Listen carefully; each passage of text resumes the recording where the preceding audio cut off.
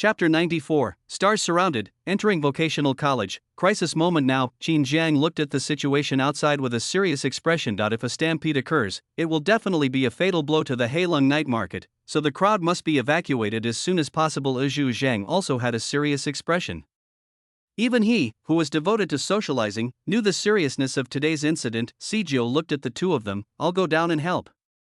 After saying that, he left without Qin Jiang or Zhu Zhang trying to stop him. Guard the house. Yizhe couldn't help but come out to see what was going on when he heard the noise outside. He was stunned at first. What the hell is so good about this night market? Why do those celebrities like to come here so much? When he saw a large number of students rushing out of the campus and gathering there, his face was stunned. Immediately, a meaningful smile appeared on his face. It has to be messy. The messier the better. The messier the better. Security office. Lu Yong had just laid down on the bed when his phone rang. He subconsciously put the phone to his ear. Flap. He suddenly stood up and yelled, "What? You said a large number of celebrities showed up at the Black Dragon Night Market on Shuiyuan Road, attracting a large number of students and causing traffic congestion." An anxious voice came from the phone. Yes, there are a lot of celebrities, and they are all popular stars, like the TV series Meteor Shower, and there are also stars from several other popular TV series, more than 10, Lu Yong. How many students gathered? About 10,000 to 20,000 people, and there are also a large number of students and residents from nearby schools rushing there. Lu Yong, immediately organize personnel. All security guards cancel their leave and stand by to maintain order and evacuate the crowd. Remember, don't let anything happen to any student. Any student, yes. After that, the phone was filled with the sounds of noisy footsteps and countless calls to notify people to return to the team. Obviously, the sudden incident in the middle of the night caught the public security station off guard and unable to react. After all, as a small college student in Songjiang North District, we have never encountered such an emergency even at the beginning of the school year. Lu Yong hung up the phone, picked up his clothes and ran out. Looking at the dark night outside, he looked embarrassed. Dark night, a large number of students gathered. If anything goes wrong, he will be in trouble. Damn, do those stars have nothing to do? Why don't they get together and go out to play? Inside the Heilong night market, shouts and cries echoed through the sky. Shangguan, broken voice, Duanmu, can you look at me? Teacher, I like your martial arts scenes the most. Yushuan. In the center of the crowd, more than a dozen stars, wrapped tightly and looking frightened, were guarded by 7 or 8 bodyguards. After being warned by their agent, they noticed the Heilong night market. Thinking that they would leave the day after tomorrow, they planned to visit the Heilong night market tonight. When they were leaving, they happened to meet another celebrity group who came to Songjiang for promotion. The two of them came together by coincidence. It started out great. The Heilong night market also gave them a good experience, whether it was the Yulao Bridge, the Friendship Bridge, or various other slogans, as well as the very special bowl-smashing wine and red string tying. At the same time, they each held a round fan in their hands. There are 2 large characters carved on the front of the fan. Songjiang on the back is a black dragon that has just taken off from the river, with small words written below, in wind and rain, I will be waiting for you in the Black Dragon. There are no fancy slogans, but the simple pictures are unforgettable. And then, well, their lineup was so impressive, and the bodyguards immediately made them recognizable. It subsequently became a massive star-chasing scene. Although these stars were used to big events, they were a bit hesitant to be suddenly faced with so many people chasing them so closely. A male star said, "My goodness, these students are really crazy, they almost broke my eardrums." A female star said, "They are so enthusiastic, should we say a few words?" Someone echoed the star, "They are all my fans, so why don't I sign autographs for them?" Hello? Oh my god, he just waved his hand when he saw the bodyguard being pushed towards him, knocking him almost to his knees. A martial arts star growled, "Don't shout. Now's not the time to be pampering fans. It's dark and the roads are slippery, and with so many students gathered here, if anything happens we'll all be on the headlines. Then we'll all just quit the industry." As soon as these words came out, more than a dozen stars realized that they came out completely on their own initiative this time, and if a stampede occurred tonight, they would definitely be attacked by everyone. Then the road to stardom will be cut off. Think of this. His face turned even paler and he dared not say anything. He could only keep urging the bodyguards to lead them out, but 7 or 8 bodyguards were of no use in facing thousands of students rushing over. Just when more than a dozen stars were in despair, Sun Yuan and dozens of his men came crowding over and growled, "I'm the night market manager. Follow me, quickly." As he said that, he followed his brothers and forced a separate route. There was a crowd on the opposite side of the vocational university.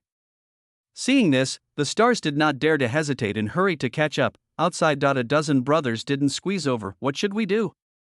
There are too many people and we can't squeeze through. Brother Jiang ordered us to get the celebrity into the campus at all costs. Damn! What's so good about chasing these stars? A skinny young man, Jiang Qi, yelled, spread out. Let's go in all directions and shout that the star is here. After saying that, he rushed out without caring about the others and shouted, Duanmu and the others are over there. Chase them quickly. Other brothers followed suit. With the help of Jiang Qi and others, Sun Yuan finally broke through the blockade and entered the vocational university campus with dozens of his followers. Crash! Su Dong led the security guards to quickly close the school gates, followed by hundreds of Black Dragon soldiers who used the gates to block the students who were rushing in, and kept shouting outside, you can't enter the privileged territory of the vocational college. Those stars all left through the back door. Let them go quickly. Jiang Qi once again led his brothers in shouting in the crowd, the stars have all left, let's go to the back door of the school and check, maybe there's a chance. The east gate is most likely. I seem to see them driving away from Shimen. For a moment, no matter what was said, the crowd that had been gathering at the entrance of the vocational college quickly dispersed and flowed in other directions. Call. More than a dozen stars stood in front of the playground, all breathing heavily. They couldn't help but breathe a sigh of relief as they watched the crowd gradually disperse in the night in the distance. It seemed that the situation had stabilized, but before they could calm down completely, a crash. Thousands of students who had just received the notice in the vocational university also poured out from the major dormitories. The only way they had to pass was the playground, and there were some street lights on the campus. As soon as they ran to the door, they found that these stars had also surrounded them. The expressions of more than a dozen celebrities suddenly changed drastically. There are wolves outside and tigers inside, there's no way to escape. And, happy Mid-Autumn Festival, free gifts will give the author motivation.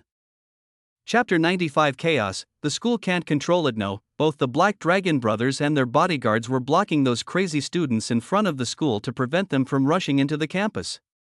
Therefore, there was no one guarding them and they had to face those crazy students directly. It's not that they are not used to it, but we should be aware of the huge impact that a stampede would have, especially on campus. Or they came in on their own initiative. By then, even if I had 8 mouths, I couldn't explain it clearly. Halala! Thousands of students quickly crowded over and shouted, Shangguan, Duanmu, Best Actor. The shouts echoed throughout half of the campus. Because their voices were too loud, there was a slight commotion as the students who were gradually dispersed at the school gate. It was obvious that if they continued shouting, another incident of attacking the campus might occur. Such movements, the school's top management was also alarmed. Director Wang, who was on duty today, didn't even have time to put on his clothes before he hurried downstairs to see thousands of students crowded into the school playground, and even more students running out of the dormitory building. He couldn't help but gasp. One side. A teacher on duty saw Director Wang and said hurriedly, Director, more than a dozen popular stars have entered our school, and the students are going crazy now. We need to stop this quickly, otherwise we'll all be in big trouble if a stampede occurs. Director, you know that. Director Wang, damn. You say. Delta. How come so many celebrities come to our school? What are they doing in such a remote place? The teacher on duty said, I heard that he was discovered while visiting the Black Dragon night market and was crowded by students and came to school to hide. It's all the Black Dragon people's fault for not letting the celebrities leave quickly. Why did they let them come to our school? Aren't they just looking for trouble? Director Wang gave the teacher on duty a cold look. Just one glance, the teacher on duty felt nervous, and vaguely realized that Heilung's background was more powerful than he had expected. Director Wang, why are you saying these nonsense? Immediately notify the teachers on campus to disperse the students. Inform the on-duty department to turn on all the lights in the school playground. As bright as possible. There must not be any stampede. What are you doing? Run in. Quick! The teacher on duty was so frightened that he turned around and ran away to inform them. At the same time, Director Wang quickly dialed Principal Wu's number and ran to the playground while explaining the situation at school. Principal Wu's face was stern. Director Wang must ensure the safety of the students and the stars must not be in any harm.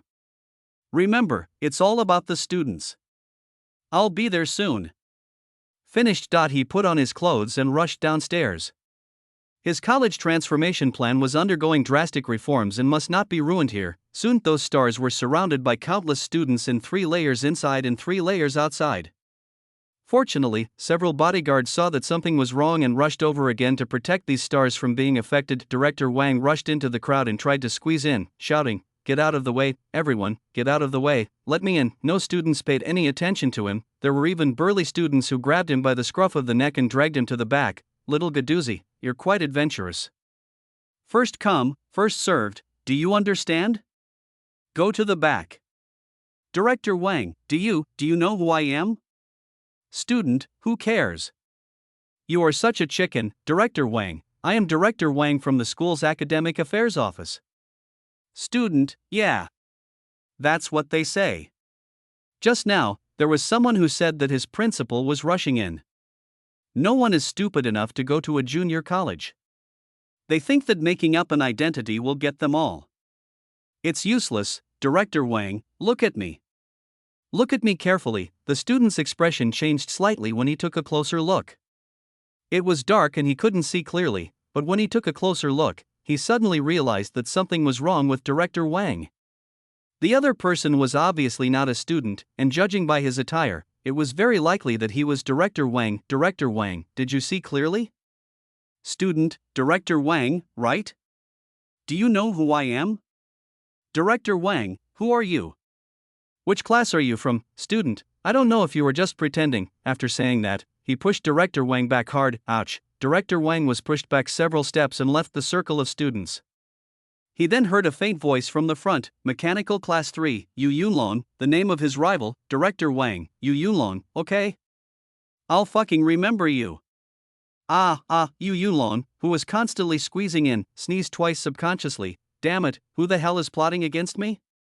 Then he ignored all that and continued to rush in just right. The teacher on duty also rushed in, taking advantage of his short stature, and kept pushing forward. "I'm a teacher, let me in." Yu Yunlong pulled him behind him and said, "You're quite good at sneaking around like a mouse." The teacher on duty said, "I am a teacher.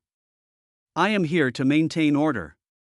Please let me in quickly." "Yu Yunlong, what teacher, what 8th division, useless, totally disgraceful." The teacher on duty, "Which class are you from? Believe it or not, I will give you a serious warning. Believe it or not, I will call your parents." Yu Yunlong looked at the pitch-black night, illuminated only by streetlights and flashlights. He glanced back at the teacher on duty, who immediately turned back and continued to squeeze forward while saying, "Car Team 3, Li Hua." Teacher on duty, "Li Hua. Li Hua. I will remember you." Although Director Wang gave a decisive order, the students had already gathered and it was night time. The teachers were not only unable to maintain order and disperse the students, but they themselves were also squeezed to the ground. As a result, the situation was not only out of control, but became more and more chaotic. The 3rd floor of the teaching building. Lu Lily looked at the chaotic playground and made no attempt to help. Instead, she sneered secretly, "It's better to be a little messy. It's better to be a little messy. It would be better if something happened." Then, the damn Black Dragon Night Market, Qin Jiang, Director Wang, and the principal will all be in trouble. "I will let you all bully me. I can't get better, and neither can you." He hated Qin Jiang very much. If it weren't for the other party, Lu Yao would not have resigned, her cousin would not have lost the opportunity, and she would not have lost the opportunity to climb up with the help of the Lu family. And now, not only did she fail to succeed in leveraging her skills, but she was assigned to teach a new class, was constantly marginalized, and was exhausted like a grandson day by day. She refused to accept it and hated it. Fortunately, heaven had opened her eyes and allowed her to witness revenge with her own eyes. Thinking of this, she picked up the intercom and said, "Director, something's terrible. There's a problem with the power supply system, and the playground lights can't all be turned on." "Director Wang, damn it, what the hell is the maintenance department doing? The school has an emergency power supply, go turn it on." "Ouch. Stop pushing. Who the hell stepped on my foot?" "Lu Lily, Director Wang, I can't hear what you said." Chapter 96. Qin Jiang, let's go. I like quietness, chaos, it's a complete mess. In just a few minutes, the situation was almost out of control. Director Wang looked a little desperate as he listened to the noisy voice. He felt that something might really happen today. Likewise, more than a dozen celebrities were squeezed back and forth, and countless mobile phones were taking pictures of them as snap, snap. The shouting hurt the stars' eardrums. They all heard many people shouting, "Stop pushing. I can't stand it anymore." But the sound was drowned out by the shouting, and even if I tried to stop and maintain order, I couldn't do it. Even many students who came to join in the fun are now in a dilemma, unable to go in or out, and can only go with the flow, some trying to squeeze out, and even more trying to squeeze in. Oh my god. Director Wang climbed to a higher position, took the speaker from the teacher, and shouted, "Students, I am the director of the Academic Affairs Office. I hereby order you to return to your dormitories immediately, or else your credits will be deducted." The incomparable noise is slightly weaker. It is quite lethal to students. See here, those stars couldn't help but breathe a sigh of relief. Celebrity A. Finally, a school leader has come forward. Everything should be fine now. We're safe. Star B. That's crazy. I don't want to come to this city anymore. Big cities are better. Star C. Be careful with your words. We're relying on these people for data. Even if we're pretending, we have to pretend happily. I couldn't help but smile and wave to the students. Be safe, don't squeeze, thank you for your love. Director Wang breathed a sigh of relief when he saw the effect. He once again took the loudspeaker and shouted, "Let me repeat it again. The education department has decided that any student who does not return to the dormitory immediately will be." Ouch! Before he could finish his words, he was pushed off the platform by the students who had just rushed out, and the loudspeaker in his hand fell to the ground. Click, click. He was crushed by the students on the spot, and was squeezed all over the place and couldn't continue speaking. With the help of these new students, the effect of Director Wang's lecture was wiped out, and the students fell into a frenzy again. They are not stupid. As the saying goes, the law does not punish everyone. There are so many students in the school watching celebrities today. It is impossible for the school to punish them all. They are not afraid at all. The situation got worse. A commotion could be heard faintly outside the campus again.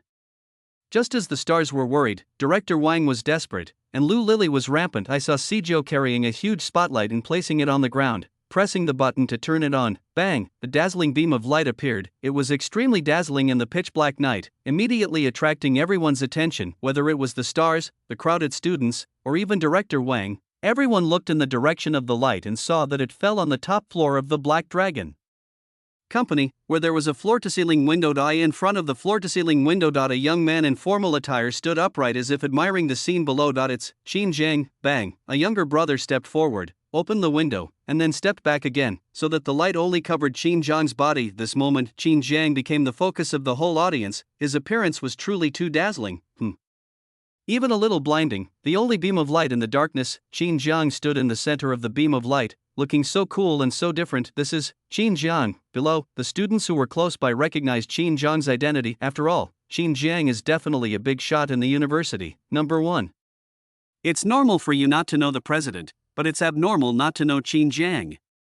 What's more, the 3-story building is the headquarters of Qin Jiang's Black Dragon Company, and the identity of anyone who can stand on the 3rd floor is self-evident. Certainly, the students couldn't see Qin Jiang's face clearly because they were far away, but the next moment, Qin Jiang waved his hand and the younger brother behind him handed over the loudspeaker. Qin Jiang's voice echoed through the loudspeaker, echoing throughout the entire venue. Silence. I am Qin Jiang. Nothing to yell about, no fancy words, just 6 simple words. But the playground, which was already extremely noisy, and the countless crowded students all stopped what they were doing and stopped shouting. Even if there were a few students who shouted, they were quickly pulled back and shut up by the surrounding students. Quiet, very quiet. The dozen or so silent stars were a little uncomfortable, and they also didn't understand what was going on. Why are these students silent now when the man who claimed to be Director Wang was shouting just now and these students were screaming and yelling? But it makes them more incredible things continue to happen. Qin Jiang looked at the extremely silent crowd and said, "Disperse. I like quietness. I'll give you 10 minutes." The words were still very brief, but the meaning behind them left the stars and teachers confused. Celebrity A. Who else could it be if not him? How can we just break up if he wants to? Even Director Wang can't do anything about it? Star B. Wow, this is even better than the show I put on in the TV series. With all the lighting and stuff, teacher on duty, he must be crazy. These stars were a little disdainful of Qin Jiang's words. Are you kidding me? Thousands of people gathered together and they dispersed just because of your words. Reality often hits them hard. Just when they thought they were bragging, they saw that the students who had been so noisy and crowded just now actually stopped crowding towards them and started to disperse outside. Let's go, let's go. There's nothing exciting to see, just a few celebrities. Hurry up, it's only 10 minutes. If I don't get out and the Black Dragon people remember my name, it will be terrible. Brother Jiang has spoken, give Brother Jiang face. Let's go. Many people in the crowd spoke up. These people already had many peripheral employees of Black Dragon, and some wanted to follow Black Dragon, so naturally they all supported Qin Zhang's words. The vast majority of the thousands of students were not fans, but were just there to watch the fun and get autographs. Now that Qin Zhang had spoken, who would dare to disobey him? After all, if you don't listen to Director Wang, you will lose points at most. If you don't listen to Qin Zhang, you will be in big trouble. What's more, Wang Tao and others were watching them outside the crowd, which made many students leave faster. At the same time, they did not dare to make too much noise for fear that Wang Tao and others would remember that they were provoking Qin Zhang, and the consequences were not something they could bear. The most important thing is under the beam. Qin Zhang stood on the third floor and watched them quietly. Many students turned around and felt as if they were looking at Qin Zhang. They were so scared that they immediately lowered their heads and walked faster and lighter. 1 minute, 2 minutes, in less than 6 minutes, the square that was so noisy just now was empty.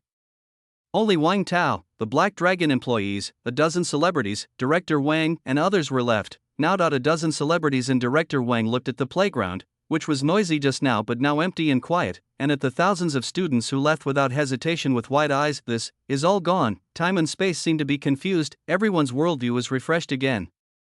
Then they all couldn't help but look towards the third floor opposite. The figure standing upright under the beam of light seemed more dazzling and charming than a star. His name was Qin Zhang. Chapter 97, Celebrities Go Upstairs. There are laws in this place. Director Wang, Sigma, surprised face, stars, __, oh, other teachers? Delta, Director Wang, no? I just yelled until my throat was broken, but it was useless. He just said a few words and he just left. Are you playing? What? You have more prestige than me. The other teachers looked at him in silence, as if to say, why ask? He's obviously more intimidating than you are. These teachers originally knew that Qin Zhang had a high status among the students and was very intimidating, but those were all illusions. Now that they had witnessed it with their own eyes, they truly understood it. It is absolutely strict and the words are followed by the law. Director Wang and others were still so shocked. What's more, the stars felt that their brains were not enough at this moment, and their hearts were moved as they looked at the figure in the beam. No? Who the hell is he? So awesome. He made thousands of students leave on their own accord with just one sentence. This scene? Why does it look so much like a scene from a movie? But where is the camera? I can't see it. I just felt a surge of energy from the soles of my feet to the top of my head. These stars continue to express their feelings. The scene just now was so shocking that it would be hard to feel so deeply unless you were there in person, and it feels so dreamy to be there in person. Same Wang Tao and others were also extremely excited when they saw this. They couldn't help but look at Qin Zhang in the beam of light on the third floor. At this moment, Qin Zhang was deified in their hearts. This is their Zhang Gu. A single word can decide everything, and the figure is as steady as a mountain. The ruler of the Black Dragon looks down upon the world. Now, Qin Zhang looked at the situation below and said calmly, Tao, have someone go help evacuate the crowd at the night market, and then invite these people in. After he finished speaking, his eyes couldn't help but fall on a young man. He had just heard about the action in front of the school in Sun Yuan's intercom report. He was a very smart person. I said Zhang Qi, I am obviously a vocational college student, so why was I so unfamiliar with this name in my previous life? It shouldn't be so smart. Did he quit later on? He shook his head and left the French window without saying a word, returning to the sofa chair and continuing to sit upright. Close the window. Younger brother, Brother Jiang, are you feeling a little cold? Qin Zhang, little bites more.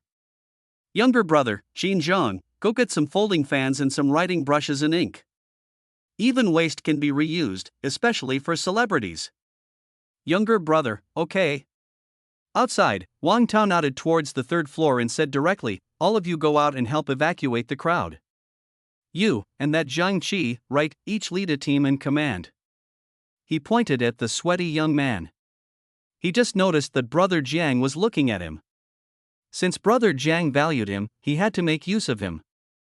This was his principal Zhang Qi, equal smiley face. His face suddenly showed ecstasy and his body couldn't help shaking. He knew that from today on, he might not just be a peripheral brother, and it would only take a short time for him to become a regular member, come out and mingle. Who doesn't want to stand out? Today, he, Zhang Qi, finally made it big. Bang! He stood up straight and shouted, yes. Broken voice. This move not only attracted ridicule, but only the core brothers agreed. If you are not excited about the opportunity to become a regular employee, then you are not worth training. The peripheral brothers were even more envious. If you can become a regular employee, your status will be much higher, you will be called brother when you go out, and you can also start to manage some things gradually. What's more, the welfare benefits will also increase dramatically, and the basic salary alone will be 3,000. Wang Tao ignored Zhang Qi and the others' change of heart and said to the celebrities, Brother Jiang, please go upstairs for a cup of tea. More than a dozen stars looked at each other and did not object. Although they were still a little confused about the current situation, Qin Jiang had just helped them out of trouble. Moreover, there were still a large number of onlookers outside and they could not leave. In this case, they should go up and take shelter first to avoid being discovered and watched again. Let's go and see, Brother Jiang. Qin Jiang? Why doesn't this look like a businessman? Looking at the scene just now and the people around him, it seems more like. Several stars couldn't help but murmur inwardly, especially when they looked at Wang Tao and others. They couldn't help but feel a little doubtful. Star C couldn't hold back his anger and asked, Hey, little brother, can I ask who that Brother Jiang was, the person standing in the beam just now? Wang Tao glanced at him. Qin Jiang, Brother Jiang. Chairman of Heilong. Heilong Night Market is Brother John's business. Stars, degree, no, did you just say? Boss, wow. Black Dragon. That doesn't sound like a legitimate company, more like, think of this, Star C couldn't help but secretly complain, it's all your fault for coming. I told you that Black Dragon didn't sound right. Star B, weren't you happy when you first came? Why are you saying this now? Star A, you're not going to get out of the tiger's den and into the wolf's den, are you? Star Actor, don't talk too much on someone else's turf. Besides, this is a vocational college, nothing will happen. As soon as these words came out, the stars stopped talking. They were a little reluctant to go upstairs, as if there was some terrible monster upstairs, but there was no reason not to go up. Director Wang and others did not stop it when they saw this. Teacher on duty. Well, Director Wang, what do you mean by we don't have our own? You're going to host those celebrities, where are you going to host them? Is it necessary? A school is a place for teaching and educating, not a place for receptions. He was just worrying about how to deal with those stars, and since Qin Jiang took the initiative to take it over, he naturally wouldn't care. Teaching building. Lu Lily looked at the dispersing crowd with an extremely embarrassed expression. Damn it. Why? Are all these students born in the year of the rat? They all dispersed with just one word from him. Isn't he just a gangster? Why does he have such great prestige? Why, I'm so pissed. Top floor. Zhu Zhang and Sijio also came back. Zhu Zhang, everything is stable outside, and there are no casualties. Sijio, all the students have returned, and none of them died. Qin Jiang, okay. No extra nonsense. The three of them had already reached a tacit understanding where silence was better than words, so any compliments or words of thanks were unnecessary. Wang Tao brought many stars into Black Dragon Company, first floor. There was no one in the open air, and no machetes or axes or anything like that. The stars looked relieved. Second floor, there were several people coming and going at work, including a few girls from the finance department. The stars are more relaxed. Second floor. And a half, they saw the company's rules and regulations posted in the corridor. The first one at the top read, Chinese law is above all else, and all Heilong employees must be familiar with Chinese criminal law. There were even more than 10 criminal law books placed directly below for people to take at any time. The stars breathed a sigh of relief. At least for now, this place has laws. Chapter 98. Now that you are here, sign the name. Boom. Boom. Boom. Zhu Zhang's voice came from inside. Come in. Bang. Wang Tao pushed open the door. Please come in. The celebrities followed Wang Tao into the room and saw a rather spacious area. It was completely different from their typical office. There were no desks or bookshelves. Instead, there were many weapons hanging on the walls. Tang Dao, Mo Dao, directly ahead. Point 3 luxurious sofa chairs. Die in front of the sofa, 5 young men stood upright on either side. Xu Zhang had brought them back to prevent any unexpected situations, such as students rushing to the top floor because of a celebrity. Although this possibility was very small, it was also intended to show their power. After all, celebrities have seen a lot of things, so they can't be too casual.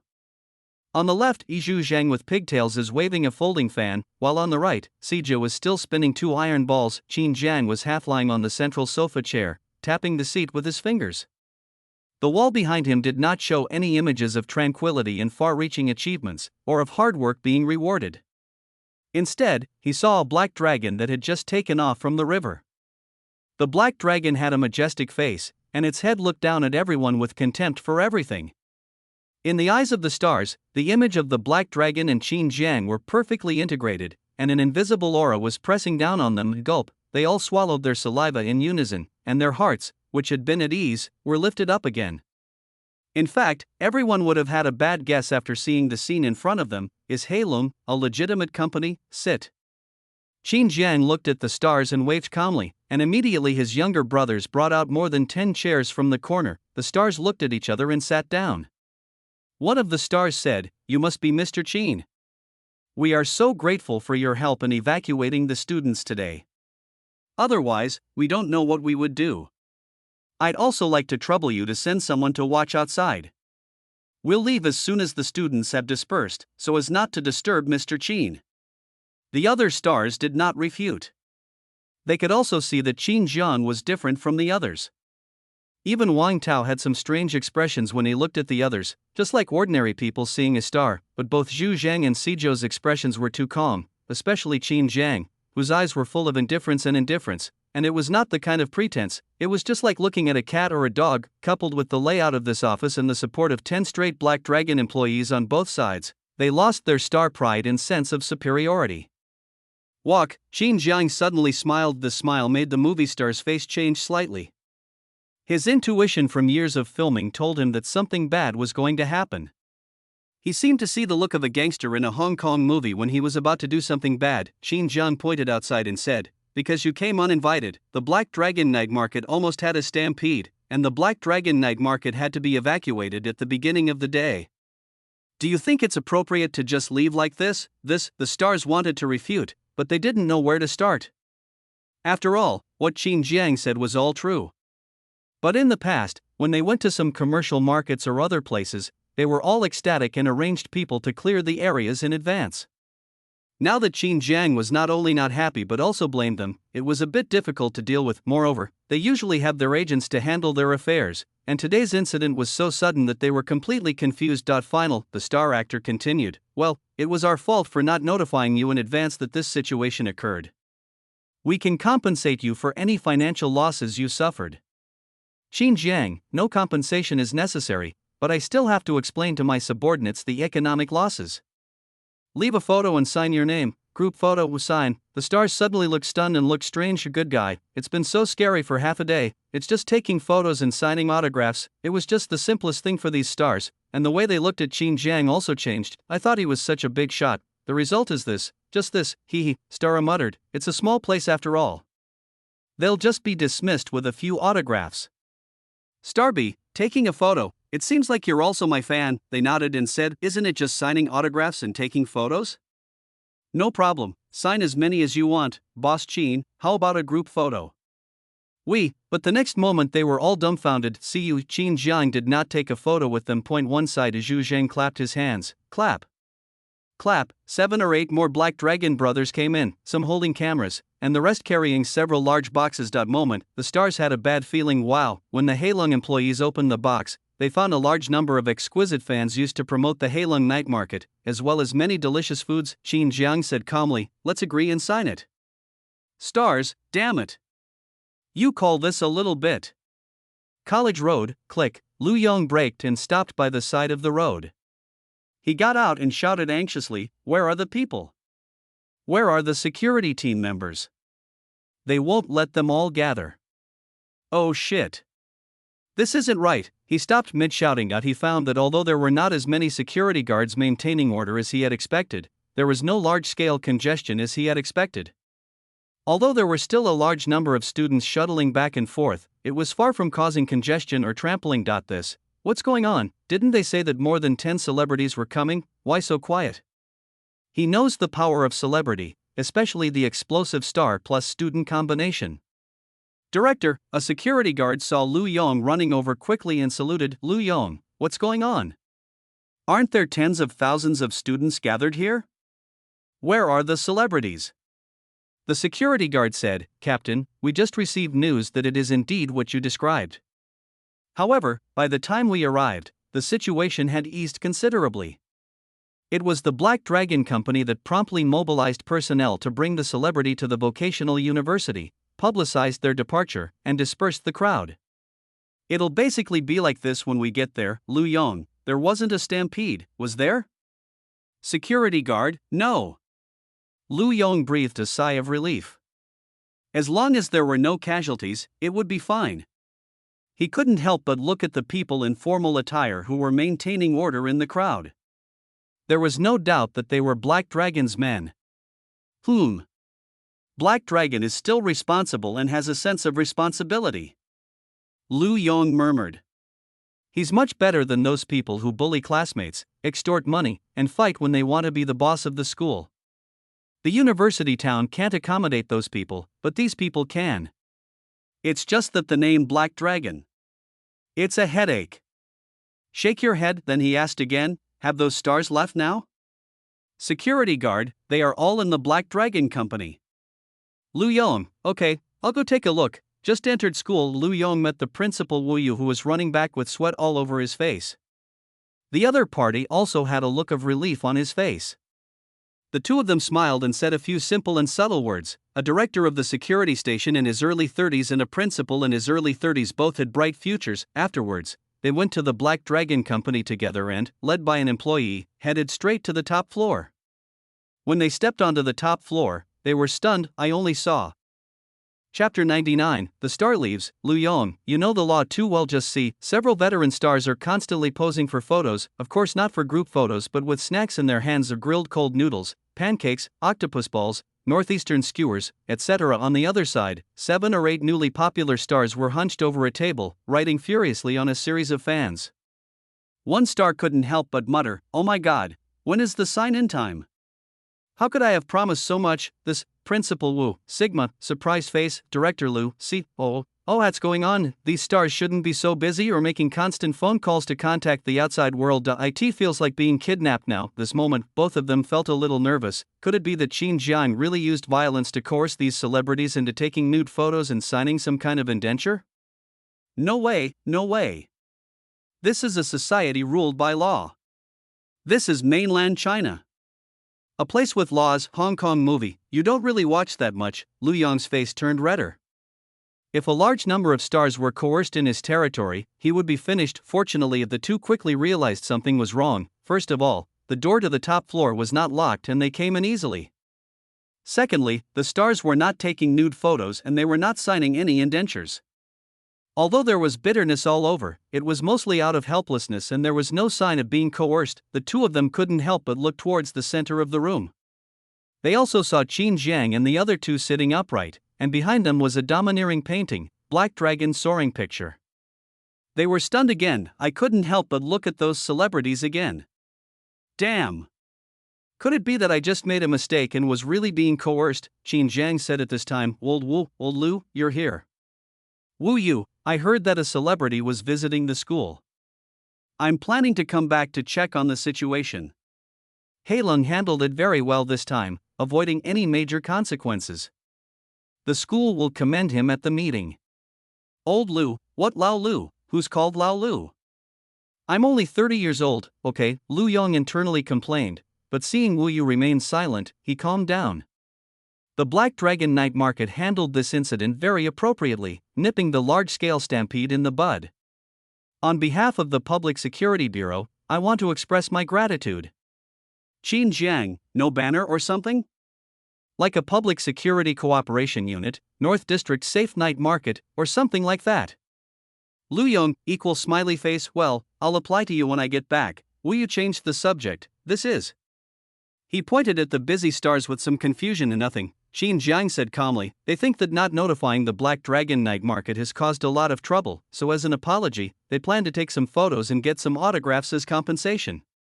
This way the students can be appeased. Otherwise, they'll get nothing and might even storm the office building. Then the Black Dragon won't be able to stop them even if they want to. After all, in a society ruled by law, no one can restrict the freedom of others. He made a double entendre. The celebrities who had originally planned to give up taking photos and signing autographs when they saw Wu Yu and Lu Yong come in were stunned. Keep busy. No way. If they stop Qin Jiang and let those students attack the office building and something happens, they won't be able to handle it. As for whether Qin Jiang has that appeal, hasn't it been proven just now? As for whether Qin Jiang dares to do so, well, let alone doing this, looking at the way Qin Jiang and the other two were sitting, especially Sijou's appearance, they would believe that he dared to kill people. Sign it. Isn't it just a signature? Compared with Xing to future, it's nothing, that's all. Wu Yu and Lu Yong stared blankly at the stars, cooperating very well in taking photos and getting autographs. The two of them couldn't say anything, regardless of whether what Qin Jiang said was fallacy or not. At least it made sense. A threat? Not really. After all, forcing others to sign or take photos together is unlikely to be a case filed in court, as there is absolutely no precedent. Soon, those stars took photos and group photos. Wang Tao gathered all the fans and said to Qin Jiang, Brother Jiang, I just received news that the students outside have dispersed and will not be gathering again in the short term. Stars? No.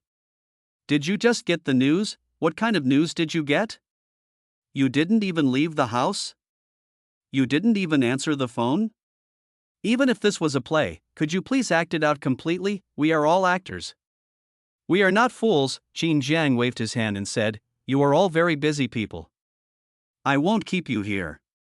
Let's go in the car. The stars looked at each other. After exchanging a few polite words with Qin Jiang, they left one after another. They really didn't want to stay in this place for a moment. Before leaving, Qin Jiang suddenly said, Rest assured, everyone, today's group photos and autographs will not be sold in any form, nor will they be promoted via video. The Black Dragon Club will give them away free of charge to their respective fans in the company's name. This is also considered a fan benefit from you. Song Jiang will remember you. The stars were stunned. Did they really have no idea at all just now? Not necessarily. Being semi-coerced by Qin Jiang was a bit uncomfortable after all, and they had the psychological desire to come back after leaving, but Qin Jiang's words completely destroyed their thoughts of revenge. Black Dragon isn't making a penny. It's all given to their respective fans. If they were to nitpick and make a big deal out of it, they'd probably be the first to suffer. As for playing around, looking at the faces of Qin Jiang and the other two, recalling the domineering way Qin Jiang had just dismissed thousands of students with a single word, and the attitude of the security chief and the principal towards Qin Jiang right before them, it's clear they can't afford to mess around in this area. Moreover, they are in the open and Qin Jiang is in the dark, so if they really start playing it, it's totally not worth it. Think of this. These stars looked back at Qin Jiangquan and nodded. Thank you. X more than 10 times, Qin Jiang. Goodbye, I won't see you off.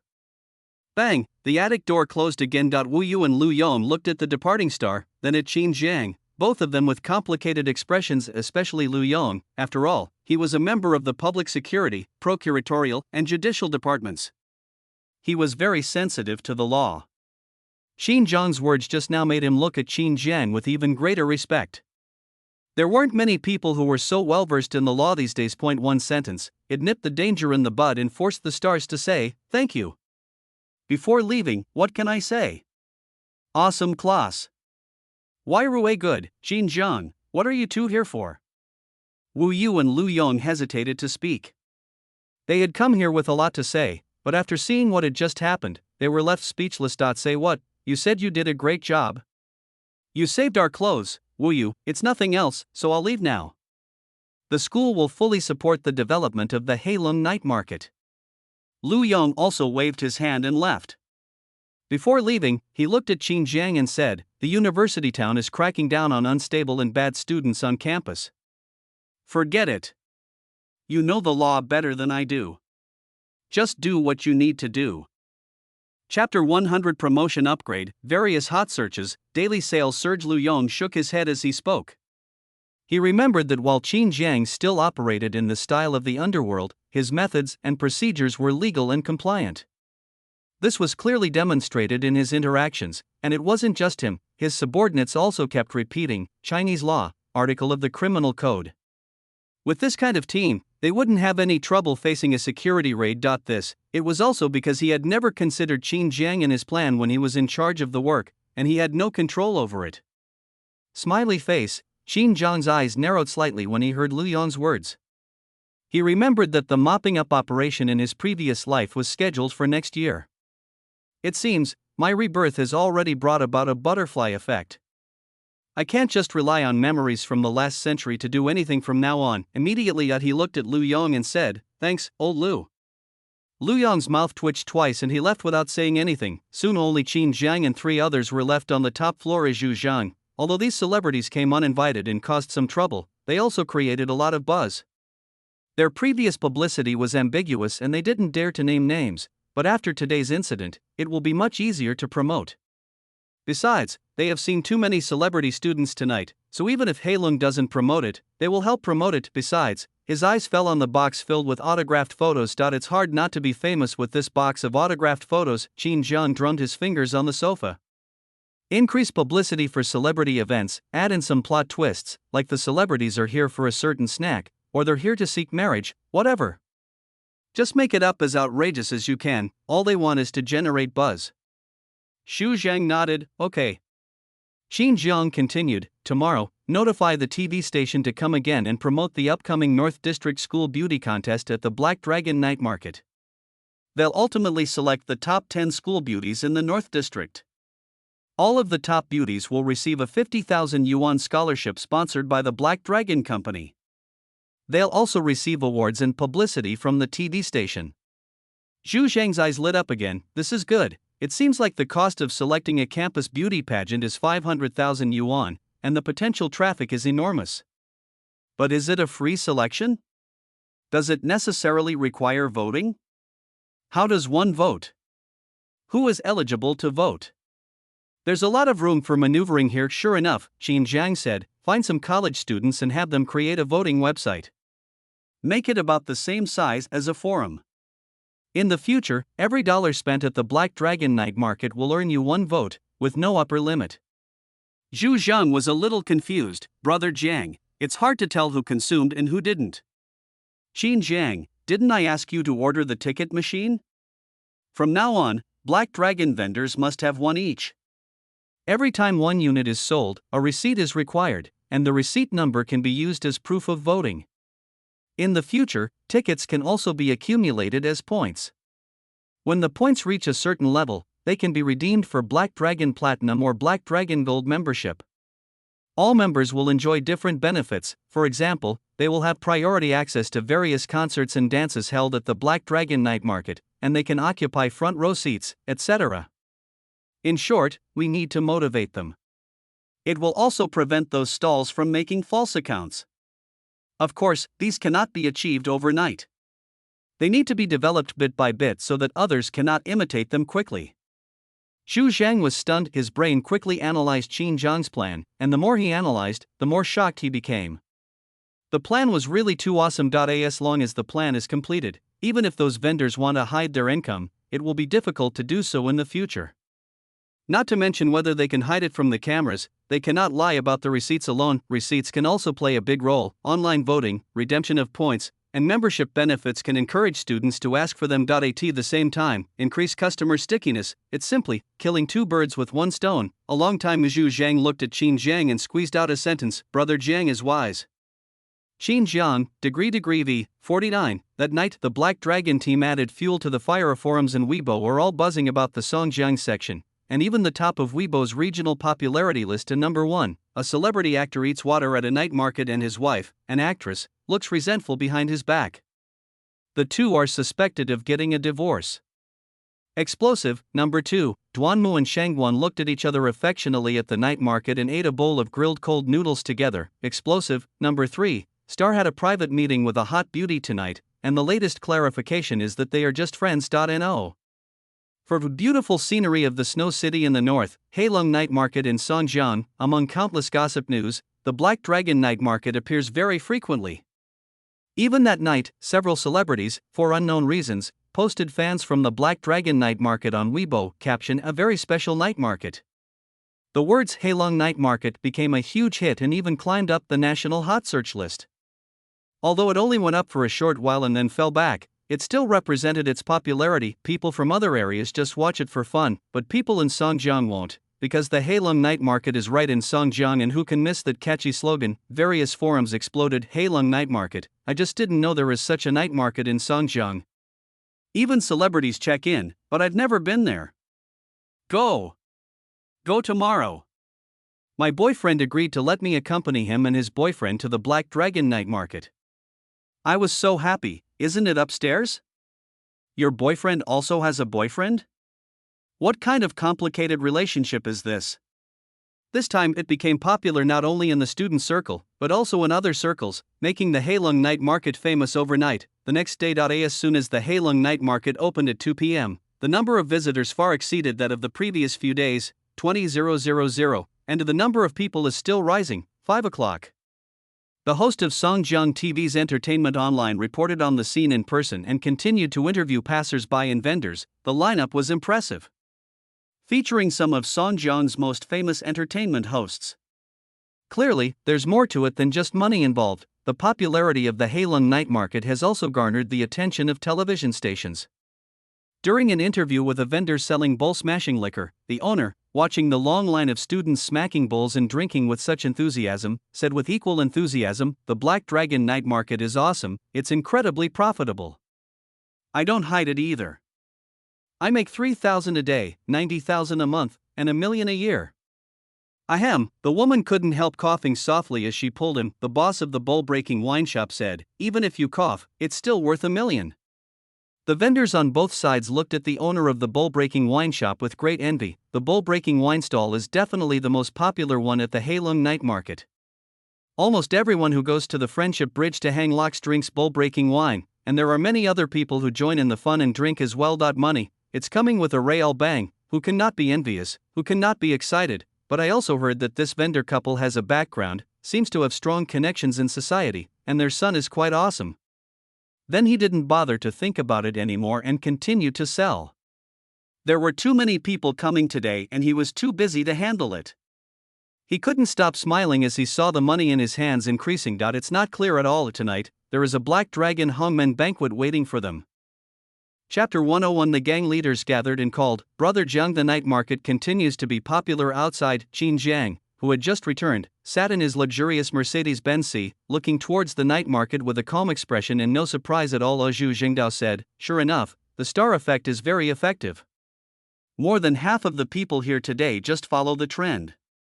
A lot of them are not from the north side." Qin Jiang nodded calmly. Although following trends these days is not as serious as when short videos became popular in later generations, there are definitely many people who have money and free time. In the past, people might have thought that a mere night market wasn't worth a trip to the North District, but now that celebrities are here, of course they have to come and take a look. Qin Jiang. Next is the TV station's promotion of the Campus Beauty pageant and the random distribution of autographed celebrity photos.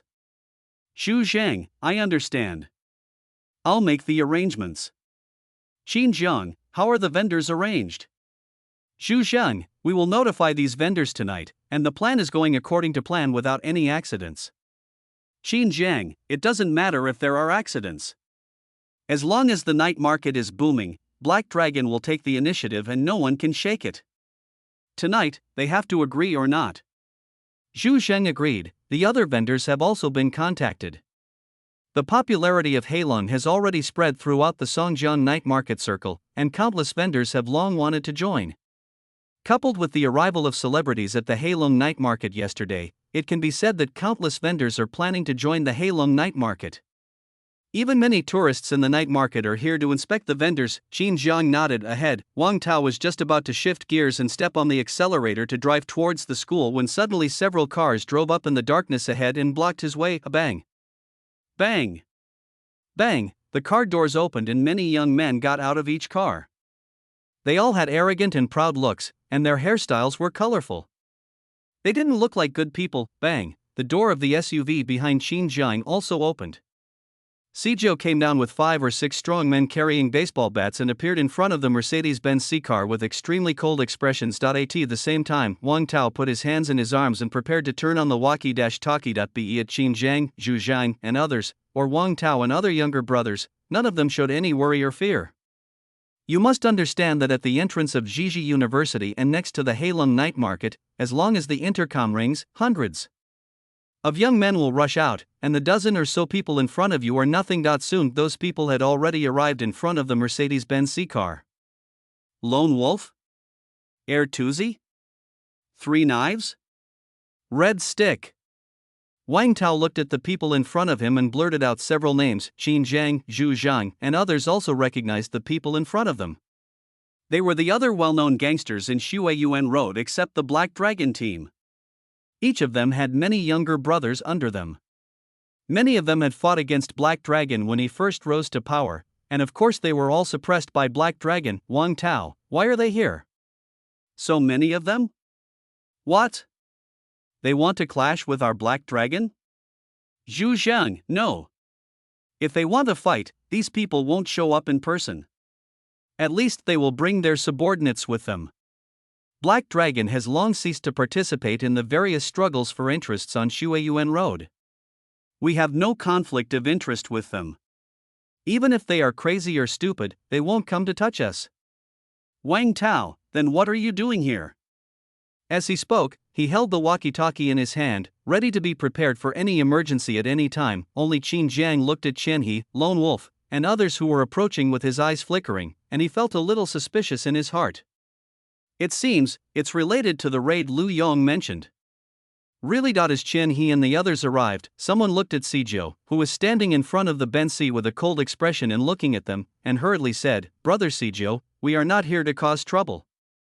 Who dares to cause trouble in front of Brother Jiang on Shuiyuan Road? We just want to say a few words and say goodbye to Brother Jiang, asking Brother Jiang to show mercy. As soon as these words came out, Sijio and all the Black Dragon brothers were stunned. No trouble, say goodbye, please show some mercy. What does it have to do with that? Zhu Jin's face looked a little strange when he realized what was happening. Qin Jiang said calmly, "Send them over." Wow, Sijio and others made way, and Chen He and others came to the front of the Mercedes-Benz C. Looking at Qin Jiang sitting in the car with a complicated expression, the same scoundrels on Shuiyuan Road, after years of hard work, could only afford to drive a beat-up second-hand car and earn a bit of money as a security guard. And Qin Jiang? He'd only been on Shuiyuan Road for a little over a year, yet he drove a luxury Mercedes-Benz C, extorted 7 million yuan from security guards, and had hundreds of underlings. They couldn't help but look back at the extremely bustling Black Dragon night market. When they first learned that Qin Jiang spent 2 million to open the night market, they thought he was crazy and that even if they were rich, they couldn't withstand such a fate. Everyone is waiting to see Qin Jiang make a fool of himself. Now Qin Jiang has not become a joke, they themselves have become a joke. They looked at Qin Jiang with admiration, sometimes they had to admit it, and they all said, "Brother Jiang, Brother Jiang." Although they were scattered and not uniform, except Chen He, everyone called Qin Jiang Brother Jiang. Qin Jiang didn't say anything. Er Tuzi said, "Brother Jiang, congratulations on your prosperous night market. This is a token of my appreciation." Then he took out the envelope and handed it to Qin Jiang. Judging from the thickness, there is quite a lot of money in it. Other people on both sides also took out envelopes and said auspicious words such as congratulations on the opening of Qin Jiang night market and its popularity. Qin Jiang didn't answer the phone, nor did he let anyone else answer it. Er Tuzi and the others couldn't help but look embarrassed. Er Tuzi continued, "Brother Jiang, we understand your approach. So, I, Er Tuzi, promise you that from now on I will never set foot on College Road, and I will never act recklessly in your territory. I just beg you to show some mercy." The echoes continue to from now on, only Brother Jiang will be heard on Shuiyuan Road. I have already applied for an early internship and will go to the South District. Me too, I'm leaving next month. It turned out that during this period, Lu Yong led the crowd to strictly investigate and crack down on the bad events on Shuiyuan Road. Naturally, all the big gangsters on Shuiyuan Road were caught in the crackdown. Most of them were arrested and detained for a few days, and their businesses were completely destroyed. Their success was not entirely unrelated. I secretly called the police station to inquire and got the answer. Someone had given the order to crack down on them, University Town. After learning that Qin Jiang's team was enscathed in this crackdown, and considering that Qin Jiang was rumored to have a strong background, the Public Security Bureau was unable to do anything to him. So, they took it for granted that everything was done by Qin Jiang, because Qin Jiang was the ultimate beneficiary. Once they all left, Qin Jiang's team would be able to continue to expand and dominate the underground forces in the University Town. Are you angry? Very angry. Are you angry? Very angry. But there is no other way. No matter their status, background, or prestige, they are not comparable to Qin Jiang. So I had no choice but to accept it. Anyway, they were about to graduate and couldn't stay in the University Town. They had to leave sooner or later. I came here today to express my attitude to Qin Jiang, fearing that Qin Jiang would think that I and others left because I was holding a grudge against him. If I were to be targeted by Qin Jiang again just after I went out to develop, it would be totally not worth it. Besides, we all came from the same place, so if we can maintain some relationship, it might come in handy to save my life someday. After all, of the underworld is not that easy to survive. Chapter 102: Daily sales of 30, annual sales of hundreds of millions?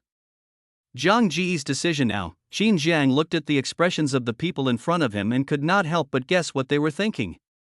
He was speechless. Lu Yong? Did you do it unintentionally or on purpose? He didn't believe that without Lu Yong's instructions, these people could somehow link him to him. There aren't that many coincidences in the world. Shake your head. He didn't think much about it and didn't explain it. He said calmly, I accept your kindness, but take the money back. Remember my rule, I won't offend anyone unless they offend me. If someone offends me, I'll dig up their ancestors' graves. Tuzi and others were a little hesitant, but seeing Qin Jiang's firm attitude, they didn't say anything else. They took back the envelopes, said goodbye, and left. Qian He was the only one left at the scene. Qin Jiang, are you here to give me money too? Qian He shook his head. I came to say goodbye, and by the way, I want to ask what you want me to do? Qin Jiang, you are going to Huapu. In his previous life, he remembered that Qian He made his fortune in Huapu and became big and powerful there. Qian He was surprised and nodded, yes. Qin Jiang, I haven't thought about it yet. I'll tell you when I do. Qin Jiang, anything else? Qian He, can you lend me 30,000 yuan? I promise to pay it back within 3 months. No. 1 month. Qin Jiang, take 50,000. Wang Tao took out 5 stacks of 100 yuan bills from the front of the car. There is always a 100,000 yuan spare cash in the Mercedes-Benz C. Qin Jiang, 50,000. I'll pay you back whenever I get it. Qian He looked at the 50,000 yuan in his hand and hesitated to speak. Finally, he said to Qin Jiang, I'll be waiting for your call anytime. After saying that, he turned and left. Qin Jiang looked at his back without saying anything. Some people were difficult to persuade and there was no way to persuade them. Besides, he was not a pushover. He would not persuade those who wanted to get involved in social activities to stop. He can't persuade her, not that free. Boom, cars roared as the Qin Jiang Mercedes-Benz C fleet drove into the school, blending perfectly with the bustling night market behind them. Opposite, Qian He and others left feeling a little lonely. This scene, it forms a very sharp contrast. Corner location. The man in the baseball cap held a telescope in one hand and a phone in the other and said, We've located Qin Jiang and confiscated the illicit money. Pay attention to whether Black Dragon is swallowing up the gray industry that has been vacated. If it does, report to me immediately. Yes, it's okay, hang up. Let me ask, is Black Dragon a legitimate company? The company is a legitimate one, but I'm not sure if the people are legitimate.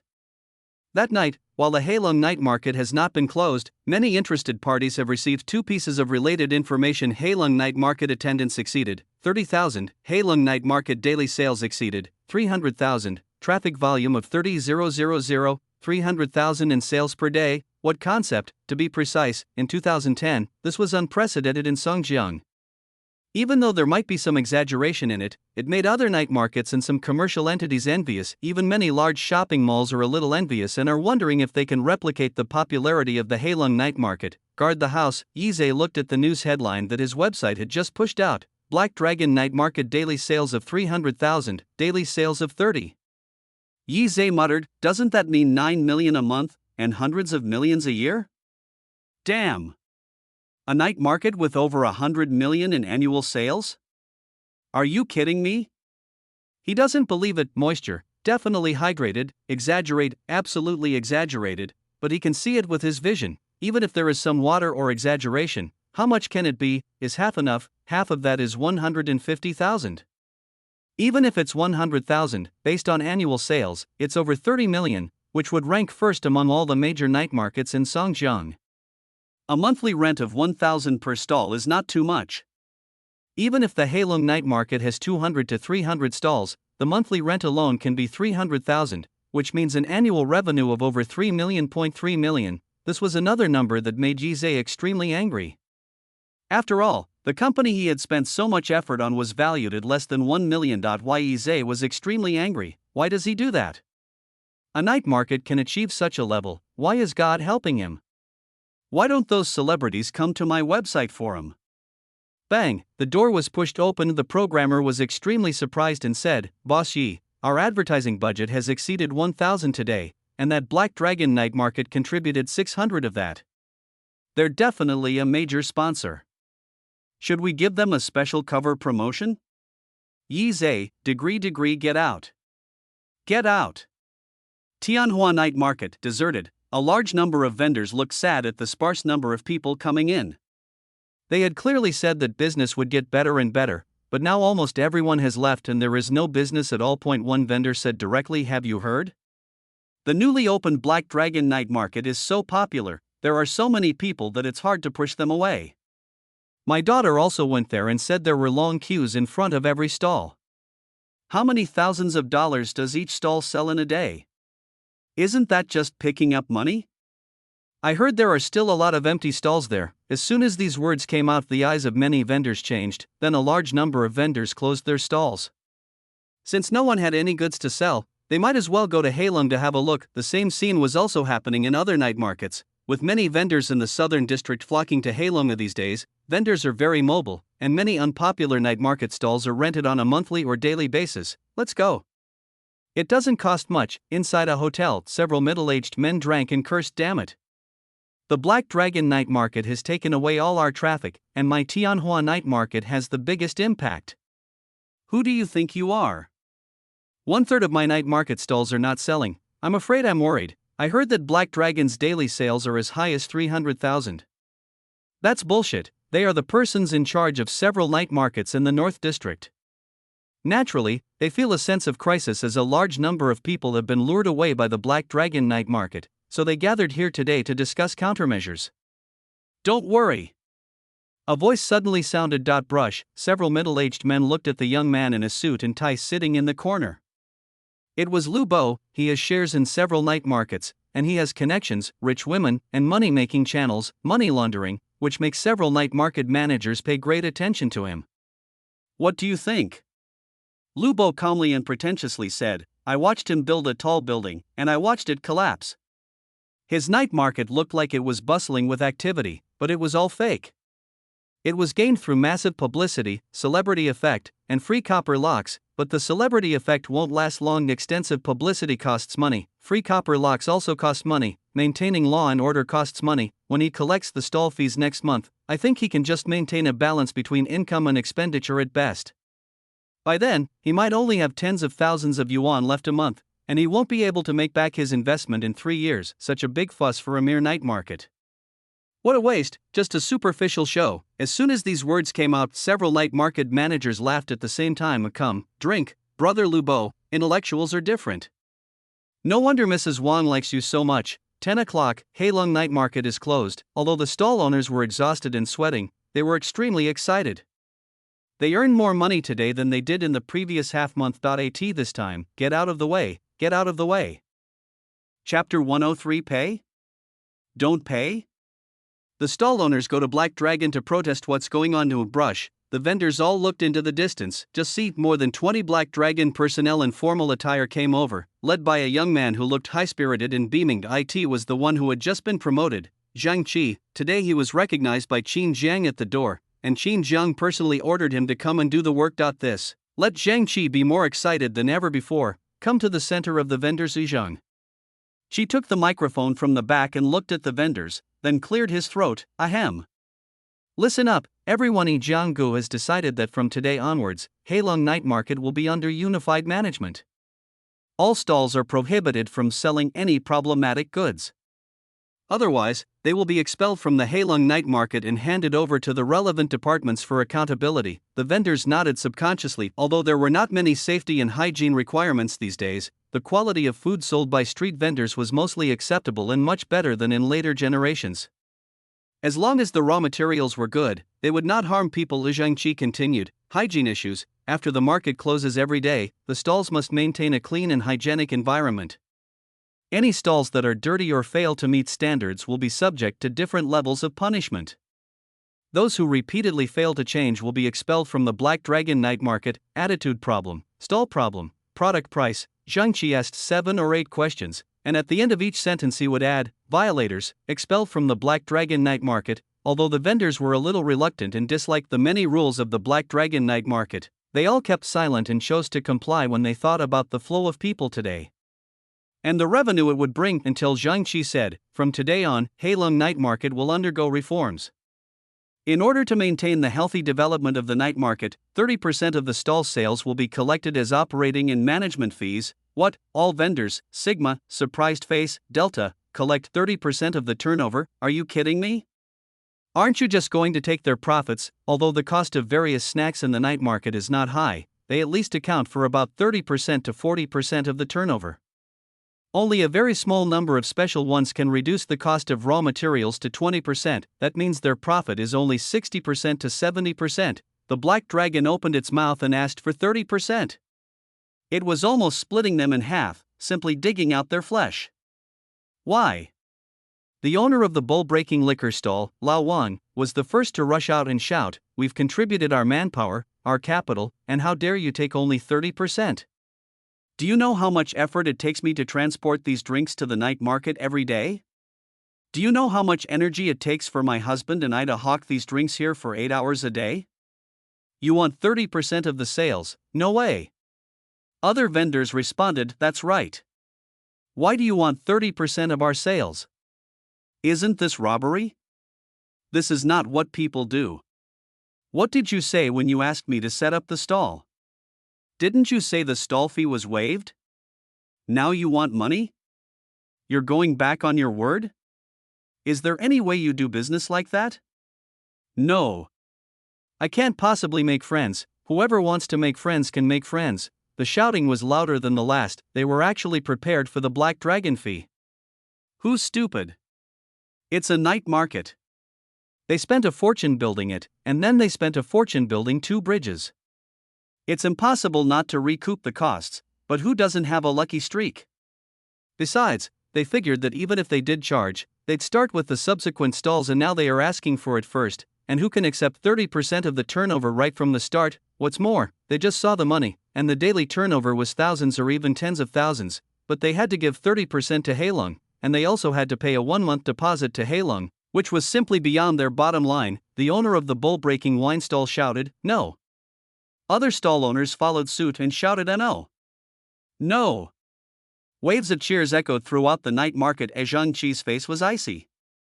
He leaped onto a stall, holding a megaphone and shouting, quiet. Whether you pay or not is your business. But Brother Jiang said, if you don't sign the agreement tonight, you won't have to set up shop tomorrow. You're not allowed to set up the stall tomorrow. Why? Are they allowed to set up stalls if they want to? Are they not allowed to set up stalls if they want to? What do you think of them? Besides, verified by the flow of people at the Heilong night market today, with thousands of people turnover a day, who can just leave like that? But Zhangqi didn't give them any time to shout and asked several Black Dragon personnel to post notices. Unnoticed, it means that if the supplementary agreement is not signed tonight, Heilong will forcibly evict the stall tomorrow as agreed. Then Zhangqi added, tonight. Location, Black Dragon headquarters, deadline, 12 p.m. No waiting after this time. After saying that, lead everyone away directly. Hey, don't leave, stop, wait, explain yourself clearly, you can't be so unreasonable. Zhangqi and others ignored the shouts of the stall owners and soon disappeared in the night market. At this time, the stall owners watched Zhangqi and the others leave and were extremely angry. Is Black Dragon really that evil? He wants to make money from everything? 30% of the turnover? Why doesn't he just rob it? I knew Black Dragon had no good intentions. Waiving the stall fee? And this is what happened. I've only had a few days of peace, but if we don't hand it over, he will expel us. What should we do? All the stall owners looked embarrassed. Who would like to be evicted from their profitable business? What are you afraid of? The owner of the bull-breaking wine stall shouted, Black Dragon, can he still turn the tables? I worked so hard to earn my money, and now he wants to take it all he wants. Who does he think he is? He's even trying to expel me? Today I'll show him how easy it is to invite a god, but hard to send him away. Do you really think everyone is afraid of him? I want to see if Qin Jiang has 3 heads and 6 arms, or if he has 3 eyes on his head. After saying that, he untied his apron, threw the waiter hat on his head, picked up the wine ladle and rushed towards the vocational college. His wife tried to hold him back but failed, so after thinking for a moment she picked up a jar of wine from the ground and rushed out. The other stall owners looked at the 2 people who rushed out in surprise. No, are you so impulsive? Hadn't he heard that Black Dragon Company had connections? And that Qin Jiang was a gang leader? So he just rushed over without hesitation. One stall owner said, I've heard that the couple who own the bull-breaking wine stall have some connections. I guess they're really not afraid of Qin Jiang? With him charging ahead, why don't we go and see for ourselves? There's strength in numbers. As long as we unite, Qin Jiang will dare to expel us all. Isn't he afraid that his Black Dragon night market will be left with only an empty shell? Negotiate with him. If he doesn't continue to let us set up stalls for free, we'll all quit. Walk, let's go. 2. When someone takes the lead, others will follow. They are outnumbered and their interests are being snatched away. As the saying goes, even a clayman can get angry. Moreover, who doesn't have a bit of gangster spirit when setting up stalls these days? Even if it can't be free, at least it's better to pay less. Soon, all the vendors rushed towards Vocational University. Chapter 104 Qin Jiang, if you go against me, you will suffer the consequences, but the vendor was stopped by security guard as soon as he rushed to the school gate. Sudong, what are you doing? You can just barge into a university campus? Who gave you the courage? Ah! The question made all the vendors stunned. They watched helplessly as the couple who smashed the wine bowls rushed into the campus, and they were stuck there. But then they thought that the couple had a background, and there were only 2 of them, which was different from the crowd of people like them. Someone said, we want to see Qin Jiang. We want to talk to him. Yes, just to talk. Sudong looked at the vendors and said, meet Qin Jiang? Sure. Wait. I'll send someone to notify them.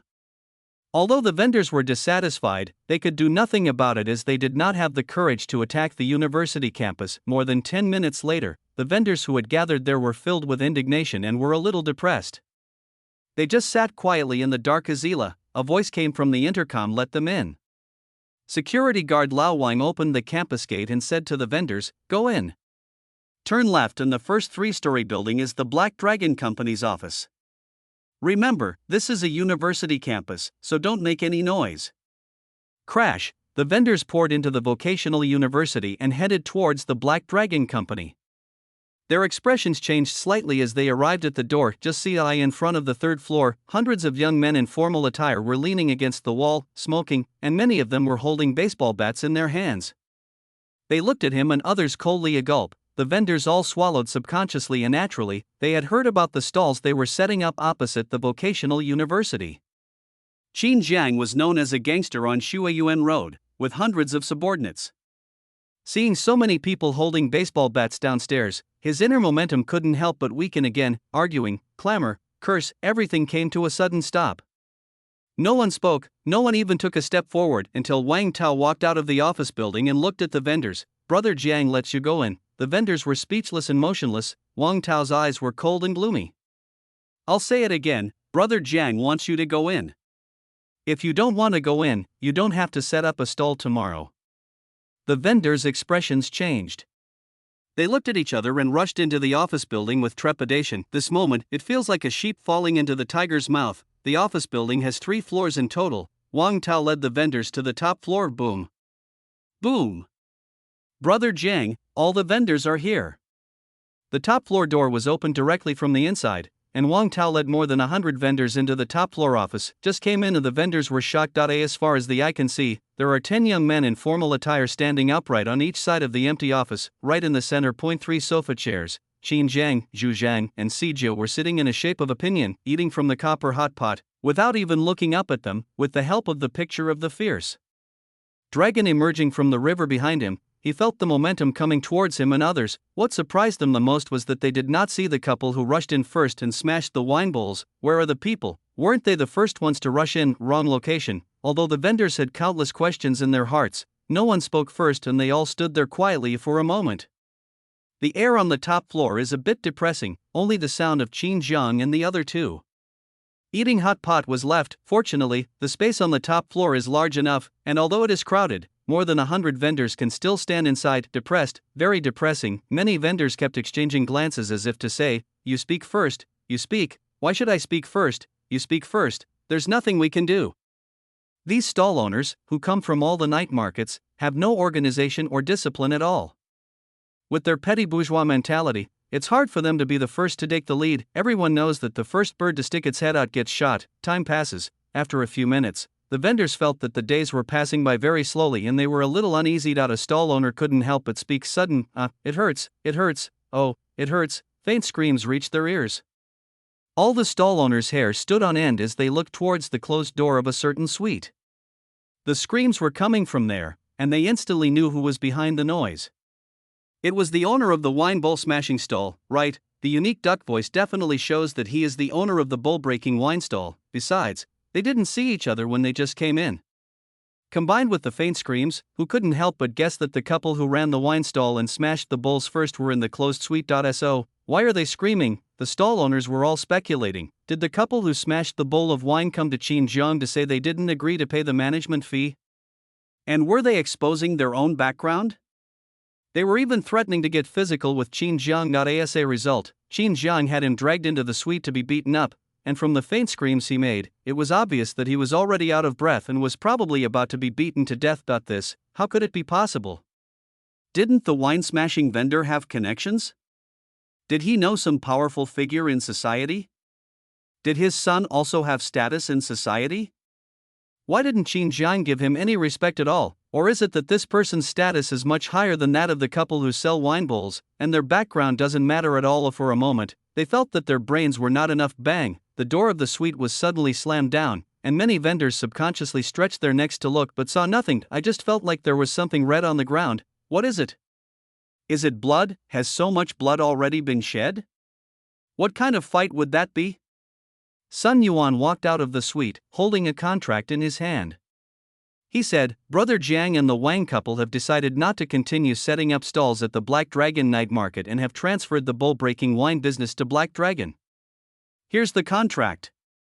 Then he handed the contract to Qin Jiang. Qin Jiang nodded casually and continued eating hot pot, as if what Sun Yuan reported was a trivial matter, but these words resounded like a bomb in the ears of all vendors. The bowl-breaking wine couple would no longer set up stalls at the Heilong night market. He has the best location, selling a unique bowl-breaking wine business. The daily turnover is as high as 3,000 to 4,000. That's it. Can it be called a money-making business that you can just stop doing? What nonsense! Who can believe it? But when they looked at the suite, they couldn't help but understand that Qin Jiang and others must have used some tricks to make the bowl-breaking wine vendor surrender.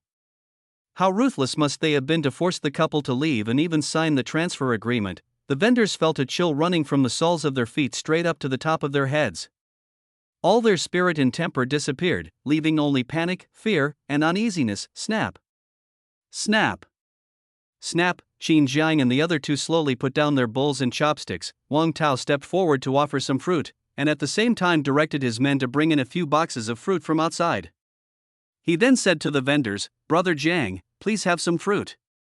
But the vendors were in no mood to eat the fruit. They didn't dare to touch it, but they were also unwilling to leave. Now, Qin Jiang slowly peeled an orange, his eyes sweeping over the vendors. "I'm easy to talk to.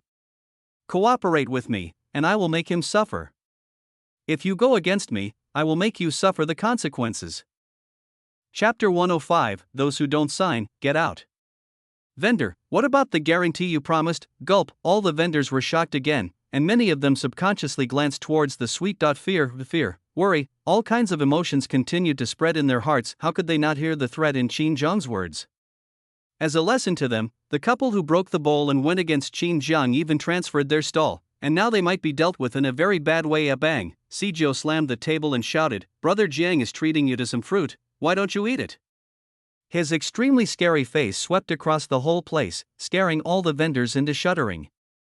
Some women were even so frightened that their legs went weak and they wanted to turn around and run, but the door was already closed. Bang, Zhu Jingyi folded his folding fan and said, "Give it to them." Wang Tao immediately led his younger brothers to distribute fruits to the vendors, who took the fruits and ate them with trembling hands. What a menacing attitude, what strength in numbers! At this moment, they felt that they were like lambs to be slaughtered, and could be ruthlessly devoured at any time and anywhere. Although street vendors these days are a bit aggressive, it doesn't mean they are not afraid of their existence in society. What's more, Qin Jiang and the other two are too powerful. Sijou sat there like a brown bear, and judging by his appearance, he might have killed many people. Although Zhu Zhang always had a smiling face, he gave people an invisible pressure. He was just like those gangsters they had heard of, a pure smiling tiger who would eat people without leaving any bones. Qin Jiang is even more awesome. They can't relate this guy to anyone in real life. Instead, he has the demeanor of those top bosses seen on TV, strategizing, controlling the overall situation, and so cunning that people dare not look him in the eye. With such a person, you will even ignore his age, and when you see him, you will have an illusion and a sense of unreality. A snap, snap, the sounds of eating fruit echoed on the top floor, but no other sounds were heard. This seemed very weird, even a little creepy. Qin Jiang winked. Wang Tao said loudly, "Brother Jiang has decided to reallocate stall locations at the Black Dragon Night Market starting tomorrow. Those who sign up in advance can get free promotional photos with celebrities." Speaking of, some of the younger brothers have already come forward and taken out stacks of photos. The vendors couldn't help but look and saw that the photos were of the celebrities who had just come to the night market yesterday.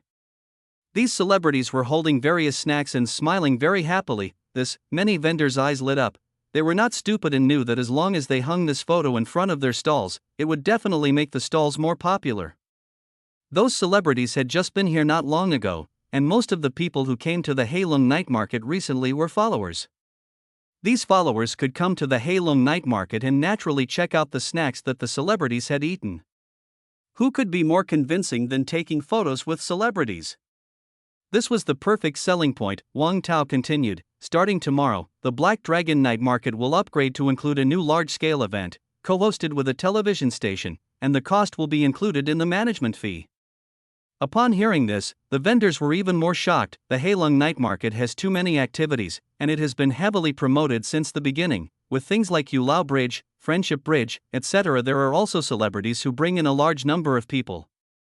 Even if Heilong does nothing now, it will at least be popular for a while.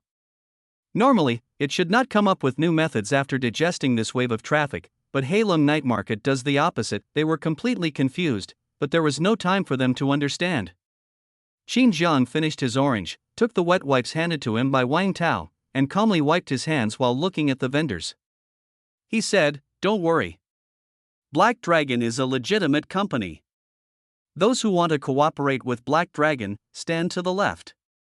Those who don't want to cooperate with Black Dragon, just get out. Everything is voluntary, no coercion." Bang!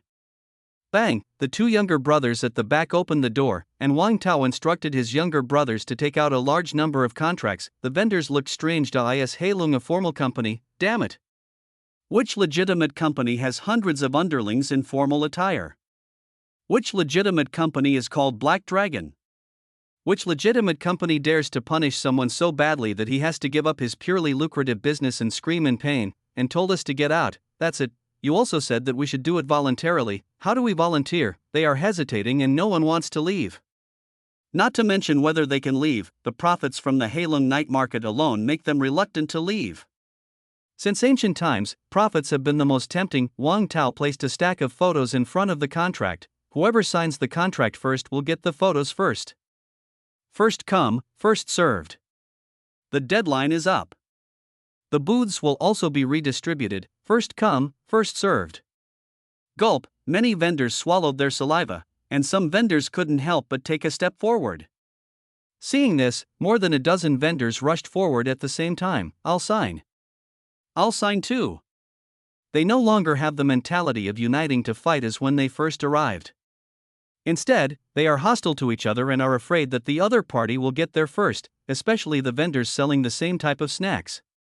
How could you do this? One vendor couldn't help but say, "Didn't we agree to share this?" Oh, don't grab it. That photo of the best actor grilled cold noodles is mine. Wang Laozan, put it down, you hear me, what do you mean by yours? Whoever gets it first gets it. Soon, 20 or 30 vendors signed the contracts.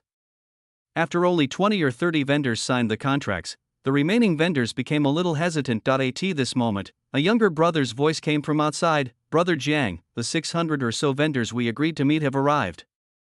What? The vendors were stunned, and then they all realized, it must be that other night market vendors saw the large number of people at the Black Dragon night market and were jealous of this piece of fat meat and wanted to come over to share the pie.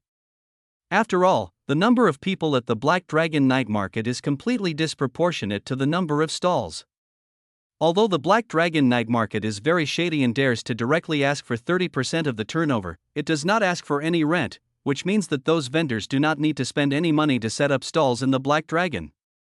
Who wouldn't want to give it a try? I'm afraid those who have never set up a stall will want to try it. So, once those people move in, what advantage do you have over those who arrived first?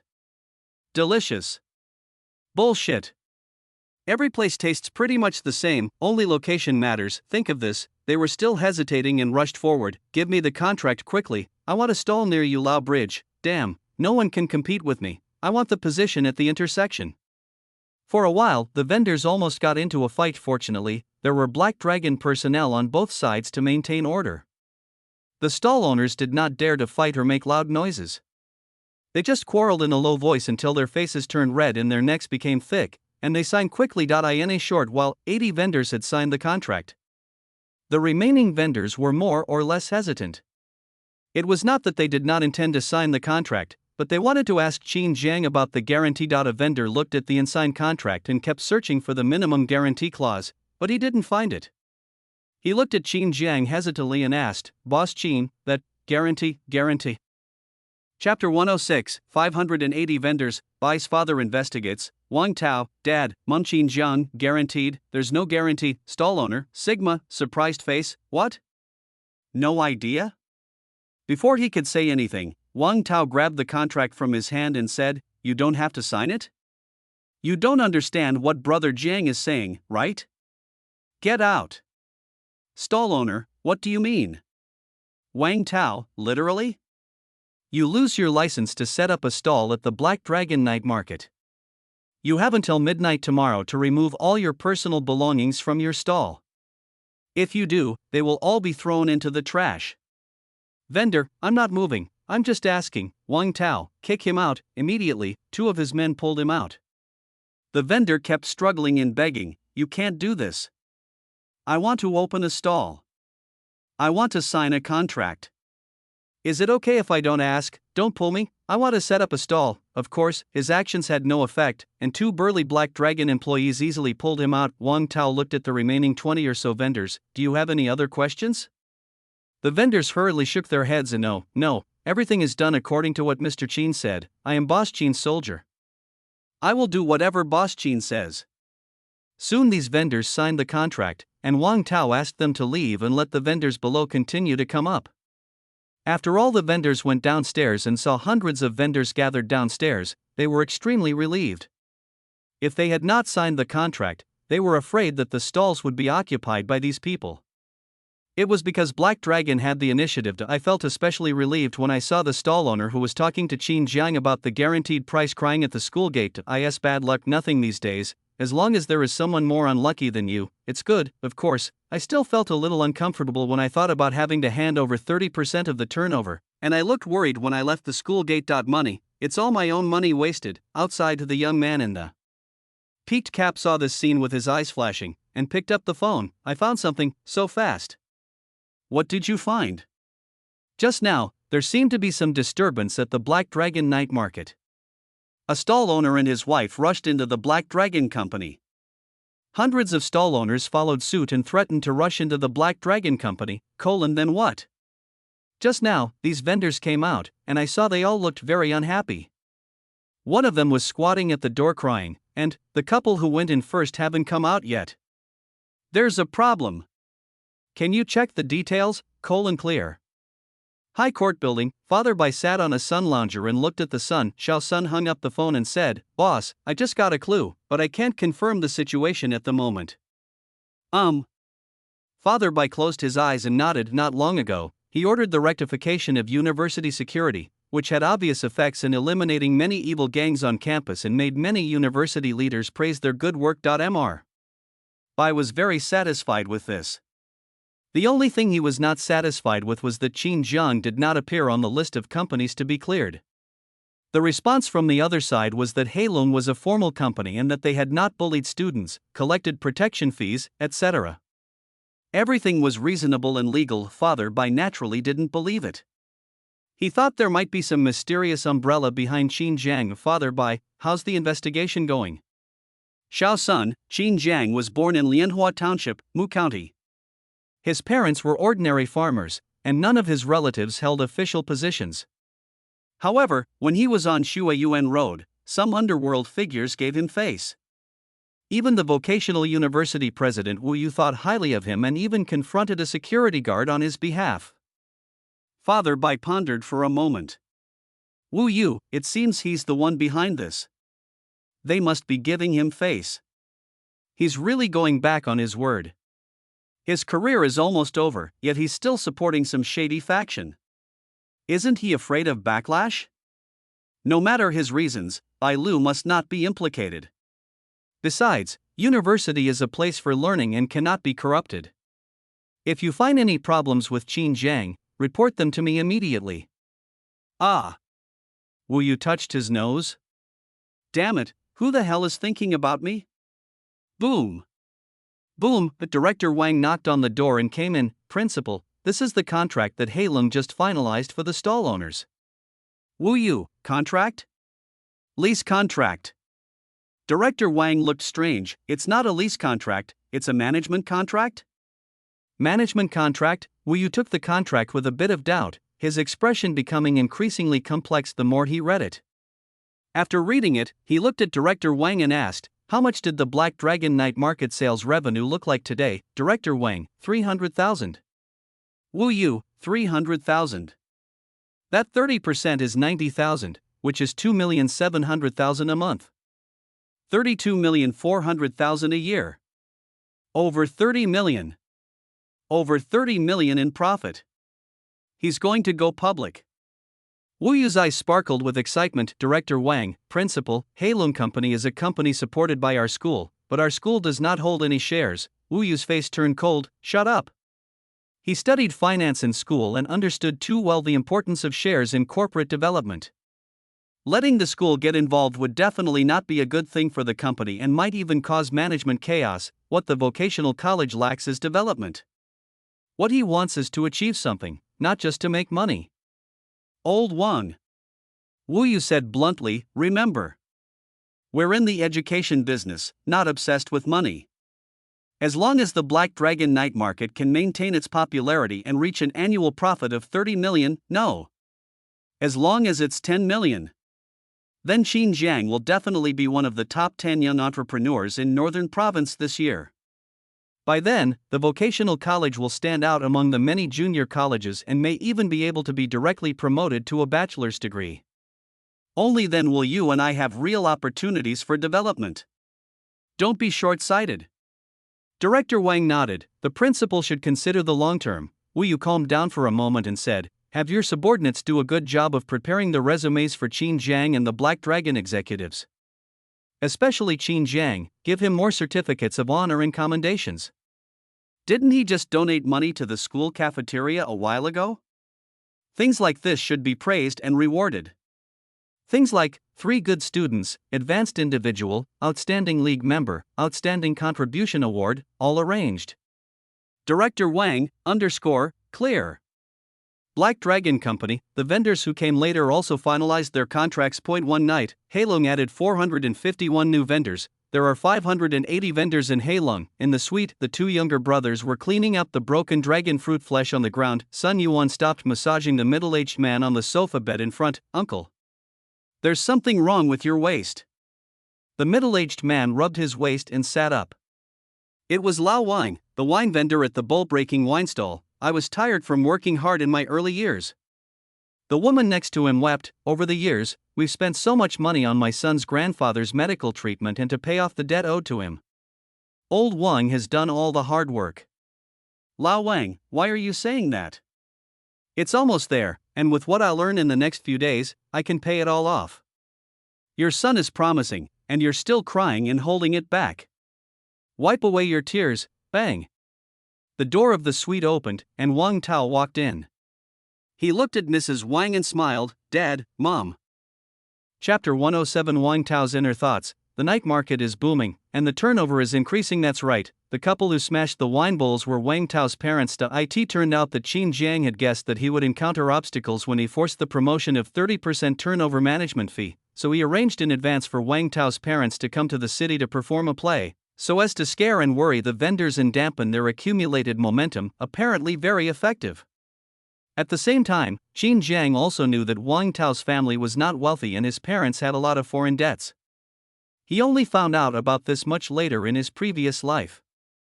Unfortunately, Wang Tao's parents had already become ill from overwork by then. This life, if there is a chance, I will naturally let Wang Tao's parents relax in advance. My son is here. The couple who were drinking from broken bowls were all delighted when they saw Wang Tao coming in, especially when they saw that Wang Tao was wearing formal clothes. They couldn't hide their smiles in their eyes. Their son is a gangster who steals and is despised by everyone in the countryside. If anyone sees this and doesn't say anything, it's useless. But the man currently dressed in formal attire, the manager of the Heilong night market and the middle-level manager of the Heilong company, a pure white-collar worker who doesn't want their son to get better. Now seeing their son's change, they are almost crying with joy. Everyone has left. Brother Jiang is outside. Wang Tao exchanged a few simple greetings with his parents, then took them out of the suite and into the office. Now, the king's father and mother looked at Qin Jiang and the other two very reservedly. Qin Jiang and the other two looked very young, but their special aura was extremely intimidating, especially Qin Jiang, who looked like a big boss sitting there. What's more, their son is living at the hands of the other party. Hello, Mr. Qin. Hello, leader. The king's father and mother couldn't help but bend down to greet him. Sit. Qin Jiang waved his hand and gestured for him to sit down. Wang's father and mother didn't dare to sit down at all. Wang's father said, people in the countryside are used to standing.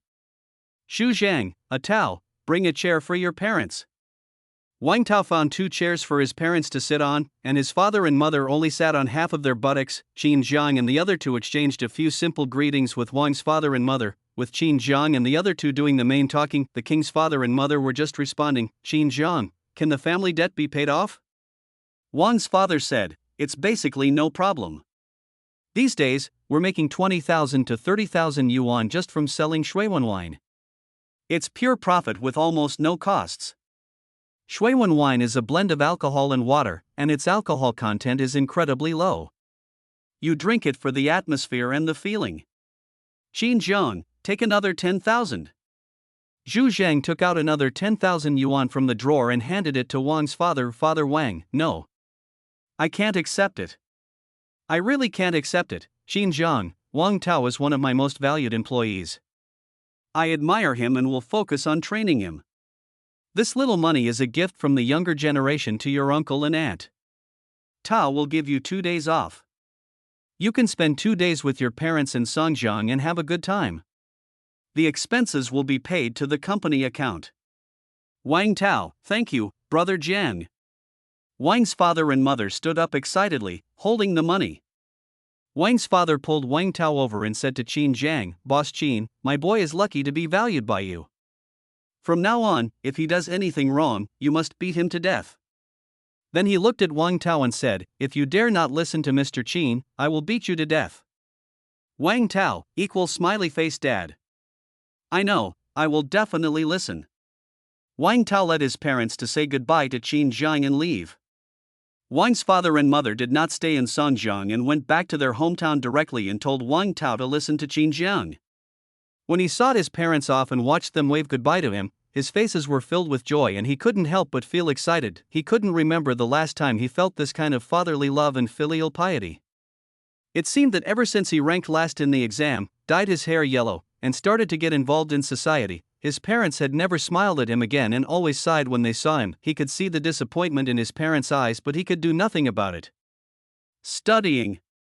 Not everyone can learn well. To this day, he not only makes his parents smile again, but also helps and contributes to the family. This moment, Wang Tao just felt that he had grown up and become an adult. Brush. Wang Tao looked towards the Black Dragon night market with a determined look. Brother Jiang gave me everything.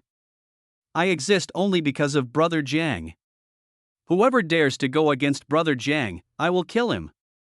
The next day, the vocational college publicity department posted a notice: 3 good students, Qin Jiang, outstanding individual, Qin Jiang was awarded 3 or 4 other awards, and even other important company personnel such as Zhu Zhang were recognized. Many of these commendations were newly established by vocational colleges, and in order to make them less obvious, many other well-performing students were also included. Below the commendation, there is a penalty notice: frowny face. Students, Yu Chenglong and Li Hua, ignoring the teacher's advice and verbally abusing the teacher, are punished by having to publicly self-reflect at a school assembly, no less than 8,000 words, and publicly criticize the entire school. 1 demerit. Inside the dormitory building, many people were crazy about fighting. Stop fighting, stop fighting. Li Hua, Yu Chenglong, you bastard, why the hell are you dragging the teacher to tell me my name? Yu Chenglong, same here, you scolded the teacher for not announcing my name? You made me write an 8,000-word self-criticism? 8,000 words? What a concept! A novel can be written into 4 chapters. It can be updated for 2 days. Of course, the vocational college's commendation did not cause any waves in the university town, let alone on campus. Moreover, everyone in the university town was focused on the Heilong night market. The next day, the number of visitors to Heilong night market increased again to 36,000. Heilong night market's turnover doubled again to 500,000. Although the overall turnover of the stalls has decreased, the night market has become more popular. After all, only when there are enough stalls can students stay longer and drive more consumption. Notice posted at Heilong Night Market. Together with Songjiang Entertainment Radio Station, we are organizing the North District School Beauty and School Hunk Contest. Anyone who spends $1 at the Heilong Night Market can get 1 ticket. The receipt will be used as the basis to select your favorite school beauty and school hunk, regardless of school or academic year. This move has brought Heilong Night Market into the spotlight. Select the school beauties and school hunk. Students used to vote on their favorite things for fun in various school forums, but now with TV endorsements, it's more convincing.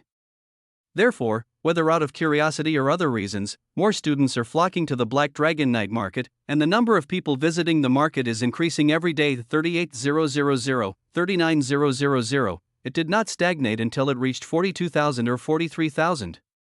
Although the flow of people was neither increasing nor decreasing, it could even surge to nearly 50,000 on weekends. It basically became the first place that students and residents in the North District thought of for leisure and entertainment. A large number of people also come here from the South District, especially during the student holidays, when countless people take the bus. The buses are packed every day, there are countless carpools and taxi drivers make a lot of money. At the same time, turnover is also increasing. 550,000, 600,000. Chapter 108, Continued Popularity, Turnover, 4 million in 7 days. Boss, give me some cold noodles, 3 pieces, make an order, okay. Soon the boss handed the cold noodles and the orders that came out of the machine to the young student. The student took the cold noodles and looked at the order in his hand. It clearly read Black Dragon Night Market Stall number 335, Cold Noodle King, consumption amount, for yuan, consumption time 2010.10.28. The young student nodded and put it away solemnly. There are 4 more votes. I want to vote for Wang Yuning. She is the real campus beauty. One side. A passing student retorted, Wang Yuning is nothing. Shen Yu from the School of Finance is the most beautiful girl on campus. Young student, bullshit. It's the architect Wang Yuning. A passing student asked, what does an architect know about campus beauties? Why don't you just hold a dinosaur competition? Young students, what do accounting students know? Just research how to get in. A student heard the quarrel and came over to say, stop it. The security guard Hua Jieyu is the most beautiful girl on campus. Her legs. Amazing. For a while, the 3 of them almost got into a fight, but when they saw the Black Dragon personnel patrolling over, They did not dare to take action. They did not dare to cause trouble on the Black Dragon ground. A passing student scoffed, "There's no point in just arguing. Let's look at the official data and see who got the most votes." He then turned directly to the stall owner, "Give me 2 servings of grilled cold noodles?" "Young student, can you finish it?" "You want 2?" A student passing by said, "What's it to you? If you can't eat it, I'll give it to my son." "What does it have to do with you?" Soon the boss made 2 more servings of grilled cold noodles and handed them to him. He then handed one to his roommate who had just arrived. "Eat it, it's my treat. But you have to give me all the other receipts for today." Distance. A first-time visitor from the South District was a little surprised when he saw this. Why didn't those 3 people fight after all the arguing just now? In Northeast China, the general belief is to fight rather than argue. Just look at anything and it will start a fight, let alone an argument. The friend accompanying the North District said, "Don't you know that this is the Black Dragon's territory? Do you know the Black Dragon? University Town is the boss. The boss, Qin Jiang, is known as the Black Dragon and is said to be very ruthless. He has thousands of followers under him. This night market is owned by him, and anyone who dares to cause trouble here will be in big trouble." A few days ago, a stall owner disobeyed and was taken away and never seen again. "I heard he was drowned in the river." "What?" South District students, Sigma, surprise face, "Sunk into the river. If you don't obey, you will be drowned in the river." That's too cruel. Doesn't the Public Security Bureau care? They're on friendly terms with the Public Security Bureau, so who dares to intervene? It's said that Qin Jiang has a strong background and brought thousands of his men to beat up the president of the nursing school, and nothing happened. Similar scenes can be seen everywhere in the night market. Some people quarreled over the school beauties, some lined up at the 2 internet-famous bridges, and many people talked about how awesome the Black Dragon was. It can be said that there were many legends about the Black Dragon during this period, most of which were false rumors, but many people believed them to be so outrageous that they became more and more outrageous. Of course, these legends have led to tens of thousands of visitors to the Black Dragon night market every day without anyone causing trouble. Now, the vendor breathed a sigh of relief when he handed over the order and the cold noodles again. Looking at the order issuing machine, his expression became complicated. When Wang Tao and his men gave them these machines, they had scoffed at them. They knew that the Black Dragon night market wanted to use them to monitor their sales, but they all thought it was a fantasy. It's unclear who should be given the tickets for so many stalls. Who could have imagined that Qin Jiang would combine the ticket system with the campus beauty pageant and even add membership attributes to the ticket system? Accumulate enough points to become a Black Gold member, receive celebrity autographs, a Black Gold card, and exclusive member-only viewing seats.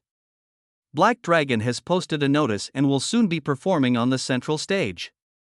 At the very least, points can be redeemed for raffle prizes, dolls, toys, posters, etc. As a result, anyone who buys items at the stalls basically does not ask for a receipt, and the numerous cameras in the Black Dragon night market make it impossible for them to conceal their sales. Boss, the stall owner, came to his senses and continued to work. After all, the business here in one day was better than 10 days outside. Why think so much? Just do it. Didi, Mercedes-Benz C-Team returned to Vocational University. Okay.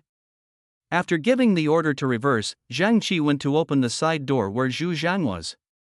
He knew that the main seat should be given to Wang Tao, who was in the driver's seat. Qin Jiang and Zhu Zhang got out of the car and entered the Black Dragon Company. At the door, the 10 younger brothers standing on both sides nodded in unison. Brother Jiang.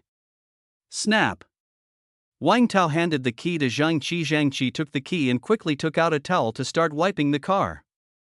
He wiped it very carefully under the sun, occasionally blowing on it and wiping it gently. After wiping, he started to wax it little by little. None of the Black Dragon members looked down upon his actions. Is it embarrassing to wash the car? It depends on whose car it is. It's Qin Jiang's car. In the eyes of Heilong personnel, only those who are in Brother Jiang's eyes can wipe Qin Jiang's car. Not everyone can do it. Love and hate happen in a moment. Raise your glass to the moon and your love will be as great as the sky. Hey, Dad. I'm cleaning cars. I'm doing my internship. You've started taking on projects, and it's getting bigger. What kind of projects? Nothing. Just a small renovation job. An entertainment city needs to renovate 2 private rooms? That entertainment city, what's its name? Bucklingham. Top floor at Qin Jiang just sat down. Bai Lu came up excitedly to report, Brother Jiang, we've made it. We've made it completely in just 7 days. We've earned over 4 million, which means over 10 million a month, and nearly 200 million a year. We can go public. We can go public. Although she is keen on being a big sister, after all, she studied finance and will not be completely indifferent to money and listing. What's more, she is a big sister who has been listed and mixed in society. Listen, how awesome! Qin Jiang looked at the data sheet handed over by Bai Lu calmly. He waited until Bai Lu's excitement died down before saying, we can't calculate it the way you said. The Black Dragon night market is at its peak. After this period of time, when students start to tire, the flow of people will decrease. Even if Black Dragon keeps introducing new things, the flow of people will still decline. Besides, we are in the university business, and schools have winter and summer vacations, so there is at least a 4-month quiet period every year. And what you just mentioned was the turnover. Black Dragon only makes 30% of the profit, and the rest goes to the vendors. Black Dragon will never default on any fees. Bai Lu, that's tens of millions in profit. Qin Jiang, there are also personnel expenses, equipment upgrades, taxes, and so on. Bai Lu's eyes lit up. Brother Jiang, my teacher said that many companies, even some listed companies, evade taxes. There are many ways. I know 7 or 8 of them. They've been doing it for years without any problems. We can do the same. Qin Jiang's face was stern. Let me repeat myself, Black Dragon is a legitimate company. No tax issues are allowed. All procedures must be legal and compliant. He knows the supervision was somewhat relaxed in 2010, it also allows many companies to take advantage of loopholes. There are companies that are so ruthless that they reduce taxes to 0, don't be happy now, you will suffer the consequences in the future. Chapter 109, Marketing Department established, major night markets planned. Bai Lu listened to Qin Jiang's firm tone and realized that the methods she had learned were of no use at the moment. She could only nod and say, I understand. I will pay taxes legally and reasonably. Qin Jiang looked at Zhu Zhang and said, Black Dragon, quickly establish a marketing and publicity department and integrate the Water Army team into it. Also, have the construction department devote half of their staff to the school beauty contest, and the remaining staff to recruit people from the major art schools on Shuiyuan Road to report various singing, dancing, iron flower making talents at the night market. We must ensure that as long as the night market is open, there must be corresponding performances on that day, and there must be no duplicates. Zhu Zhang nodded, I understand. Qin Jiang continued, we can also work with TV stations to organize rock and folk music competitions, award the Black Dragon Award, and give out some prize money. It would be best if we could spread the word about the Black Dragon Award. Zhu Zhang's eyes were bright. Once the Heilong night market introduces these things, it will definitely make the night market an eternal hot topic, and a large number of students will come for love, friendship, or even to watch the FUN.AT the same time. The Black Dragon Black Gold card can be promoted again. Only when there are many large-scale concerts will the value of membership be highlighted. As forward, these don't cost much, after all they don't need to invite any stars or entertainers, just students studying art in universities. Those students usually have no place to perform or practice. Now Heilong provides a free stage, bonuses and awards, so the performance fees are not expensive at all. Maybe, there are free performances and exercises. Qin Jiang, Sun Yuan is in charge of the marketing department. Previously, Sun Yuan was in charge of the transportation department, which was now handed over to Feng Lin. Feng Lin, in his previous life, he was a core member of Qin Jiang's team. He was good at dealing with people, decisive and measured in his work, and very motivated. He was one of the few Black Dragon members who insisted on being among the top students in his major. In this school's 3 good students selection, Feng Lin was commended not by relying on Qin Jiang's face, but entirely on his own strength. After Qin Jiang continued to communicate with Zhu Zhang about the future situation and development. Mainly, Qin Jiang spoke and Zhu Zhang listened. 49, already lying on the sofa and falling asleep with eyes open. With the Heilong Night Market School Beauty Contest and the promotion of performances, the Heilong Night Market continues to be popular, although the turnover no longer continues to surge, but it did not decrease as much as expected, and basically maintained at around 500,000 daily sales. It also led to an extremely bleak situation in other night markets. University student, I would rather go a long way to see something new. The owners of several night markets, including Tianhua Night Market, have gone from not caring to concerned, shocked, and angry. Some vendors have gathered to make trouble and are ready to ask them to return the rent. The owners can only keep making excuses, but they have no other choice but to get together again to discuss. Hotel, still the same bosses. Lubo was still sitting in the corner, and his face looked very bad. Not long ago, he vowed that the Black Dragon Night Market in Xinjiang would soon become deserted after its popularity. He never expected that the Black Dragon Night Market would not only not become deserted, but would become more and more popular over time. The owner of Tianhua Night Market cursed, "Damn it, where does he get all these new ideas? He's organizing a school beauty pageant and stage performances, and he's almost taking away all the traffic. Not so good. And the contract where they don't charge any booth fees, only 30% of the sales, is too harsh. I heard that the daily sales are as high as 500,000 or 600,000 now, which means that the Black Dragon Night Market makes nearly 200,000 a day in profit. He's almost made us bald. This won't work. Most of the students only go to the Black Dragon Night Market. We might as well close down and quit." The more he talked, the more decadent he became. Lubo, don't you have any solution? He can hold a school beauty pageant, but you can't?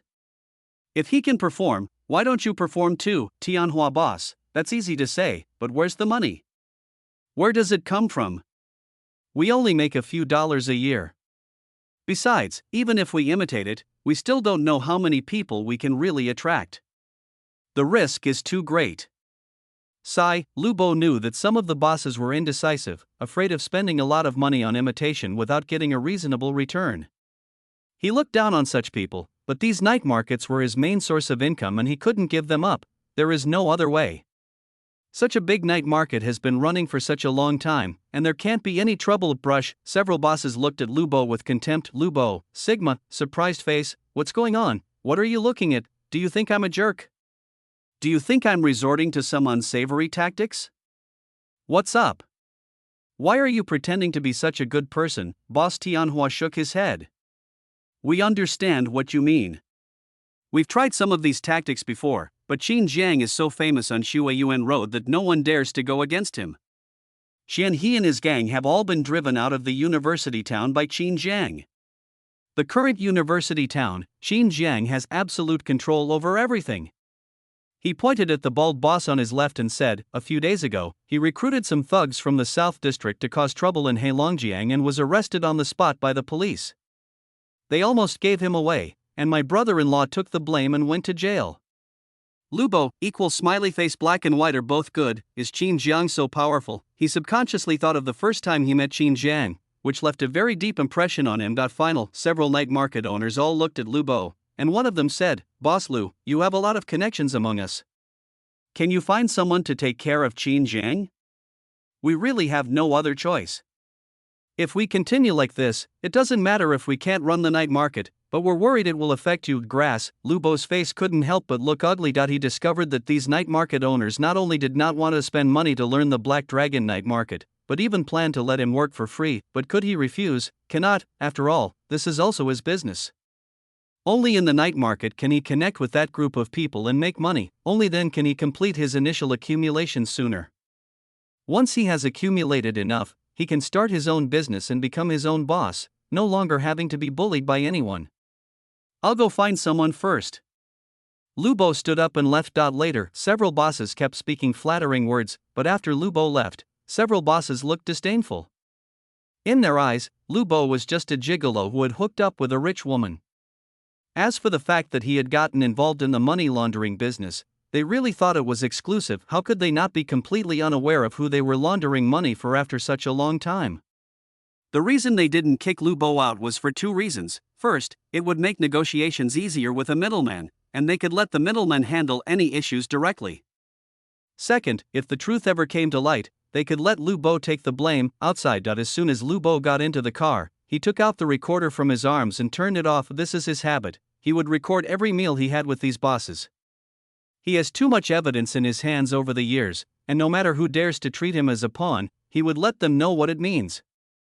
There are 12 sentences in the confession, and your name is in every sentence. Chapter 110, Found Evidence? Buckingham takes action is, the young man in the baseball cap took a bite of the spicy lamb skewers and nodded, real lamb, not some duck hot pot lamb, not bad. He couldn't help but look at the bustling night market. This is considered relatively legitimate in the entire Songjiang night market. The management is very strict, and the vendors use high-quality ingredients. It's much better than those counterfeit and shoddy ones. It's a pity, after all, I didn't follow the right path. Speaking of that, he couldn't help but look towards the direction of the Jita Black Dragon Company, walked to a quiet place and made a phone call. I found a clue. What clues? Not long ago, Qin Jiang beat up a couple of vendors to intimidate them into signing a contract and forced them to sign a transfer agreement. Is the news accurate? Hundreds of vendors were there at the time, and they all heard the screams from the suite. Furthermore, I found out that the vendors' businesses are among the best in the night market, with monthly sales exceeding 100,000 new Taiwan dollars. But he hasn't appeared since that day. The bull-breaking wine business has been officially taken over by the Black Dragon night market. There must be something wrong. Who would give up a business that earns 100,000 yuan a month? Where are the vendors? I've been trying to track down their whereabouts lately. I've just confirmed they're from village, county. I've sent someone to verify and we'll have more information soon. Should we take action? As soon as these words came out, there was a moment of silence on the other side. Wait for news first. Leader. There's news. What news? Father Bai sat in his office, finished signing the documents, looked up at Xiao Sun coming in, and asked calmly. Xiao Sun told Bai's father the report he had just received over the phone and waited quietly for him to speak. Bai's father, Bai Weigua, had a cold expression on his face, beating others and forcing them to sign contracts. This is simply a criminal gang. Who does he think he is? Xiao Sun reminded him, my people have checked the contract and there are no problems. The vendor can withdraw at any time. According to the law, the contract is not illegal. Bai Weigui, he beat people up when they tried to reason with him? He even forced people to sign contracts that didn't count? Xiao Sun, leader, then, Bai Weigua pondered for a moment and ordered, leave this case to the North District Public Security Bureau. Handle it as it should be. No need to impose harsh sentences on me. Enforce the law impartially. Do you understand? Xiao Sun, I understand. Buckingham, Lu Bo walked in familiarly. The concierges on both sides greeted him, Brother Lu. Brother Lu. Soon he was led by a concierge to box 888 on the top floor. Just as he was about to knock on the door, he heard a burst of voices coming from inside. Brother Shang, you were so strong today, it's like you took medicine. Fuck. Shut up. I really ate it. I'm sorry, Brother Shang, I was wrong. It hurts. The sounds made Lu Bo's blood boil. 3 minutes later, the noise inside died down, and Lu Bo waited another minute before knocking on the door. Boom. Boom. Who is it? Brother Shang, it's me. Lu Bo. Wait. 1 minute later, the door to the box opened. A slender, pretty woman walked out and looked at Lu Bo and cursed, damn it, he eats so well? Why do I have to eat stinky seafood every day? In the box, a gloomy-looking man in his 30s sat on the sofa, shaking a bottle of wine and looking at Lu Bo. What are you doing here? The security has been strict recently, so you need to wait for a while before washing. Don't hang around in front of me. Obviously, he was not in a good mood towards Lu Bo. Lu Bo is just one of his many channels, and he looks down on those who rely on selling their bodies to get ahead with rich women. If the husband of the rich woman behind the other party didn't have some status, he wouldn't bother to pay attention to Lu Bo. Something's happening. Something's happening. Lu Bo hurriedly nodded and smiled apologetically, took 2 steps forward, took the bottle of red wine and poured it for Brother Shang, Zhou Shang. He didn't dare to show any disrespect in front of Zhou Shang. After all, he was a big shot in the North District in his early years. In the North District, who doesn't know the reputation of the brothers Zhou Hua and Zhou Shang? It is only in recent years that they have basically stopped fighting and made money by running entertainment cities, so their influence has become less prominent, but it doesn't mean they are bad. Nowadays, they can run a thriving entertainment city and have a certain status in the industry. I heard, Huaxing Group has already begun to get involved in real estate, and its asset scale has long exceeded 100 million. Crash. Lu Bo poured Zhou Sheng a glass of red wine before he dared to sit down. Brother Shang, the problem is at the night market. Have you heard of the Black Dragon night market? Black Dragon night market? Zhou Sheng frowned. I think I've heard someone mention it. What happened to him? Lu Bo was stunned. No, you may not know that the Black Dragon night market has caused such a big commotion recently, but on second thought, night markets are only popular in a small area and among the middle and lower classes. The real upper class people don't pay much attention to night markets, especially Zhou Sheng, who often hangs out in entertainment cities, so it's normal that he doesn't know about it. Lu Bo explained. The Black Dragon night market opened not long ago, and it became incredibly popular right after it opened, even attracting celebrities to shop. Now we see tens of thousands of people coming in every day, and our turnover is in the hundreds of thousands. What? At first, Zhou Sheng didn't pay any attention, but when he heard that the turnover was hundreds of thousands, his expression suddenly changed. A night market, hundreds of thousands of dollars in turnover per day, are you kidding? Even more impressive than Buckingham Palace? When will a night market have such huge turnover in traffic? Seeing Zhou Sheng's disbelief, Lu Bo hurriedly explained why the Black Dragon night market was so popular in the current situation. Star, promotional slogan, school beauty selection, night show, 30% of turnover. Zhou Sheng was extremely surprised by the situation. He had also followed his brother step by step to climb up from the bottom and naturally knew how helpful a good idea was to doing business. It had taken the two of them several years to climb up from the bottom and achieve some success. The Heilong night market was built from scratch, with annual sales exceeding 100 million and profits of tens of millions, all in less than a month. How could he not be surprised and jealous? For a while, greed well concealed in his eyes. He looked at Lu Bo and said, "You said that the Black Dragon night market was opened by someone named Qin Jiang." Qin Jiang? Sound familiar? Who said that? SS. Lu Bo nodded in agreement. Yes. He is quite pretentious. But he does have some capital. It's said he has hundreds of followers under him. He can command hundreds of people and dominate Shuayuan Road. He knew that Zhou Sheng was very conceited. Really, Zhou Sheng's eyes were filled with disdain. He's just a local thug, earning a few hundred kami. Does he know what it means to be in society? Wait, I'm going to make a phone call. Finished. He got up and went to the empty box to make a phone call. Director Zhang. Me. Zhou Sheng. There's someone you can see if you can help. He's kind of blocking our way. In the office, Director Zhang listened to the voice coming from the phone and frowned angrily. Who told you to call me? Who do you think you are to ask me to handle this matter? Who would tell you to do this? Zhou Sheng, Director Zhang, don't forget, Director Zhang, you, Zhou Sheng, for once, his name is Qin Jiang. The boss of the Black Dragon Company in University Town, not a big shot. Director Zhang was about to refuse again, but suddenly his eyes focused and he said slowly, only this once. After hanging up the phone, he looked at the summons application on the table in front of him. There were two big words written on it, Qin Jiang. Chapter 111 Public Security Decision, Zhang Qi, just keep an eye on the door. Qin Jiang. Director Zhang looked at the summons application form and fell into deep thought. It was just submitted by someone below him, and he knew a little about the reason for the submission. Someone above him had asked to investigate this person, and the evidence is coming. Suspected of assaulting others, signing unfair contracts, and seizing other people's property, Qin Jiang in Heilong Night Market. Director Zhang muttered, a local gang leader isn't much of a good person. Whatever. He's going to get into trouble anyway. So, we might as well go with the flow and get rid of Buckingham. Otherwise, we'll inevitably get caught up in this. His expression gradually became serious.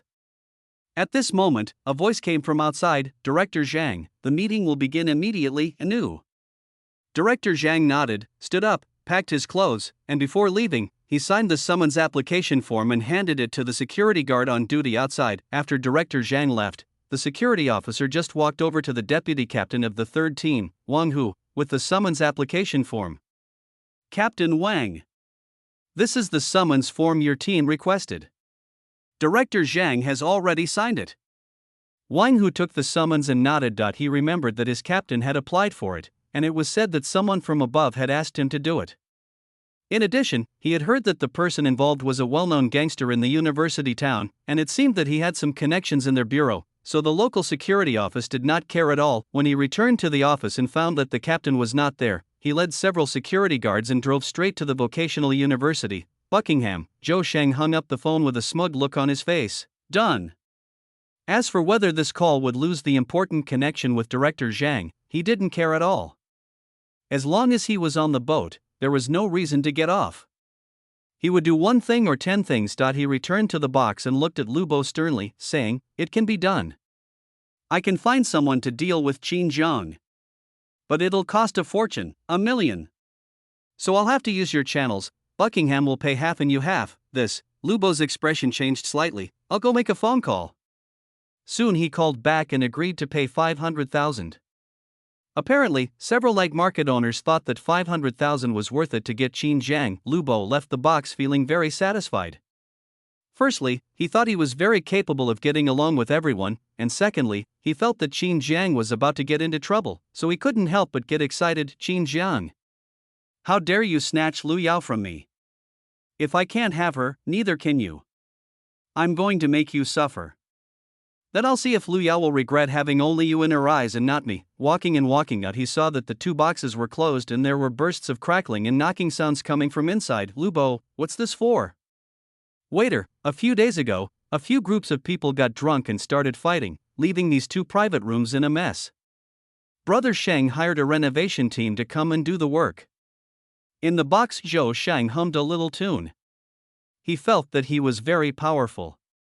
Just a few words could decide the fate of the night market owner with an annual turnover of over 100 million. Qin Jiang, after all, is too young. Is he going to be able to handle such a huge business right from the start? Even if I don't care about it, there will be others who will. That's right. He had already decided to send someone to take over the Black Dragon night market once Qin Jiang was taken down. How could such a large business be left to others?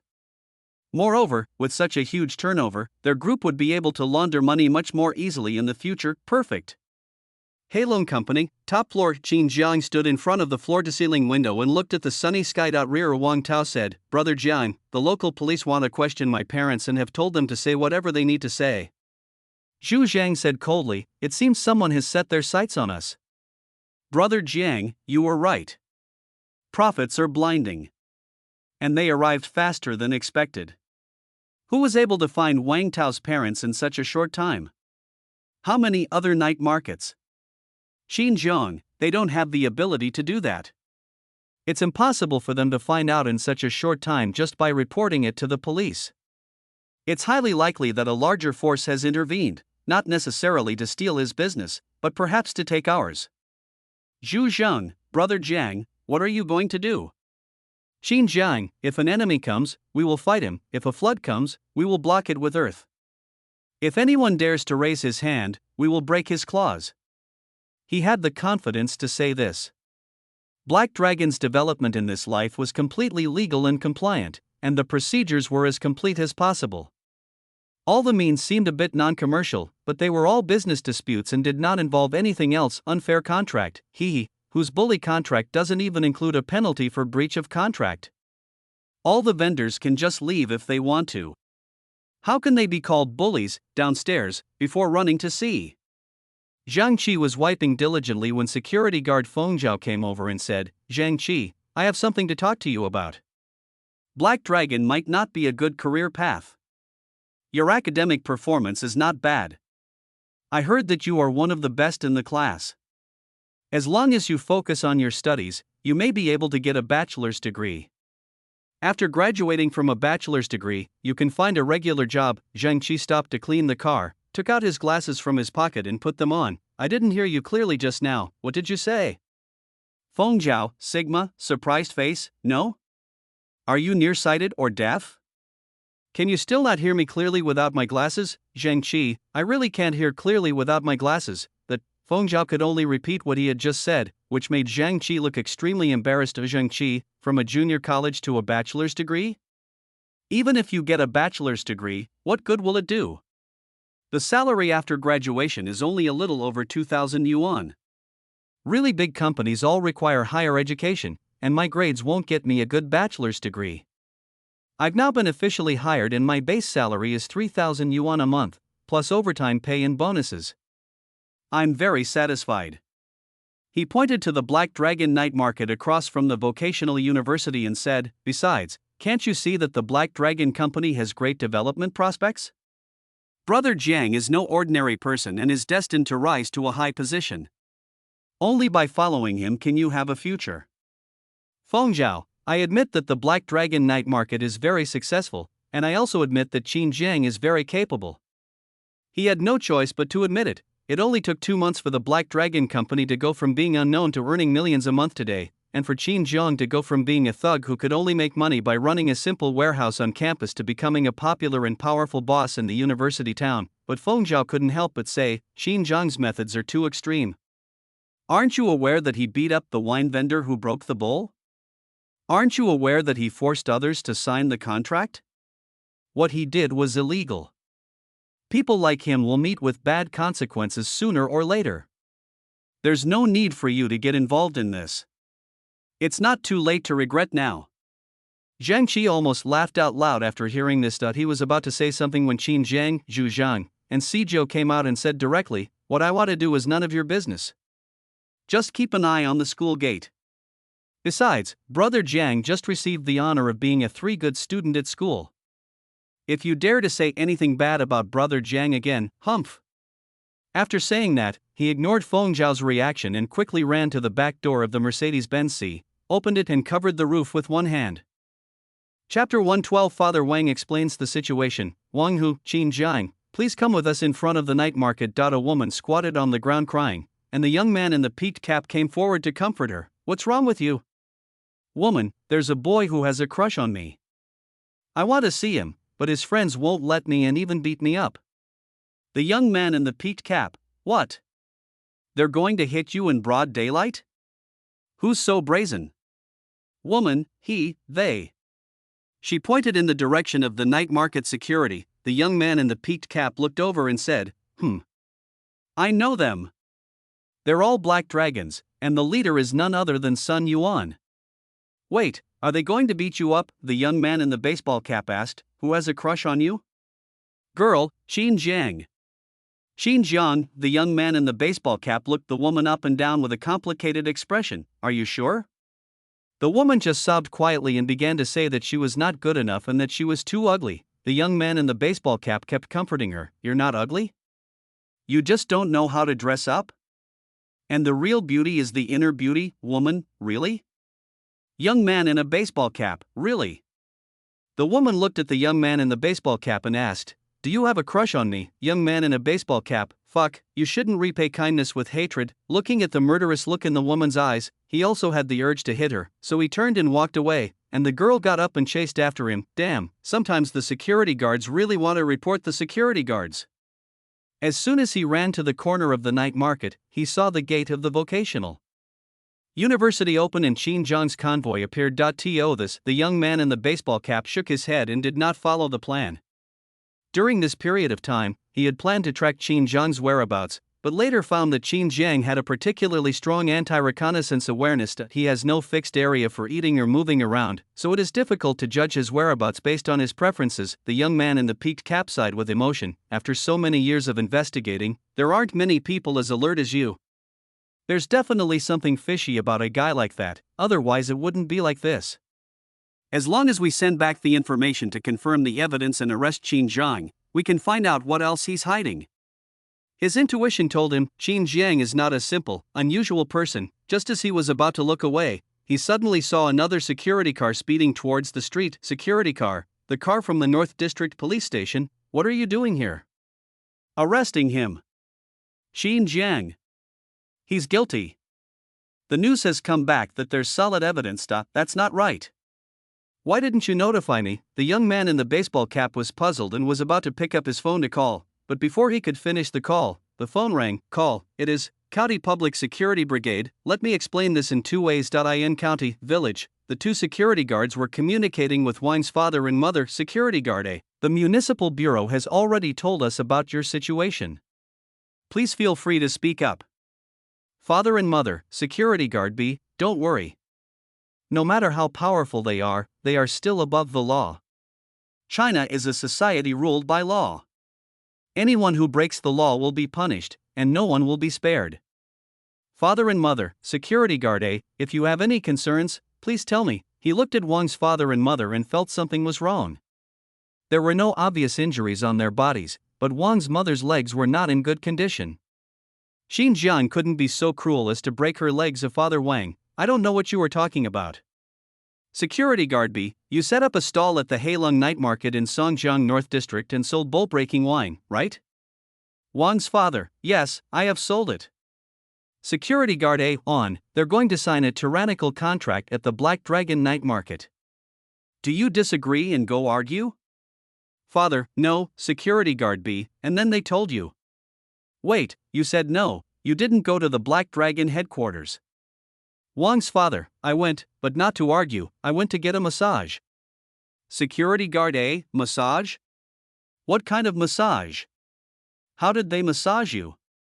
Please describe it in detail. Wang's father stood up and began to perform without props, kneading, pinching, rubbing, hitting, patting. Security guards A and B, Sigma, surprised face, Sigma degree. A long time, security officer realized he couldn't connect the dots, so he got straight to the point. We've learned that Qin Jiang sent someone to beat you and your wife and force you to sign the transfer contract.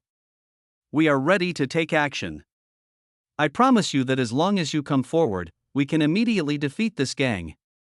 Bang! Wang's father slammed the table and said excitedly, no. Mr. Qin didn't beat my husband and me at all. Are you spreading rumors? The Queen Mother's eyes welled up with tears. Boss Qin is a good man, you must investigate the situation thoroughly. Ideas popped up in the heads of the two security guards. Damn it, is Qin Jiang really that ruthless and intimidating? Look how frightened this couple is. They're crying but they don't dare report Qin Jiang. What a complete social scum. Security guard A poured a glass of water for the two of them. Uncle, auntie, don't get excited, it's okay. We guarantee your safety. Leave everything to us, just tell us about Qin Jiang's crimes. Wang's father, didn't you two understand what I just said? How did you get the job as a security officer with such poor comprehension skills? Two security guards, the Queen Mother, if you explain it to him, he won't understand. If you call your son, he will understand. Security guard A, who is your son? Wang's father, Wang Tao, the person in charge of the Black Dragon Night Market. Security guard B was halfway through writing a message when his eyes suddenly widened. Wait, what did you say? Your son is the manager of the Black Dragon Night Market? Your biological son? Wang's father, is there a fake son? Security guard A, auntie, your legs. Queen Mother, old cold legs. 4 years. The two security guards looked at each other for several times with complicated expressions. What a good guy, such a pure and good guy, there was no need to ask further. To be a security guard, his basic logic must be good. Wang Tao was the person in charge of the Heilong Night Market. How could his parents let Qin Jiang send people to beat him? It's all just acting. Security guard A, excuse me, uncle and aunt, we're leaving now. Then he whispered to security guard B, pass the news to the city. I don't know where the city got the fake information that made us embarrassed here for so long. The young man in the peaked cap listened to the report that had just come back on the phone in disbelief. What? What did you say? The couple who smashed the bowl and drank wine are Wang Tao's parents? Shit, how could he not know Wang Tao? He had checked almost all the people in the Black Dragon Company. Wang Tao, the leader of the second echelon of the Qin Jiang team, he was in charge of the Black Dragon Night Market. His parents were beaten, so ridiculous, grass, Qin Jiang fooled me. The young man in the baseball cap immediately realized that this was all Qin Jiang's scheme to get other vendors to sign contracts. Immoral, it's not illegal. When he looked ahead, he saw that the Qin Jiang convoy had been hijacked by the security car. His expression changed drastically, and he immediately called, Director Sun, I have an important report. In front of Qin Jiang's convoy, Wang Hu, accompanied by 2 security guards, came down and strode to the front of the Mercedes-Benz C. He looked at Qin Jiang sitting in the back seat and said, Qin Jiang, is that you? Wang Hu from the North District Security Team, please come with us. Chapter 113, People's Reactions and Countermeasure Subpoena. Everyone in the car's expressions changed drastically. Bang, Sijo pushed open the door and got out of the off-road vehicle. His eyes fell on Wang Hu and the others, and he walked forward step by step. At the same time, the other Black Dragon members in the off-road vehicle also got out. Brush, Wang Hu and the two security guards behind him changed their expressions slightly, especially looking at Sijo, who was walking towards them step by step. The invisible feeling of oppression made their hearts shrink, as if they were being stared at by a wild beast. Wang Hu, murderer? Murderer, how could Lu Yong manage such a brutal person hidden in the university town? Although he knew that appearances were not to be judged, Sijo looked too much like the one in the textbook. It wouldn't be out of place to include it in criminal investigation textbooks. The two security guards at the back subconsciously put their hands on their waists but found that they had no guns. They came out only to summon the suspect and did not meet the requirements for carrying guns. Gulp, a security guard took out his cell phone to call for support. After all, if Sijo really tried to do it alone, they would probably not be able to handle it. He looked very powerful, not to mention the other brothers. They even saw many people in the distance ready to make a move. 4-9. Qin Jiang spoke calmly. Tread, Sijo stopped and did not retreat, but stood there quietly watching Wang Hu and the other two. Qin Jiang spoke again. Zhang. Wow. Zhu Zhang lowered the car window, raised his hand, held off the fan and gently waved it towards the direction of the Black Dragon night market. Seeing this, Wang Tao and others stood quietly in the night market and stopped gathering here. Call. Wang Hu and the other two breathed a sigh of relief. The look he gave Qin Jiang also changed. This man's prestige and control over his opponents were a bit too strong. Such a person would be scary if he just followed the right path. If he really had any evil intentions, it would cause great harm to society. This moment, Wang Hu was determined to capture Qin Jiang. As for is Qin Jiang on the right path? Whoever follows the right path has hundreds of younger brothers. Whoever follows the right path can build such a big industry in just a few months, and it is said that they make millions of profits a month. They dare to rob them. Besides, the subpoena application form has been signed, which clearly shows that they have evidence, so this person should be killed early. Wang Hu stepped forward again. Please come with us. Outside, although today is a weekday, there are still a large number of people gathered in the Heilong night market. So many people noticed the situation of the convoy. Some brave ones even moved closer to the convoy and could vaguely hear some sporadic conversations. Qin Jiang, public security, summons. The information surged in everyone's hearts, causing them to be astonished. What's going on? The security car intercepted Qin Jiang's convoy? My intuition tells me that something big is going to happen. Qin Jiang is in trouble? I think we should arrest Qin Jiang. Why do you need to tell me that? They want to arrest Qin Jiang. Soon everyone heard the news from those who came closer, including those who were unbelievers, those who were excited, and those who were just watching the show. Those who didn't believe it were naturally the Black Dragon employees. They couldn't believe that their brother Jiang would be arrested, especially the core personnel, who knew brother Jiang's working style too well. What can I say? We strictly follow the laws and regulations. We are not only watertight, but we will also never let anyone catch us. So, what on earth is being targeted? The vendors were naturally the most excited. They believed that as long as Qin Jiang was arrested, Heilong would be leaderless, and then they might be able to modify the contract by making some noise. What, 30% of turnover? Bah! I'll give you 2,000 a month at most. No. 1,000 yuan in rent. Do you want love? They whispered. I knew Qin Jiang would be finished sooner or later. How could he be so reckless? He really thought no one could stop him. Someone asked me about the couple who smashed the bowl of wine a few days ago. I guess they have a clue. It's time to kill someone and pay with your life. As soon as these words came out, many vendors nodded, and it was obvious that they also believed the rumor that Qin Jiang might have drowned the couple who broke the bowl and drank wine. Now the truth is revealed and he was arrested by the security guards. Most of the people were just watching the show. They had nothing to do with Qin Jiang, so it didn't matter whether Qin Jiang was arrested or not. However, seeing Qin Jiang, a figure in the university town who had risen in a short period of time, now in such a state of decline, they naturally couldn't miss the exciting scene.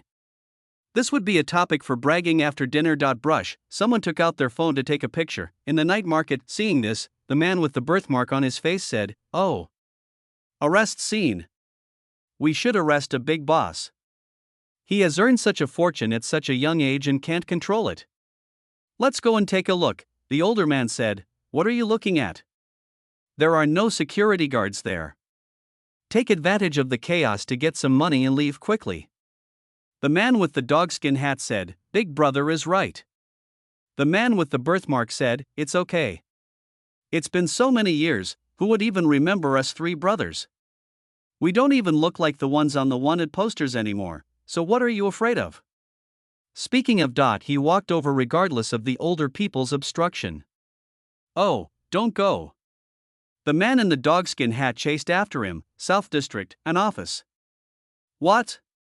Bai Weiguo looked embarrassed after hearing Xiao Sun's report. Are you serious? Xiao Sun nodded and said, I'm sorry, boss. All the clues we found were false. The Wang couple were not beaten at all. They are the biological parents of Wang Tao, the head of Black Dragon. Now it seems that everything was just Qin Zhang's act, trying to scare the vendors and intimidate them. Although it was unethical and the methods were irregular, it was not illegal. Bang! Bai Weiguo slammed the table and said, What I'm asking is, has the North District proceeded to summons and arrests? Who allowed them to summon and arrest without evidence? Xiao Sun, just summoning isn't a violation. Bai Weiguo was very angry. He thought that someone in the North District was overstepping his bounds to curry favor with him. It was completely against the rules to summon people even though no evidence had been sent back, and was Qin Zhang an ordinary person? Although it was unclear why Wu Yu from the vocational university would support a scoundrel student, if Qin Zhang was arrested and summoned without any evidence, Wu Yu would definitely make a scene and be embarrassed. Bai Weiguo, call the North District and tell them to stop this action immediately. The legitimate rights of Chinese citizens must not be violated. Whoever signed this subpoena, I must publicly criticize. Xiao Sun, understood, I'll go right away.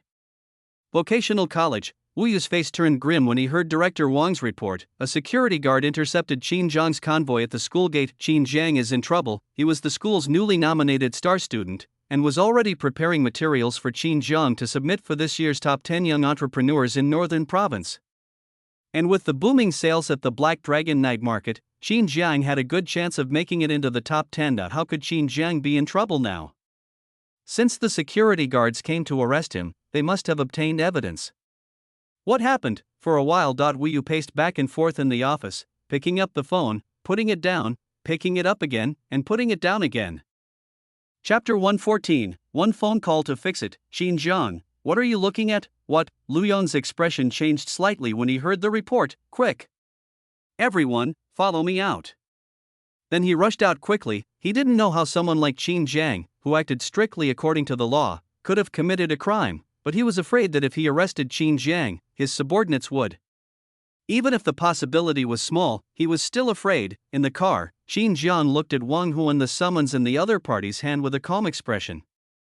He had seen all kinds of storms in his previous life, and the summons was not something that worried him at all. My mind kept thinking, normally, if a security officer wants to summon an influential person, he must have some evidence. But I haven't done anything wrong in this life. Everything is done according to the law. Wang Tao's parents are already under investigation and will definitely tell the truth, so this report is naturally useless. They're still summoning me now. There's only one possibility: someone violated the rules and signed the summons before getting a confession from Wang Tao's parents. Someone's putting pressure on me. Who could it be? Qin Zhang's mind instantly conjured up many thoughts. Outside, Wang Hu looked at Qin Zhang, who had a calm expression, and was a little speechless. No. I said it twice, didn't you hear me? Just when he was about to say it for the third time, Qin Zhang said slowly, I'll make a phone call. After saying that, he called by Mang.to this. Wang Hu did not stop him. Qin Zhang was only summoned and not arrested, so he naturally had the rights of a citizen. Outside, the crowd watched Qin Zhang pick up the phone and whisper, Why are you calling suddenly? You don't even understand this? Try to find connections? I heard Qin Zhang has a strong background, but I don't know if it will work. Lu Lily, who had just rushed out after hearing the news, looked at the scene with excitement and disdain. Qin Zhang. You've done so many bad things. You're going to go to jail this time.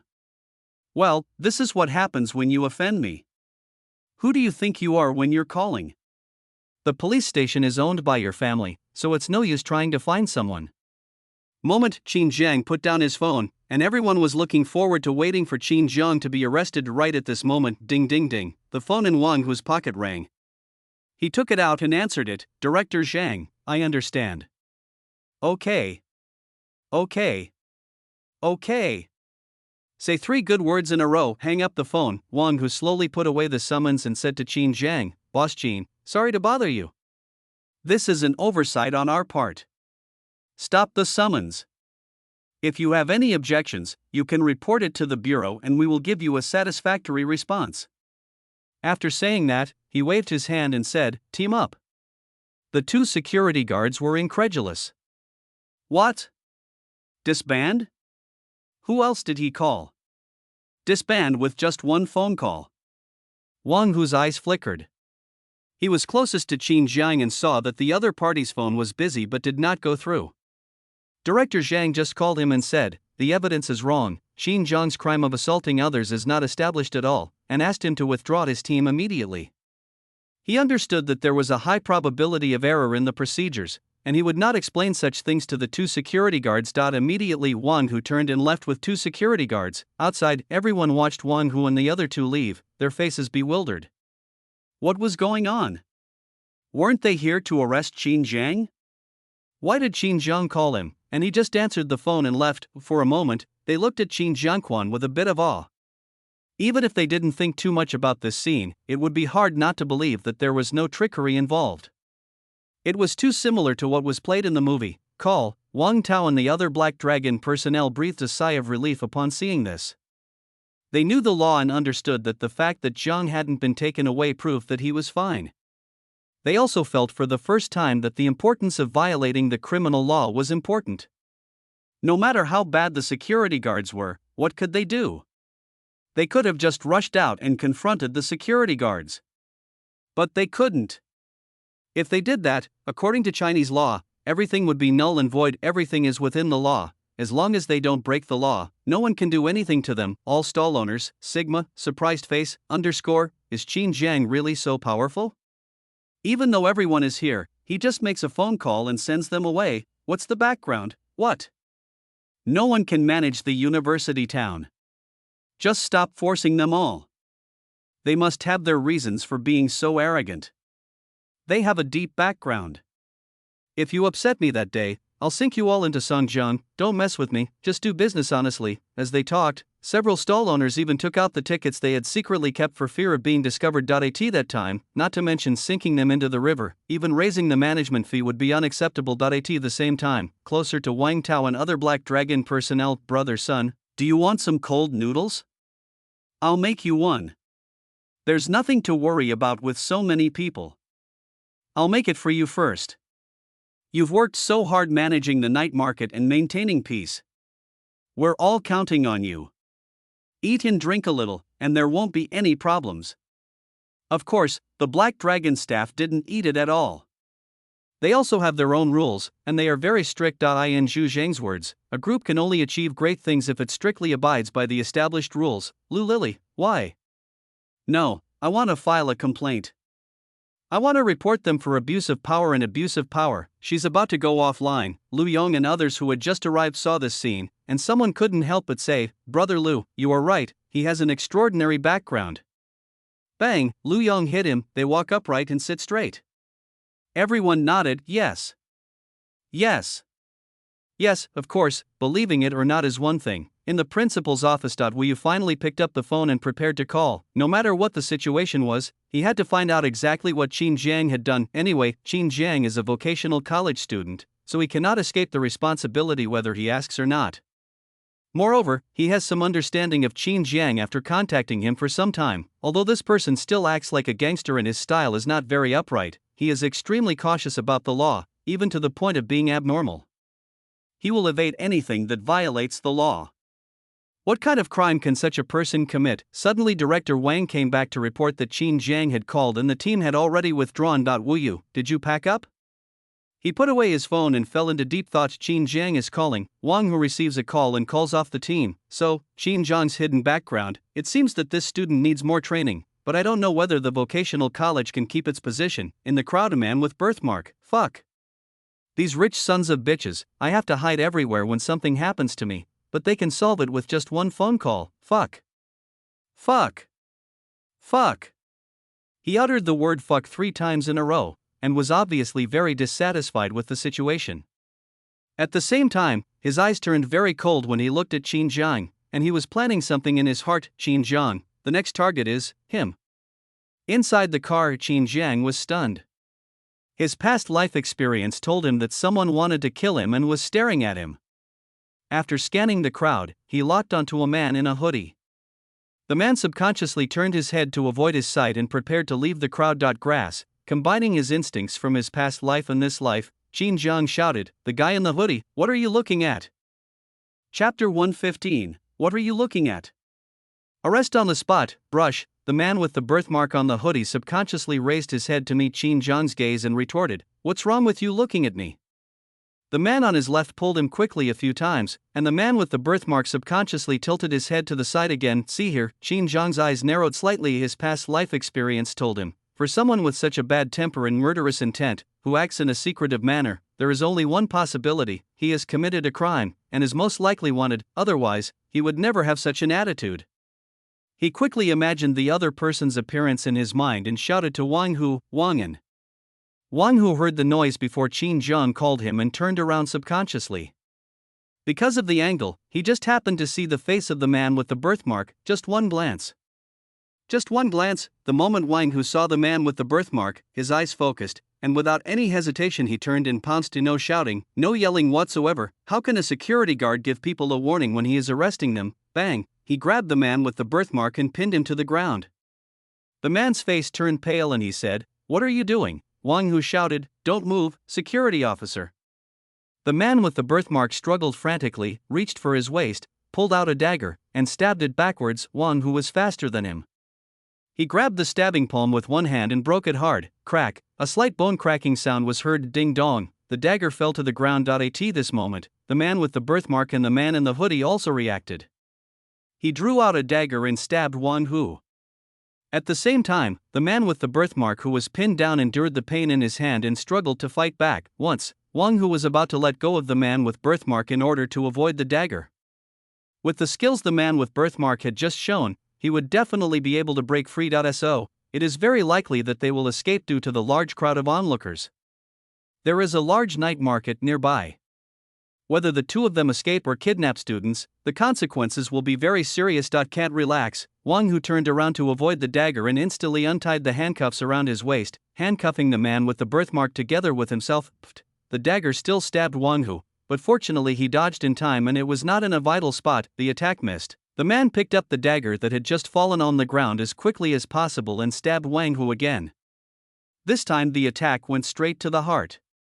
The man with the birthmark who was handcuffed on the ground had a fierce look in his eyes and stood up instantly, hugging Wang Hu tightly. The scene, it happened too fast and too quickly. It took only 2 or 3 seconds from Qin Jiang saying, "What are you looking at?" to calling Wang Hu. Before the others, including several security guards, could react, Wang Hu exchanged many moves with the two men. "Captain Wang! Captain Wang!" The two security guards reacted quickly and rushed forward, subconsciously reaching for their waists again. Empty, damn. Who could have imagined that a summons mission would lead to such an unexpected situation? Lu Yong's expression also changed drastically. Fuck, he took out the pistol from his waist and rushed forward while shouting, "Evacuate the crowd! Quickly!" At the same time, he raised his gun and prepared to aim at the armed gangsters. "Drop your weapons." But due to the distance and too many people, he couldn't shoot at all. Hide. There's no way to hide. No matter how hard Wang Hu struggled, he couldn't push the man with the birthmark away immediately.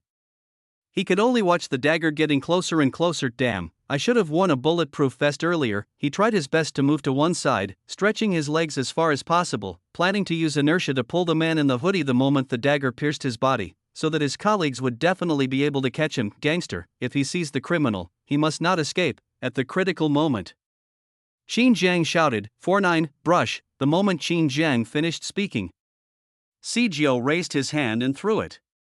A black light cut through the air and flew out with a faint whistling sound. Bang, bang. Ah, my hand! A scream was heard. The man with the knife stepped back and slumped to the ground, covering his hand with his hands, his face flushed and grimacing in pain. If you look closely, you can see that his hands have become irregular and are swollen at a visible speed. Just as he was trying to stand up while enduring the pain, Lu Yong and others had already rushed out and held him down. Don't move! Don't move! Hold it, hold it! Lu Yong directed other security guards to quickly disperse the crowd, and the onlookers were dispersed with confused faces. Lu Yong directed his men to take the two men to the security vehicle. He then walked over to Wang Hu and asked, "Captain Wang, are you all right? What happened?" Wang Hu stood up, his face a little pale, and waved his hands, saying, "It's okay, it's just skin and flesh injured, no internal organs involved. These two are wanted criminals from other provinces, and both have murder cases on their hands. I didn't expect to run into them here today." Then, clutching her stomach, she came to Qin Zhang's car and asked, "How did you find out something was wrong with them? Have you seen the wanted poster?" He was very confused. It was clear that the wanted posters for these two men were issued many years ago, and they were wanted criminals from other provinces. Not to mention ordinary people like Qin Jiang, even not many people in the Public Security Bureau would recognize them at first glance, even if he was not naturally sensitive to people's appearance and had not basically memorized the appearance of all the wanted criminals. It would be difficult for him to recognize the two people at a glance. After all, the faces of these two people were somewhat different from those on the wanted posters, and they were obviously disguised, but Qin Zhang's expression just now definitely showed that he was calling him on purpose.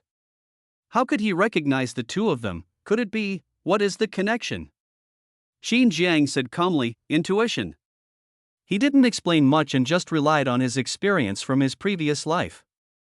The experience from his previous life made him very sensitive to two things: the first type, those who were not on the right path; the second type, cops. Wang Hu looked at Qin Zhang twice without saying much. After all, he had just helped him catch two wanted criminals, so there was no need to ask any further questions. He looked at Si Jiu again, sizing him up before saying seriously, "Do you have any plans to become an investigator? If you're interested, I can apply to higher authorities. With your physical fitness and the shooting skills you just learned, you can only flourish in the reconnaissance team." There was no way. Just now, Si Jiu was able to knock a gangster back several steps and break his arm just by throwing something from such a long distance. The strength and accuracy were both astonishing. Even the other two scouts and Lu Yong and others did not say a word. It was obvious that they recognized Si Jiu's strength. He was an expert who could tell the effectiveness of a gangster with just one move. Si Jiu, no. Omega, hiss, Wang Hu touched his aching stomach. Although the needle didn't hit any vital parts, it was still painful and he had no choice but to turn around and leave. Before leaving, he turned around and looked at Qin Jiang and Si Jiu. "Thanks." It is not known whether Xie Qin Jiang caught the wanted criminal for him, or Xie Si Jiu just rescued him. Qin Jiang, wait. Wang Hu, what's the matter? Qin Jiang, there won't be no commendation for cooperating with law enforcement. There won't be no commendation for bravery and cooperation. Wang Hu looked at Qin Jiang deeply and said, "I will apply." Soon Wang Hu and his men dragged the two criminals away. Lu Yong looked at Qin Jiang's convoy with a complicated expression, but he didn't step forward to speak. He simply said, "From now on, we'll send 2 more teams to patrol near the night market every day to assist the Black Dragon management in maintaining law and order. Today's arrest can be considered a joint effort, and you can all share in the credit." Chapter 116, Huaxing's reaction, Lu Bo hiring someone, and subcontracting at every level. In the crowd. A middle-aged man pushed his hat down, turned around and disappeared into the crowd. Qin Jiang, Qin Jiang. Mercedes-Benz C. Qin Jiang watched the direction Wang Hu's car left with his eyes narrowed. He noticed that when the two men were caught, the man with the birthmark glanced into the crowd, but his gaze changed very quickly. He said, "Have a Tao check all the nearby surveillance cameras. Record everyone who was standing diagonally behind the two men when they were arrested. I want to review them alone tonight. Zhu Zhang, brother Jiang, you suspect they have accomplices. I understand and will ask Tao to handle it immediately. Si Jiu, brother Jiang, my phone is gone?" He pointed to the ground not far away. There were also some broken mobile phone parts there. It turned out that Si Jiu had just hit the criminal with his mobile phone. As for the broken mobile phone, it had been taken away by the security guard as evidence. Qin Jiang, okay, let's go buy it now. Boom. The convoy drove away into the distance. The crowd watching Qin Jiang's departure had different expressions, all filled with awe. Soon, the news went viral. What security guard came to arrest Qin Jiang? Qin Jiang could solve it with just one phone call. Someone glanced at Qin Jiang, and Qin Jiang got angry and asked the security guard to arrest him. What? Anyway, there were all kinds of rumors, and they became more and more outrageous. Later, Qin Jiang became Song Jiang. These legends also made the vendors completely give up hope, and they all did their business honestly and did not dare to cause trouble. Certainly, some real big guys knew some of the situation. For example, the two people Wang Hu caught were wanted criminals, but Qin Jiang was the first to recognize them. But they had to admit the fact that the security guard did want to catch Qin Jiang, but was called back temporarily by a phone call. Later, some bigwigs got the news, and the bureau that ordered the signing of the subpoena was criticized. This let them keep Qin Jiang's background a secret. For a while, many powerful figures issued orders. I was saying that the Black Dragon night market must have had supporters for its rapid growth in such a short period of time. So, the annexation plan should be put on hold for now. It's just a night market, it's not really competing with our mall. Don't use those tactics for now. Today's incident saved the Black Dragon night market from a lot of trouble, both overt and covert. Of course, there was also the reason that Qin Jiang deliberately used his internet trolls to fan the flames and spread the news. Although Qin Jiang is not afraid of trouble, it does not mean that he will not use simple methods. If he can easily intimidate others, why not use them? Spread some rumors. It's not illegal, right? Yes. It's legal and compliant. Buckingham. Zhou Sheng hung up the phone with an extremely embarrassed look on his face. Old Zhang didn't answer the phone, and his secretary didn't answer either. Bang! He slammed the table and stood up. Damn it! I asked him to do something and he didn't understand it, and he dared not answer the phone. I'm going to go find him and ask him face to face if he still wants to be well. Sit down. A calm but irresistible voice sounded, and Zhou Sheng saw a kind-looking middle-aged man sitting opposite him. He was reading a newspaper and watching the news with a calm expression. He is Zhou Hua. The real person behind Buckingham is Zhou Sheng's brother. Although he looks gentle and polite, just like a teacher, no one in the North District dares not to give him some face. Elder brother. Zhou Sheng didn't dare to refuse and sat down slowly. Zhou Hua, who asked you to deal with Qin Jiang? Have you checked his background? Do you know his situation? Zhou Sheng, isn't he just a student thug? I've asked around in the rural area below my hometown. Zhou Hua put down the newspaper and looked at Zhou Sheng. Where are you from? Zhou Sheng's face froze. He and his brother were also born in the countryside, and later came to the city to start their business by setting up stalls. Of course, they were able to make a fortune because the two brothers were ruthless and met noble people. So, the two of them were able to meet a noble person, whereas Qin Jiang. Zhou Hua continued, back then, we were just borrowing some momentum to start our business. Qin Jiang went from nothing to a well-known night market with annual sales of over 100 million yuan in just 2 months. Do you think he doesn't have backers? How could his backers not be powerful? I tell you, if he had backers, it would be easy to deal with him. Without them, it would be much more difficult. For a 20-year-old to have built such a huge foundation with his bare hands, his skills are immeasurable.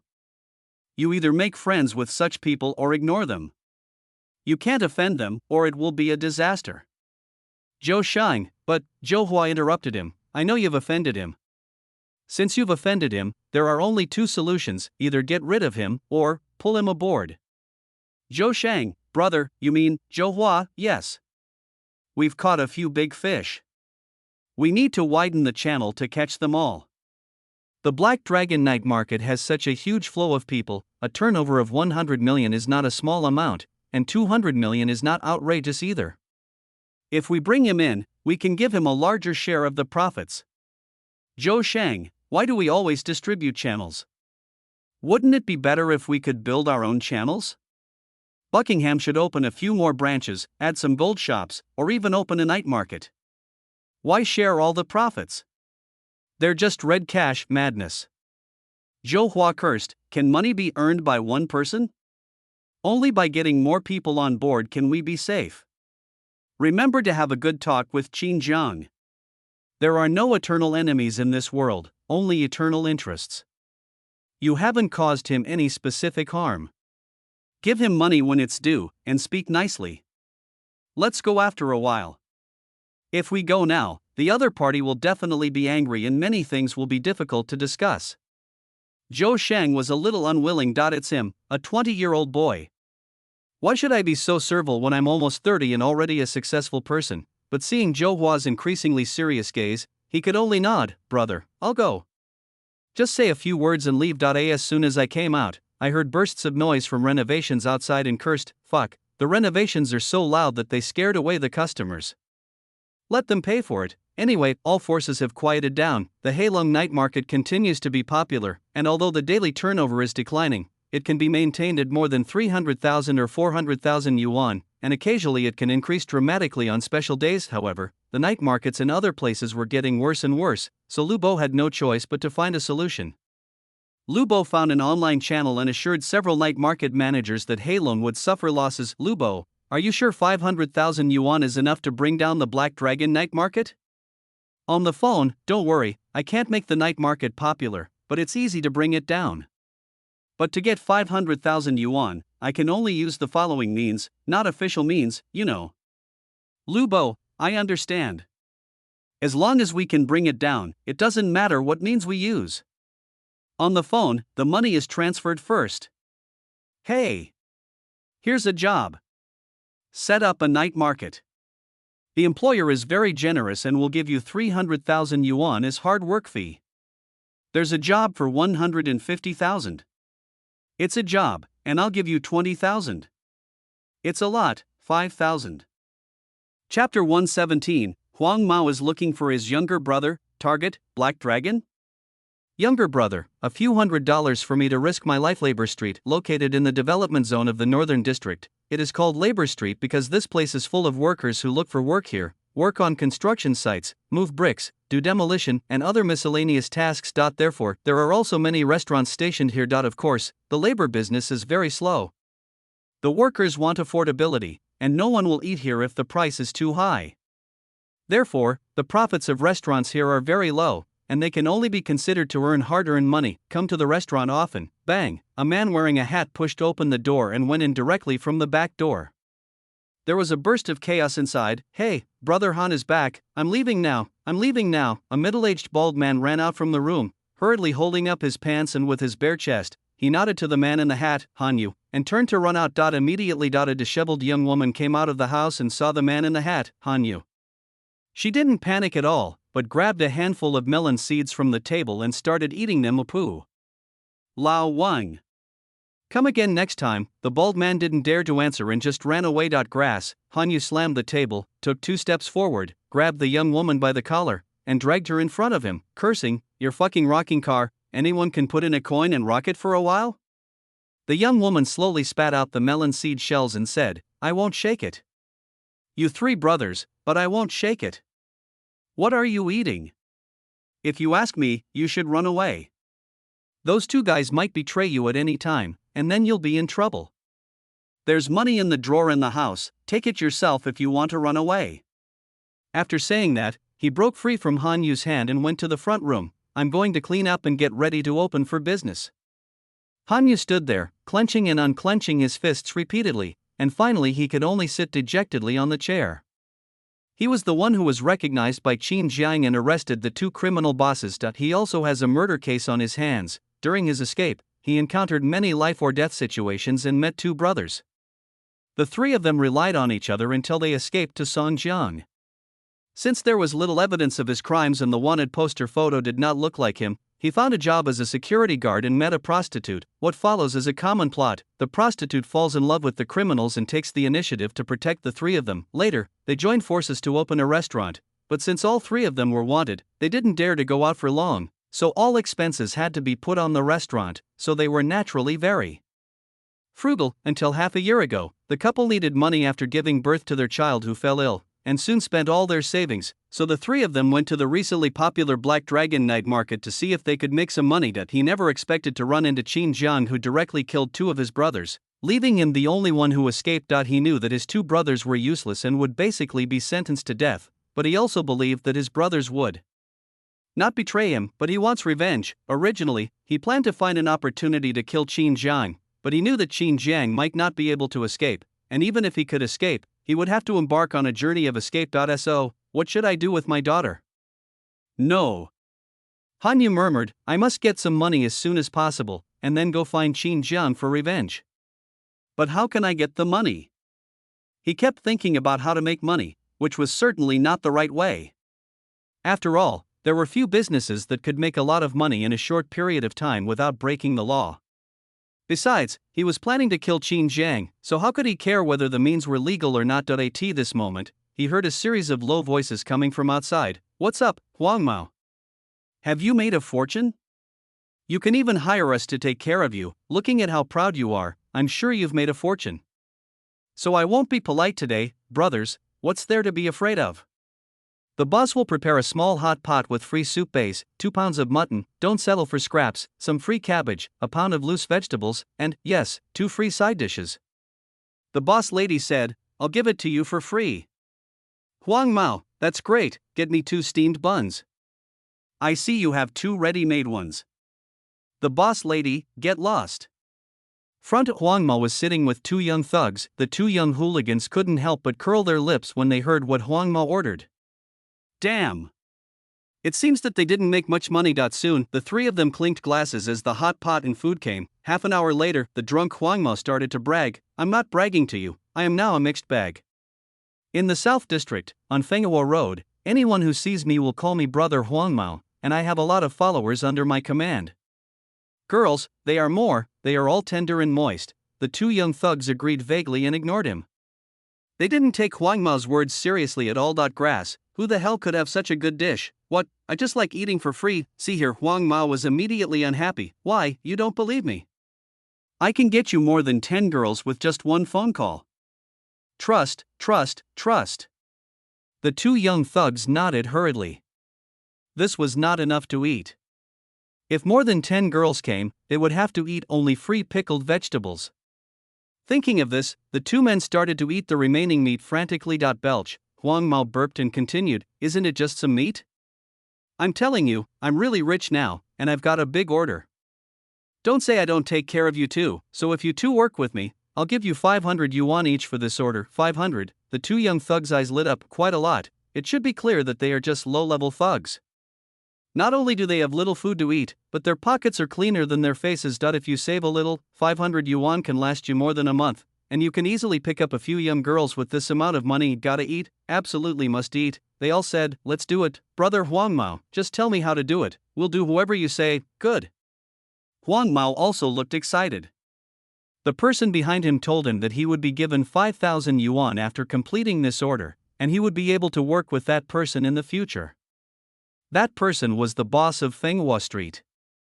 It was said that if he had not been dealing with a big gangster from Shuayuan Road recently and had a shortage of manpower, he would not have been needed at all. 5,000 for 1 order, there is still a way out. Maybe by then he will really have younger brothers who will follow him everywhere and he can beat up anyone he wants. Until then, he can eat as much as he wants from the free hot pot. Who wants to eat free food when they have money? Shake your head. He cleared his head and looked at the 2 young thugs and asked, do you 2 know the Black Dragon Night Market? No. Just get him. Ah. The 2 young thugs' faces changed drastically, their eyes widened and they looked at the yellow-haired man in disbelief. Go to Heilong Night Market, damn. Are you sick? You want to buy our lives for 500 yuan? Are you too proud, or is Black Dragon no longer able to lift his sword, or is he taking us for fools? Chapter 118 End of month summary. Revenue, 13.4 million, net profit, 3.61 million. Now, Huang Mao was so excited that he didn't notice the expressions of the 2 young men at all, and continued to speak, the job is easy. We can just call a few stalls and put some medicine in their food. Don't worry, it's just a laxative, it won't kill anyone. Then we can take advantage of the opportunity to extort money. How much we can extort depends on our brother's abilities. You said, it's simple. He looked at the 2 stunned young thugs and said, why are you stunned? Eat. If it's not enough, I'll give you more. Boss, another plate of free noodles. See you. Han Yu came out with a plate of meat and put it on the table. Huang Mao, no, I want free noodles.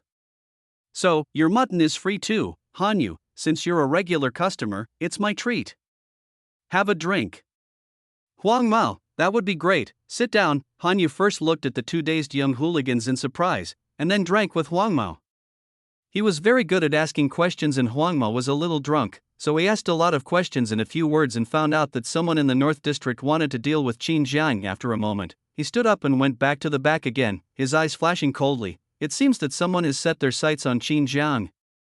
Besides, to be able to face someone like Qin Jiang, he must not be a small figure, and he is not short of money. It's likely that he ran into Bin Fengzi, and it looks like he might have passed it over to Huang Mao several times. After all, the Fenghua boss behind him has no conflict of interest with Qin Jiang at all. So, the yellow-haired man's ability to get things done is definitely a lie. He analyzed that Huang Mao would not cause any harm to the Black Dragon night market, and it was even very likely that he would fall. To this that he doesn't care at all, or what he cares about is the person behind Huang Mao. He wants to find that person and negotiate with him for money. After getting rid of Qin Jiang, he could earn money to treat his daughter's illness and avenge his brother. Thinking of this, he put on his clothes and went out through the back door and disappeared into the night. The other side, Huang Mao boasted a few more words to the two young hooligans, then stood up and said, "Let's do it tomorrow. I'll wait for you two at the entrance of the university town. Follow me and you'll have no worries about food and drink." After saying that, he turned around and walked out without looking back and shouting, "Boss, keep the accounts." Later, the two young hooligans exchanged glances and nodded, then followed the yellow-haired man. "Brother Huang Mao, I'll take you there. Brother Huang Mao, come here and let me support you." The yellow-haired man was even more excited as he was supported by two young men on both sides on the dark street, and he was already imagining the scene of being surrounded by people in his mind. Along the way, he whistled at the women passing by on both sides from time to time, as if he were a gang leader. "Little girl, follow me, I'll protect you. Don't go, I have a number in the South District." When they reached a certain intersection, the wind blew and Huang Mao sobered up a little. He looked around here and there. The young man on the left said, "I don't know where Brother Huang Mao lives. We rented a house nearby and planned to let you stay overnight." The young man on the right, "Yes, our place is spacious and has a lot of people. I think you will treat Huang Mao brother with courtesy." Huang Mao, you two have a bright future. Hiccup, don't worry, I won't treat you two unfairly in the future, just keep moving forward. Soon we arrived at the gate of Vocational University. The young man on the left stepped forward and said a few words to the security guard.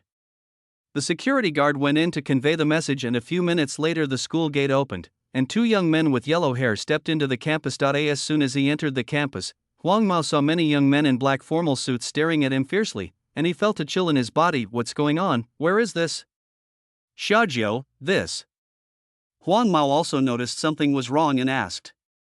But the two young men ignored his reaction and did not answer, just walked forward with him. Alas, Huang Mao was held up with a confused look on his face, and when he stood under the sign of Black Dragon Company, Limited, his expression changed drastically. Even if he was stupid, he didn't know much about the background energy of the Black Dragon night market, but he knew that the Black Dragon Company must be related to the Black Dragon night market.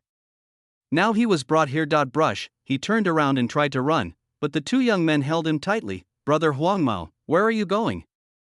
"We're almost there." "Don't worry, it's okay, just bear with it, no. Let me go, both of you. Don't hold me."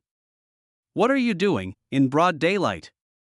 In the dark grass, a Black Dragon employee looked around and saw no cameras, so he kicked the yellow-haired man hard on the butt. Ouch! Huang Mao was kicked into the Black Dragon Company on the spot. Two young men followed and carried Huang Mao upstairs with several Black Dragon personnel. Top floor, Qin Jiang and the other two sat on the sofa chairs ahead. Wang Tao, Sun Yuan, Zhao Shanhe, and Bai Lu are reporting and making a month-end summary. Wang Tao, the first North District School Beauty Contest has come to an end. The competition among several schools is very fierce.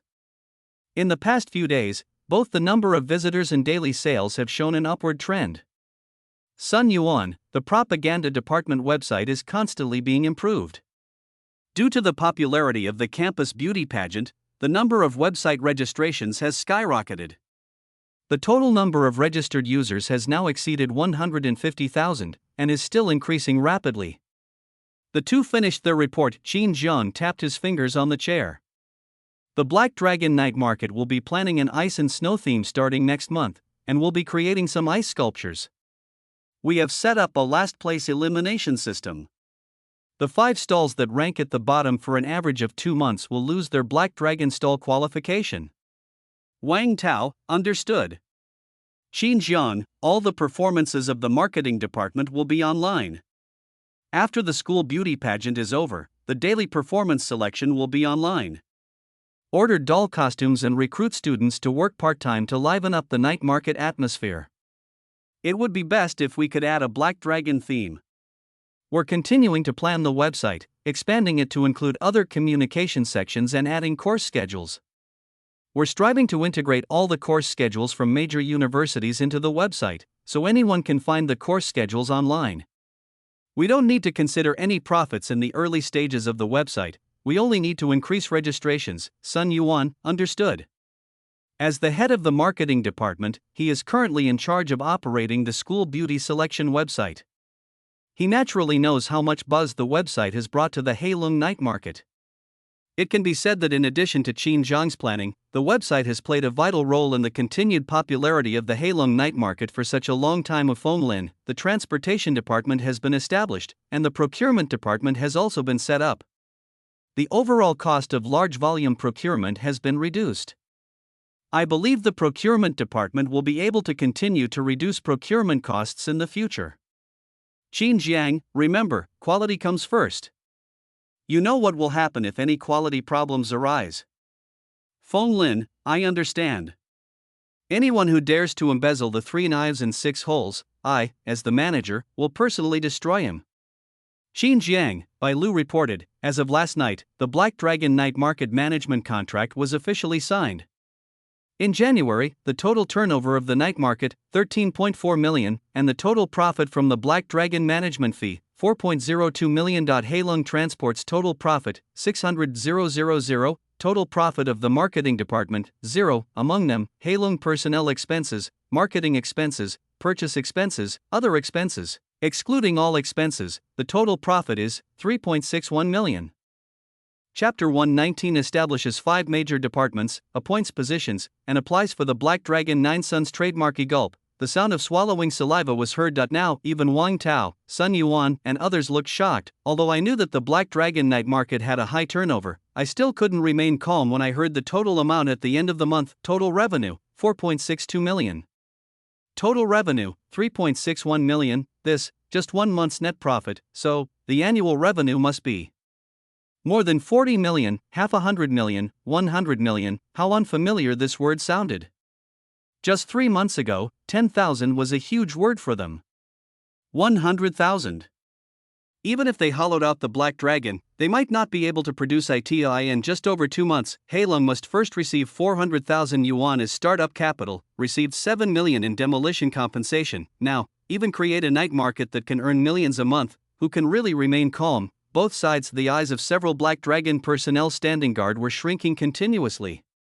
They were worse than Wang Tao and others, after all, as core members and senior executives of the Black Dragon, Wang Tao and others had some understanding of the daily turnover of the night market, but they had not, or did not dare to, calculate it before. These middle and lower class people only knew that the Black Dragon night market was very popular and should be able to make a lot of money. They also privately guessed how much they could earn, but even if they dared to guess, they could only make a few 100,000 a month. Now, when they heard Bai Lu report with their own ears that she made a monthly income of more than 4 million and a net profit of more than 3 million, they felt like they were shocked. 0.3 million a month, more than 40 million a year. I've never spent so much money even when visiting my ancestors' graves during the Chinese New Year. On site, only Qin Jiang and the other 2 were calm. Xu Zhang has a smiling face and it is difficult to tell his emotions from his expression, not to mention that he has already known the turnover. Sijio. He was thinking about where to find Sangbiao later. To have some fun with that cat. As for money? What money? It's not as important as petting a cat. Qin Jiang would not be excited about making millions in profits. He had seen all kinds of scenes in his previous life. How many millions a month? What are a few million a day? Boom. Boom. He tapped the seat with his fingers and said, "It has been 2 months since Black Dragon was established. During these 2 months, you have done a great job. I am so relieved. A company cannot function without rules, and cannot be organized without structure. Today we have officially finalized the structure. Wang Tao and others stood straight. They knew that although the Black Dragon Company had established many departments before, they were all ordered by Qin Jiang at will, and Wang Tao and others relied on their prestige to manage their brothers to do various things. There is nothing to worry about on a small scale.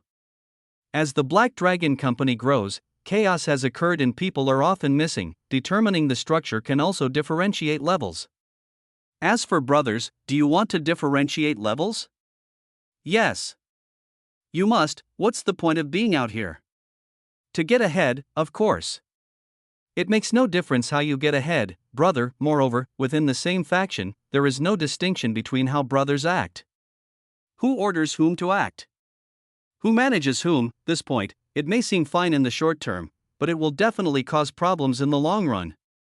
Not to mention Qin Jiang, even senior executives like Wang Tao felt the same way.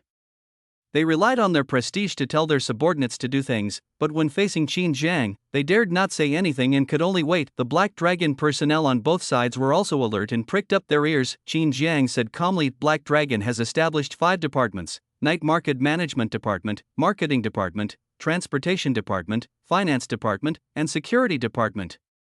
Night Market Management Department, Wang Tao is in charge. Marketing Department, Sun Yuan is in charge. Transportation Department, Feng Lin is in charge. Finance Department, Bai Lu is in charge. Security Department, Zhao Shanhe is in charge. Wang Tao, Sun Yuan, and the other 5 all nodded. Thank you, Brother Jiang. They had guessed their positions long ago. This division of positions was what they were currently in charge of. It was nothing more than the establishment of a new security department. Security management had also been in charge of Zhao Shanhe before.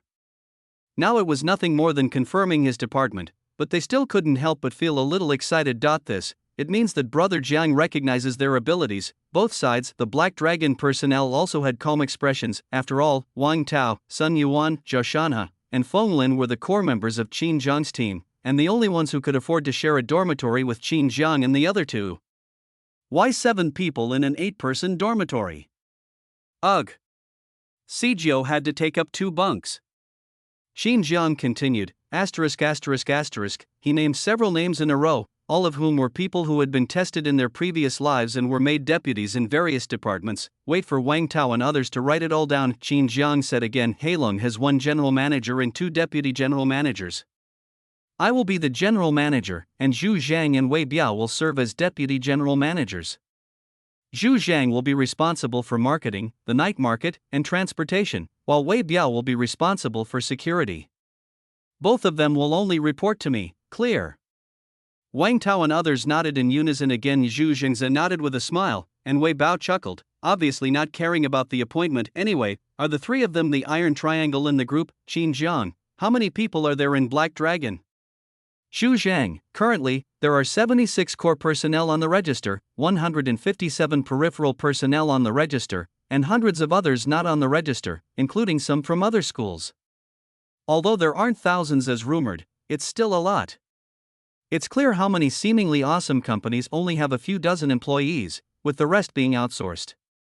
All registered employees at Heilong are paid by Heilong. Qin Jiang nodded and said, you can divide these people among your departments and let each department work together. Wang Tao and others have all been in charge of a department for some time and know the approximate manpower needs of their respective departments, and in this way, their respective managers can also confirm the details and there will not be as much confusion as before. At the same time, the status of the 5 of them is completely stable. After all, each of them has a group of younger brothers under his command. Qin Jiang continued, the Ministry of Transportation will purchase the transport vehicles tomorrow. Zhang will approve the purchase and the financial allocation will be made. The marketing department is expanding the forum. If you need anything, you can apply directly to Zhang. There's no upper limit on the financial allocation. Each department is divided into detailed groups, with department managers nominating personnel and submitting reports for approval. From now on, if an employee in each department makes an outstanding contribution, the team leader will apply for a reward, and the manager will approve it. If a team leader makes a contribution, the manager will apply for a reward, and Zhu Zhang will approve it. Bonuses and benefits are distributed quarterly based on departmental development, labor performance, and other factors. Any peripheral personnel who have made outstanding contributions can become core personnel if they are recommended by team leaders or above and complete the assessment. The official numbering is tentatively set as 108. I will be the first, Zhu Zhang, 2, 49, 3, and so on. 36 will be appointed first, and the remaining 72 will be competed for by core employees. At last, Qin Jiang looked at Zhu Zhang and said, Zhang, go apply for the company logo, Black Dragon from the River. And by the way, apply for all 9 sub-trademarks, Xianyao, Yazi, Chaofeng, Puleo, Swanee, Bishi, Bayan, Fushi, and Chiwen. Chapter 120. The enemy Buckingham and the murderer were sent to Qin Jiang. Good. Zhu Zhang nodded, not quite understanding, although he didn't know the purpose of registering so many icon brands. Since Brother Jiang wanted to do it, he just did it. Anyway, it's definitely right to listen to Brother Jiang. He, who loves to use his brain, was a little too lazy to use his brain when facing Qin Jiang. In the past, when Qin Jiang had a plan, he would think about whether it was correct and whether he should persuade him. Now, after experiencing a series of events and watching Black Dragon undergo a complete transformation, he only had 7 words left for Qin Jiang: you say it, and it's done. Qin Jiang is clear: the next 10 years will be a decade of internet explosion and economic growth. They will also be a decade of branding. Only independent brands, recognized by people at the first sound of the name, can be considered successful. Until then, the brand effect is of immeasurable value. A dragon has 9 sons, the 9 sub-brands under Heilong are the most relevant. If we don't prepare for it now, someone else may register them first. Soon Qin Jiang made many decisions. There is no way. For a company to develop healthily, there must be fair channels for advancement. As the saying goes, it is not the lack of rewards that is worrying, but the inequality. If people who have made contributions and those who have not received the same reward, then it will naturally cause dissatisfaction over time. Water can carry a boat, but it can also capsize it, a ship. Whether it can reach the other shore quickly depends on the captain and the helmsman.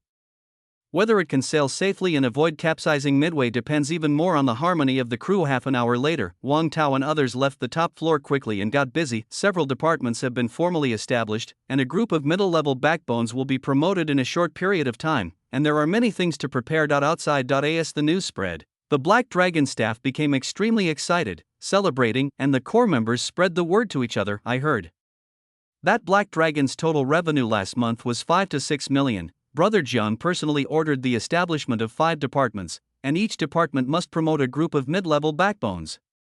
I want to get promoted too. If I'm promoted to team leader, my base salary will increase to 5,000 yuan, and bonuses are extra to external members. Have you heard? Brother Jiang personally ordered the establishment of 5 major gangs. Brother Tao, Brother Monkey, Brother Shanha, and Brother Feng are all appointed as gang leaders. He is also promoting a group of helmsmen.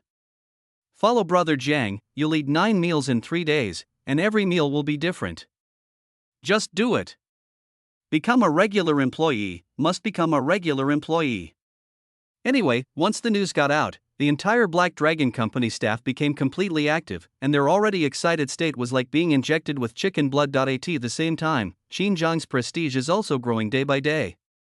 Everyone knows that Heilong can be what he is today thanks to Qin Jiang, and only by hanging out with Brother Jiang can he have a better future. Jingle, the phone on the table rang. Qin Jiang picked up the phone, answered it, leaned back on the sofa and said calmly, I've checked everything I asked you to check. The phone was silent for a long time. Bai Meng's voice came from the other side. Qin Jiang, can you please not talk to me in that tone? It makes me sound like your subordinate is reporting to you again. Qin Jiang, okay, tell me. Have you found out, Bai Meng, someone must be targeting your business, but I haven't found out who it is. Qin Jiang, you haven't found out yet? Or are you not going to tell us? Bai Meng, what do you mean? Qin Jiang, nothing. Bai Lu rarely mentioned his father, and never mentioned wanting to go home. On the other end of the phone, Bai Meng's eyes narrowed. I don't understand what you're saying. I'm telling you, there's no way my family would be interested in your business. My father is definitely not a mean person. Your case may seem inconclusive on the surface, but the real target behind it is probably Buckingham. Buckingham, Qin Jiang looked slightly doubtful. Another familiar name, top entertainment venue, underground casino, and Zhou Brothers business. He remembered that the Zhou Brothers' prosperity quickly declined and they were caught by the law in 2012. Zhou Shang was shot during the arrest, Zhou Hua was arrested, and the group collapsed. In his previous life, Qin Jiang had only met the other party once and they had no connection. When he really rose to prominence, the other party had already died, so naturally there was no competition for interests. In this life, he developed ahead of time and went into business, and it was the night market. He had absolutely nothing to do with the other party, so why would the other party want to mess with him? Wait, money laundering? Night market.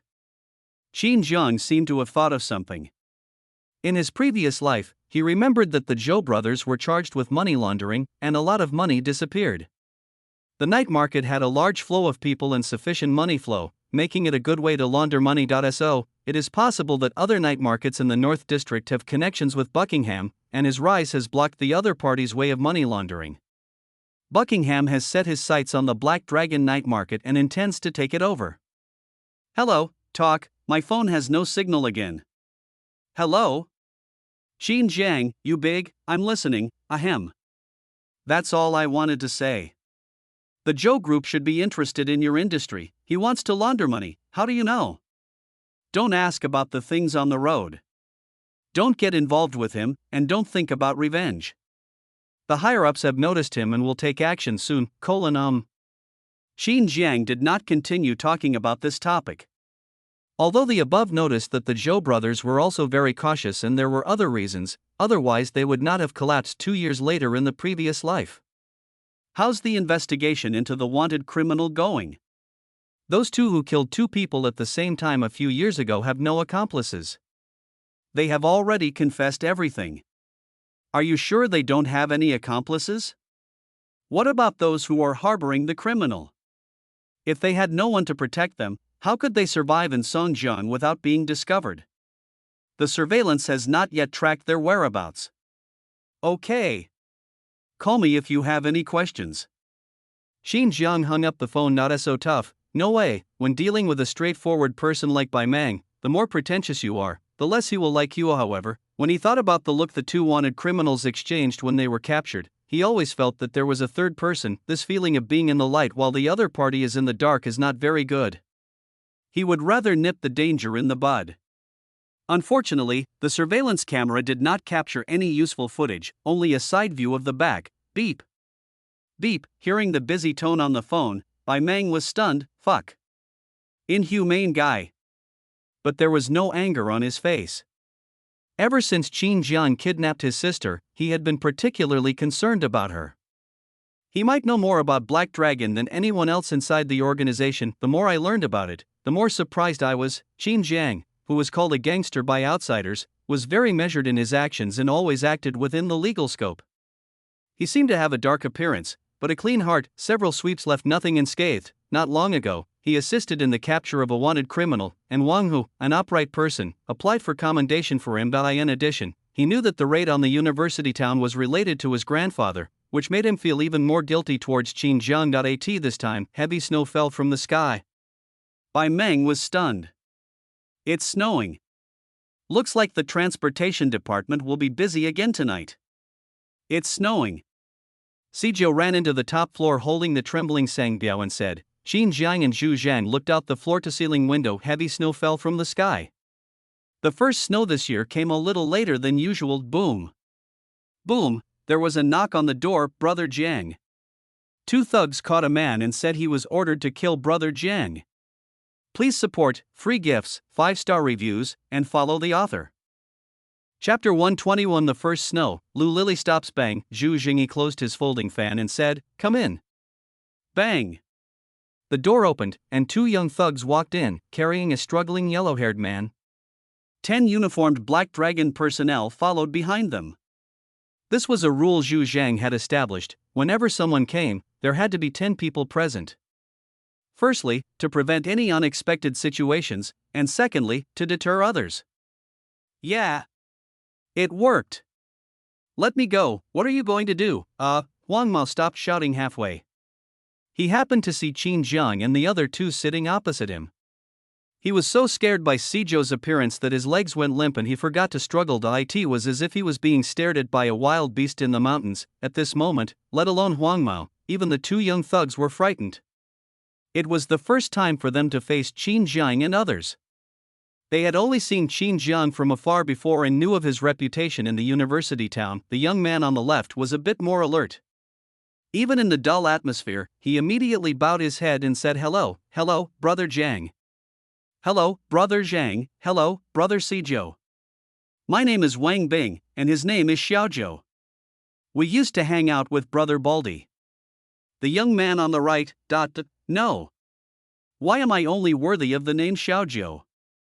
You can have a complete name, so what? Playing tricks with my brothers are connected with you in heart, and you use your brain with your brothers, but in this situation he didn't dare to say anything. He knew he was not good at speaking and could only nod. Qin Jiang and the other two showed no change in expression when they heard Wang Bing's words. It was obvious that the two were thugs from the university town and might have followed Air Tuzi before, but the mopping up operation forced Air Tuzi to leave the university town, and these thugs dispersed. Now that there is no room for gangsters in the university town, life is very difficult for these gangsters. Not to mention being as loud as before, they may even have difficulty in going online and charging their membership cards. The number of gangsters in university towns like this is decreasing at a visible rate. Some are returning to normal, while others are leaving to find a way out. Most of them choose to work hard to make money. Wang Bing continued. This guy, Huang Mao, invited us to dinner today.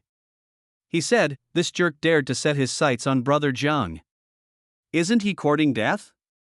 Who is Brother Jiang? He was this guy in Song Jiang, giving a thumbs up. In my heart, I admire him like a surging river. When I heard he was targeting Brother Jiang, I decided to catch him even at the risk of my life and bring him. He quickly recounted what Huang Mao had said, and exaggerated the two incidents of arresting and deceiving Huang Mao, making them sound very serious, as if they were taking a great risk. Finished. Don't forget to give the yellow-haired guy a hard kick. Huang Mao, ouch. The young man Xiaozhou on the right also nodded immediately, me too, and then kicked him again. Seeing this, Wang Bing stepped forward again. Xiaozhou followed immediately. Tripod, for legs, the two of them immediately circled and kicked Huang Mao, kicking him hard. Afraid that Qin Jiang and the other two would not see it in a way, the two of them had no way out at all. Ever since their eldest brother Air Tuzi left, they had been living from hand to mouth in the university town. With no other options, the next step was to go out and find a job. But with their education and tattoos all over their bodies, what good jobs could they find? Serve dishes, washing dishes, enter the factory, damn it. No tattoos allowed to enter the factory. Besides, who would be willing to do this kind of work when they're all young and full of energy? So, if there's a chance to curry favor with Qin Jiang, they'll do it without hesitation. Not to mention getting promoted directly through meritorious service. Just getting a connection with Qin Jiang and becoming a Black Dragon peripheral member is the guaranteed monthly income, over 1,000 yuan. Is it too little? Quite a lot. Many undergraduate graduates can get about the same salary as an intern. Not to mention Halong has other benefits. The most important thing, professional matching, isn't it? It hurts, stop kicking me, you're kicking my waist. The yellow-haired man rolled on the ground after being kicked, grimacing in pain, and he was sober as to be unable to wake up again. At this time, there was another knock on the door. Dong. Dong. Brother Jiang. It's snowing. A lot of students want to go out and have a snowball fight or something. I'd like to ask for your opinion. Qin Jiang nodded as Zhu Zhang shouted. Brother Jiang agreed. At the same time, in the study room, dozens of students were studying, some pretending to read, some daydreaming, and all of them were there. It was all because of the cold and frosty Lu Lily who was sitting there. She did not allow students to skip self-study, and would not even give leave to students if they were unwell. Report, I need to go to the bathroom. A student raised his hand and said, Lu Lily, no. Hold it in. Student, I can't hold it in. Lu Lily, scientifically proven, large ones can hold their penis for 12 hours, and small ones can hold it for 6 hours. Why? Are you not human, or are you beyond science and can't hold it? Student, the student who endured until the get out of class was over rushed outside, and the other students also quickly prepared to leave. Fuck, it's snowing. Someone exclaimed. All the students were instantly excited. Snow. The first snow, in particular, was of great significance to students from the north. A student said, "It's snowing so heavily. It would be a shame not to have a snowball fight," but, after these words were spoken, many students seemed to have a look of dejection on their faces. Seeing this, Lou Lily was extremely proud. She thought these students were afraid that she would not allow them to do so. She loved watching students being unable to get what they wanted and controlling their feelings, which gave her a great sense of accomplishment. She said, "Stop watching. No snowball fights allowed." But the students ignored him. One student said, "I see Zhang's car is downstairs, so he must be upstairs. He likes quiet times, but his snowball fights are so noisy, I'm afraid." Some students were unwilling to give up. "How about asking?" a student asked. "Who will ask?" a student said. "My cousin is a member of the Black Dragon. I'll ask him to ask. We have to fight the first snow." Soon he rushed out to find his cousin. Lou Lily was almost furious listening to the students' conversation.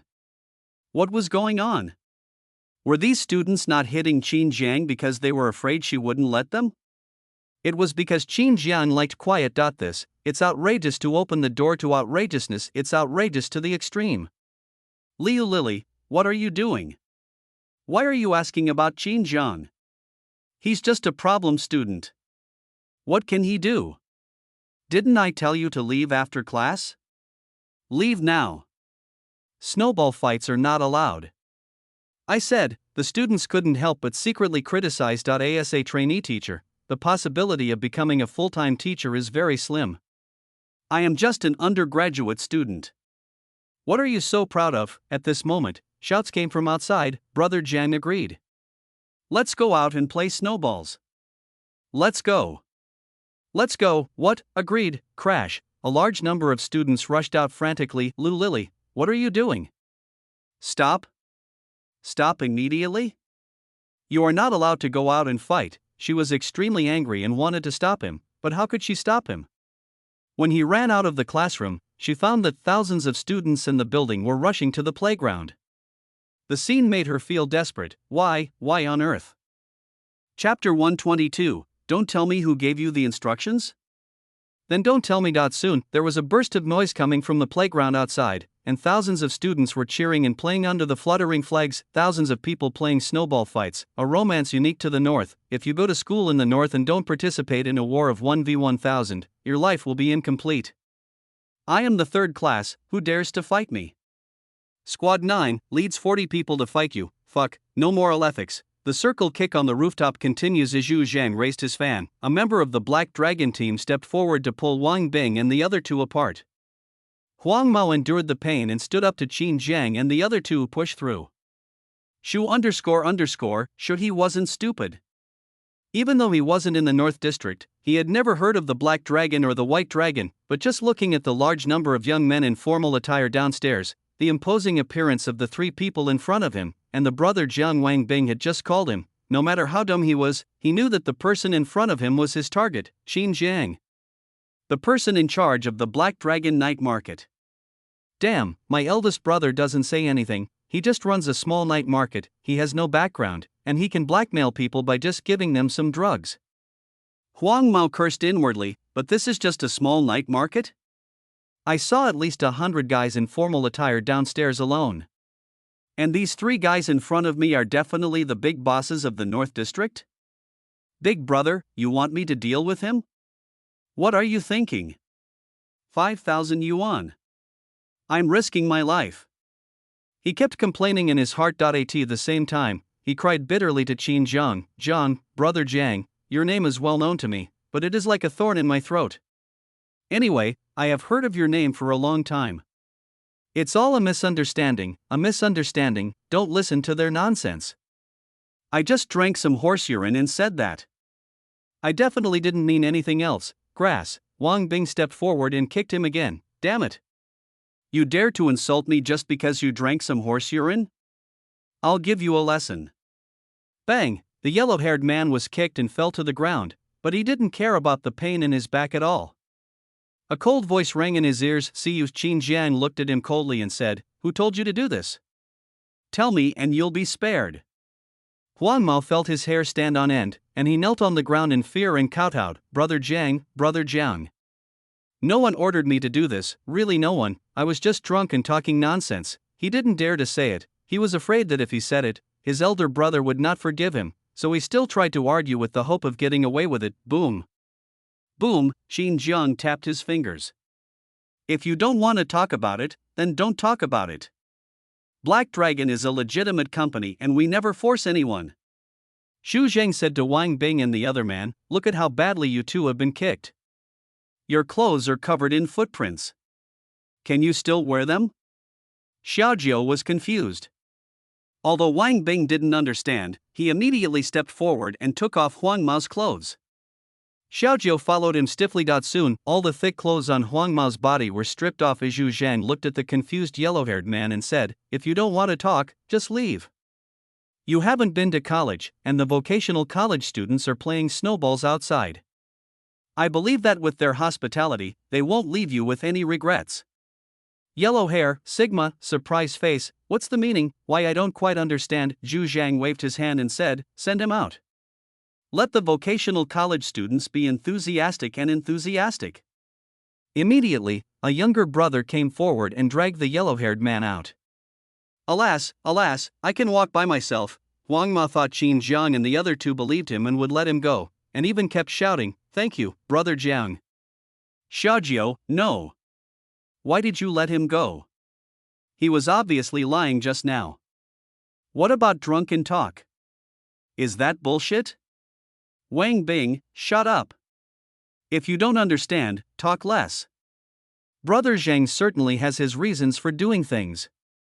Some things you can't just watch, you have to rely on understanding. But looking at his confused eyes, it was clear that he definitely didn't know what was going on. Xiaojiu, equal smiley face no? What happened to you today? Are you taking medicine? Why do you sound so profound? Why do I feel like you are the only one pretending to be awesome? Sudden Xiaojiu heard screams coming from outside. This is Huang Mao's voice. They came to the floor-to-ceiling window and looked down in amazement, seeing that Huang Mao was being surrounded and beaten by a large number of vocational college students. To be precise, use snowballs. Certainly, very few snowballs are only a few billion in size. Below, Huang Mao was a little excited when he was dragged out of the Black Dragon Company, but as soon as he came out, he saw many vocational college students outside staring at him with unfriendly eyes. Hello? Hello? Ouch. He just raised his hand to say hello when a snowball came towards him and hit him directly in the face. The snowball exploded in his face, the snow water flowed down his cheeks, cold. Bitingly cold, the cold wind made Huang Mao shiver, and the stimulation from the snowball just now made his body tremble slightly, and he had a bad feeling. A college student across the street said, at class. They're having a snowball fight. No. Huang Mao was about to refuse, but it was too late. Dozens of snowballs were thrown at him like a blanket. Not good. Huang Mao tried to run away to avoid the snowballs, but many of the dense snowballs still hit him. It didn't hurt that much, but it was really cold. Next, Huang Mao ran madly, with dozens of people chasing him with snowballs. During this time, Huang Mao tried to run out of the school many times, but a large number of students always blocked his way. I don't play snowball fights, I don't play, all of you get out of the way. I'm leaving. I'm not from your school. Get out of my way, I'm getting anxious, I'm really getting anxious. Huang Mao kept roaring, there was no way he could do that.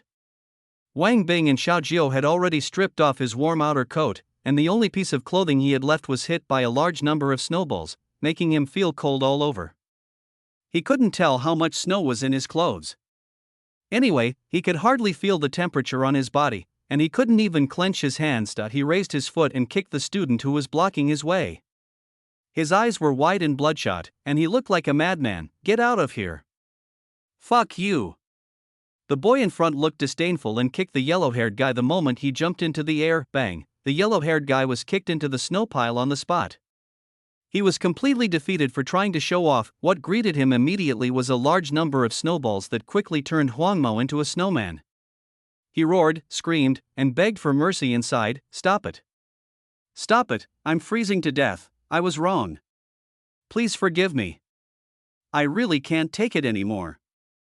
I can't feel the temperature of my hands and feet, I said. Tell Brother Jiang I'll tell you everything. Top floor at Qin Jiang and the other two looked at the scene below with calm expressions, while Wang Bing and Xiao Jiao were trembling with fear. Black Dragon staff member said from behind, according to Article 13 of Chinese law, gang assembling to assault others is a crime. However, playing snowballs in the north doesn't count as gang assembling to assault others, and snowballs aren't considered weapons. Black Dragon Officer B. The Black Dragon officers didn't attack him since he came in, and we didn't take his clothes off. Everything legal, compliant, and reasonable.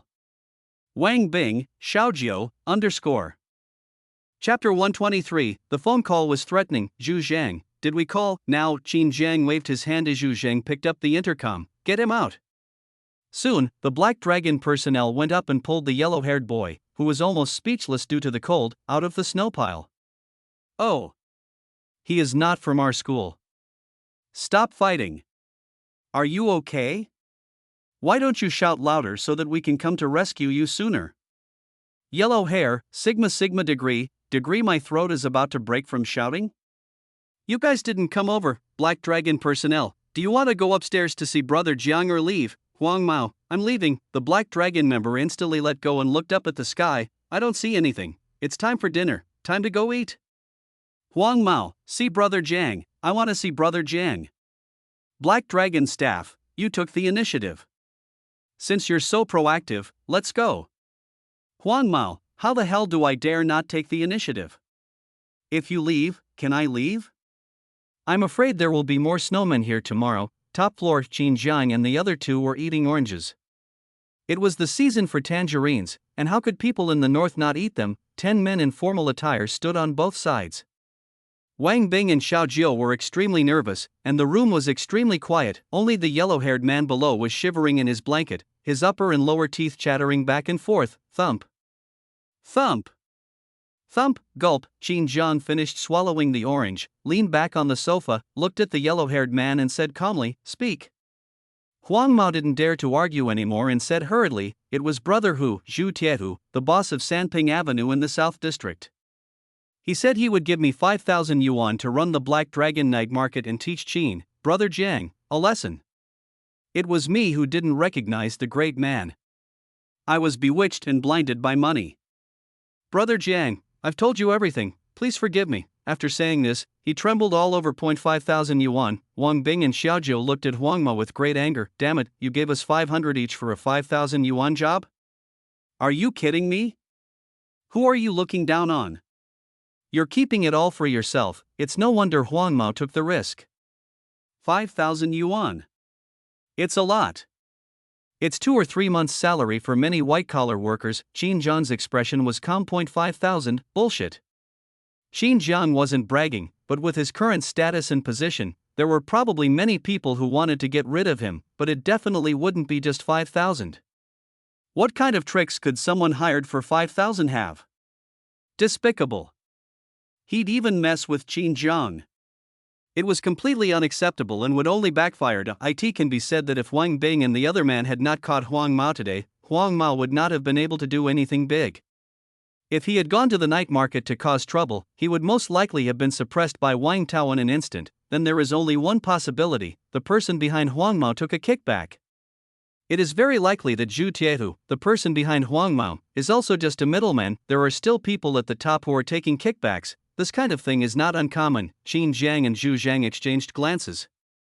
Zhu Zhang nodded, apparently having guessed the general situation. He slowly stood up and squatted in front of the yellow-haired man. He took out his cell phone and said calmly, "Zhu Tiehu's phone number." Huang Mao, I don't have a Tiger Brother account. Zhu Zhang, show him away. Huang Mao, 1504****. Zhu Zhang, talk to him, use your own tone and figure it out yourself. I need his name, him hiring you to run the Black Dragon night market, and Brother John's situation to appear in the call. And pretending to know there's someone behind him. If you do well, I promise that everyone at Black Dragon will not make things difficult for you and will ensure that you leave the vocational university safely. Yellow hair, he obviously guessed that Zhu was asking him to betray Zhu Tiehu, and maybe he would take the recording to find Zhu Tiehu to ask for an explanation. What will be the consequences for him then? Will Brother Hu kill him? Zhu Zhang smiled and said, show him off. Huang Mao, I'll fight. But this time Zhu Zhang didn't wave his hand and his two younger brothers once again forced Huang Mao out of the Black Dragon Company. Well, this time Huang Mao was very smart and ran madly towards the school gate as soon as he got out. The result was also very good. There was another lifelike snowman on the playground. 10 minutes later, the Black Dragon personnel dragged Huang Mao out, but Huang Mao didn't even need the Black Dragon personnel to lead the way and ran madly towards the Black Dragon Company. Go up to the third floor in one breath. It's not hard at all. As soon as he entered the room, he nodded frantically to Qin Jiang and the other two. Beat. After more than 10 minutes of rest, Huang Mao calmed down, gritted his teeth and dialed the phone directly. Hello, is this Zhu Tiehu, Brother Tiger? I'm Huang Mao. My phone is broken, can I borrow it from a friend? We're about to start, but Qin Jiang has a lot of influence in the university town. You want me to take over his Black Dragon night market and poison it? 5,000 yuan is a bit too little, isn't it? Huang Mao. Are you crazy? You dare to bargain with me? It's only 5,000 yuan. Do it or not. Zhu Tiehu, I won't do this job unless you pay me more. I heard you're also a middleman and you earn more than me. You're the one who called Zhu Tiehu. I'm acting as a middleman and I need you to take care of me. Huang Mao, where the hell are you? Tell me where you are, or I won't loosen your muscles today. Bang! Zhu Zhang hung up the phone. Gulp. Huang Mao swallowed his saliva. Brother Zhang. Big brother, he didn't remember Sizhou's name, so he could only call him based on his size. I'm done with the call. Can I leave now? He was very anxious because he knew that he had offended Brother Hu by trying to get information over the phone. Once this group of people confronted Brother Hu would know that he had betrayed him and would naturally not forgive him. He just wanted to leave the vocational college as soon as possible, or even leave Songjiang and go back to his hometown to hide for a while. Qin Jiang, of course we can go. Huang Mao's face lit up with joy. Thank you, Brother Jiang, thank you, Brother Jiang, I will definitely repay you with gratitude. After saying that, he turned around and was about to leave, but as soon as he turned around, he froze in place and saw two security guards blocking the door behind him. It was Lu Yong leading the team. What's going on? Zhu Zhang stepped forward and said, he was instructed to poison the Black Dragon night market. He was trying to assassinate Black Dragon's general manager, Qin Jiang. This is the recording of his confession. And the recording of the phone call he just made with the person behind him. After saying that, he handed the phone that had just recorded the video to Lu Yong. Equal smiley face. He received a call from Heilong saying that someone had broken the law and asked them to come and handle it, but he didn't expect that the case was almost handled. He had already given his confession. He even got the recording evidence of the person behind the scenes, but when he saw the yellow-haired man, his face froze and he looked at Zhu Zhang again. Zhu Zhang shook his head. I didn't use any violence on him. He got this way during the snowball fight. If you need anything, we can provide surveillance footage as evidence. He asked Huang Mao, you tell me yourself, did we hit you? The yellow-haired boy shuddered, No. I made it while playing snowballs. Snowball fight. Lu Yong was completely confused, but it is clear that although Qin Jiang and others may have some dishonorable means, they should be legal and reasonable. So, there is no need to say anything more. Chapter 124. Ling Yinji, Brother Jiang will pay for tonight's consumption. Lu Yong waved his hand, and the people next to him stepped forward and handcuffed the yellow-haired man who was still in a daze. Yellow hair, oh winky face. No, will you let me leave the campus safely if I don't tell you what I said? Wait, even if they were arrested, they could still leave the campus safely? What's going on? Are you playing word games with me? Could he resist? No. He had just laid out all the evidence. Could he retaliate? No. Let's not even talk about whether he dared to retaliate. Even if he did, how would he retaliate? Say Zhu Zhang beat him? Who did it? Did the students outside? The murder weapon has completely melted away. Moreover, Huang Mao thought that he had offended Brother Hu and Brother Jiang, so maybe it would be safer in there. Take away. Lu Yong shouted to have the yellow-haired man pushed away, and said to Qin Jiang, don't worry, we will quickly investigate the facts and find the mastermind behind this. It's a serious crime to hire someone to commit a crime. Qin Jiang nodded. He believed that Lu Yong could find the murderer quickly. The fact that the murderer was constantly being passed around by middlemen proved that the person who wanted to get him had no legitimate channels. The mastermind, he is just a newbie and he doesn't bother to pay attention to him, Wang Bing said cautiously. Zhu Zhang, you two will be on the transportation team for a few days, and report to the transportation department tomorrow. Thank you, Brother Jiang, Brother Zhang. Brother Sijio. The two brothers left happily. If you hang out with Huang Mao, you can earn 500 yuan and risk your life. If you hang out with He Long, you can make money every month and save face. It's a good bet.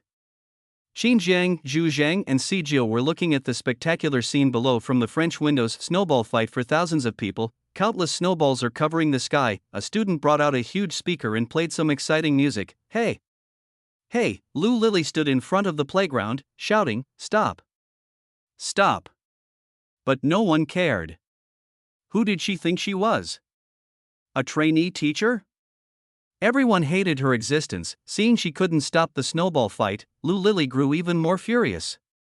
She looked up in the direction of Black Dragon and saw Qin Jiang and the other two standing in front of the French window. Their eyes were filled with anger and hatred. This moment, Qin Jiang became the outlet for her anger. What made her even more furious was that she had no way to deal with Qin Jiang, a prominent figure in the school. Principal Wu treated him like his own son. He had won countless awards, and he was also the president of the student union. Everything was managed by the executive vice president. Anyway, she cannot pose any threat to Qin Jiang at the vocational college, and she cannot even interfere with his studies. She was angry and a little lonely at the same time. It seemed that the gap between her and the other party was getting farther and farther, like a mountain that was getting taller and taller, and she could only look up to it. Suddenly her body trembled and she noticed something. Her eyes focused on the French window on the third floor. Qin Jiang looked at him and made a cutting neck gesture. At the same time, Zhu Zhang picked up the intercom and said, "Go up." Lu Lily, equal smiley face. What does that mean? Why does it feel so bad? Oops. Bang, a snowball hit her in the face, causing her already weak body to almost fall. Who? I'm learning.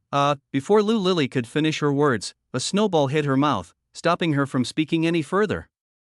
Then, snowballs came flying at her like crazy. Lu Lily got up and ran away. Countless people followed closely behind. How could students miss such a good opportunity for revenge in a fair and just way? The situation is as follows: Omega and Omega, O is identical to Omega and Omega, O equals. Lu Lily, stop chasing me. It was more than 10 minutes later that Lu Lily ran out of the encirclement and returned to the dormitory shivering to take a hot shower. Qin Jiang looked at the direction Lu Lily left and said, "Let's find a chance to nip this trouble in the bud." People like Lu Lily are purely selfish villains. You never know when you offend her, but you must know that if you offend her, you must suppress it as soon as possible, otherwise it may become a time bomb at any time. Of course, a society ruled by law cannot be suppressed by force. What is most important in today's society? The brain. Zhu Zhang understood. Qin Jiang, let's go down to see the first snow in Sanjiang and have dinner. Qin Jiang, Zhu Zhang, and Sijio then went downstairs, followed closely by 10 underlings in formal attire. All the Black Dragon staff were downstairs. After all, who wouldn't come out to see Sanjiang's first snow? Bai Lu was even building a snowman downstairs. This apparently ugly snowman made her very happy. My snowman is so beautiful. Look at this nose, these eyes, and Brother Zhang's. Not quite the same. She was halfway through her words when she noticed Qin Jiang and the other two coming down and immediately swallowed her words back. Qin Jiang ignored her. Bai Lu looked like a little gangster, but her inner self was quite the opposite. He didn't understand why she had to be treated like one, but he believed it was best not to interfere. Besides, Bai Lu, who was so carefree and always called her mom, was more popular. Was she wearing a mask? But a mask would be hard to remove after wearing it for so long. Qin Jiang, Zhu Zhang, and Sijio walked towards the playground in the heavy snow, with more and more Black Dragon personnel following behind them. 20 people, 50 people, soon, hundreds of Black Dragon members followed Qin Jiang and continued to advance forward in a black mass. The snowball fight on the playground was almost over, and Qin Jiang's appearance made everyone stop a while. Everyone involuntarily made way, and many people subconsciously followed the Black Dragon personnel, thus forming a scene where Qin Jiang and his two companions were in front and thousands of people were behind. Scene, words cannot describe it. A huge snowball suddenly appeared in front of them. It was as tall as a person and was pushed out little by many students. The inside has been slapped many times and is very firm. Even pushing it now requires one or two people to work together. The snowball was right in front of Qin Jiang as he walked in the straight line. Do you want to take a detour? Of course not. How could Qin Jiang's path in this life be a detour? Even if the road ahead was bumpy, so what? Crunch, crunch. Qin Jiang listened to the countless footsteps on the snow from behind, and he shouted with a heroic spirit, "For 9. Trample! Trample! Trample!" Sijio leaped in front of Qin Jiang and took 2 quick steps forward. He leaned sideways and pressed forward, exerting force with his feet. He slammed into the stone like snowball, like a brown bear hitting a tree. "Open it, for me!" Boom! The huge snowball exploded on the spot as if it was hit by a truck, and countless snowflakes flew everywhere and merged into the heavy snow. Trample! Trample! Qin Jiang stepped on the broken snowball and continued to move forward. "Brother, support me in my lofty ambitions, and let's climb the mountain together through the snow. Even if it's not my destiny, who dares to stop me from ascending Kunlun?" Ha ha ha! Zhu Zhang and Sijio also laughed. Ha ha ha! At this moment, in the eyes of many Black Dragon employees and other people in the rear, Qin Jiang and the other two seemed to have turned into 3 giants walking on the snow and moving forward bravely. 10 minutes later. Canteen. The students consumed a lot of energy after the snowball fight, and the cafeteria had already brought out the ingredients and was ready to serve the meal. Just as the administrator was about to start the meal, there was a commotion at the door. Qin Jiang and the other two led a large number of Black Dragon personnel in, quieting the already noisy scene. Qin Jiang waved his hand, and Wang Tao shouted, "Brother Jiang will pay for all the food tonight. Let's go!" Chapter 125, Rectifying the Canteen, Killing 2 birds with 1 stone. While the cafeteria was in an uproar, with countless people shouting, "Brother Jiang is awesome! Brother Jiang is awesome!" A meal may not be a big deal for students, but it is definitely enough to create an atmosphere in this situation. Moreover, Qin Jiang's move also shows his friendliness towards his classmates. Soon everyone lined up in a long queue to get their food. There was a dining area where no students were queuing, as everyone subconsciously left it for the Black Dragon staff to queue up for their meals. Normally there will be no special treatment, and the Black Dragon personnel will not ask for it. After all, Zhu Jingli has set the rules, but today was different. It was reasonable for Qin Jiang to pay for the entire meal and for the people from Heilong to get their meals at a separate dining hall. Even though the teachers didn't say anything while queuing for meals, they knew that Qin Jiang had a different status in the school. The principal had just commended him. Moreover, for those of them who had left school and entered society, they knew even better what a CEO of a company with an annual turnover of over 100 million represented. Wang Tao and his men filled several plates with food and brought them to Qin Jiang, Zhu Zhang, and Sijio. The food is nothing special, they are all home-cooked dishes. The taste was just average, but it was good enough for students who were not too picky. Only Qin Jiang fell into deep thought as he looked at the dishes and watched other students dining. Vocational University's 3 famous dishes: bean stew with beans, pork rib stew with beans, stir-fried meat made from chicken breast, eggs and persimmons. It counts as a meat dish, and new cuisines appear from time to time, such as after the Mid-Autumn Festival, chili fried mooncakes, pumpkin kiwi fried watermelon with meat, dragon fruit fried dumplings. Anyway, the food can make students feel dizzy and say, "See the world." Many students complain about the cafeteria. Thin porridge can be used for bathing, and dry porridge can be used for hunting birds. Some food is wasted the moment it comes out of the pot. Of course, the bad taste of the cafeteria is not unique to vocational colleges, but is a common phenomenon in university towns. Basically, there are very few university cafeterias that taste good. Well, they're all doing their own thing. The canteen manager, or the contractor, doesn't care if the food tastes good or not. Anyway, people have to come and eat, right? Qin Jiang said calmly. "Send the canteen manager over." Wang Tao got up and went to look for it. 10 minutes later. A middle-aged man walked over with a smile, looked at Qin Jiangli from a distance and extended his hand. "Hey, Mr. Qin. I've heard a lot about you." Qin Jiang didn't extend his hand to shake his hand, but pointed to the cafeteria. "You're in charge." "Canteen manager, yes. I contracted it." Then he looked at Qin Jiang's table and saw that the dishes were barely touched. He guessed something and came forward and whispered to Boss Qin. "Why are you eating here? Let's go to the 2nd floor. There are private rooms. The school's senior leaders all eat there. From now on, President Qin will also eat there." Then he said to the young man accompanying him, "From now on, President Qin and these other CEOs can all eat there for free." The young man nodded, "I understand." Special meal. Qin Jiang had no expression of surprise. This kind of unspoken rule had long been commonplace. It couldn't even be called an unspoken rule. Every canteen had its own special kitchen. This situation would not be eradicated even after 10 years, let alone now. Qin Jiang didn't respond but pointed at the cafeteria and said, "Starting tomorrow, the cafeteria will be reformed. If the chef's skills aren't up to par, ask them to learn. If they can't learn well, ask them to leave. Stop using random ingredients. I want to see the results of this reform within a week." As soon as these words came out, the canteen manager's expression darkened, as Qin Jiang's words were simply orders. "Why, who do you think you are, a night market manager? A night market owner with hundreds of millions in sales? What does that have to do with my cafeteria? Do you really think you are a dish?" His vocational university cafeteria also has a turnover of tens of millions, and it is guaranteed to make money regardless of drought or flood. How can it be worse than Qin Jiang's newly popular night market? Who knows, one day the other party may lose its glory. Thinking of this, the canteen manager's smile faded. He looked at Qin Jiang and said, "Boss Qin, who are you to give me orders? The cafeteria is under the management of the vocational college. And they have signed a separate operating contract. Which leader of the vocational college are you? The student union president?" He was not afraid of Qin Jiang, at least not within the university. He knew that Principal Wu was behind him, but how could he not have someone behind him? Otherwise, if he had not taken the other party's social background into consideration, he would have started scolding him directly. "What identity?" Qin Jiang looked at the canteen manager and said calmly, "The next canteen manager." "Is that enough? I heard that your contract will expire after the new year. Since you can't operate it well, why not hand it over to Black Dragon for operation?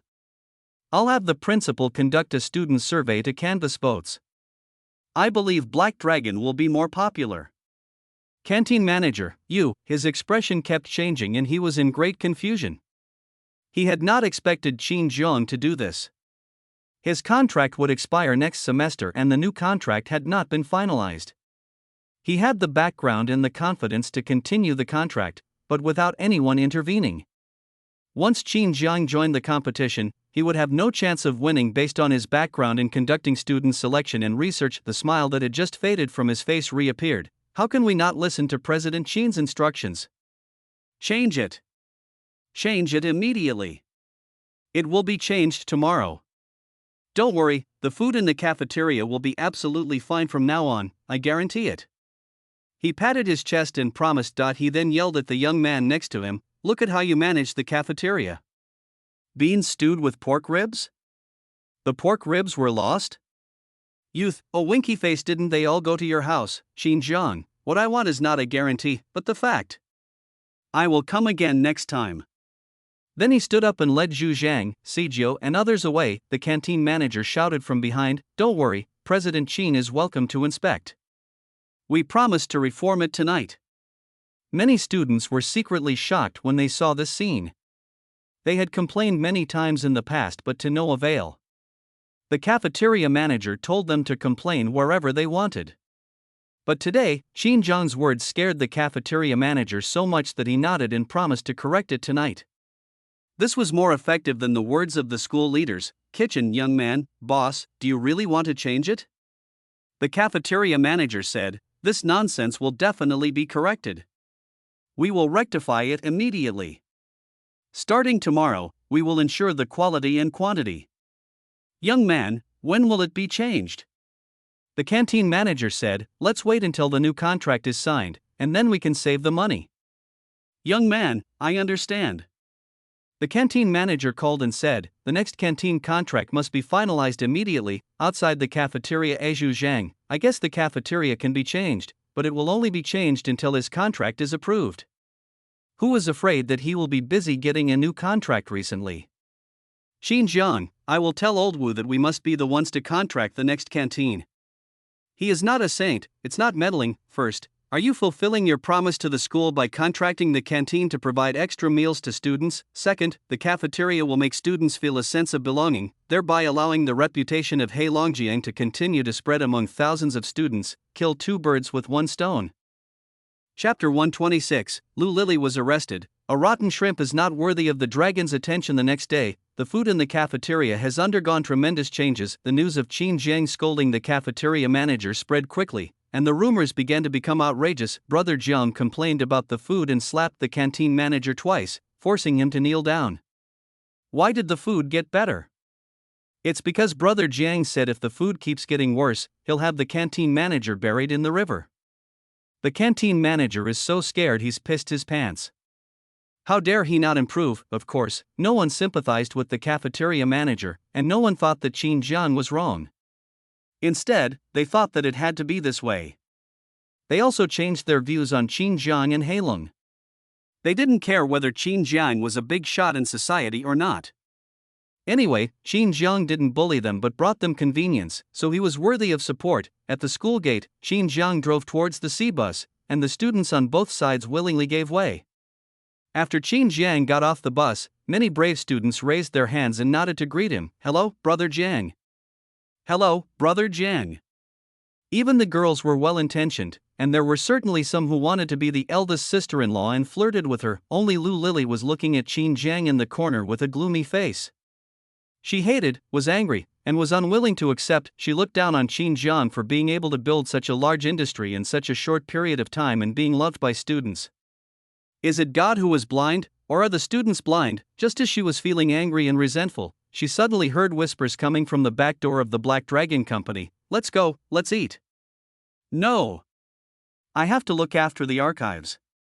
A batch of important contracts just arrived. If we lose them, the company will suffer huge losses. Just lock the door. The lock is broken, the surveillance is broken, I've reported it, and someone won't be able to fix it until tomorrow. What are you afraid of? Who knows if the surveillance is broken? Besides, who dares to touch the Black Dragon head? Yeah, let's go. Two Black Dragon personnel walked out of the back door of the company and headed quickly towards the cafeteria.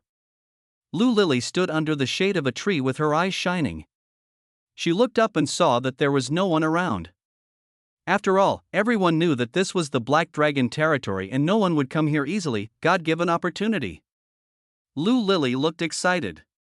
She tiptoed to the back and soon entered the archive room. Sure enough, the door lock was broken. She looked up at the surveillance camera, but couldn't see anything. Luckily, she had just heard with her own ears that the surveillance camera was also broken. Contract. What contract? Lu Lili quickly searched the room and soon found the contract on the desk. She quickly picked up the contract, thought about it and put it back in its place. She took out a lighter from her pocket and was about to light it when her eyes fell on an object on the table, and put the lighter away again. Bang! She picked up the object, magnifying glass. She was seen holding a magnifying glass and focusing it towards the sun on the contract. Soon, wisps of smoke appeared on the contract. After seeing the contract completely burned, Lu Lili quickly wiped the magnifying glass with her clothes and placed it at a certain angle. Just as she was about to leave, she suddenly saw a stack of red banknotes covered by newspaper next to the contract. Money, at least 100,000 yuan. Greed flashed in Lu Lili's eyes. Her family background was not good, even a little poor, otherwise she would not have tried to curry favor with her cousin, nor would she have expected to borrow Lu Yao's influence. 100,000 yuan. With her current salary, she would have to save for 3 or 4 years without eating or drinking. Now it was within her reach. Without hesitation, she quickly took out the money, thought about it and only took 50,000, and put the remaining 50,000 back in its place. Then she pushed the burning contract towards the banknotes. After doing all this, she turned around and ran out. Not long after she ran out, there was a burst of noise from behind. It's on fire, put it out. Hearing this, Lu Lili showed a smug smile on her face. Qin Jiang, dare you offend me, Lu Lili? Humph. Top floor Zhu Zhang came to Qin Jiang and said, Brother Jiang, Lu Lili is more cautious and greedy than we thought. Just take the 50,000. It used to be a bit tricky to get some fake contracts, but now it's so simple and direct. Qin Jiang nodded. Go. He didn't take Lu Lili seriously. If he hadn't decided to take the right path in this life, It would have been too easy for him to deal with the other party. Of course, it's all very relaxing now. I also have to say Zhu Zhang is quite wise, we're doing things legally and rationally now. As for morality? Ha ha. Bullshit, what Qin Jiang adheres to in this life is, put aside personal qualities and enjoy a good life. Bottom line, don't break the law. An hour later, Lu Lili was talking at the podium, and was even telling her students with great pride that the fire at Heilong Company was what it deserved. And just as she was speaking enthusiastically, bang, 2 security guards pushed the door open and came in, looking at Lu Lili and saying, "Lu Lili, you are suspected of arson, theft, and industrial espionage. Please come with us." Lu Lili, what? Impossible? Are you mistaken? If it's not me, do you have evidence to arrest someone? Security guard, of course there is evidence. Your entire criminal process was recorded by the camera. The evidence is irrefutable. Take him away. Lu Lili, oh winky face, no. Isn't that surveillance broken? Didn't they say that the surveillance was broken? No. No. They did it on purpose, damn it. It's Qin Jiang. It was Qin Jiang who deliberately made me commit the crime. It's Qin Jiang. It's all his fault, don't arrest me, you should arrest him. The 2 security guards ignored her shouting and walked up to her, handcuffed her, and took her away. Along the way, Lu Lili kept crying and wailing, "It's all Qin Jiang. Qin Jiang. Didn't you say?" "I didn't. You arrested the wrong person, I was wrong. Please let me go. I'll give the money back to Qin Jiang."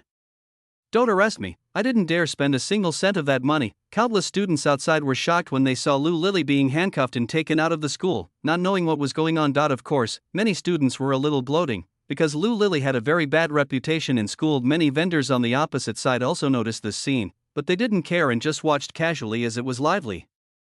But the next moment they were all stunned. "See you," Lu Lili saw Qin Jiang's car driving out of the vocational college. She barely broke free and chased after the car, but was pulled back. She immediately knelt down and cried out heartbreakingly, "Qin Jiang, Qin, Boss Qin, Chairman Qin, I was wrong. I shouldn't have provoked you, anyway, it's all my fault. Please spare me.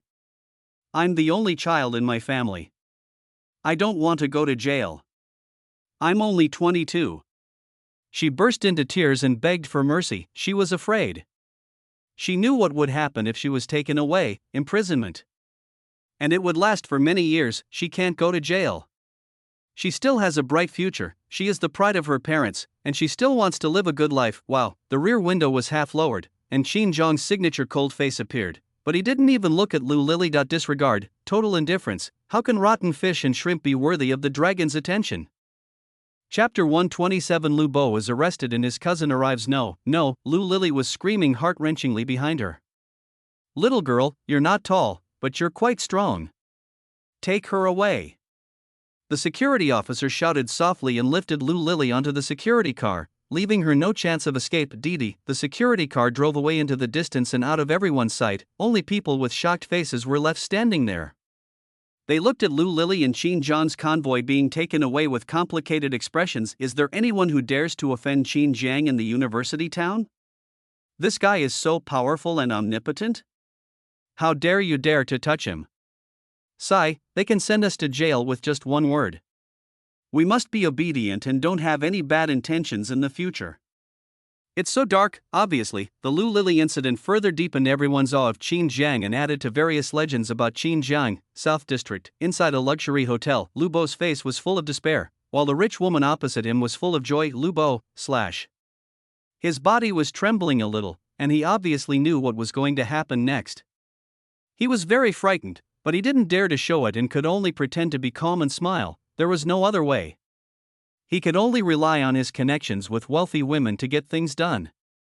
He could only constantly encourage himself. Only those who endure the most hardships can rise to the top. It's just to steal wool. I can do it. Right at this moment, boom. Boom. There was a knock on the hotel room door. Who is it? Lobby manager, here to deliver the wine. Wait. Hey. Who are you? How dare you barge in? Don't move. Security officer. Lu Bo. You're suspected of hiring a killer. What the hell? Someone's trying to silence her. Quickly arrest the murderer. Don't let her succeed. Hold her down, moment. It's a mess in there. A large number of security guards pinned the queen to the ground, and she struggled wildly and screamed. At the same time, security guards came forward to untie Lu Bo and protect him. Half an hour later, Lu Bo was taken away and the queen was left behind. Lu Bo explained that he was not silenced. Although COS is a bit perverted, it is within the legal scope and is something that both parties agree on. Lu Bo kept shouting to the woman, "Save me, save me." The woman looked at Lu Bo, who was taken away with a gloomy face. She was so angry that her lungs were about to explode.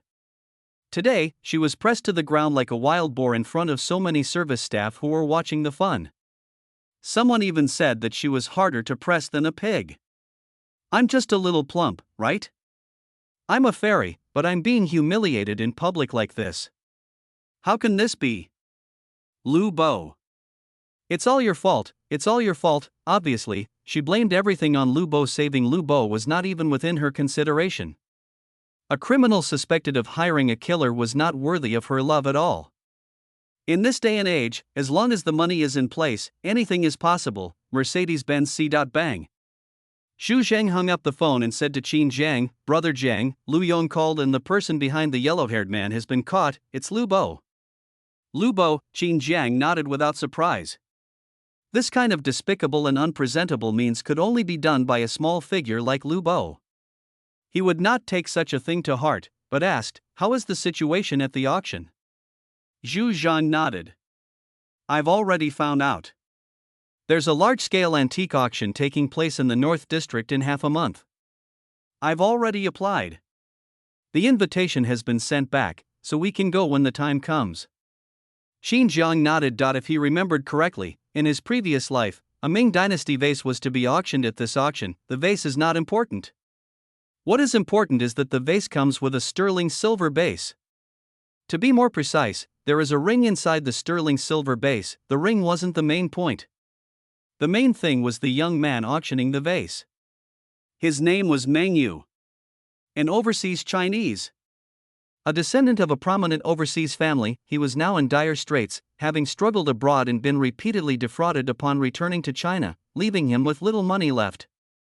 But soon, through some strange twist of fate, he would become the sole legitimate heir to his family and take full control of the domestic business. Certainly, Meng Yu is not particularly important. Reliving a life, Qin Jiang was not someone who rose to prominence by currying favor with others, but if he remembered correctly, Zhou Shang bought the vase at the auction and got to know Meng Yu. It was only because of Meng Yu's help that Huaxing Group was able to remain strong for 2 years despite constant pressure before collapsing. Since Huaxing has already attacked him in this life, he has to fight back no matter what the purpose is.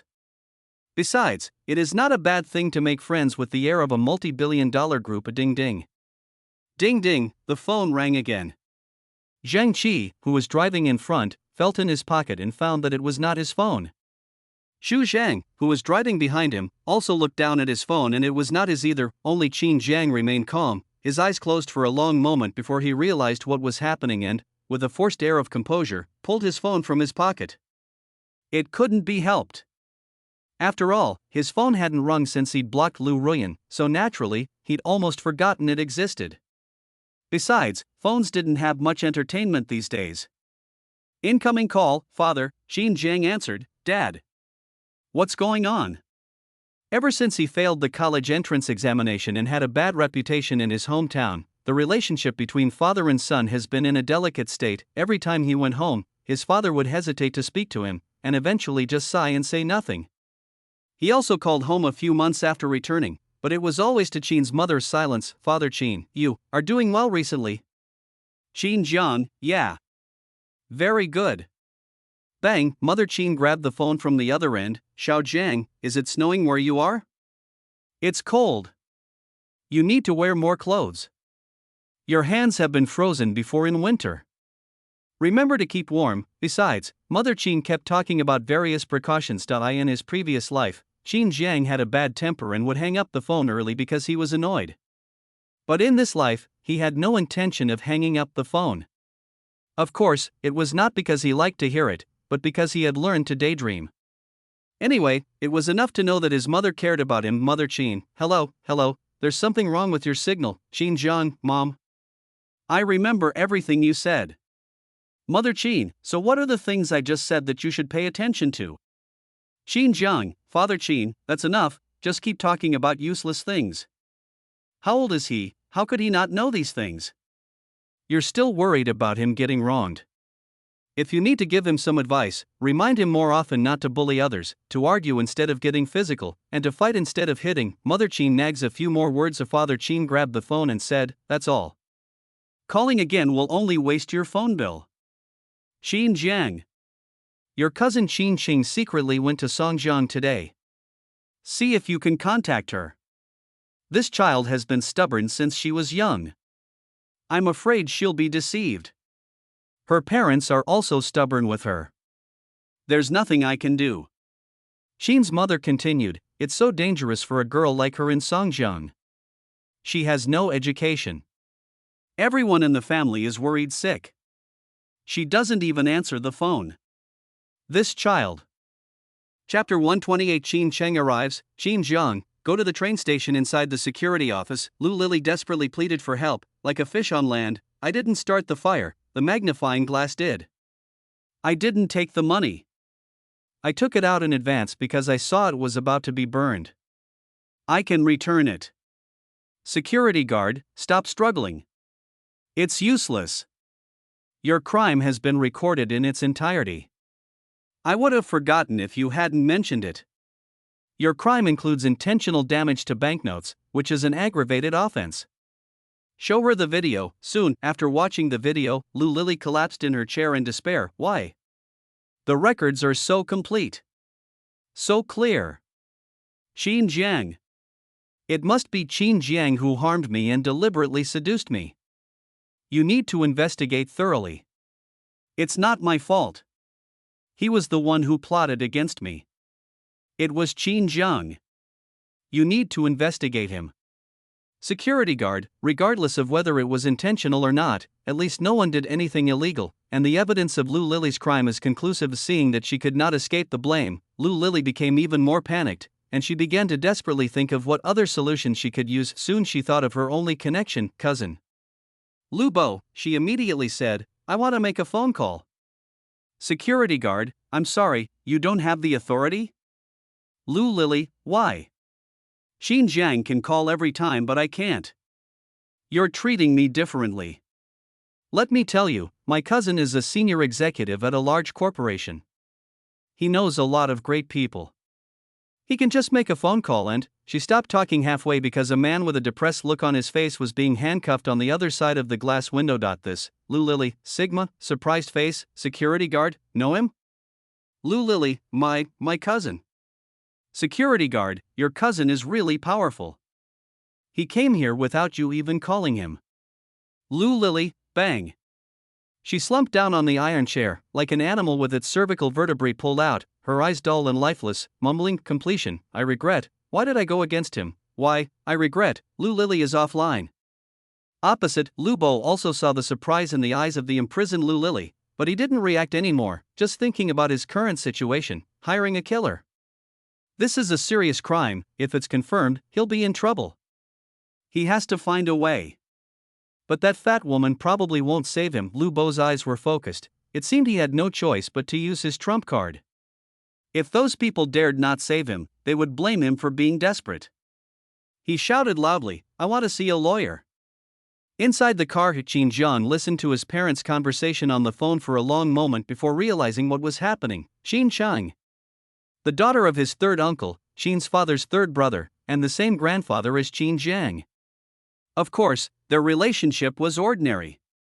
To be more precise, because Qin Jiang had been aggressive since childhood, his siblings of the same generation rarely interacted with him. The most common thing that the aunts and uncles say to their children is, stay away from Qin Jiang. He will lead you astray. If you want to play with students who are good at studying. Therefore, Qin Jiang has an average relationship with his brothers and sisters, and they are all a little afraid of him. Qin Chang. 2010. Qin Jiang murmured, it seems his family has arranged another blind date for him. The person he's dating runs a supermarket in a small town. My family has some connections in the township. In my previous life, Xin Qing came to Songjiang not long before she was taken back to get married. Life wasn't very good afterwards. She divorced in her 30s and now has 3 children. The ending didn't have the domineering CEO falling in love with her with 3 children, but rather she was left alone to raise 3 children and live a hard life. Shake your head. Xin Zhang didn't think about it any further. Xin Zhang didn't bother to care about the others, but Xin Qing. He remembered that in his previous life, the other party had visited him when he was at his most lonely and brought him a few thousand yuan. Although a few thousand yuan was nothing to the lonely Qin Zhang, it was quite good compared to his relative Qin Chang, who was hiding far away. Mother Qin, hey, little brat, are you listening? Qin Zhang, I understand, I will solve it. He hung up decisively. He called back quickly, Mom. Give me Qin Qing's phone number. 138 ********. Qin Zhang dialed the phone. Qin Chang. I'm Qin Zhang. Ah, Qin Zhang, I'm not Qin Chang. If you dare to hang up the phone, I'll break your legs. I'm Qin Chang. On the train to Songjiang, window seat. 2 women sat together. They were dressed like ordinary people, in their early 20s. The woman on the left had a ponytail, and the woman on the right had 2 braids. They were Qin Qing and her classmate Cheng Yu. Bang! Qin Cheng hung up the phone with a complicated expression. Cheng Yu asked with a puzzled look on her face, Who called you? Didn't you block your parents' phone numbers? Qin Qing, my brother, Qin Zhang. Cheng Yu, your brother called you? Why do you look so scared? Wait, you're talking about Qin Zhang. Is it the Qin Zhang who chased people with a sickle? Is it the Qin Zhang who beat up the local tyrant Wu Laosan so hard that he stayed indoors and cried every day? Is it the Qin Zhang who? He recounted several stories. Apparently Qin Zhang has a good reputation in the countryside. The reason why Cheng Yu didn't react just now was because Qin Zhang rarely went back home in recent years. Qin Qing nodded. It's him. Cheng Yu, why did he call you? Qin Qing, he knew I was coming to Songjiang and wanted to pick me up. Cheng Yu, pick you up, take you away? Qin Qing, I don't know, he just said he would come to pick me up. Cheng Yu, don't be afraid, this is Songjiang, not that small place like my hometown. Qin Zhang can still control you. My brother just sent me a message saying he'll pick us up at the station entrance. He runs a company and has connections. I'll have him talk to your brother and he'll definitely not do anything to you. Qin Qing and Cheng Yu are classmates with similar fates. They both failed to get into university and stayed at home to help out for a few years.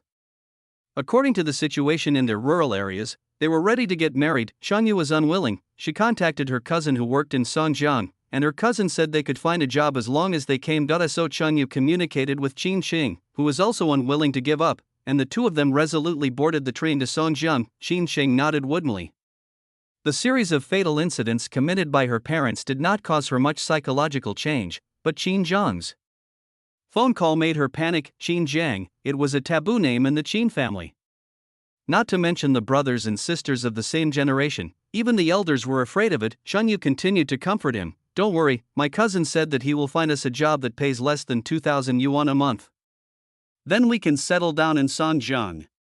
Maybe we can even settle down here, buy a house and a car, and become residents of the city. Qin Qing's eyes gleamed slightly. 2,000 yuan, it's very tempting to her. She only got 600 yuan a month helping out at a township supermarket. She had made up her mind.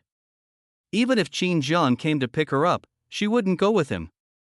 She'd let her cousin Cheng Yu handle it. She is the elder sister. She is not afraid of Qin Zhang. Inside the car, Qin Zhang hung up the phone and said, Go to the train station.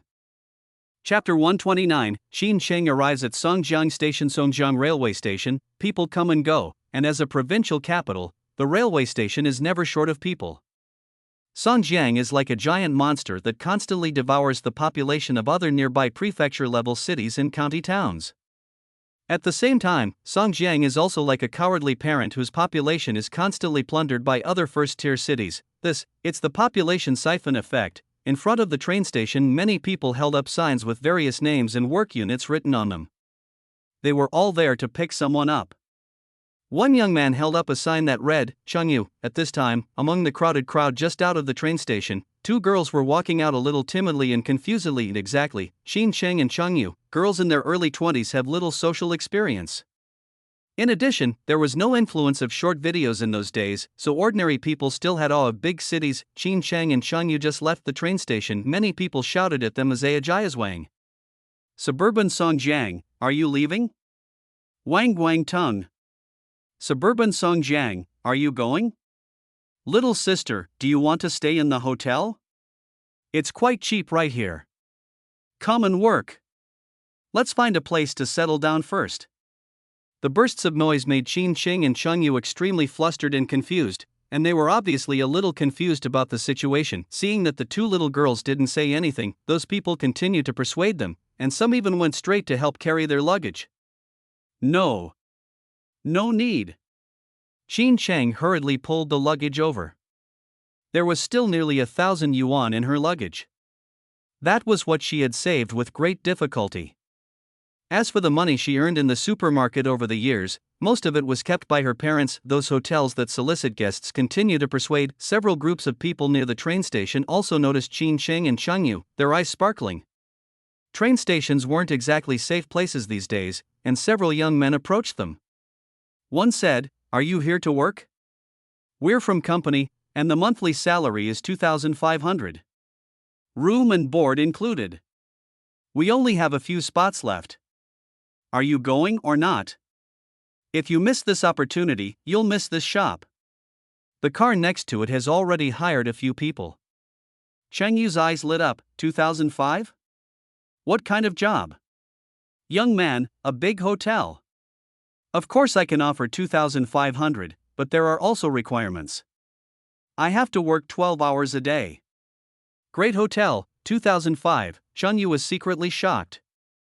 The salary in the county town was only about 1,100 or 12,000 yuan, or even less. I couldn't help but feel very satisfied with coming to Songjiang. 2,500 yuan. That's a lot.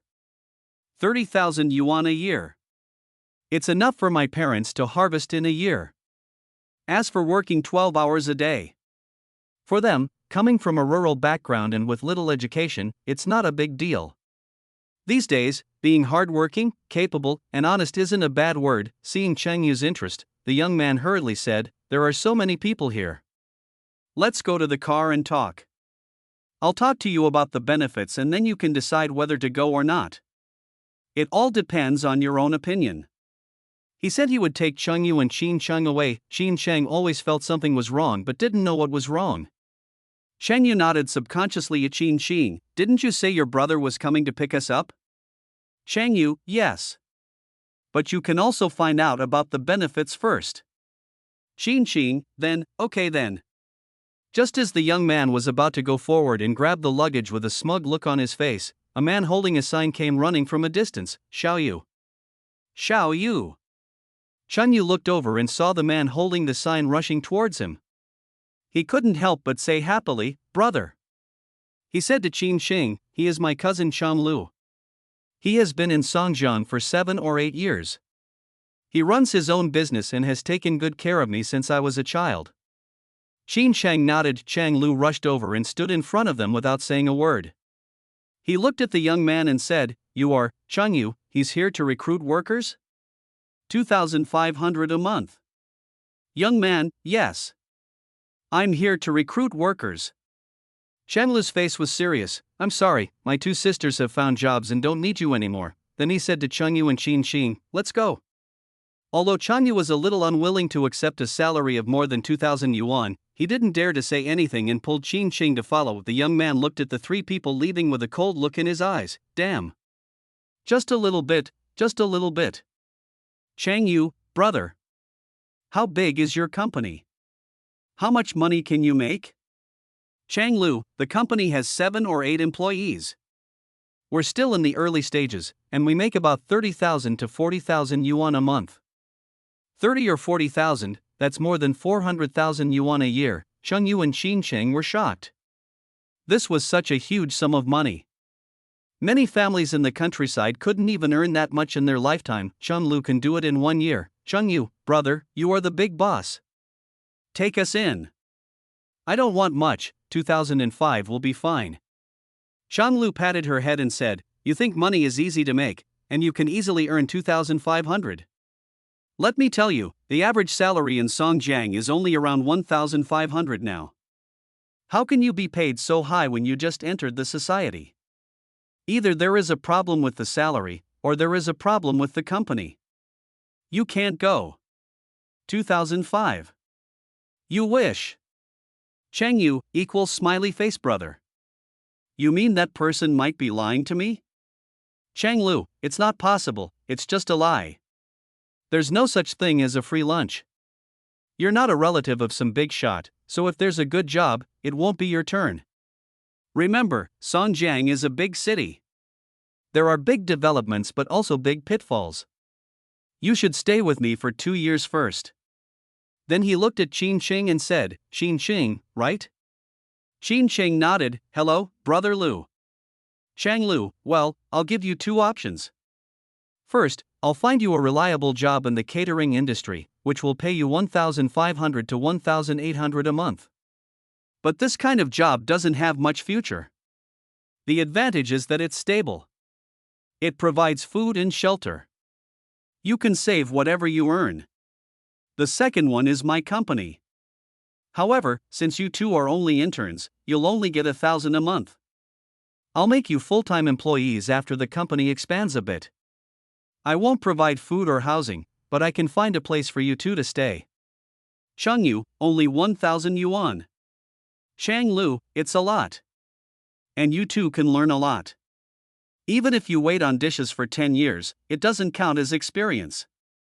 You can get a higher salary with more experience. Chengyu, okay. Qin Sheng fell into deep thought. $1,000, 1,800 yuan. She quickly analyzed the pros and cons and quickly came up with the best answer. I'll go to Brother Cheng's company. Chengyu hugged Qin Sheng, yes. Go to my brother's company and hug my thigh. If my brother dares to treat me badly, I will cry in front of him. Oh, didn't your brother say he would pick you up? Where is he? Qin Sheng, I'll make a phone call and ask. Chengyu said to Chen Lu again, by the way, brother? His younger brother will come to pick him up later. You should deal with him. Don't let his younger brother bully him. His younger brother is quite fierce at home. Shang Lu nodded, don't worry. Didn't you tell me? I can handle it. He's just a student. How can he be so powerful? I'll treat him to a meal when the time comes. I can just talk to her briefly. It's a small matter. Besides, there is no way in the world that a younger brother should take care of his older sister. Chapter 130. Qin Sheng was blackmailed for 20,000 yuan and was asked to write an IOU. The three of them walked forward carrying bags of various sizes. A bang, crash, Qin Sheng's bag scraped against the bitter-faced woman's stark teacup, causing it to fall onto her mink fur, scaring her so much she couldn't help but scream. The woman in fur pointed at Qin Sheng and yelled, what are you doing? Don't you have eyes? Are you blind? I just bought a mink. It cost tens of thousands of dollars, and you broke it like this. What do you think I should do? I'm asking you a question, can you afford to pay for it? She kept yelling like a machine gun. Qin Sheng was stunned on the spot and kept nodding and apologizing. I'm sorry. I'm sorry, I didn't mean to. I'll wash it for you. Fur woman, why wash it? It's a mink. Do you know what a mink is? Can you wash it casually? Do you think it's your country tattered cotton jacket and second padded pants? This action attracted many people to come and watch the fun, and many people spoke out at once, isn't this a mink? It looks like it's worth at least 20,000 or 30,000. What a waste, it's not very good. Even if I wash it after perming, it might be out of shape and worthless. Whoever messes with this thing has to pay for it. The woman in mink looked at Qin Sheng even more harshly after hearing the crowd's reaction. Did you hear that? Pay me back. Lose money, Qin Sheng asked timidly. How much compensation? The woman in the mink coat, how much? I bought it for 30,000. If you have the invoice, give me the money and I'll give it to you. 30,000, Qin Xing. Oh, winky face, this was an astronomical figure for her, as the total value of her property was only about 1,000 yuan. 30,000. That's the family's total annual income, and it's not pure profit. After deducting expenses, there's not much left. She couldn't understand how clothes could cost 30,000 yuan, but as a person from northeast China, she had heard of it. Qin Xing was at a loss, tears welling up in her eyes. Cheng Yu also clutched Qin Xing's arm tightly. Chen Lu reacted at this moment and put down his luggage to block the two of them.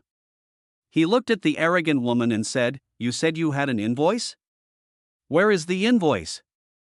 The woman in mink looked at Chen Lu with disdain, took out the invoice from her bag and handed it to Chen Lu. "It looks good." Chang Lu took it. "It's an invoice from Dongming Fur, price 30,000, purchased 2 months ago." The woman in mink, "It's 30,000, right? You think it's fake? Who am I to lie to you?" Tisk. Chang Lu, "The invoice is real, but how can you prove that it's the mink on your body? Besides, it's just a little coffee, right? Just wash it." These two girls are from the countryside, just think of it as a gesture of kindness, and don't hold grudges. $30,000. You can't even afford it if you sell her, so why bother with them? As soon as these words were spoken, many onlookers looked at Qin Shang and the other person's faces, especially Qin Xing, who looked like he was about to cry, and their eyes couldn't help but soften just as they were about to say something. Several people in the crowd shouted, whose money was blown away by the wind. "You broke someone's mink, so you have to pay for it. Even if you report it to the security guard, you still have to pay." Chang Lu looked puzzled upon hearing this and whispered to Qin Xing, "Run. This could be a trap." Qin Xing was stunned for a moment. Although she was a little confused about what was going on, she subconsciously wanted to run when she heard Chang Lu's words. But at this moment, the woman in mink also guessed that Qin Xing was going to run and shouted directly, "Brother Bald, come quickly. I will run away if they bully me." The crowd started to commotion. A bald man came over with a dozen young thugs. "Damn it! Who dares to bully my bald woman? Let me see what's going on. Get out of the way." The woman in mink clothes ran up to the bald man and said, "Brother Bald, that's them. That country bumpkin broke the mink you bought for me and is running away without paying for it. You need to stand up for him." "Bald man, fuck. There is such a thing." He waved his hand, "Stop them." A dozen young men came up and surrounded Qin Sheng and the other two. The bald man walked up to them and said, "What's the matter? You're planning to run away after breaking something? Who gave you the guts? I think you deserve to be punished. No one can leave without paying the money today." Shang Lu's expression was solemn, but he has been working hard in society for many years, so he naturally realized that something was wrong from today's scene and that he might be set up. However, they were not in the right. After all, it was Qin Sheng who damaged the mink coat worn by others, and the bald man in front of him looked like a gangster. It would be difficult to get away easily if you provoke such a person, not to mention Chang Lu. Even many onlookers could see that something was wrong. It was really too obvious, but no one stepped forward to stop it. No one wants to get into trouble these days. If they are targeted by gangsters, it will definitely be a big trouble. Chan Lu pretended to be calm. "Brother Bald, right? I'm a businessman on street in the North District, and I know brother from the North District." The bald man was startled. He was also from the North District. And he really knew the person Chang Lu mentioned. But if it was in the North District, he might have given that person some face and asked for less, but this was the South District railway station. Besides, the man in front of him was not confident in his words and must not be familiar with that person. He said disdainfully, "Don't mention anyone to me. He has no face. If you have the ability, call him now and see if he dares to interfere in my business." Chen Lu's heart skipped a beat. He didn't dare to call the person who he had only met once. How could he care about him? Moreover, the bald man in front of him was obviously not afraid of him. The bald man said again, "Stop talking nonsense and pay the money." "Chang Lu, how much?" The woman in mink, 30,000. "Chang Lu, can it be less? She just came to the city to work. Where would she get 30,000 yuan? Bald, it's none of my business whether she has money or not. It's just 30,000. If she doesn't have money, she'll die. Chang Lu, the mink-wearing woman, don't say we're bullying you. Look at her, it's her fault. I've been wearing mink for over a year now. So? Just give me 20,000 yuan. Bald, you are just too kind. The woman in mink, just consider it charity. Chang Lu, she can't even come up with 20,000. Bald, if you don't have money, just write an IOU and work to earn money to pay it back. Come on. Get a pen and paper and ask her to sign it. A younger brother took out a piece of white paper and skillfully wrote an IOU on it and handed it over. Sign it. He also sent Indonesia out. Remember to sign your name and put your fingerprints. Chang Lu looked at the IOU with a grim expression. The interest rate was clearly written on it. It was very high. It was comparable to usury. Qin Shing's face turned pale when she saw the contents of the IOU. 20,000 yuan. She had just arrived in Songjiang and hadn't earned a penny yet. She owed 20,000 yuan. She felt like the sky was falling, but her strong character as a child prevented her from crying and she reached out for a pen. Chang Lu stopped him. Don't. You can't sign this IOU with such a high interest rate. I'll pay you back. When you make money, you can pay me back, and then you don't have to pay the interest. Qin Shing, is this okay? The bald men couldn't help but feel disappointed, but they didn't say anything when they thought about the 20,000 yuan they were about to get. Just when Chang Lu was about to withdraw the money and the bald men were secretly happy, something unexpected happened to Didi. Didi. Chapter 131. Zhao Shanha arrives. Everyone calls Sister Qing Didi. Didi. A burst of car horns rang out from the distance, and then a dozen cars quickly stopped in front of the train station. Due to the condition of the station steps, the convoy couldn't go up and had to park on the side of the road. Bang! Bang! Bang! The car door opened and 40 or 50 young men in formal attire got out. They quickly rushed to the front of the train station square and blocked several entrances and exits. They all had photos in their hands and kept comparing them. Anyone they stared at subconsciously lowered their head. Someone couldn't help but say, "Oh my goodness? What's going on? It looks like they're looking for someone. Such a big event just to find someone is too outrageous. Could it be a gangster looking for revenge? Anyway, it doesn't look like a good thing. Let's just be quiet and not get involved, or we'll get into trouble." For a while, the noise in the entire train station quieted down a lot, and everyone was staring at the people in formal attire who were moving quickly around. Even Baldy and the others didn't dare to move any further. Nonsense, it seems that you can't afford to offend him. Soon, a young man in formal attire had already come up to the bald man and the others. He scanned the crowd and when he saw Qin Shing, his eyes narrowed. He quickly compared them with the photo and shouted, "Brother Sean, here you are." This shout scared Baldy and the others. "Here it is, what's here?" Especially the bald guy was so scared that he trembled inwardly. Damn. Are they going to cause trouble for me? But just as he had this thought, he saw a large number of young men in formal attire coming over from a distance and surrounding them. Seeing this, many people watching nearby moved away, but no one stood on a high point to watch the fun. Wow, a young man with a fierce face came over, and the young people who surrounded him made way for him and bowed their heads to greet him. "Brother Sean." Brother Sean. The person who came was Zhao Shanha from the Black Dragon Security Department. Qin Jiang immediately asked him to dispatch some people. Qin Shing ran away from home, and even if he was afraid of him, he would probably hide from him, so he had to be caught when leaving the station. See here, many onlookers looked at Zhao Shanha with awe. Obviously, in their eyes, Zhao Shanha was definitely a big shot in society. At least he looks much more awesome than the bald guy. Blocking the train station right from the start is like a scene on TV. At this time, Zhao Shanha looked at Qin Shing. "You are Qin Cheng." As soon as these words came out, Qin Shing's face paled. What was going on? He was actually looking for me? When had I ever offended him? I had just arrived in Songjiang, so what was going on today? Is Songjiang himself defeated? Chang Lu and Chang Yu were also frightened silly, especially Chang Lu.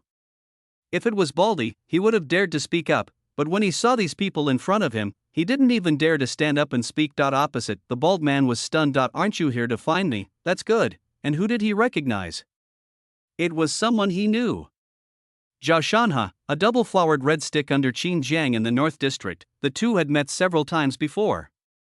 Of course, he was the elder brother at that time, and Zhao Shanha was still the younger brother. Apparently the situation is now reversed. It can be said that, it's the time and the fate. He composed himself, smiled, and looked at Zhao Shanha. Brother Shan, why are you here? Tuzi. We used to meet often in the university town, and you even beat me up later. Zhao Shanha only gave her a cold look, then looked at Qin Chang and asked again, are you Qin Ching from Lianhua Township? The bald man was furious. Back when he was a big shot in the university town, Qin Jiang was nothing. But now he couldn't even afford to offend a single one of Qin Jiang's subordinates. He couldn't help but vent all his anger on Qin Ching. He pointed at Qin Chang and cursed, damn it, Brother Shan is asking you a question. Didn't you hear me? I think you are not only deaf, but also blind. As he spoke, he couldn't help but say to Zhao Shanha, she has also offended Brother Shan. She even damaged my lover's mink fur just now. In this case, you don't have to do anything, Brother Shan. Just tell me what to do. I'll help you. It's absolutely clean and efficient. Alas, before he could finish his words, Zhao Shanha stepped forward, grabbed his shoulders and threw him out. Bang, he fell on his butt on the spot, looking confused and angry. No? I've humbled myself so much, and you're just being so arrogant. Do you really think I'm easy to bully? Tuzi, am the boss of a place after all. No matter how awesome you are just a little brother. Besides, this is not the North District anymore. How can you bully me on my territory at the train station? Thinking of this, I couldn't help but stand up and prepare to call my little brothers to help me, but before he could get anyone in, Zhao Shanha saw Qin Ching nodding slowly under his gaze and couldn't help but grin. Then, under everyone's incredulous gaze, he lowered his head and said, hello, Sister Qing. Later, dozens of young men in formal attire nodded in unison, hello, Sister Qing. Hello, Sister Qing. Dozens of Sister Cheng sounds were extremely harsh in front of the quiet train station. Chun Lu, Chun Yu, Sigma, surprised face, equals smiley face bald head, or winky face others, underscore? This sound call everyone a confuse. Chun Lu and Chang Yu looked at Zhao Shanha and the others in astonishment. This ferocious looking man, who looked like a gangster, actually called Qin Ching Sister Ching. What's going on? Did you recognize the wrong person? That's not right. Lian Waxiang's hometown address was correct, but it would be even more wrong if you didn't admit your mistake. The bald man was completely stunned. Zhao Shanha actually called the woman in front of him sister. This woman actually had some social background. And judging from the looks of Zhao Shanha and those younger brothers, this woman's background was not simple. Etc. Qin Chang. Last name Qin. Could it be? It's fake. It must be fake. No way. It must be because it's too cold and I'm hallucinating. There's no way a country girl like Qin Ching could be that kind of sister. Even the large number of onlookers were in disbelief. They looked at Zhao Shanha and his younger brothers who were dressed in formal attire, and then looked at Qin Cheng who was dressed in country clothes and carrying his luggage in urea bags, and now the hello screen. It's so fucking awkward. Qin Cheng was even more confused. He waved his hands subconsciously. No. I'm not Sister Ching, you've got the wrong person. I'm really not. Siu. Zhao Shanha looked at Qin Cheng and said, that's right. Your name is Qin Ching, your father's name is, and your mother's name is, right? It's Brother Jiang. It was Qin Jiang who asked us to come pick you up. Qin Jiang. Qin Cheng was stunned. You mean my third brother Qin Jiang? Zhao Shanha nodded, yes. Qin Jiang is Brother Jiang.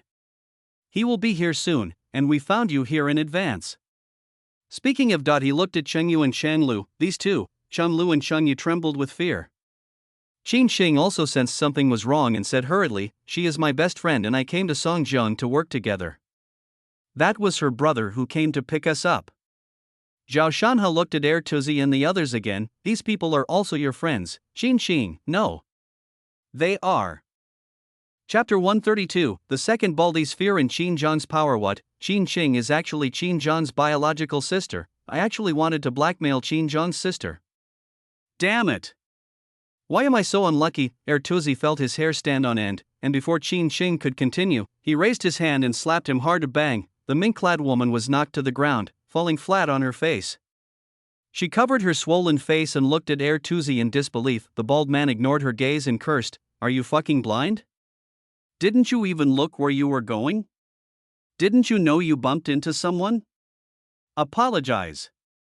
The woman in mink, apologize to whom? Tuzi cursed, "Who else could it be? Don't you know who you hit? Apologize." At the same time, he kept winking at the woman in mink. The woman in mink was also a smart person who had made a living. She felt something was wrong. After seeing the situation clearly, she quickly stood up and said to Qin Shing, "I'm sorry, I wasn't paying attention when I was walking just now. I bumped into you. I'm wrong." As she said this, tears began to flow down her face. She wasn't pretending. It was because Tuzi hit her too hard and it really hurt. Qin Shing, what about the mink? Tuzi, what mink? She's not worthy of wearing mink, it's leather. It's completely leather. Qin Shing, the IOU, Tuzi, IOU? What IOU?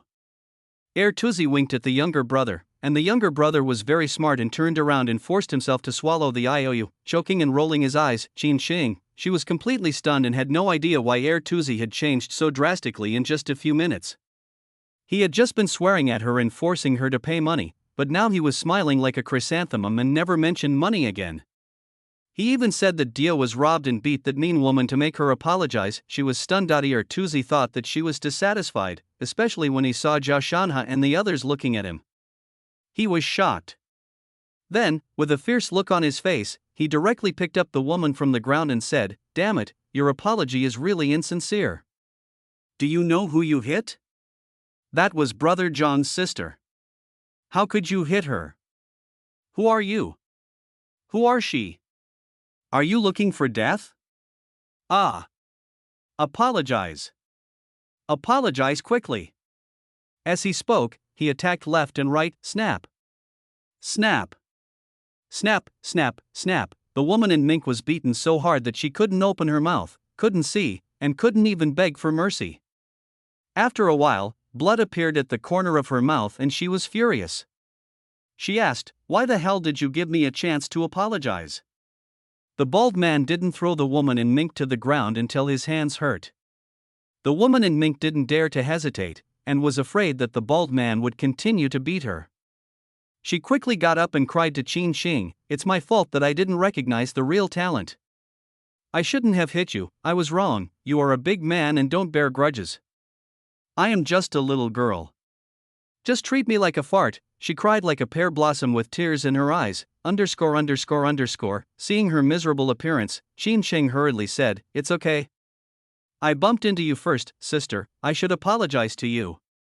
As he said that, he was about to bow to the woman in mink. The woman in mink was so frightened that she dodged and trembled all over. "Sister!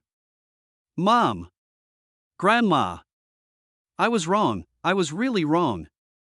I can't take being beaten anymore. My teeth are loose.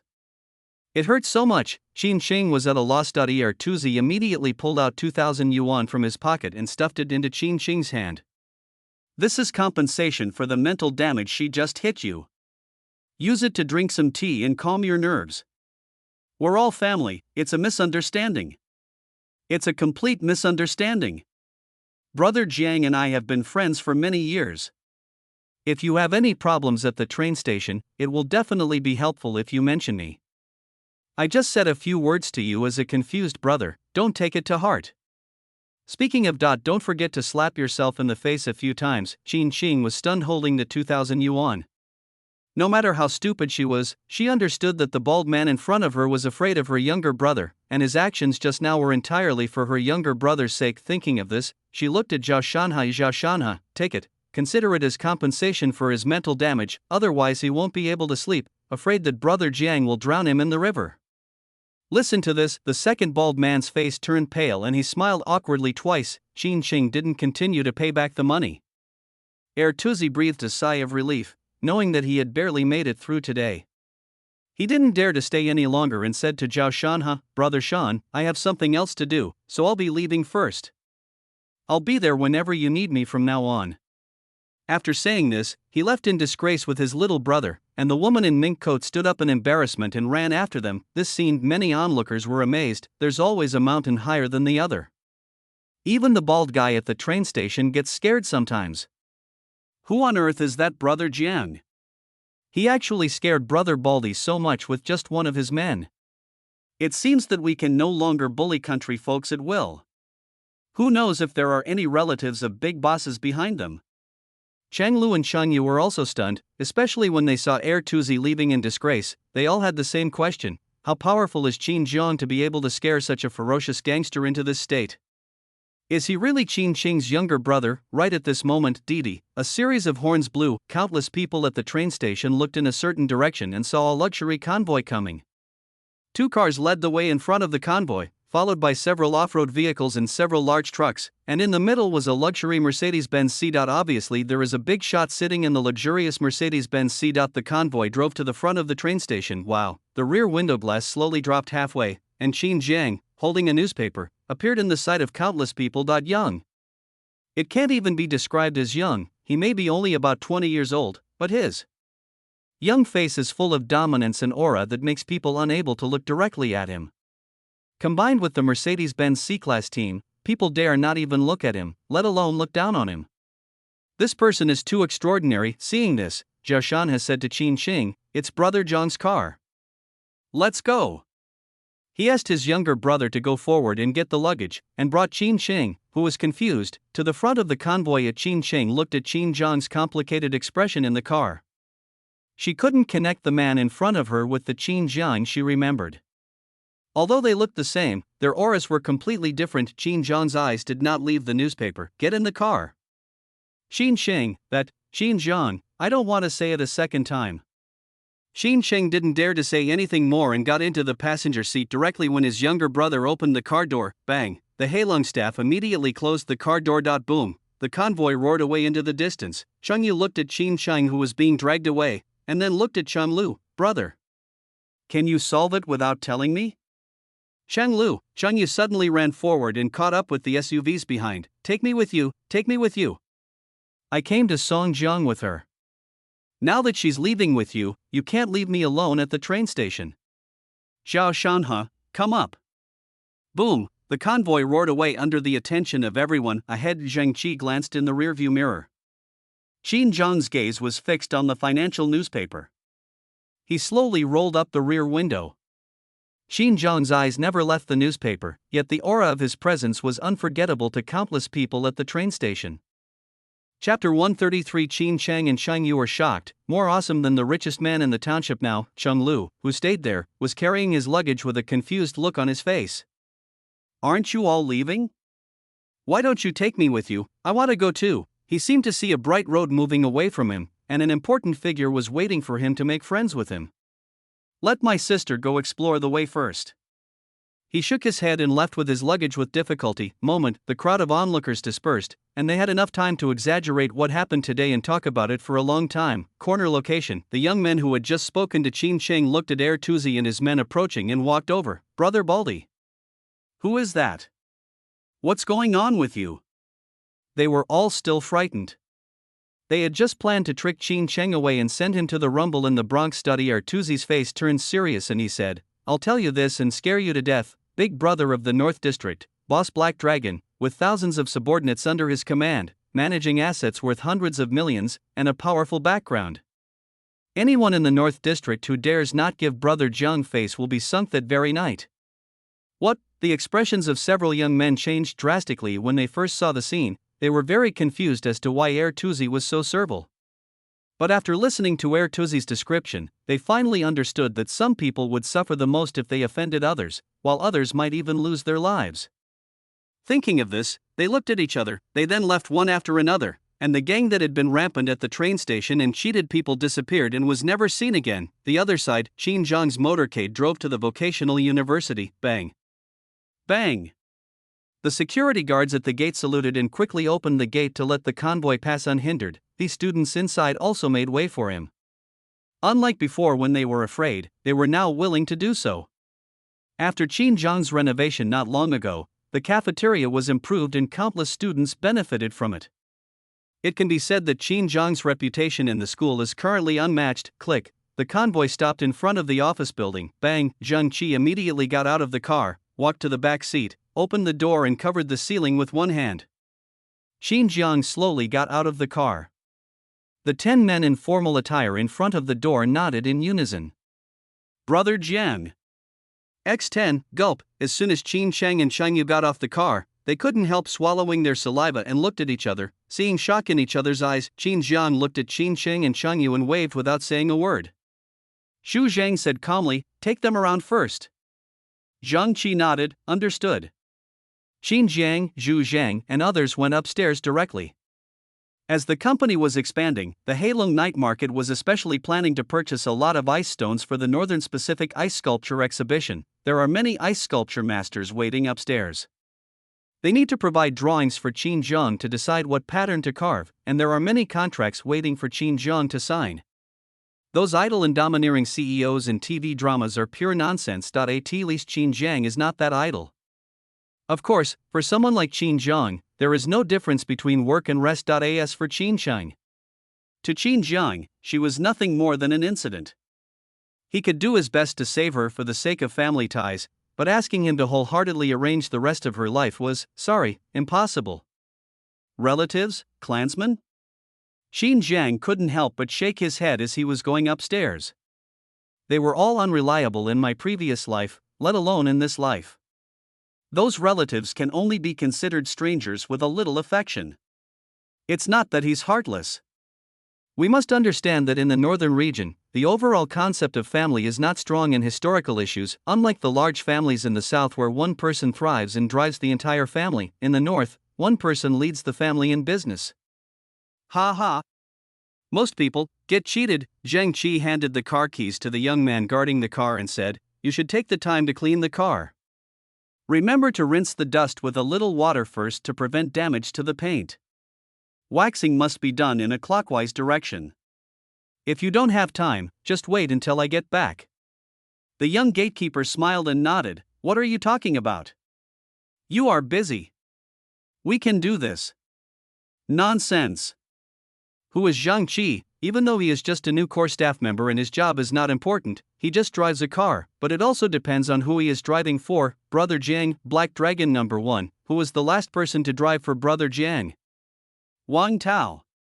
He now controls Heilong's largest industry, the Heilong Night Market. He's arguably the most powerful person under the 3 Heilong bosses. Number 36, ranked 4th. He's also the current leader of Heilong Group's second tier, so Zhang Qi's future prospects are imaginable. Even if he cannot be compared with Wang Tao, he definitely has a bright future. Zhang Qi smiled and said to Qin Sheng and Chang Lu, "Let's go, I'll show you around." Qin Sheng and Cheng Yu nodded. Zhang Qi pointed to the office building opposite and said, "This is the Black Dragon office." "Oh right. You know Black Dragon, right?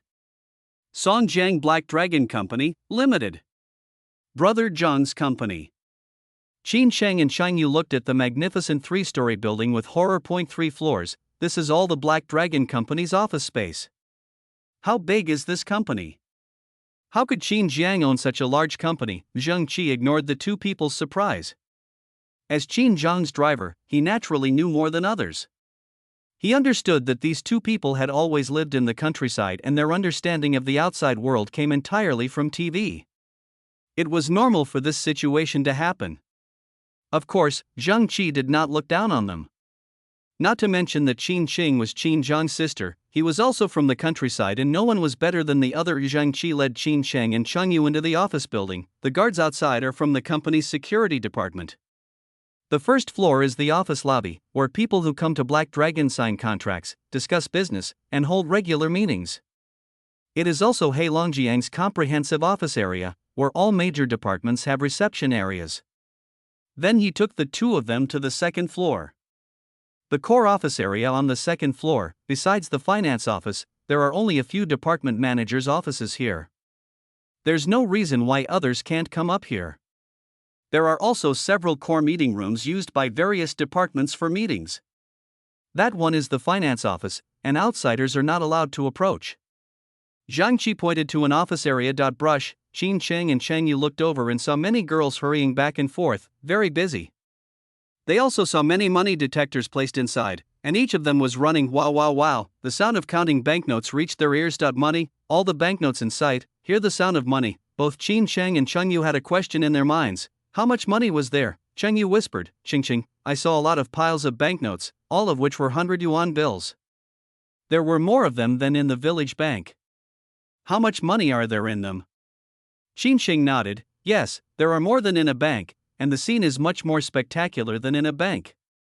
The two had seen the scene of bank tellers handling money in the countryside, and they had been shocked at that time, but compared with the scene before them, it seemed insignificant and completely incomparable. Cheng Yu, that's a lot of money, it must be over 1 million. Qin Sheng nodded, of course. Zhang Qi said from the side, the finance department is doing the month-end settlement and will be issuing last month's payments to the vendors. Probably give out about 10 million in cash. Qin Sheng, oh, Cheng Yu, the payment is tens of millions, 1 month, 1 million is already the upper limit of our comprehension, tens of millions. It is completely beyond our comprehension. The last time we heard about it was when the richest man in a township was rumored to have tens of millions of assets at home, saying that township residents had long since stopped living in the townships and moved to the city to enjoy a better life. That's it. The richest man in the town is also very eloquent.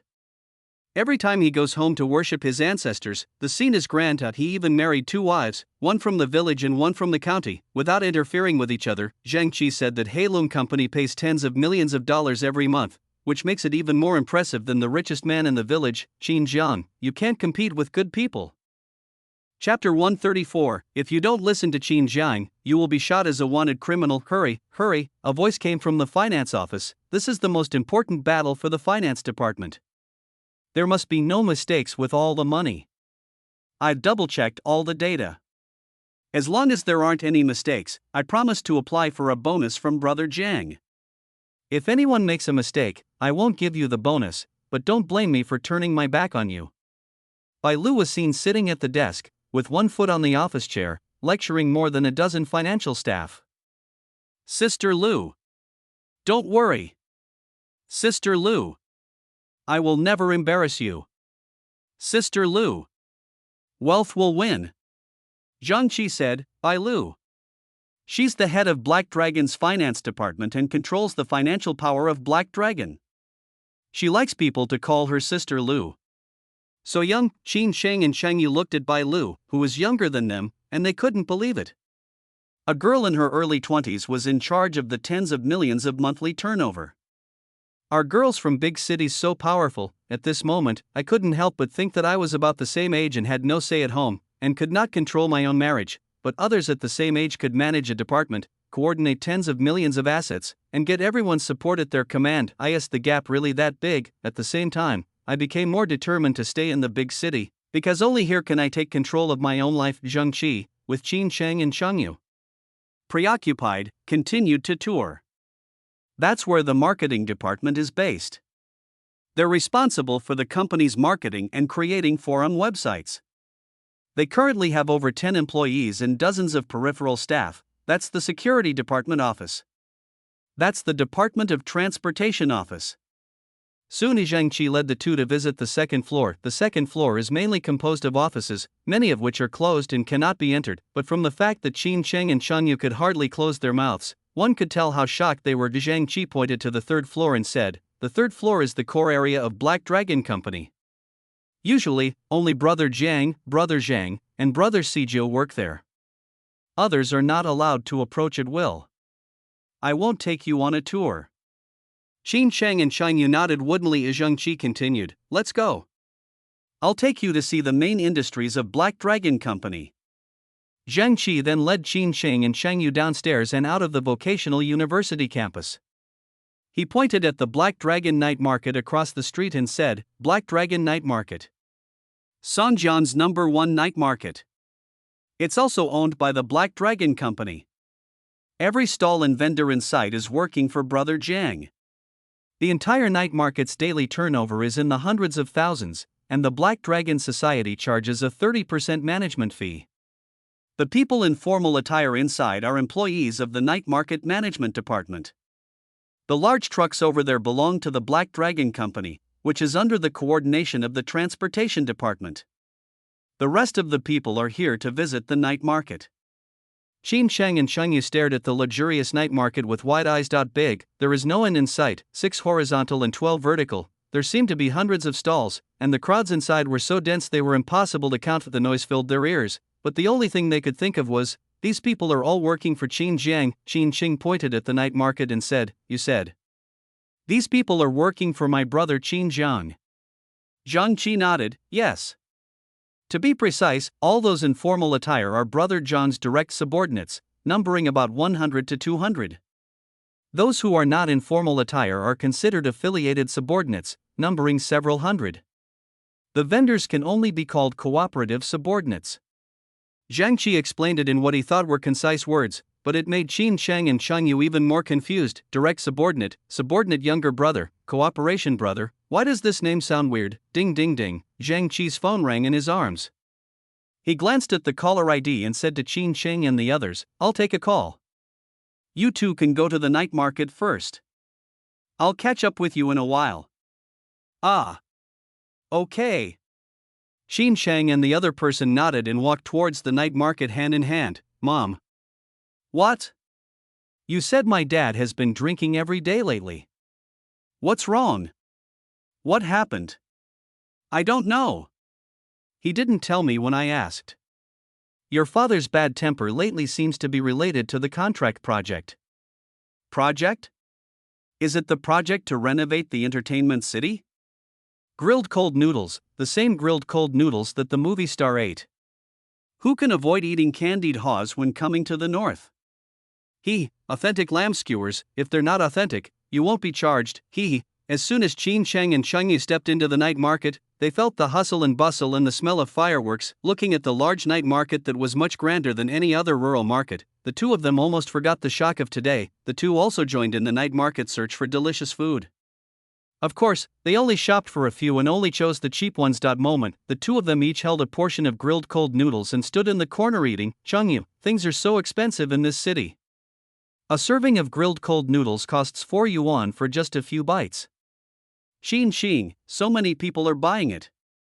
It tastes really good. Chengyu, do you think Qin Jiang will let you go back?" "Qin Sheng, I won't go back. If I go back, I'll have to get married and farm. I'll have to work hard in the fields and rely on God for my food. I don't want to live that kind of life." Chengyu, yes, even if Qin Jiang looks awesome, he can't force it. Qin Sheng nodded, "Yes, I remember that restricting personal freedom is illegal. It is illegal." Suddenly I heard two vendors muttering on the ground not far away. A vendor A, "Do you think the location is bad?" Vendor B, "Yeah. It's not close to the two popular bridges or the central stage, and the flow of people is much different. The difference in turnover is even greater in a day, let alone a month." Vendor A, "It's our fault. We signed the contract late. Those good spots are reserved for first-time vendors." Vendor B, "How about some tricks?" Vendor A, "Shut up." As he looked around and saw that there were no Black Dragon patrolmen, his expression softened and he whispered, "You're risking your life to play tricks on Black Dragon. You really don't know his temper." Vendor B, "He's really as awesome as the legend says." Vendor A, "Nonsense. You're late. Let me tell you, everyone in University Town knows that Qin Jiang is a gangster, ruthless and merciless, with thousands of underlings, and he'll drown anyone if he doesn't agree with him. There was once a couple who dared to challenge Qin Jiang by smashing a drinking bowl. They were killed that same night." Vendor B, "The security guard doesn't care?" Vendor A, "Manage? Who dares to manage? Qin Jiang has a powerful background, so it's not like no one was in charge at first, but do you know the result? The one who gave the order was suspended, criticized, and that brush," he pointed at the telephone pole opposite. "There was a notice posted there. The content of the notice is that the security guards arrested 2 wanted criminals and commended the Black Dragon Company. The Heilong Company was awarded the titles of Security Cooperation Unit, Friendly Unit, and North District Safe Night Market. Below. 2 portraits of wanted criminals." Vendor B, "What's going on?" Vendor A, "What's the matter? Do you really think they're wanted criminals? They became wanted criminals just because they opposed Qin Jiang and didn't listen to him. I heard they're going to be shot in the next few days. Vendor B, Sigma, surprised face, Qin Qing, Chengyu.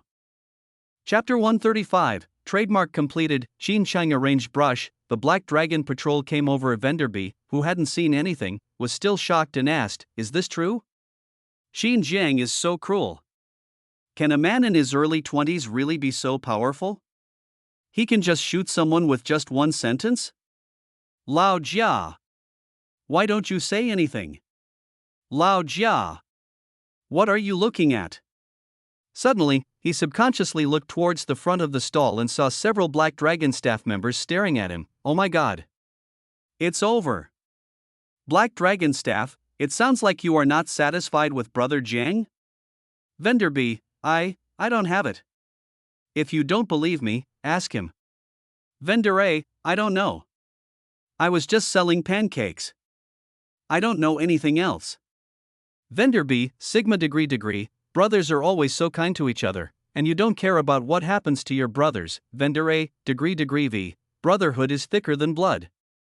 I will pretend to be deaf when my brother is in trouble. Corner location, Qin Cheng and Changyu's expressions changed drastically. Sink into the river. The wanted, shoot, these words kept ringing in their ears, making their hair stand on end. Big brother of society, Qin Jiang is indeed a gangster. And a top-tier one at that. For a moment, the two of them couldn't help but think of the scene with the young and dangerous boss in the TV series. Not to mention, he looked exactly like Qin Jiang when he appeared. Chengyu, no wonder your brother Qin Jiang's appearance looked familiar to me. I've seen him in Young and Dangerous. No wonder that bald guy at the train station was so scared of Qin Jiang. It turns out Qin Jiang has such a high social status. Still so cruel. Qin Xing, he vowed to make it big since he was little, and now, his words have come true. What should I do?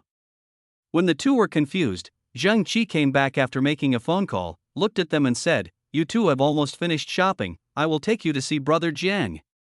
Chengyu, can I ask, Qin Jiang, the general manager of your company, is he really that person? Zhang Qi, which one? Chengyu, a gangster. Zhang Qi, alas, second tone. Black Dragon is a legitimate company, what's the point of being social or not? He had memorized the criminal code, so he knew that being involved in social activities was illegal. Besides, didn't Brother Jiang always say that Black Dragon was a legitimate company? At this time, in front of several trucks in the transport area next to it, Feng Lin shouted, "Damn it! Who dares to steal our goods and gasoline? Get me some people. Grab your weapons." Moment. A large number of Black Dragon personnel boarded the truck carrying baseball bats. Boom. The truck roared away into the distance. Zhang Qi, that's Manager Feng, the head of the transportation department. He looks like he's out talking to someone about something. Qin Qing, Chengyu, no? With baseball bats. Dozens of people in trucks went to reason with us? And you still say this is a legitimate company? Of course, the two of them didn't know that although Feng Lin seemed reckless, it was normal in today's transportation environment. It's not just about reason. You also need to have the ability to speak. You can't open up the market just by talking. What's more, the transportation department has expanded in scale. It not only contracts the procurement and transportation of the Heilong night market, but also negotiates business with other companies. Naturally, competitors will appear. It is really untenable to survive without using some tricks these days. Of course, Feng Lin also knows the importance of things. Everything he does is carried out in accordance with laws and regulations. At most, it is unethical, but these days, how much is morality worth? Top floor. After Qin Jiang finalized the designs for various ice sculptures, mainly the Black Dragon soaring ice sculpture, in front of the Black Dragon night market, he asked the ice sculptors to complete the carving in the shortest possible time. At the same time, several important core documents were signed one after another. Zhu Zhangdao, the trademark application has been approved, including the Dragon Birth's 9 sons. Trademark and some ancillary trademarks. As he spoke, he handed the trademark registration documents to Qin Jiang. He was a little confused as to why they had to register so many trademarks. Even if it was the saying "a dragon gives birth to 9 sons," why did they register so many homophonic trademarks as well? Flower dragon, purple dragon, Inglong, and other weird dragon-related trademarks. What can I say? They seemed completely useless, however, he did not ask too much. For Heilong, the trademark registration fees were not worth mentioning. Moreover, since Heilong started to pay taxes, and with the support of Vocational University, all departments gave Heilong the green light, so these things were not complicated. Qin Jiang looked at the large number of trademarks and nodded, these things are not important now. The current trademark has not reached its peak, and the scale of Heilong Company has not reached the level that professional registrants pay attention to, but soon there will be widespread chaos in trademarks. Register now. Scam, pun. How many companies have been left in a state of panic, forced to spend huge sums of money to buy back their trademarks, and how many companies have been victimized by fraud, losing a lot of their market share for nothing? Boom. Boom. After Zhang Qi knocked on the door and got Zhu Zhang's permission, he brought Qin Cheng and Cheng Yu in. The two looked at Qin Jiang with great trepidation. Sit. Qin Jiang waved his hand. Qin Cheng and Cheng Yu held hands and sat on opposite chairs. Qin Cheng wanted to say something but hesitated several times. Finally, she mustered up the courage to say, I'm not going home. I don't want to get married. I want to stay in Songjiang. I want to be in charge of my own life. I want to be able to make my own decisions about everything. The more she spoke, the louder her voice became and the brighter her eyes became. Point one side, Cheng Yu was so frightened that she was shaking all over and kept pulling Qin Cheng. There was no other way. She was really afraid that Qin Jiang would get angry and drown her in the river as well. Brush. Qin Jiang looked at Qin Cheng and their eyes met in an instant. Qin Cheng lost all the courage she had mustered, and kept lowering her head.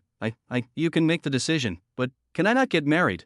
I'm afraid of water. Afraid of water? Why are you afraid of water? Qin Jiang didn't bother to pay attention. You two will report to the night market management department starting tomorrow.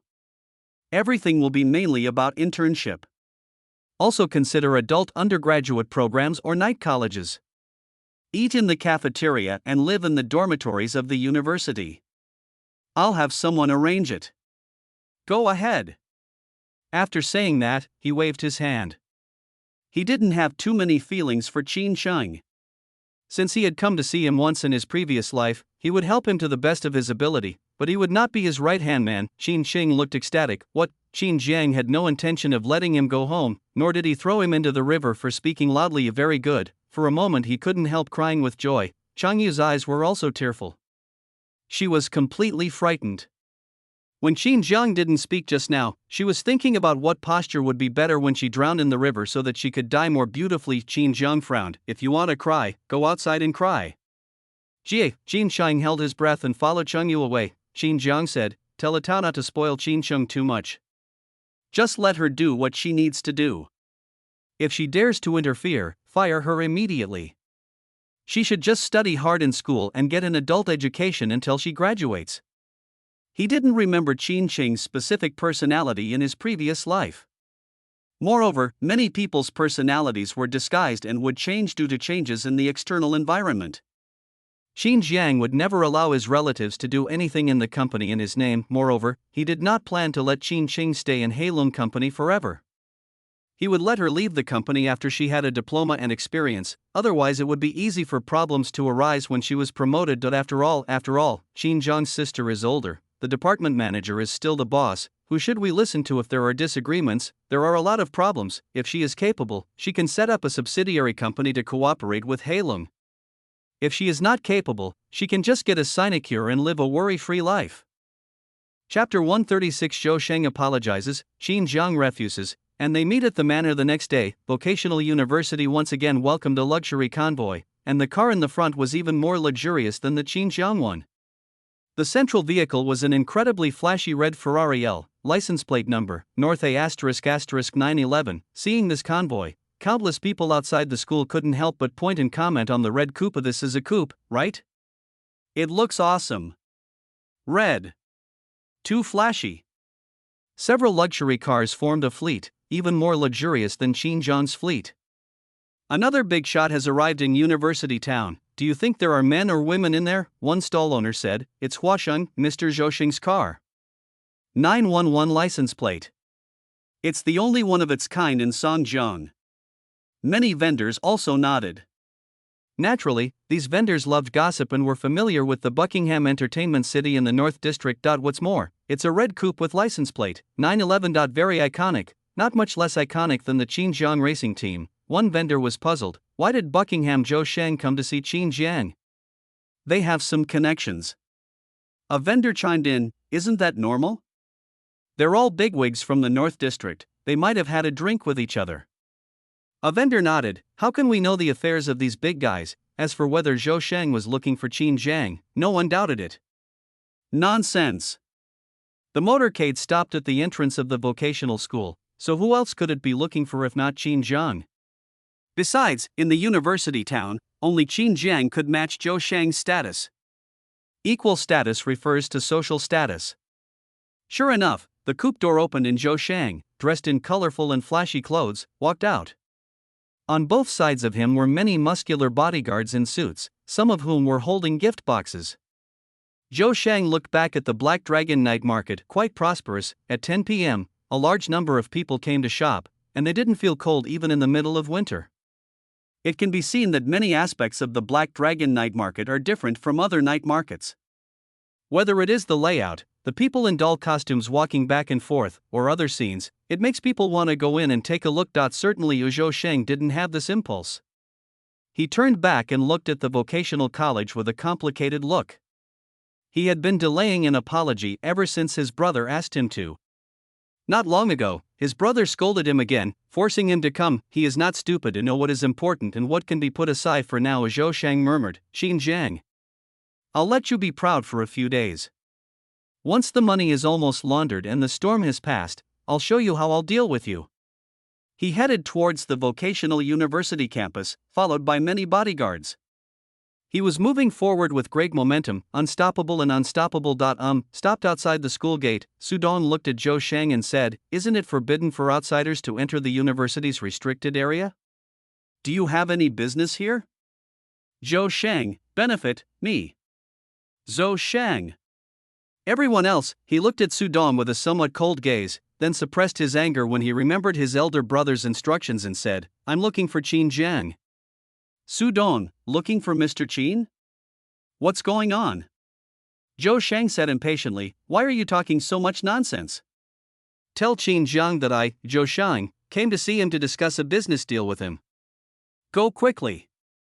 Sudong pondered for a moment and said, Old one, go ask. A security guard quickly ran towards the Black Dragon Company. Many vendors outside came over and nodded when they heard the conversation. I said I was here to see Mr. Qin, right? This security guard is really brave enough to stop me. Isn't he afraid of offending anyone? Why would they be afraid? Which university doesn't have a strong network of connections? Why would they be afraid of Buckingham? The security guard doesn't represent the university. Soon Lao Wang quickly ran back and said, Captain, Mr. Qin said he doesn't want to see him. Tell him to go wherever it's cool. His voice was not small. Not only Sudong but also Zhou Sheng and others outside could hear it clearly. Zhou Sheng's expression instantly turned cold. No. Qin Jiang didn't see me. Why didn't he see me? Who did he think he was? Brush. Zhou Sheng turned around and got into the car without hesitation. Boom. The convoy left immediately. That night, there was another scolding from Buckingham's top box. The second day, Zhou Sheng came to the vocational college to find Qin Jiang again, and this time he said he came to apologize sincerely. Qin Jiang refused to meet again. Zhou Sheng wants someone to deliver the gift. Qin Jiang refused again. An hour later, Zhou Sheng left with a gloomy face. The third day, Zhou Sheng came again. This time he was well prepared. He knew in advance that Qin Jiang stopped a car on the way out of the school. Qin Jiang did not get out of the car at all. Facing Zhou Sheng shouting outside and leaving with the convoy, it was obvious that he did not intend to have anything to do with him. Nonsense. In the previous life, the Zhou family was about to fall, and now his family is the source of trouble. Who would have anything to do with them? Besides, Qin Jiang is not a generous person. How can he give face to someone who dares to trip him up secretly? Original place. Zhou Sheng was extremely angry and threw the gift in his hand. Snap. The jade cabbage, worth 100,000, shattered instantly. Zhou Sheng, still unsatisfied, threw two more things fiercely and cursed in the direction of Qin Jiang's convoy. Qin Jiang, you really think I'm afraid of you? If you don't accept my toast, you'll be punished. I, Zhou Sheng, will never let you go. This scene of the nearby vendors were surprised and couldn't believe it. Why do Qin Jiang and Zhou Sheng seem to be at odds with each other, and there's a sense of tension between them? It's more than just a disagreement. It's obvious that Zhou Sheng offended Qin Jiang and came to apologize, but Qin Jiang refused to accept it. Brother Jiang is awesome. He ignored Zhou Sheng's apology in person. TSK, scary. They witnessed Zhou Sheng coming to the vocational university to apologize to Qin Jiang for 3 consecutive days, and even a fool could guess what was going on. Qin Jiang v Zhou Sheng. Qin Jiang, a newly emerged new gangster with hundreds of millions of assets and thousands of subordinates. A well-known figure who has long been established in the North District. Zhou Sheng, the underground boss of Songjiang's large entertainment city. If the two of them confront each other, something big might happen. North District. I'm afraid things are going to change soon. The news of Qin Jiang and Zhou Sheng's confrontation spread throughout the North District, attracting attention from many figures in society. Buckingham. Zhou Sheng cursed, "Bring Lu Bo here. Does he think he's so awesome? He's already showing off by opening a night market. If I don't teach him a lesson, I'll never be able to tell the difference between the big boss and the small boss. Is the night market idea really that cool? If I can't think of it, can I copy it?" The other side, Qin Jiang's convoy drove out of the suburbs and finally arrived at a hidden manor in the suburbs. Inside the car, Zhu Zhang, Bai Meng contacted us out of the blue and asked us to come here to meet someone. I'm afraid something is wrong. Who can let him make the call personally? Bai Meng called this morning and said vaguely that someone invited Qin Jiang to come to this manor. Qin Jiang thought for a while and did not refuse to let someone drive over. Qin Jiang, who could possibly make him compromise? His superiors. Or rather, his superiors. Zhu Zhang, why are you looking for us? Black Dragon's business is currently flawless and everything is going smoothly. Qin Jiang, what can these people do to us when Heilong has committed no crime? It's nothing more than 2 words, cooperation, emphasis added. Zhu Zhang, can I? Then he stretched out his hand and gently turned it back and forth twice. Qin Jiang, everything is possible. Chapter 137 3v3, not to be outdone. Bang, Zhang Qi got out of the car and opened the back door. Qin Jiang, surrounded by several younger brothers, slowly got out of the car and straightened his clothes. Bai Meng, who was waiting at the gate of the manor opposite, couldn't help but twitch his mouth when he saw this. You were such a pretentious person. Then he quickly stepped forward, looked at Qin Jiang and whispered, I waited for you for a long time, and didn't let you be more low-key when you came? You, Qin Jiang, that's pretty low-key, isn't it?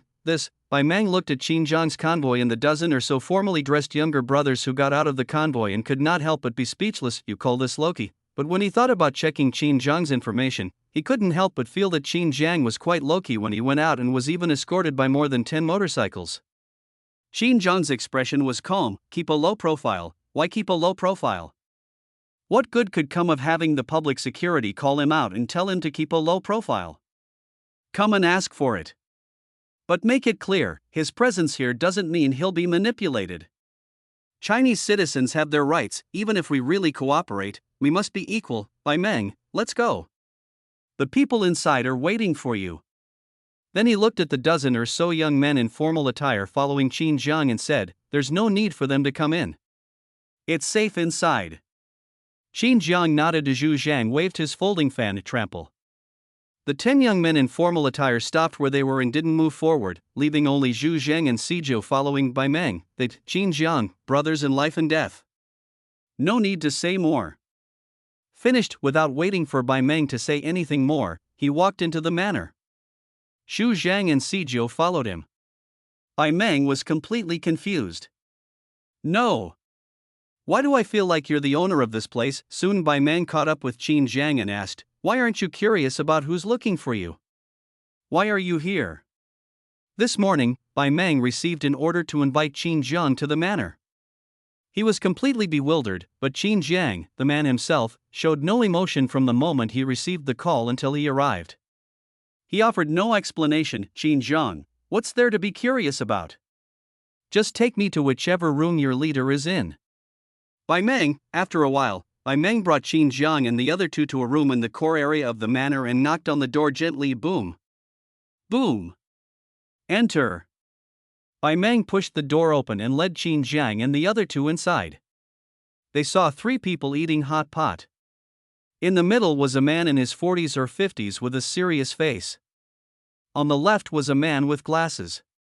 On the right was a man with a hooked nose and sharp eyes. Seeing the three people, Qin Zhang's eyes narrowed up. They are all cops. From his observation, he could tell that the three men held high positions, and he even knew the man with the sharp eyes, captain of the Songjiang Investigation Corps. In the future, he continued to be promoted by solving many major cases.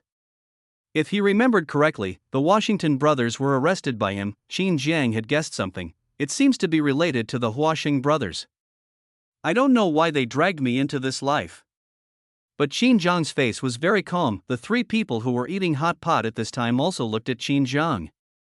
When they saw Zhu Zhang and Sijiu, they couldn't help but frown. They asked Bai Meng to bring Qin Jiang but not these two. Some things are not known to everyone. The captain of the investigation, Wang Feng, glared at Bai Meng, who had no words to say and could only respond with a wry smile. The man sitting in the middle smiled and said, "Come on. Winter is coming and the weather is getting cold. It's a good time to have some hot pot to warm yourself up. Chongqing spicy hot pot, want to eat together?" "Certainly." Qin Jiang walked up calmly and sat next to Wang Feng, then picked up chopsticks from the table and dipped them into the pot. Wang Feng said with a double meaning, "Do you really dare to eat with us?" "Qin Jiang, as a Chinese citizen, I have the right to eat with anyone, right?" As he said this, he picked up a piece of meat and put it into his mouth. At the same time, Zhu Zhang, sitting to Qin Jiang's left, fetched a pair of chopsticks. His expression was equally calm, though his eyes narrowed, indicating a hint of surprise and trepidation. However, he managed to project an unwavering composure. He picked up a piece of meat and said calmly, "Didn't you call us here just to share a pot?" At this time, Sijiu stared at the table in front of him in surprise, because there were only 5 seats under the table. Seats for Zhu Zhang and Sijiu were not prepared today. Now that Zhu Zhang had taken Bai Meng's seat, there were no more seats left. He looked around and his gaze fixed on the corner of the room. There is a bronze bowl ornament there, 1 meter high, 2 meters long. It looks so heavy. Sijiu walked towards the bronze bowl without hesitation, grabbed the bull's body with both hands and lifted it up with force.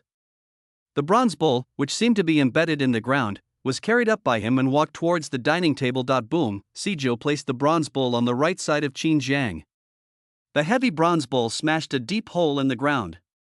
It seemed that if this place was not on the first floor, it would probably become a dangerous building in an instant. Bang! Sijiu, sitting on the bronze bowl, towered like an ancient general, 2 heads taller than the others.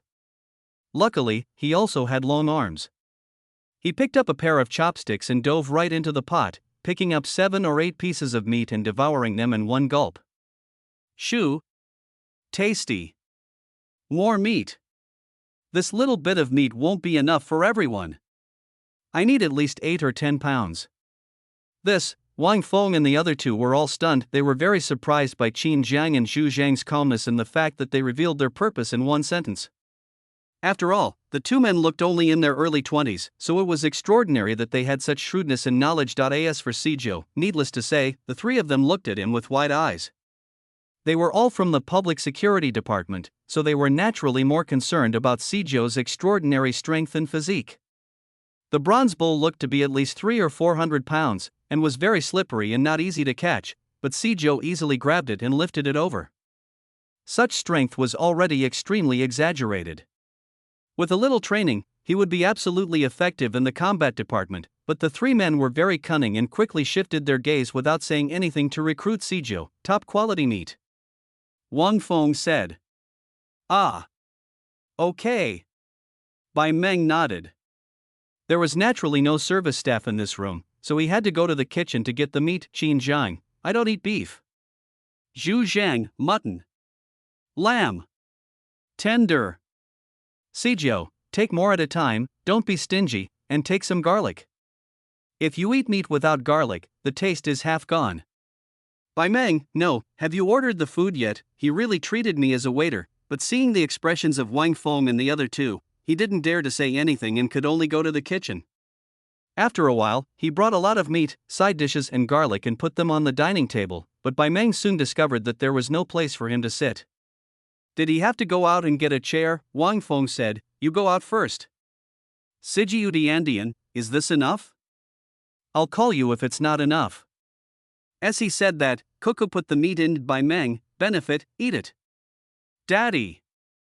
Who can eat you better?" It just so happened that he didn't like being here. He felt that speaking in a roundabout way was not direct enough and was pretentious. Get out. Close the door. Inside the room, only Qin Jiang and his two companions were left, sitting opposite Wang Feng and his two companions. They were all silent and concentrating on eating hot pot. Chapter 138 Cooperation requires sincerity and the right to benefit soon. A hot pot food is pretty much the same with Sijo, the foodie, around. He was completely dazzling with his chopsticks, forklift, and mouth. He could finish several kilograms of meat and vegetables in the blink of an eye. Even if Wang Feng and others wanted to eat, there would be nothing left. Besides, they didn't come to Qin Jiang today to eat hot pot. Bang! The middle-aged man put down his chopsticks, and Wang Feng and the other man also put down their chopsticks. The three of them looked at each other, and the man with glasses spoke first. China is cracking down on money laundering. Our city has just uncovered a massive money laundering case. The amount is huge, and some of it is laundering money at night markets. I wonder if Mr. Qin has heard of this. Qin Jiang, I've heard of it. Well, the three of them were stunned. They thought Qin Jiang didn't know or knew but pretended not to know, but they didn't expect him to admit it. Wang Feng, did you know that in our city, many people have committed suicide by jumping from buildings or gone missing after being relocated? Qin Jiang, I know. Wang Feng's eyes suddenly widened. Is it just a little bit of wind? Wait, you said you knew? Qin Jiang nodded. Isn't it the Huasheng Group? He runs the casino and the money laundering. Of course, not all of those relocated households were Huasheng's responsibility. So many people have become rich through Songjiang's demolition projects, and they're all big fat sheep, with countless people eyeing them. Huasheng can only be said to have taken the lion's share. The man with glasses stared at him and asked, Are you involved too? Qin Jiang looked at the man with glasses and said, If I were to participate, I could still sit here and have a meal with you. Besides, what's the money from a few big demolition households? Even if we get rid of them all, how much would it be? A few 100 million, haha. I don't care. Songjiang is a second-tier city, and even with the demolition, not many people became rich. Only a few lucky people obtained assets of hundreds of millions or tens of millions due to special reasons. These, in the eyes of the Grey Forces, they are considered fat sheep. As for those who got 1 or 200,000, it is nothing. Most of these people can spend about the same amount on buying a new house or a car. Even if they can squander it, they won't have much. The only people who target these people are ruffians and hooligans. These people are not worthy of the attention of the three people in front of them. Listen to this. Wang Feng and the other two looked at Qin Jiang with complicated eyes. They really wanted to say that Qin Jiang was talking nonsense and how dare he ignore a few 100 million, but considering that it has only been 3 months since Qin Jiang started his career, and he has gone from a warehouse thug to the boss of a large company, with an annual turnover of over 100 million and an income of tens of millions, there is nothing wrong with what he said. The man in the middle took out a cigarette, and the man with glasses took out a lighter and lit it. So what do you think of Huasheng Group? Qin Jiang also lit a cigarette and leaned back, blowing out smoke that obscured the middle-aged man's vision. Without replying, he asked, They want me to deal with the Huasheng Group. Tell me, why should I deal with them, and what can I gain from it? Wang Feng and the man with glasses were shocked. The middle-aged man, blowing smoke, looked at Qin Jiang seriously. They were obviously shocked by Qin Jiang's straightforward words and the fact that he told them where they came from. Fortunately, the three of them were very cunning and did not show it. Bang! Wang Feng slammed the table. Every citizen has the obligation to cooperate, and you want a reward.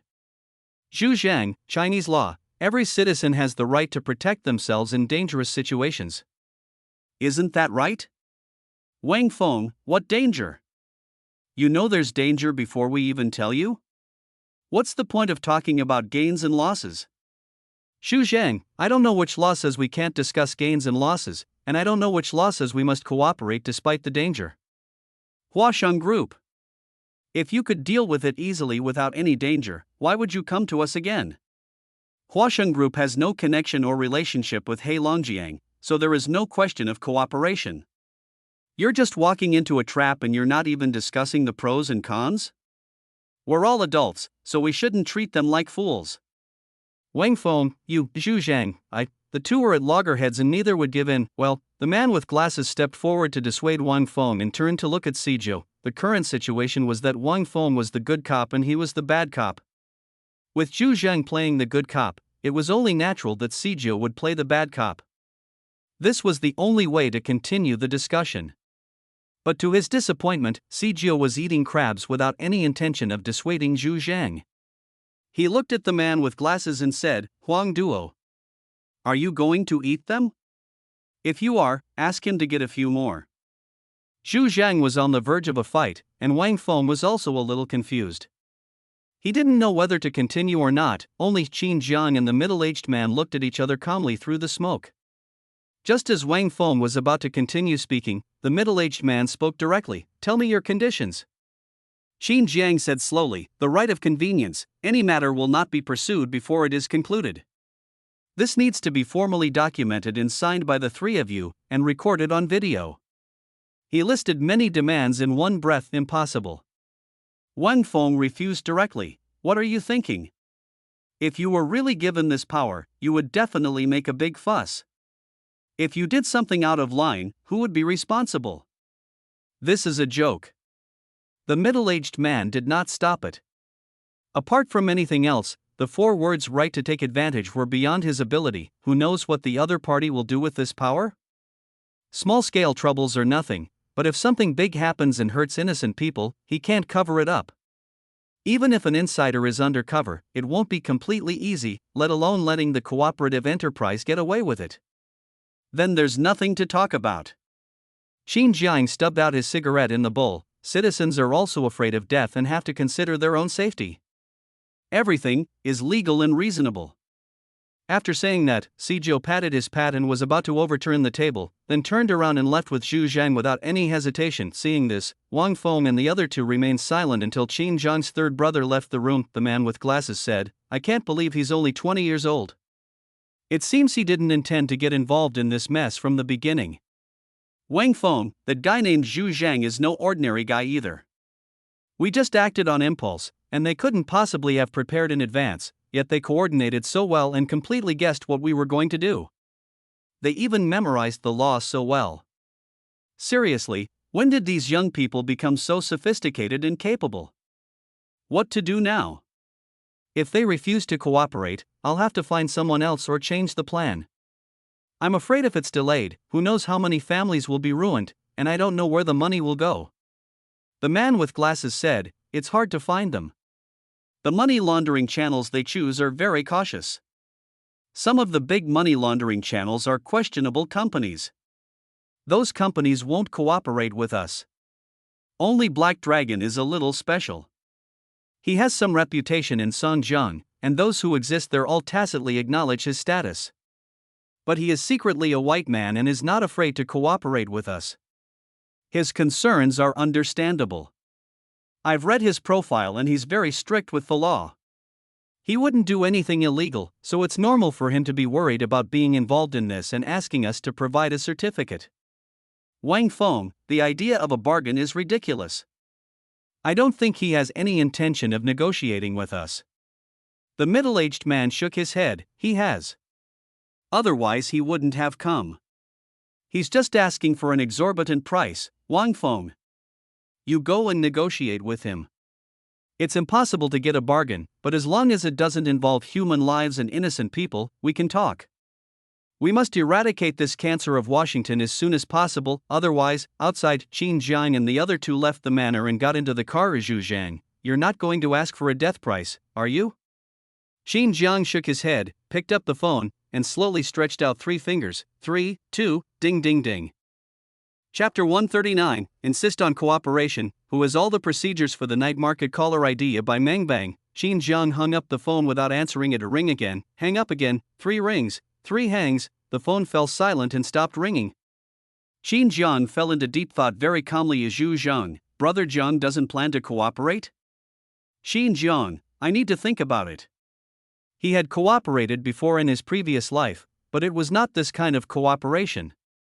The result was not good and he became an abandoned pawn in the later period.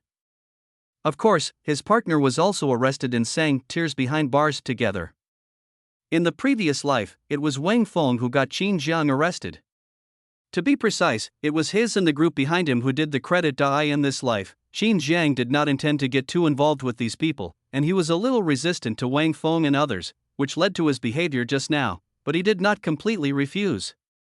Sometimes this kind of cooperation might be a good thing for Black Dragon. White base color is important. Some people think it's more important that you are white. Qin Jiang looked towards the manor and said, even if we want to cooperate, we can't just agree to it directly. We need to have the necessary guarantees. Although these people had a good reputation in the previous life, some things cannot be relied on experience alone and must be put into practice. Everyone has more than what is said.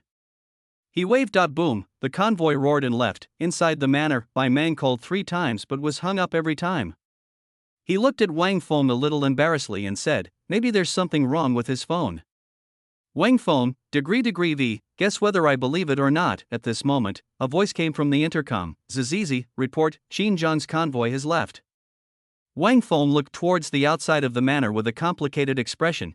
It seems that Qin Jiang is more difficult to deal with than I thought. At such a young age, he's so shrewd and will definitely achieve great things in the future. I just hope he doesn't go astray. Otherwise, people like this are more difficult to deal with than Hua Shang. He looked at Bai Meng and said, don't you think so? Bai Meng was stunned and nodded and shook his head subconsciously. He won't do that, otherwise I will arrest him myself. Bang! Bang! Wang Feng patted Bai Meng's shoulder and said, I believe you. By the way, I heard that your sister is about to graduate from college. Has she found a job yet? Bai Meng, I think. I found it. Wang Feng smiled and turned to leave. Give me Qin Jiang's phone number, and by the way, tell me about your father's wishes. Soon Wang Feng and others also left the manor, leaving only the middle-aged man walking towards a fishing pond behind the manor, where a man in his 50s was wearing a straw hat and doing winter fishing in the cold wind. The middle-aged man walked over and sat down. Teacher, did you catch anything? The man in the straw hat turned around and saw Bai Weigua.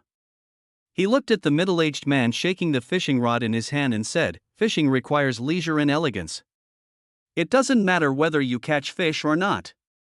The fish that are supposed to take the bait will take the bait sooner or later. Middle-aged man, Omega, if you didn't catch anything, just say so. Why are you spouting some big moral principles? No wonder you can be a teacher, you really are good at talking. Bai Weigua saw the middle-aged man's inner thoughts and was not embarrassed. He didn't agree?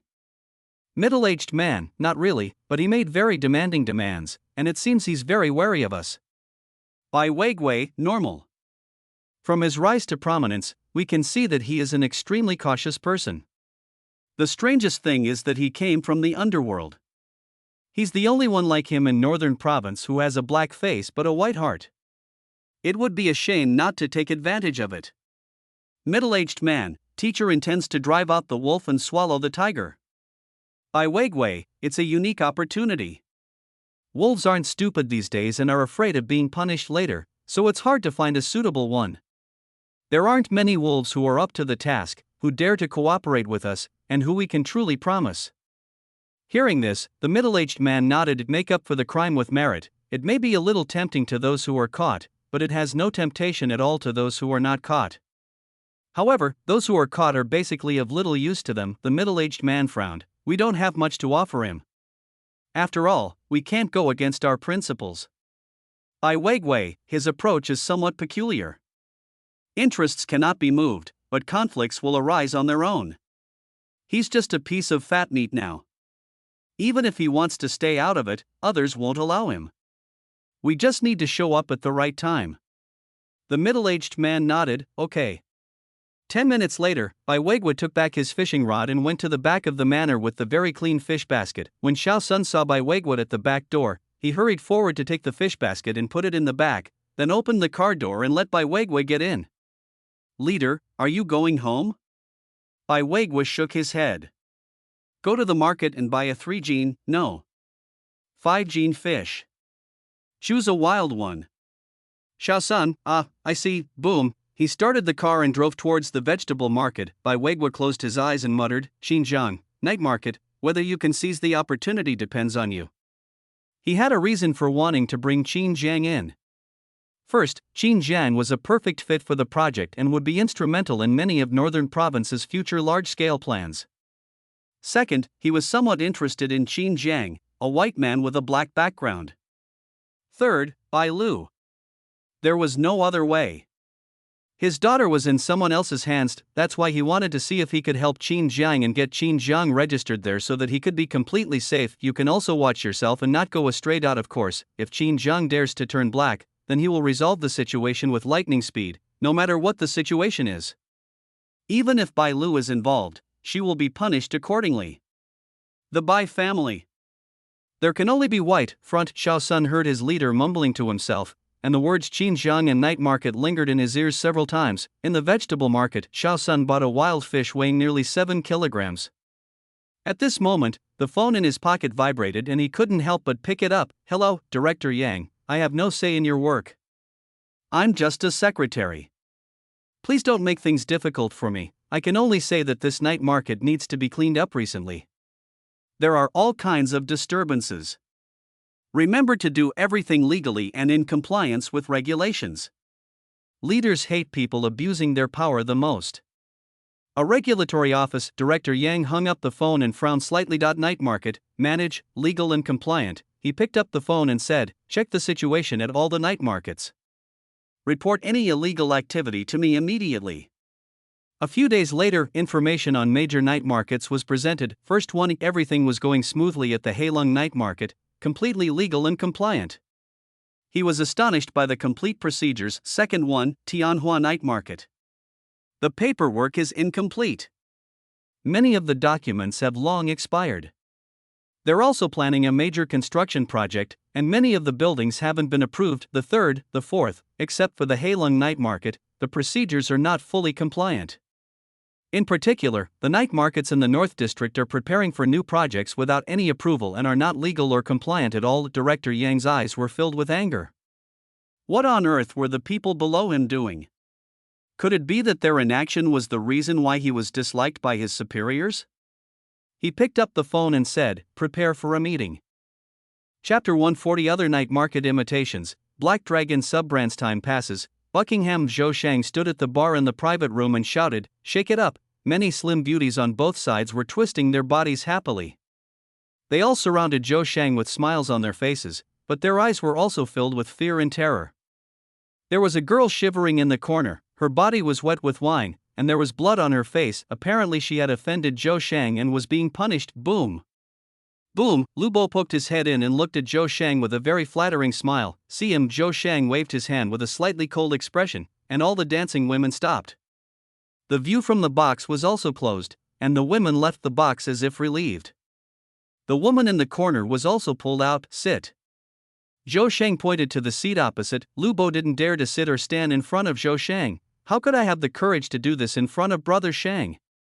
Zhou Shang sneered, you're quite courageous. Don't you have me in your power? Lu Bo hurriedly shook his head. Brother Shang. Don't say that. I have already deleted the recording. There is definitely only one copy. The audio wasn't recorded by me, it was recorded by Xiao Wang. I'll ask someone to look for him and he'll find it soon. I promise to explain to Brother Shang when the time comes. Not long ago, Lu Bo was arrested for hiring a killer. He found a lawyer to contact Zhou Shang through special channels, and handed over a recording of a trump card in his hand to ask the other party to save him. Coincidentally, Zhou Shang also sent someone to look for him. Finally, Zhou Shang used his connections to get someone to take the blame for him and Lu Bo was released. The moment he was released, Lu Bo had planned to leave Songjiang. After all, offending Zhou Shang was not a good thing, but when he thought about how he had finally achieved this after working hard in Songjiang for so many years, how could he be willing to leave?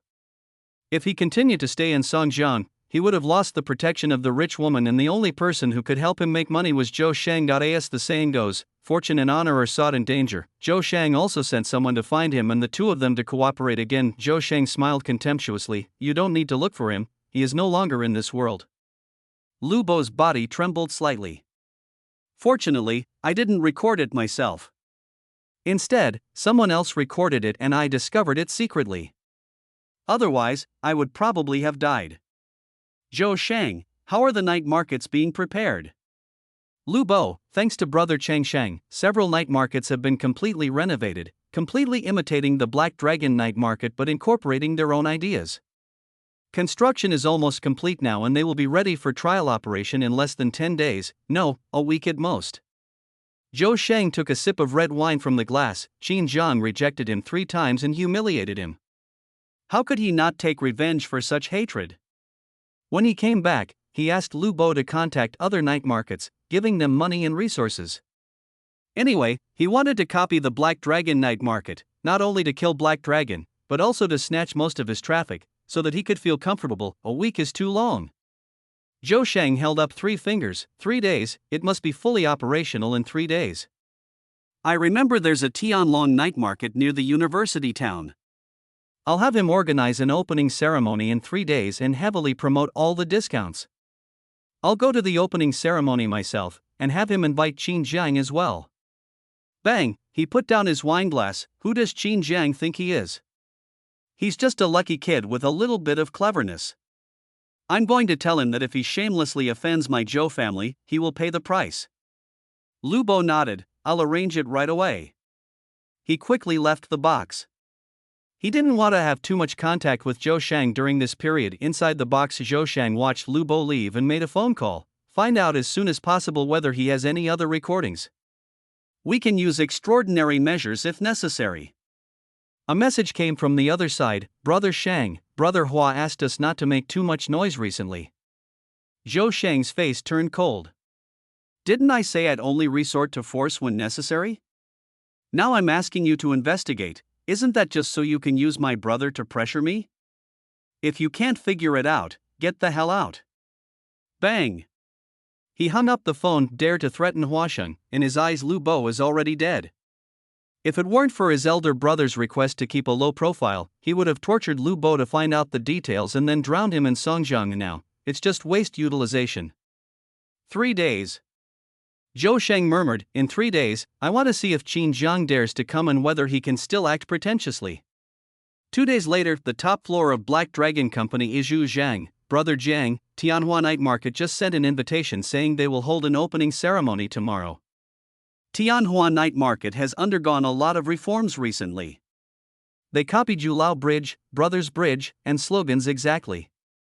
They are also planning to hold a singing competition. What do you think, should we? Xu Zheng said with a cold expression and a downward gesture. Qin Zhang didn't say anything. This news has been reported to him a long time ago that if anyone dared to plagiarize him in the previous life, he would have been suppressed with thunder. In this life, the route is different and many of his methods cannot be used. Of course, he also has ways to keep the Black Dragon night market prosperous without using the methods he used in his previous life.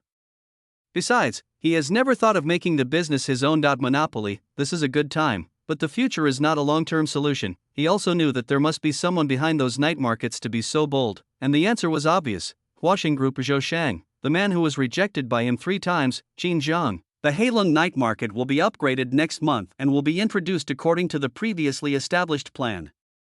Doll costumes, themed costumes, and prize-winning guessing contests. And the Frozen dolls are officially launched. Remember, our dolls must have trademarks and independent copyrights. Some things can be imitated, but some things cannot. Zhu Zheng, understood. Qin Zhang, how are the plans for the several commercial brands under the management department? Can they be launched next month? Xu Zhang, the milk tea brand is almost ready, and the spicy hot pot, fried chicken, duck products, and other brands are in the works. Qin Zhang nodded. Night market. Or in other words, Songjiang Never Sleeps City is an important industrial component of Heilong Company in the future, but it cannot be promoted. It is difficult for the Never Sleeps City to open in Songjiang and other cities. In order for Songjiang Never Sleeps City to gain a foothold in the future, we must find some potential stocks to invest in. There are many potential stocks in the catering industry.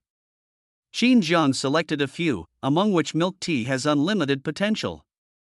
In the future, milk tea brands will spring up everywhere like mushrooms after a rain, and many of them will be listed. Qin Zhang, there are 2 milk tea brands, one for the high-end market and one for the affordable market. The high-end one is called Bawang Tea, and the low-end one is called Shui Bing Chang. Xu Zheng, blackmail, okay. Qin Zhang, as for the opening of Tianhua Night Market, just as he was about to refuse, the phone rang and the caller ID showed by Meng. Qin Zhang, are you trying to persuade me to cooperate again? By Meng, Qin Jiang. Do you have a hidden background, or is that person from the vocational university making another move? Qin Jiang frowned slightly but said calmly, I don't understand what you are saying. By Meng, stop pretending. Tomorrow, Song Jiang will be conducting a large-scale night market crackdown. All illegal night markets will be shut down for rectification. Non-compliant equipment will be confiscated on the spot, and illegal structures will be demolished. You said you have nothing to do with it? Others don't know it, and I don't know it either. Except for you, no one else in Songjiang has complete documents. Those night markets just teamed up and spent a lot of money to imitate you. When they open tomorrow, something like this will happen. Qin Jiang hung up the phone. Qin Jiang and Zhu Zhang stared at each other for a long time, quickly naming several possibilities but unable to confirm them. Finally, Qin Jiang said, reply to Tianhua, I will personally attend the opening ceremony tomorrow. Chapter 141, The Martial Arts School Next Door, dares to catch Sang Biaozhu Zhang, understood. Qin Jiang, the night market upgrade can be put on hold.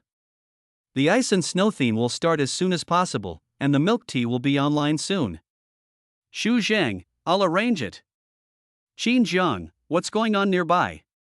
Zhu Zhang smiled and said, the school on the left is relocating, and a martial arts school is going to be relocated here.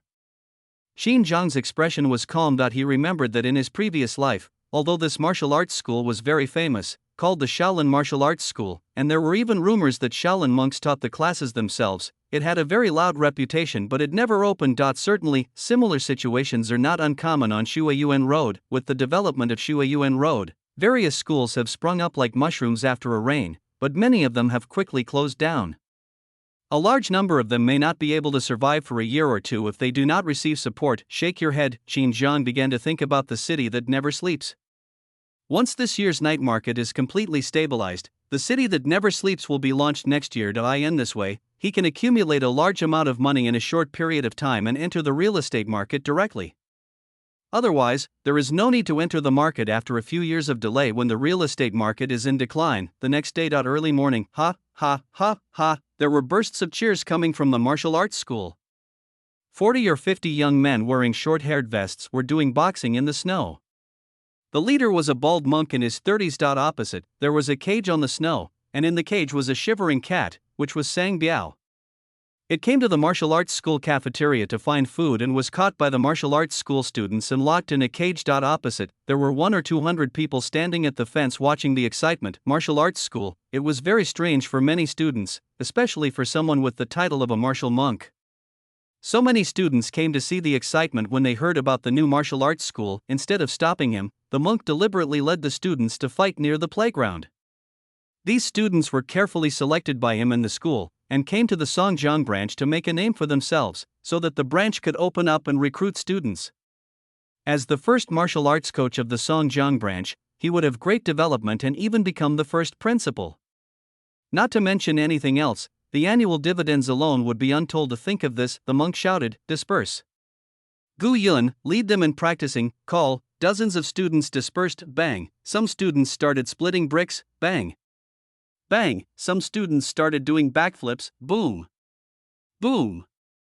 Boom, some students started fighting each other. The eyes of the spectators outside were even more shining. Kung Fu. Real Kung Fu can only be seen in movies. Seeing that the time was almost right, the monk said to a few clever students, Gu Yun, take them to distribute flyers and talk about the advantages of the martial arts school. Several students immediately took flyers to the fence and handed them out to the onlookers through the fence while flexing their muscles. What are you learning, brother? Hairdressing? What kind of thing is that? You'll have no future if you act like a sissy. Come to the martial arts school and learn Kung Fu. Long, you know that if you can learn it, you can become a Kung Fu master. At worst, you can open a martial arts school and teach a few students to support your family.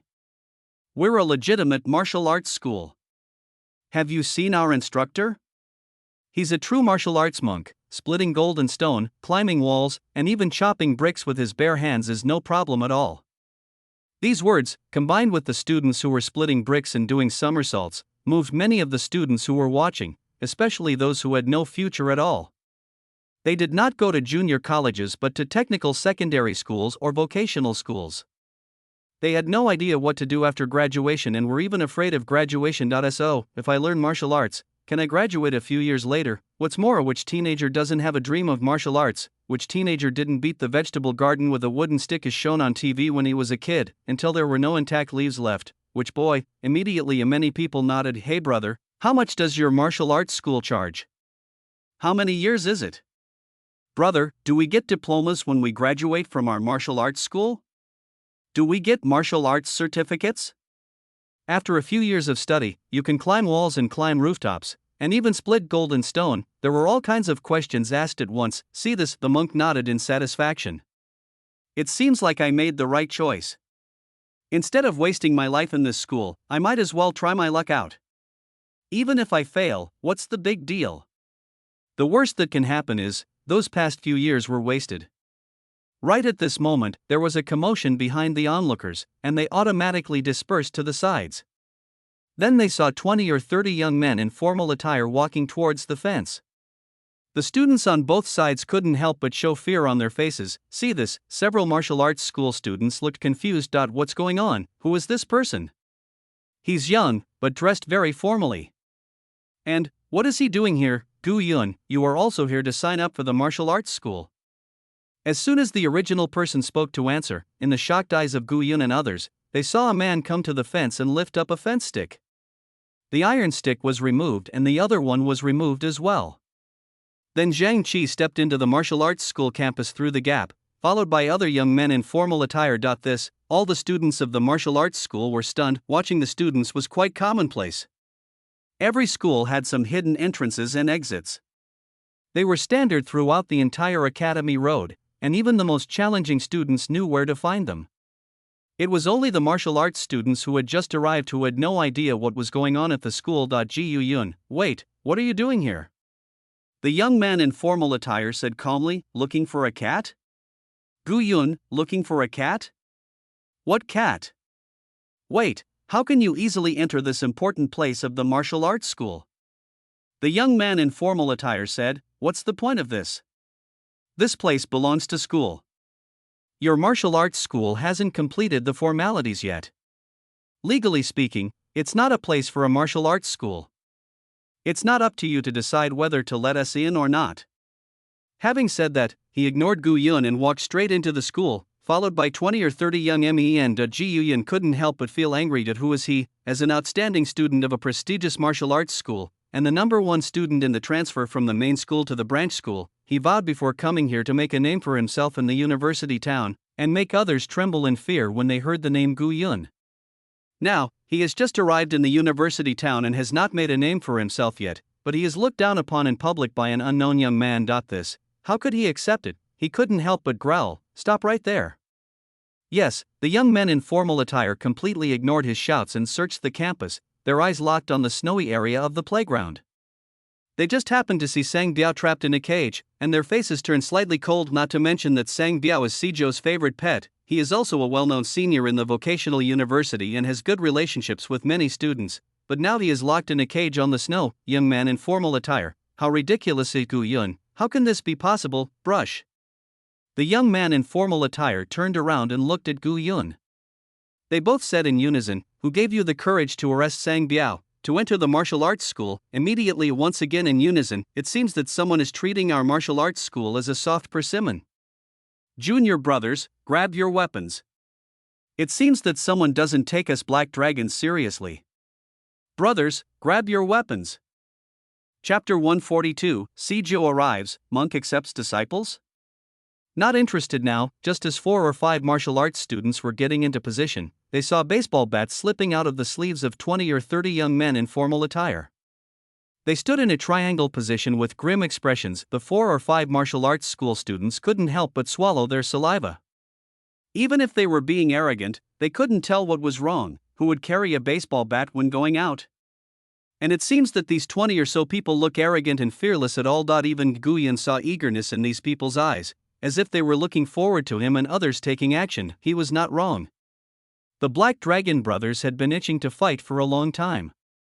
They had not taken action for a long time since the rise of the Black Dragon. Only the security department would often organize confrontation training. The monk on the opposite side saw that something was wrong and quickly led the remaining students to provide support. Call. Guiyun regained his confidence when he saw more fellow apprentices coming over.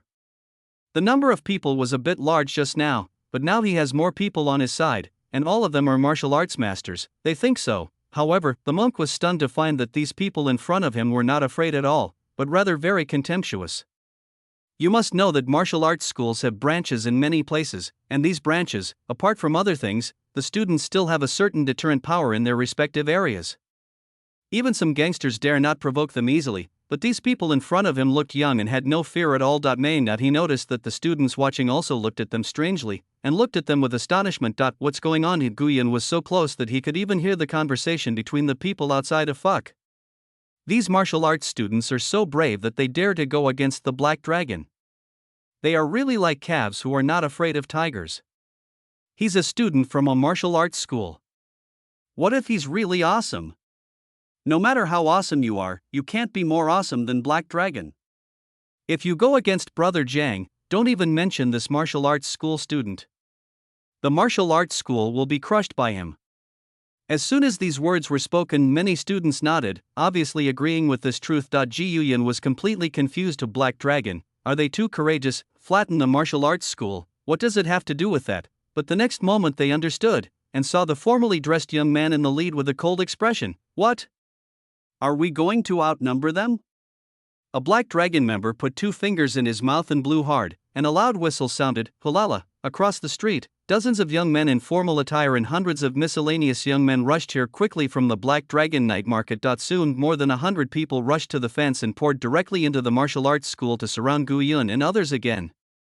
This scene made the extremely confident Guiyun and others change their expressions drastically, and they looked a little depressed even when they took their stances. Martial arts students, he thinks he can fight, but that is only relative to ordinary people. Not only are these people in front of him strong and powerful, but there are too many of them, probably 100 or 200 in total. Moreover, they all have fierce faces. If a real fight breaks out, the master will be beaten to death with sticks. Even the monk's face changed slightly, and he didn't understand why things turned out like this. Hula, the crowd dispersed slightly and Xiao Shanha slowly walked in. What's going on? Zhang Qi, Brother Shan. Brother Sijo's pet cat is missing and we came to look for it. We found that it was caught by the martial arts school and locked in a cage. But the martial arts school people not only refused to let us get the cat, but they surrounded us and prepared to attack us. Said. He pointed to Sang Biao who was trapped in a cage in the distance. Zhao Shanha looked at him and nodded. He naturally knew Sang Biao, after all, Sijo often held him in his arms. Then he looked at the monk and said, What? You're planning to fight the Black Dragon right after you get here? You even dare to catch Brother Sijo's cat? Monk, equal smiley face. What the hell is this? I'm a little confused. Why all this fuss over a cat? Who is that Sijo brother anyway? His cat was lost, and so many people were looking for it. Gold cat. Silver cat. Before the monk could speak, Guiyun stiffened his neck and said, What do you mean your cat? That's my cat. Xiao Shanha, your cat. Guiyun, why else would he be in my cage? What evidence do you have that he's some kind of cat? Xiao Shanha, ha. Evidence? He looked at Guiyun with disdain and said, Do you think you're worthy enough to tell me the evidence? Go! Get Sang Biao here. Whoever dares to stop us. We'll do whatever we have to do according to the Black Dragon rules. No need to hold back. Okay. A few younger brothers agreed and went to get the cat. Guiyun was so angry that he was shaking all over and was about to take action. 7 or 8 younger brothers stood in front of Xiao Shanha, baseball bats ready in their hands and muttering something. Behind them, a member of the Black Dragon team secretly took out a video recording device. Stop. The monk hurriedly asked several students to stop Guiyun. He could see that the group of people in front of him were not ordinary. If they really fought, he would probably suffer losses. Even if he won, there would be no benefit and he might offend someone. Once he lost, he would have no place to stand in the academy. Soon. A few younger brothers took the cat back. At this moment, there was another commotion behind the crowd. Sijo strode into the martial arts school with the speed of a brown bear. The onlookers on both sides were terrified when they saw Sijio, and they dared not look directly at him. However, Zhao Shanha and others nodded when they saw Sijio coming. Brother Sijio! Brother Sijio! See this, how could Gu Yun and others not know that the person who came was the Sijio that everyone had just mentioned? They were also stunned when they saw Sijio's appearance and physique. They, who practiced martial arts, thought they were very strong, but compared with Sijio, it was like a brown bear against a wild dog. Naturally, they had no momentum at all. The monk's eyes were bright. In his eyes, 49 was unique in her figure, features, and gaze. If such a person is trained, he will definitely shine and bring fame to the martial arts school. He looked at Sijio and became thoughtful. Bang, the cage opens. Meow. Sang Biao rushed out of the cage and used Sijio's waist to gain leverage to jump onto his shoulders, staring at Gu Yun with a fierce look. Sijio turned around and was about to leave. The monk said, Sijio, right? I see you have incredible talent, a rare martial arts prodigy.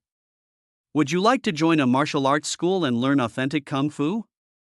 Zhao Shanha said disdainfully, are you fucking sick? Brother Sijio. He's a college graduate, what kind of diploma can your martial arts school give him? Besides, with Brother Sijio's strength, why would he need you to teach him? The monk was not surprised to hear this. Just by looking at Sijio's physique, he could tell that he was very strong. In addition, looking at the attitude of Zhao Shanha and others towards him, he could guess that the other party might be the big brother of this area. Beat, he must be very good at fighting. Monk, your education is not important. You can come to the martial arts school part-time to study. I can accept you as my disciple. As for your strength, I believe you have some strength, but fighting is useless just relying on strength. You also need kung fu.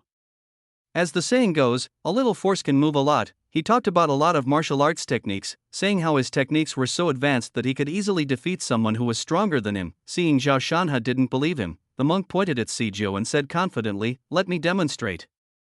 Come on, hit me. Sijio looked at him as if he was a fool. I hit you? Monk, yes. Sijio, I have no interest in fighting you, and even less interest in joining your martial arts school. After saying that, he turned and left. Seeing this, the monk became anxious. Not to mention that it was difficult to find a disciple like Sijio, he also wanted Sijio to make a breakthrough. Moreover, he believed that if someone like Sijio learned some skills, it would be a great help. Maybe the sect would have another awesome lay disciple. He didn't care about anything else and rushed towards Sijio directly. Watch this. Chapter 143, 49V Warrior Monk, Video Evidence, Follow the rules. Just see, the monk took a stance and rushed directly towards Sijio, punching with great force. Just looking at the wind of his punches, you could feel the power and heaviness of the punches. Fuck, sneak attack. Brother Sijio, be careful. Damn, you're looking for death. Upon seeing this, Zhao Shanha and the others cursed angrily and raised their baseball bats to swing at the monk, but Sijio was faster than them. He didn't even turn around and reached behind him with one hand. Bang, the collision of fists and palms made a dull sound. The monk's expression changed slightly. The moment his fist touched Sijio's palm, he felt as if he had touched a mountain. The force of his fist was completely repelled, causing his blood to surge and his body to become sluggish. Not good. The monk was about to punch back, but Sijio would never give him the chance and turned his palm into a claw, clamping the monk's fist like an iron clamp. Brush. The monk tried to pump his fist but couldn't do it at all. He felt an indescribable force surge from his fist and his body could not stop retreating. Trample. Trample. Trample. He took 4 or 5 steps back before stomping his heels hard on the ground to steady himself. He subconsciously shook his arm, feeling it was sprained and very sore. What a great strength. It's much stronger than I expected. You could say he was born with supernatural powers. With a little training, such a person can definitely fight 10 people at once, and his performances will be more effective. For a while, the monk looked at Sijio with even more fiery eyes. Once he could accept the other party as his disciple, and then train him for a year or two and take him to sweep the major martial arts halls to make a name for himself, he might be able to leave his own name in the history of martial monks, and the commercial value he would bring about would be absolutely immeasurable. Master, are you okay? Master, what's wrong with you? Gu Yun and the others gathered before the monk to ask, somewhat puzzled. Their master was a truly exceptional monk in the school, otherwise he wouldn't have been given the chance to lead the branch school. Yet, even after a sudden attack today, he was still thrown back like a chicken by that massive fellow called 4'9". Sijio has an extremely strong physique. The monk is only 1.7 meters tall. The height difference between the two is very obvious. It seems that the monk is more than a head shorter than Sijio, and is really comparable to a chicken. Not this. This was unbelievable to Gu Yun and others who admired the monk so much. Damn it, how dare you mess with Tai Sui? Old Biden, I think you are tired of living. Fuck, what the hell are you looking for? Zhao Shanha and others pointed at the monk with baseball bats and questioned him. They were not surprised at all that Sijio could throw the monk away. Everyone in the Black Dragon knew that Sijio was a monster, with superhuman strength, and he was not stupid, but had a very flexible body. What made them angry was that the monk dared to attack Sijio, which was simply a provocation to the Black Dragon. Now, Sijio waved his hand to stop Zhao Shanha and the others, then looked at the monk and asked, "What do you mean?" "Monk, I want to take you as my apprentice. 49, what can you teach me?" "Monk, Kung Fu, real Kung Fu, not just random fighting like a gangster." "Sijio, Kung Fu? Like what you did just now?" "Monk, I wasn't prepared just now."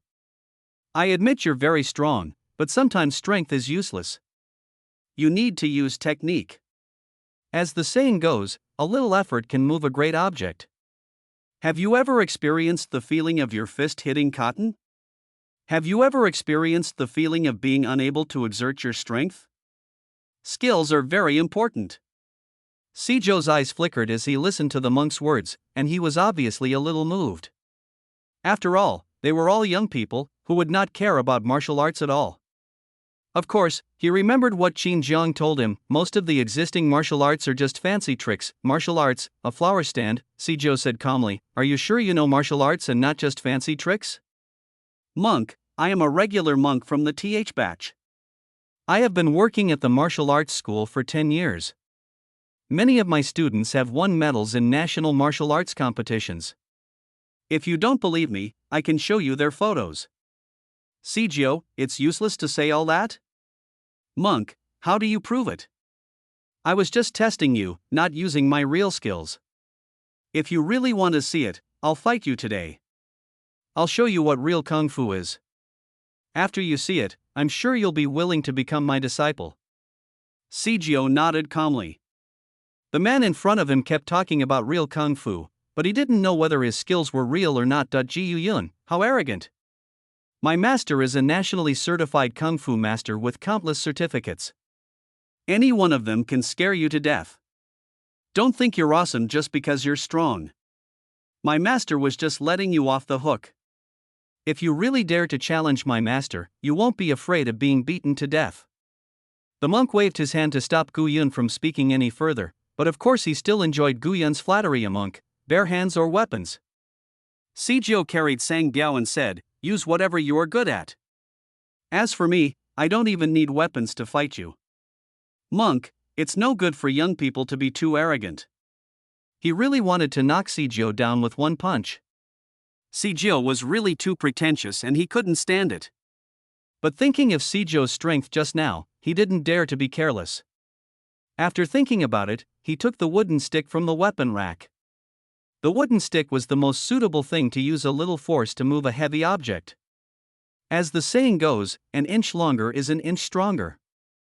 Facing a strong being like Sijio, he couldn't get close to him and use long weapons to deal with him better. Brush. Brush, the monk waved his stick and was about to take a stance against Sijio. "Sijio, wait." "Gu Yun, what? Regret it? Are you scared?" Sijio ignored Gu Yun and looked at Zhao Shanha. "Follow the Black Dragon rules?"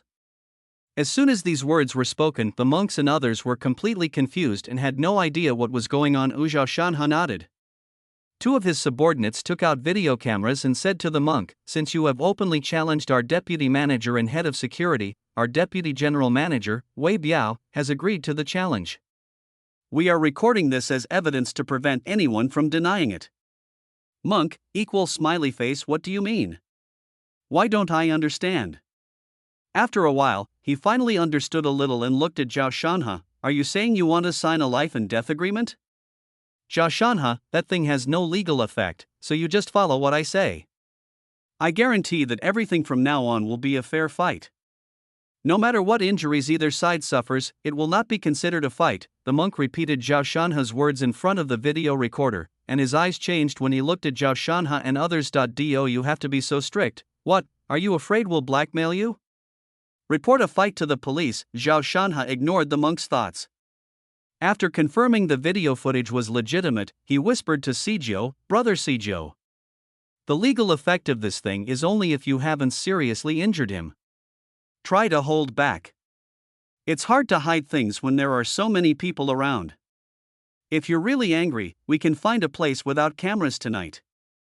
Chapter 144 Easy Kill. Martial arts are just like this. How strong is Brother Jiang? Zhao Shanha's voice was not loud, but both monks and students in martial arts schools have been training all year round, and have sharp ears and eyes and can understand the general idea. Their faces all looked very strange. What did he mean?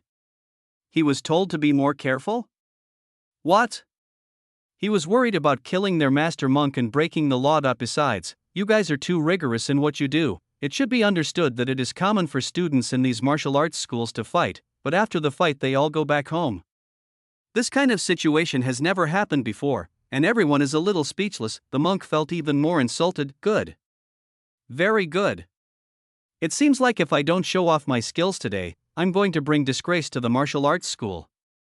Watch out. As he spoke, he raised his sticks and the shadows of the sticks flew through the air, making whistling sounds. The students outside the fence exclaimed in surprise. Wow! Even the stick leaves after images. Is this real martial arts? It looks amazing. It's even more shocking than in the movies. It looks awesome. Do you think Sijou can defeat this martial arts master? I definitely can't beat him. Even though the martial arts master isn't tall, he can just use his mad frame and hidden energy to break gold and split stone. Even if Sijou is awesome, he's never practiced martial arts, so he definitely can't win, not necessarily. Sijou is the god of war in the university town. For a while, everyone thinks anyone can win, and the majority thinks the monk can win. Nowadays, there are still many people who admire martial arts, and the monk doesn't look simple. At this time, Zhao Shan has said to those behind him, "Everyone, pay attention. If there is an unexpected situation, no matter what, do it." The younger brothers behind nodded, "Clear, clear."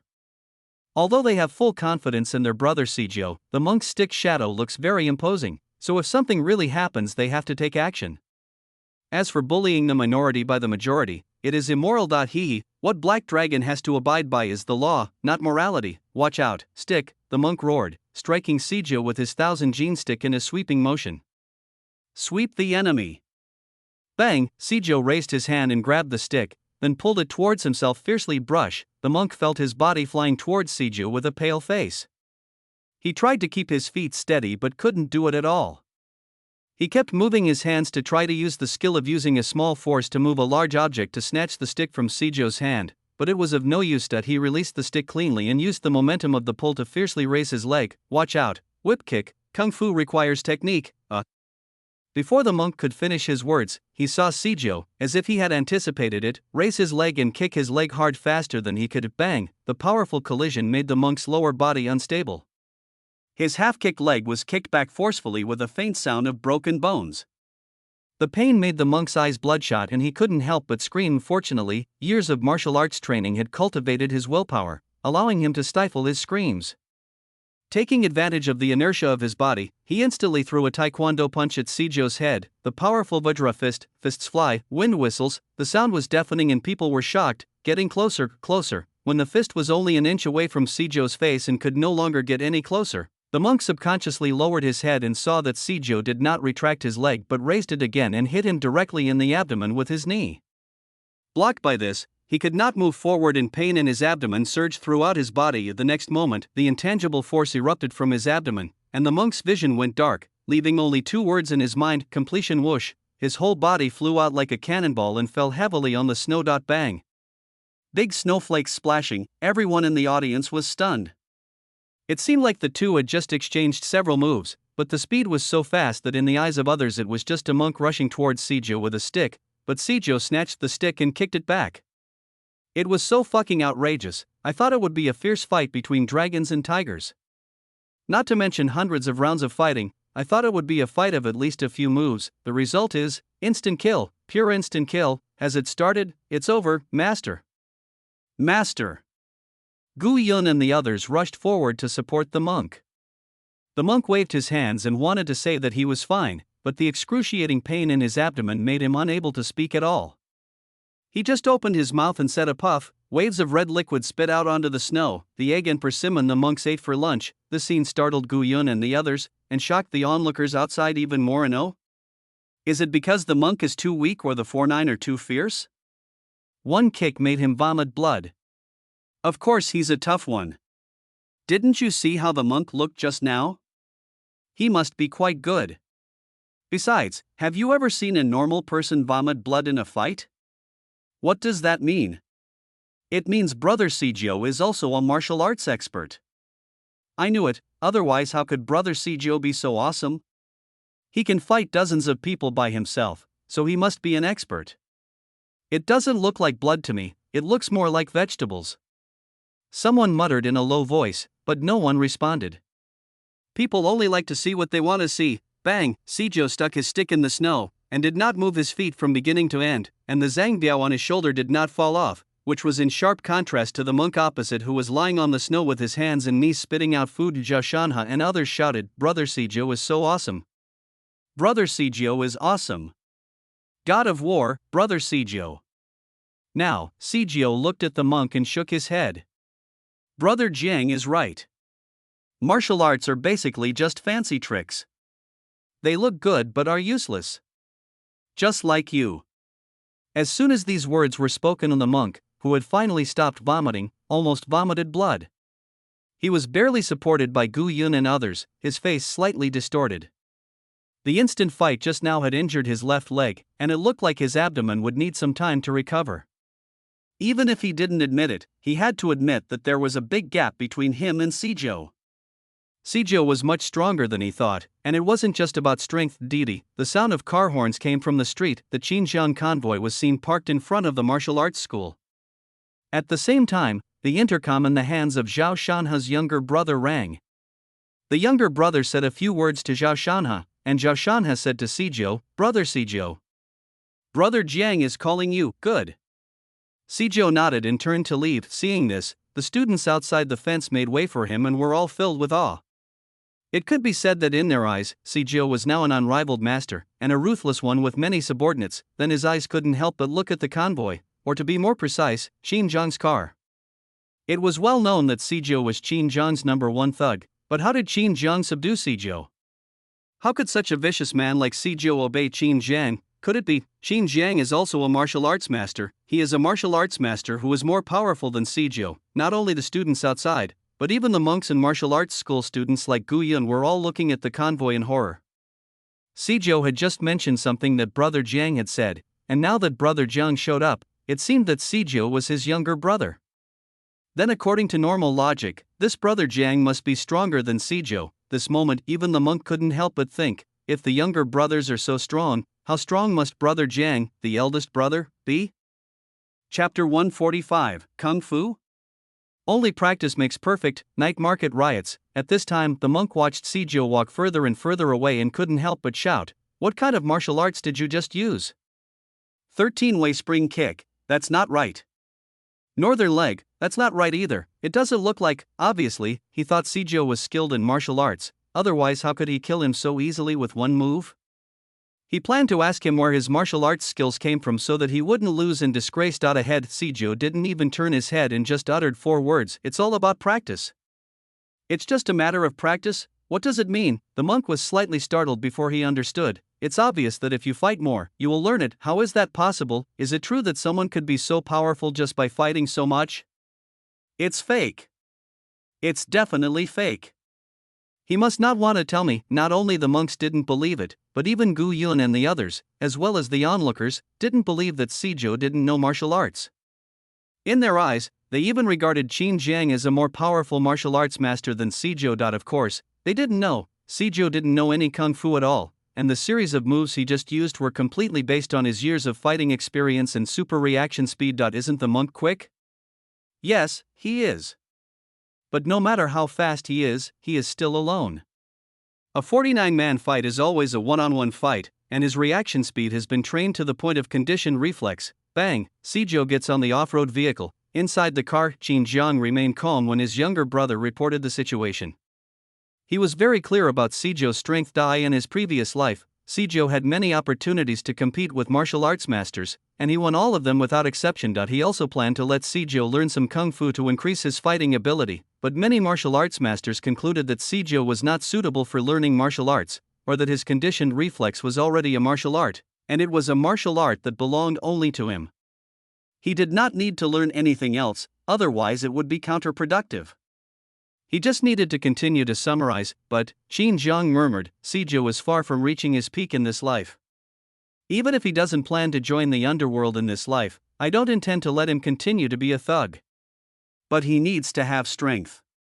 We need to set up a training hall as soon as possible to help Sijou improve his muscle reflexes.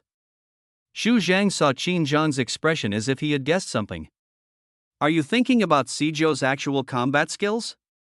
If traditional martial arts are useless, let's build a large martial arts hall so that Sijou can gradually gain experience. 49 is the Black Dragon's signature brand. When they become bigger, there will definitely be some double-flowered red stick competitions. This is a matter of appearances. When the time comes, I'll have Wang Tao, Zhao Shanhe, and the others intensify their training. The body is the real asset. If we can't just come and challenge the opponent, we can just rely on group fights to win. Qin Jiang, he admitted that Zhu Zhang was very smart, but he was always making mistakes when chatting, and being a gangster was a bit ingrained in him. Fortunately, I have been influenced by myself and know that no matter what I do in this life, I must do it within the legal scope. Inside the martial arts school, the monk wanted to say something several times, but in the end he didn't say anything. Gu Yun and others looked at the departing convoy with complicated expressions, regardless of the strength of the 49 today. Wang Tao and others' appearance, as well as the Qin Jiang team, all shocked them. This moment, they had a sense of déjà vu about the world. Walk! Zhao Shanhe gave an order and left with his brothers. See this, the students watching also looked gloomy, looking at the martial arts students with complicated eyes, as if they were looking at a clown. Don't look at it. Even if this monk is a martial arts master, it's useless. He can't even beat Brother Sijou. That's right. It's better to join Black Dragon than to join a martial arts school. Not only is it free, but we can also earn some money for our family. That makes sense. This way I can give my family an explanation. We are from the countryside and we don't have money to pay tuition. Finished, the onlookers all dispersed, and no one chose to stay and continue to inquire about the affairs of the martial arts school. The monk almost fell into the snow as he watched the student leave. He knows, I'm afraid it will be difficult to continue recruiting students for martial arts schools. He was defeated miserably in today's battle, bringing complete disgrace to the martial arts school. The entire martial arts school will become a laughingstock, and he will become a stepping stone for that Sijou. He regretted it. I regretted being too impulsive, regretted that I underestimated Sijou, and even more regretted that I didn't learn the skills well enough. Yes, it's too late, really. As these students left, stories about the 49th battle today were exaggerated. What is 49? It is the martial arts of the martial arts masters. What a joke. Sijou kicked the martial arts school principal so hard that he vomited blood. What? Qin Jiang is a martial arts master. What? He just came to the martial arts school and challenged Qin Jiang. Sijou put his hands in his pockets and attacked dozens of people in the martial arts school. He beat them until everyone in the martial arts school vomited blood and begged for mercy on their knees. Anyway, Sijou is absolutely awesome in all kinds of topics, and Qin Jiang is also awesome as well. Of course, the martial arts school also became a laughingstock. Not only did few students sign up, but even the students were pointed at when they left. Qin Jiang's convoy was just about to set off. Wow, there was a burst of noise coming from the Black Dragon night market across the street, as if there was a quarrel. Qin Jiang frowned slightly. Zhu Zhang, what's going on? Ahead, Zhang Qi hurriedly picked up the walkie-talkie and started asking about the situation inside the Heilong night market. Dozens of vendors were gathered in front of the night market management office, talking about something. Although their voices were loud, they were still well behaved. After all, a large number of Black Dragon brothers were watching them closely. If Wang Tao hadn't suppressed them, they would have probably fought on the spot. In the vendors' stalls, the leader was none other than Li San, the one who was taught a lesson by the Black Dragon personnel for questioning Qin Jiang. Betrayed by his fellow vendors, forced to set up a stall in a more remote location and fined. He was extremely angry when he saw his sales drop again, but he didn't dare to go against Qin Jiang and argue with Heilong. Otherwise, not to mention whether he would be beaten, if he was expelled from the Heilong night market, he would not be able to earn any money. Until half a month ago, the person in charge of Tianhua night market found him, promised him many benefits and painted a lot of cake for him, and he took it. The bold ones will die of overeating, and the timid ones will die of starvation. In just half a month, he secretly contacted other vendors who were dissatisfied with their poor locations and started the trouble today. The purpose was to embarrass Qin Jiang. If he could take this opportunity to lure some vendors to set up stalls at Tianhua night market, he would be given a reward of 5,000 yuan for each one he lured. The vendors shouted, "It's unfair. Isn't it fair to not talk about the Black Dragon in the end? Why can they always occupy a good position? That's right.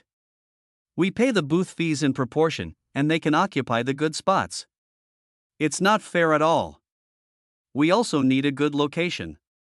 Otherwise, paying 30% of the turnover is too much of a loss. We have to move." Li San led the charge, shouting, "We're not here to cause trouble, we're not here to go against Brother Jiang, all we want is two words: fairness." The vendors behind him also grew bolder after hearing this. They were not causing trouble, nor were they opposing Qin Jiang. Besides, the law does not punish everyone. With so many vendors coming to ask for justice today, how could Heilong dare to punish them all? Thinking of this, they couldn't help but shout, "Fair, fair." Chapter 146, Trouble. All expelled, no one left alive for a while. Bursts of cheers rang out in the night market, and the noise attracted more stall owners. There were only so many good stalls, and not many were satisfied with the location of their own stalls. More and more vendors gathered, reaching hundreds. Seeing this, stall owners like Li San became more confident and secretly called on more stall owners to come. The bigger the noise, the better. Wang Tao listened to the vendor's words with a cold expression. Fair. He admitted that the stall locations were indeed unfair and the night market management department was also studying stall conversion strategies, but that didn't mean the vendors could question him. He raised his hand and dozens of Black Dragon personnel took a step forward in unison. Wow, the vendors were so scared that they shut up immediately. Fair. Wang Tao said coldly, "Brother Zheng's words are fair at the Black Dragon night market. Anyone who disagrees? Hold it in." Listen to this. Many vendors looked pale, but Li San was not surprised but happy. What he wanted was for Black Dragon to be strong. If Black Dragon really compromised, the other stall owners would be happy, but as the leader, he would definitely be in trouble. As long as Black Dragon was strong, he could make a scene on behalf of the interests of the majority of stall owners. I couldn't help but ask, why? Aren't you just discouraging us stall owners by doing this? Are you the only night market in the world? The Tianhua night market in University Town distributes stalls fairly, and only charges a 20% management fee. We didn't even tell you this, yet you refuse to ask for fairness from us. As he spoke, he did not forget to talk about Tianhua night market with other stall owners. He said that Tianhua night market had spent huge amounts of money on renovations and it was better than the current Heilong night market. There was a huge shortage of vendors there and they had many preferential policies. After hearing this, many stall owners couldn't help but have some thoughts. To be honest, they were not completely unaware of the Tianhua night market situation. Some had already received offers from the Tianhua night market, but were just hesitant. Now that Li San was leading the charge, many stall owners couldn't help but echoed, "I happened to pass by Tianhua night market yesterday. The newly built scene is very grand, and they said there is a fee to enter. That makes me tempted. The location choices there are definitely not bad right now. The main reason is that the Black Dragon night market is too overbearing and unfair. If I can change, I hope to stay in the Black Dragon night market." These veteran stall owners have expressed their attitudes implicitly and implicitly, saying that if Heilong doesn't come up with a solution to their stall problems today, they might just give up and go to Tianhua night market. They have been dissatisfied with Black Dragon's tyranny for a long time, but no matter how dissatisfied they are, they dare not take any other actions. Black Dragon holds their economic lifeline and who dares to disobey? Now with the support of Tianhua night market, they naturally have some confidence to talk to Black Dragon about the rules. More and more stall owners gathered around to see this. Wang Tao simply frowned and looked at the stall owner who came over and shouted, "Why, you guys want to go against Black Dragon too?" As soon as these words were spoken, many stall owners couldn't help but back off. We have to talk about the special features of Black Dragon. First of all, Black Dragon's deterrent power can make these stall owners dare not do anything extreme. Even if the shouting is so loud, no one dares to take action, and they don't even dare to push or shove. Secondly, each of their stalls has a monthly sales revenue that is under the control of Black Dragon's finance department. If they really do something wrong and can't get the money, they will be doomed. Seeing this, Lee San shouted again, "What are you afraid of? We are not rebelling, we are following the rules. Besides, doesn't Black Dragon always talk about the law? Are you afraid that he won't pay?" The owner of Tianhua Night Market promised, if Black Dragon Company dares not to pay, he will pay. Wang Tao looked at Lee San and said, "Looks like you're here to lobby at Tianhua Night Market." Lee San, right? Lee San's body was trembling as he pretended to be calm. He decided to finish this job today and then leave Songjiang. Think of this. Lee San straightened his back. "It's me. Don't try to scare me. I wasn't scared. If I'm not allowed here, I'll find another place to stay. Today I'm here to seek benefits and a better future for my brothers." He shouted to the other stall owners, "You should also fight for your own welfare. Don't say the stall allocation is unreasonable, just 1 month's deposit is too outrageous. Are you willing to accept it? Tianhua Night Market has just been renovated. It opens tonight. The fee for entering on the same day is 3,000. You can choose any stall you want, and there's no deposit required. The owner of Tianhua will cover the cost if we don't cover the cost here." Wow, many stall owners were excited. They looked at Lee San and asked questions. "Are you serious? You don't want anything at Tianhua Night Market? How can we trust you?" "That is," Lee San shouted, "I guarantee that what I said is what the Tianhua boss said himself. I have a recording." He pulled his phone from his pocket and played the recording. It was pretty much what he had said. The benefits were very good, at least much better than Heilong, who had an extremely strict procurement system for all raw materials and absolutely could not pass off inferior goods as good ones. You are not allowed to use gutter oil when setting up stalls, you are not allowed to use rotten fish and shrimps when setting up stalls. How can there be huge profits without making dirty money? It is only because there are too many people coming to Heilong. The daily sales are very high, and the stall owners have the attributes of being social big brothers that these stall owners dare not cause trouble. Now that someone is taking the lead, they still dare to follow, and many of them are thinking of leaving. Set up a stall, shouldn't it be mobile? Seeing everyone's support, Lee San couldn't help but get even more excited. He looked at Wang Tao and said, "Speak. Can you give us an explanation today? If you can't make the decision, call Mr. Qin." Mr. Qin. He didn't dare to call Qin Jiang by his name. Wang Tao never stopped the vendors from shouting or talking, until now. Looking at the vendors who had gathered, he said, "You want an explanation, right? You want an account, right? Okay. I'll explain it to you now. All the stall owners standing in the 3 rows in front of me will lose their qualifications to set up stalls in Black Dragon. The ones who just shouted loudly will also lose their qualifications. The rest of you who have any opinions will leave. I will give you 10 numbers to choose from. 10, 9, 8. Wang Tao began to count, and the younger brothers behind him began to call out names. All those in the first 3 rows and those who had just shouted loudly were included. The vendors were all in a frenzy, especially the stall owner who was called out, who looked stunned and incredulous. "What's going on? Can't we continue setting up stalls?" They couldn't help but shout, "What do you mean by letting us go? Why do you let us go? I'm just here to watch the fun. I won't leave, you don't have the qualifications. We want to see President Qin. We will only leave if President Qin lets us go." They were there to negotiate terms. Not many stall owners were truly prepared to leave. Even if they did, they would have to wait until the situation at Tianhua Night Market became clearer. How could they just leave without getting their deposit back? Therefore, they all shouted Qin Zhang's name. Just as Wang Tao was about to speak again, a younger brother came over with a walkie-talkie. "Brother Tao, what does Brother Jiang want to know?" Wang Tao took the intercom and explained the situation very briefly, then waited quietly for the intercom's response. All the vendors stared at the intercom, knowing clearly who had the final say. Moment, Qin Zhang's voice came from the intercom. "Sizzle, pull, all participants today will be expelled, not a single one will be left alive." Chapter 147. Hundreds of stall owners left and went to Tianhua. The whole place fell silent as these words were spoken. Everyone looked at the intercom in disbelief. They thought Wang Tao had been ruthless enough to expel the first 3 rows of troublemakers, and the remaining stall owners would only be expelled if they were too noisy. They believed that Qin Jiang would definitely consider the overall situation and not only agree to their request to change the stall, but also not punish them. Never thought, Wang Tao is cruel, Qin Jiang is even more ruthless than him. Directly expel all participants. Leave no one behind. Swish. Swish.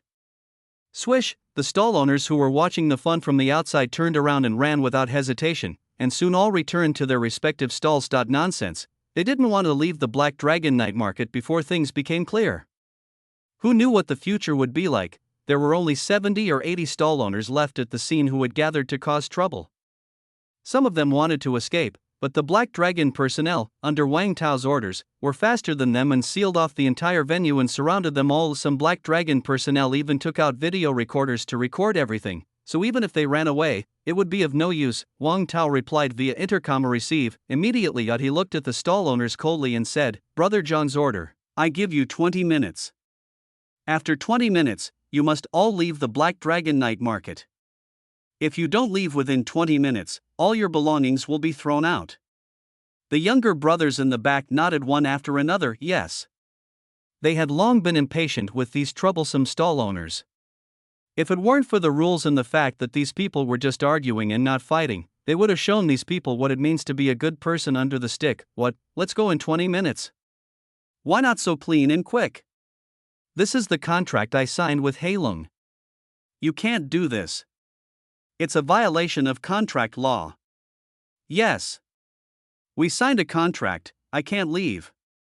I absolutely won't leave. Seeing the ferocious expressions of the Black Dragon staff, the stall owners naturally didn't dare to use force, but how could they accept being asked to leave like that? Moreover, many stall owners were just speculating in the crowd and didn't say anything. They thought that if the incident succeeded, they could also get a share of the profits, and even if it didn't succeed, they could just leave. But Qin Jiang was too ruthless. Too decisive. He expelled all the participants. How could they accept this? Contract. Wang Tao said disdainfully, I repeat, here, Black Dragon's rules are the rules, and Brother Zhang's words are the contract. The contract you signed has no term. You haven't paid any rent to Black Dragon. The contract is a management contract. If you don't agree with management now, then get out.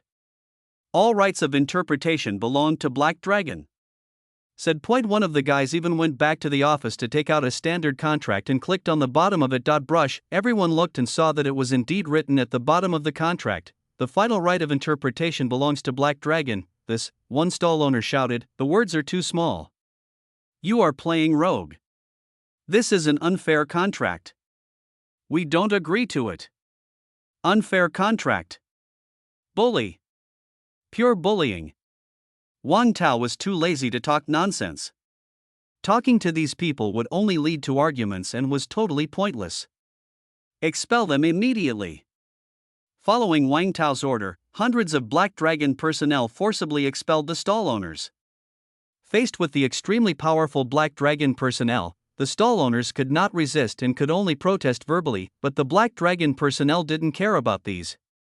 They let those who were decent leave on their own, and helped those who were not decent leave in a decent way. Crash, crackling and banging. Many protesting stall owners watched helplessly as all the items on their stalls were thrown away. Oh, I can't throw this away, my old treasure. I use it to make grilled cold noodles. Oh my god, all my seasonings are spilled. Don't worry, what are you doing? What are you doing? The vast majority of stall owners were filled with regret.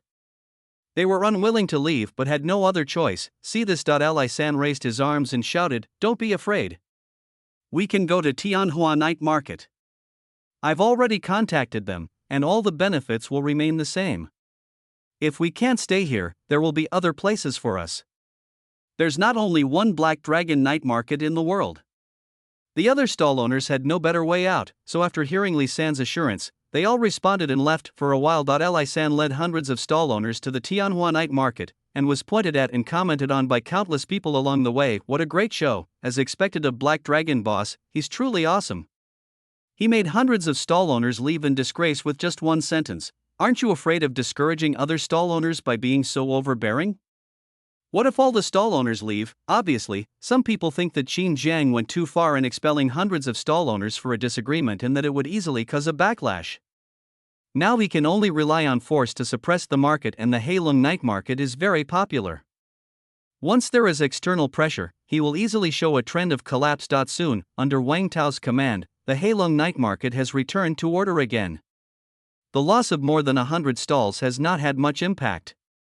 The flow of people today is obviously smaller than usual. At least less than half of these people were diverted away by the reopened Tianhua night market and several other reformed night markets. After all, Heilong has been open for quite a long time, while those night markets have just started and have also introduced some new features, and have given out a lot of coupons to nearby college students, which will naturally attract people. Loyalty, single, not for college students, what they want is new styles, uniqueness, cheapness, and value for money. Li San left with hundreds of stall owners, his face flushed, and he was calculating in his heart how much money he could get. Suddenly, he felt a cold wind blowing. Brush, seeing Qin Jiang's convoy right in front of him, he couldn't help but feel nervous and a little panicked. A person's reputation is like a tree's shadow.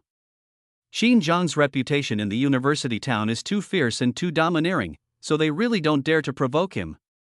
Of course, since ancient times, people have died for money, so they dare to talk about reason when it comes to interests. Walk.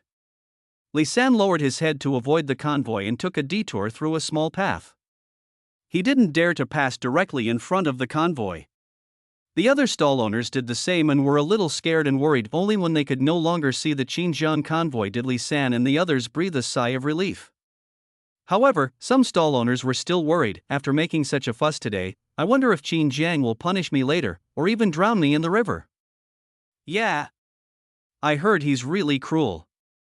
I didn't say anything today, I was just watching the fun. This was completely unprovoked. Do you think you can forgive me if I go back and apologize? I'm really scared, don't panic. Li San saw the crowd getting a little flustered and spoke hurriedly. Why do you think I'm so arrogant? To be honest, I've already discussed this with Tianhua Night Market. Tianhua Night Market is going to confront Black Dragon head-on. Tianhua Night Market is nothing, but do you know who's behind Tianhua? I'm telling you, Huasheng Group. Qin Jiang publicly humiliated Zhou Shang. Huasheng Group is about to launch a counterattack against the Black Dragon night market. Instead of being stuck in Black Dragon, why not take this opportunity to join Tianhua and make a killing? Even if there is retaliation, we have the Huasheng Group to back us up.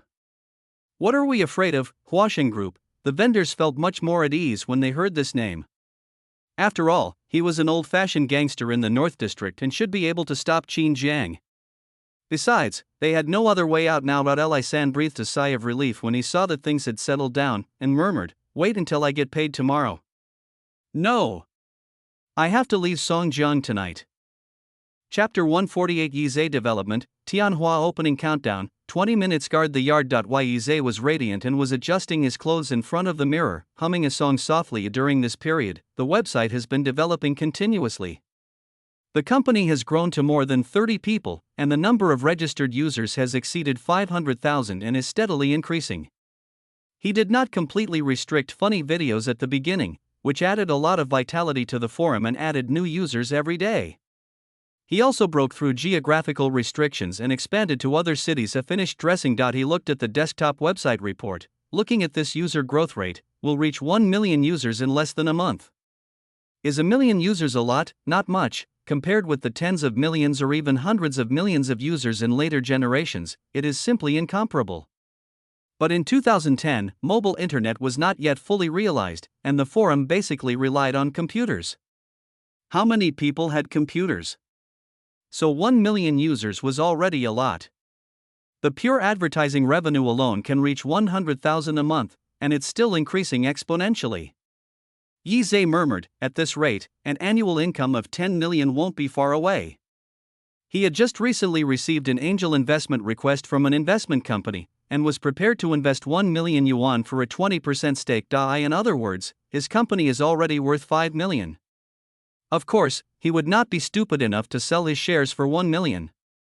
His family background and vision are not bad at shares. Even if you have to sell it, you have to sell it to the top investment group, so that you can borrow some of their power. He looked at the vocational university. He had heard not long ago that the Black Dragon voting website was not closed but was assigned to the marketing department, which continued to expand the website and set up a headline forum, spend money to create a Q&A. Complete the encyclopedia. He couldn't help but look disdainful on his face. Stupid. With such a small scale, you dare to compete with those portals? Headlines. Are you worthy of making headlines? Who will invest in you for such an overlapping website in the future? The upper limit is capped. But he has set his sights on videos, and plans to switch to funny videos in the future to continuously attract users, increase the scale, introduce major capitals, and then go public. Yeze left the office and went downstairs. A brand new BMW M was parked there, another $1 million luxury car, bought with a loan. It still excited him. Qin Jiang. Even without my family, I'm no worse off than you. You're just incredibly lucky. Your night market will soon be copied, stealing the crowds, and you'll be forgotten by the crowds. All this stems from your excessive arrogance, and you'll have to pay the price. He was extremely excited when he learned that Qin Jiang was competing against Huasheng Group. Huasheng. It was a big name in the North District. He asked his second uncle. His second uncle had warned him that Huasheng was not simple and had a deep background. Don't provoke him easily. Qin Jiang slapped Zhou Shang in public. Zhou Shang, in anger, joined forces with several other night markets to imitate the Black Dragon. This matter has become known to everyone, and it was prepared in less than half a month. This isn't. He went uninvited to attend the opening ceremony of Tianhua. One is to see how lively Qin Jiang is and how his night market business is being taken away. The other is to see if he can make some useful friends and pave the way for his future. Boom. Bao roared and headed towards Tianhua night market. I happened to be passing by the night market and saw the scene of the vendors being expelled. After asking around, I couldn't help but sneer. As expected, country people become arrogant when they have a little ability. How long can they be suppressed by force? As long as Tianhua night market can last for half a month, half of you stall owners will have to leave. Without the unique advantages of a night market, who would sign such a high-profit management contract with you? How can a mere peasant compare to the glory of my 3 generations? Tianhua night market, it is located on the edge of the university town and was once the most prosperous and lively area in the town. However, it has become very bleak since the establishment of the Black Dragon night market. Not only the number of people visiting the night market, but even the number of vendors has decreased. Half a month ago, Tianhua night market announced its reorganization and hired 2 decoration teams at great expense to carry out the renovation. In just half a month, Tianhua night market was completely renewed. He built 3 new wooden bridges, countless new titles added, build a new stage. It looks about 70% similar to the Heilong night market except that the layout is a little different. As for the layout, there is nothing we can do. Heilong night market has a unique advantage. While Tianhua night market is attached to the street and has limited space available. That's it. It was built by spending money to acquire part of the land from a nearby shopping mall. It cannot be compared with the overall Heilong night market, but it is definitely brand new compared to the past. In the night market, there are already vendors setting up stalls, and the number is not much less than that during the peak period of Tianhua night market. This time, Tianhua night market has made a big promise to exempt these vendors from stall fees for 10 days, and in the future, the stall fees will only be 20% of the turnover, which is 10% less than Heilong. This will naturally attract many vendors again. Opposite, several private rooms on the second floor of a hotel were fully booked, and each room was occupied by prominent figures from the North District, including some of the district's social leaders, who all came to watch the fun. Everyone knows that Tianhua night market will compete with Heilong night market. Or in other words, Huasheng Group wants to fight with Heilong Company. Zhou Shang v Qin Jiang, the bigwigs of the old and new societies clash. And they also want to take this opportunity to see how important Qin Jiang is. In a box. An old man was sitting on a chair with a cane, and behind him stood a number of tall and strong men. A young man standing nearby said, "Uncle Long. Who the hell is Qin Jiang? Is he worthy of coming here in person? You're giving him too much credit. Besides, he might not even be able to come."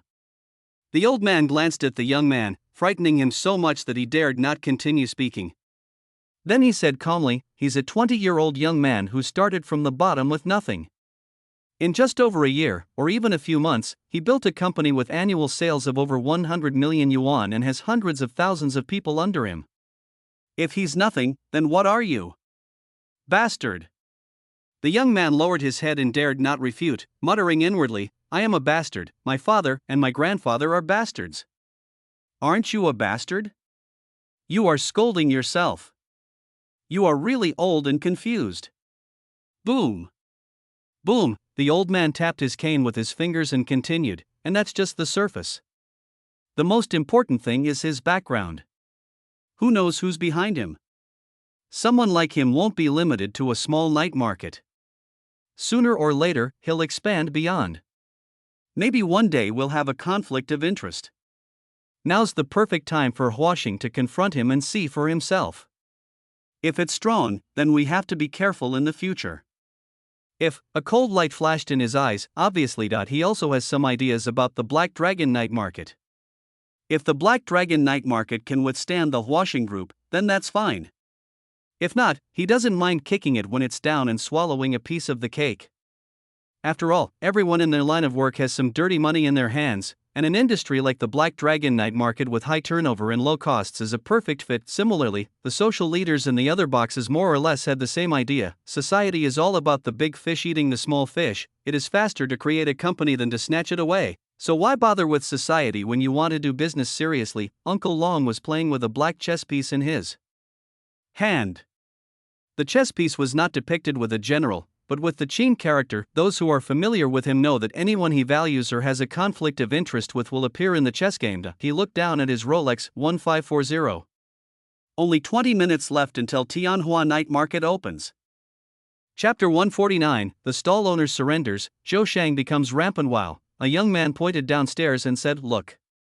Everyone looked and saw hundreds of stall owners led by Li San coming to Tianhua night market. Most of them were pushing carts filled with goods for sale. Everyone in the boxes was a little confused. Now, the owner of Tianhua night market couldn't help but look ecstatic when he saw Li San leading so many stall owners to the front. He was not entirely sure about today's opening. After all, the Black Dragon night market already had a solid foundation, and their imitation was only somewhat similar and was far inferior to the Black Dragon night market's unique advantages. Not to mention anything else, the competition stage alone was several times smaller. How could he not be happy that a large number of vendors came to the Heilong night market on their own initiative? He believed that the chances of success would be greatly increased by this combination of gains and losses. Li San, boss, I've brought the person to you. Do you think your promise counts? Boss Tianhua nodded. Of course it counts. Nonsense, he is not stupid. How can he go back on his word if he has allowed the things to go out at this time? Even if he does, he has to wait until the situation stabilizes. After hearing the promise made by Tianhua boss, the stall owners who followed Li San all breathed a sigh of relief, as they were afraid that the promise was false. If Tianhua night market doesn't take them in, it will be difficult for them to survive in Songjiang if they offend Xinjiang. Tianhua boss, come in. He waved his hand to signal hundreds of stall owners to take their positions and set up stalls at Tianhua night market.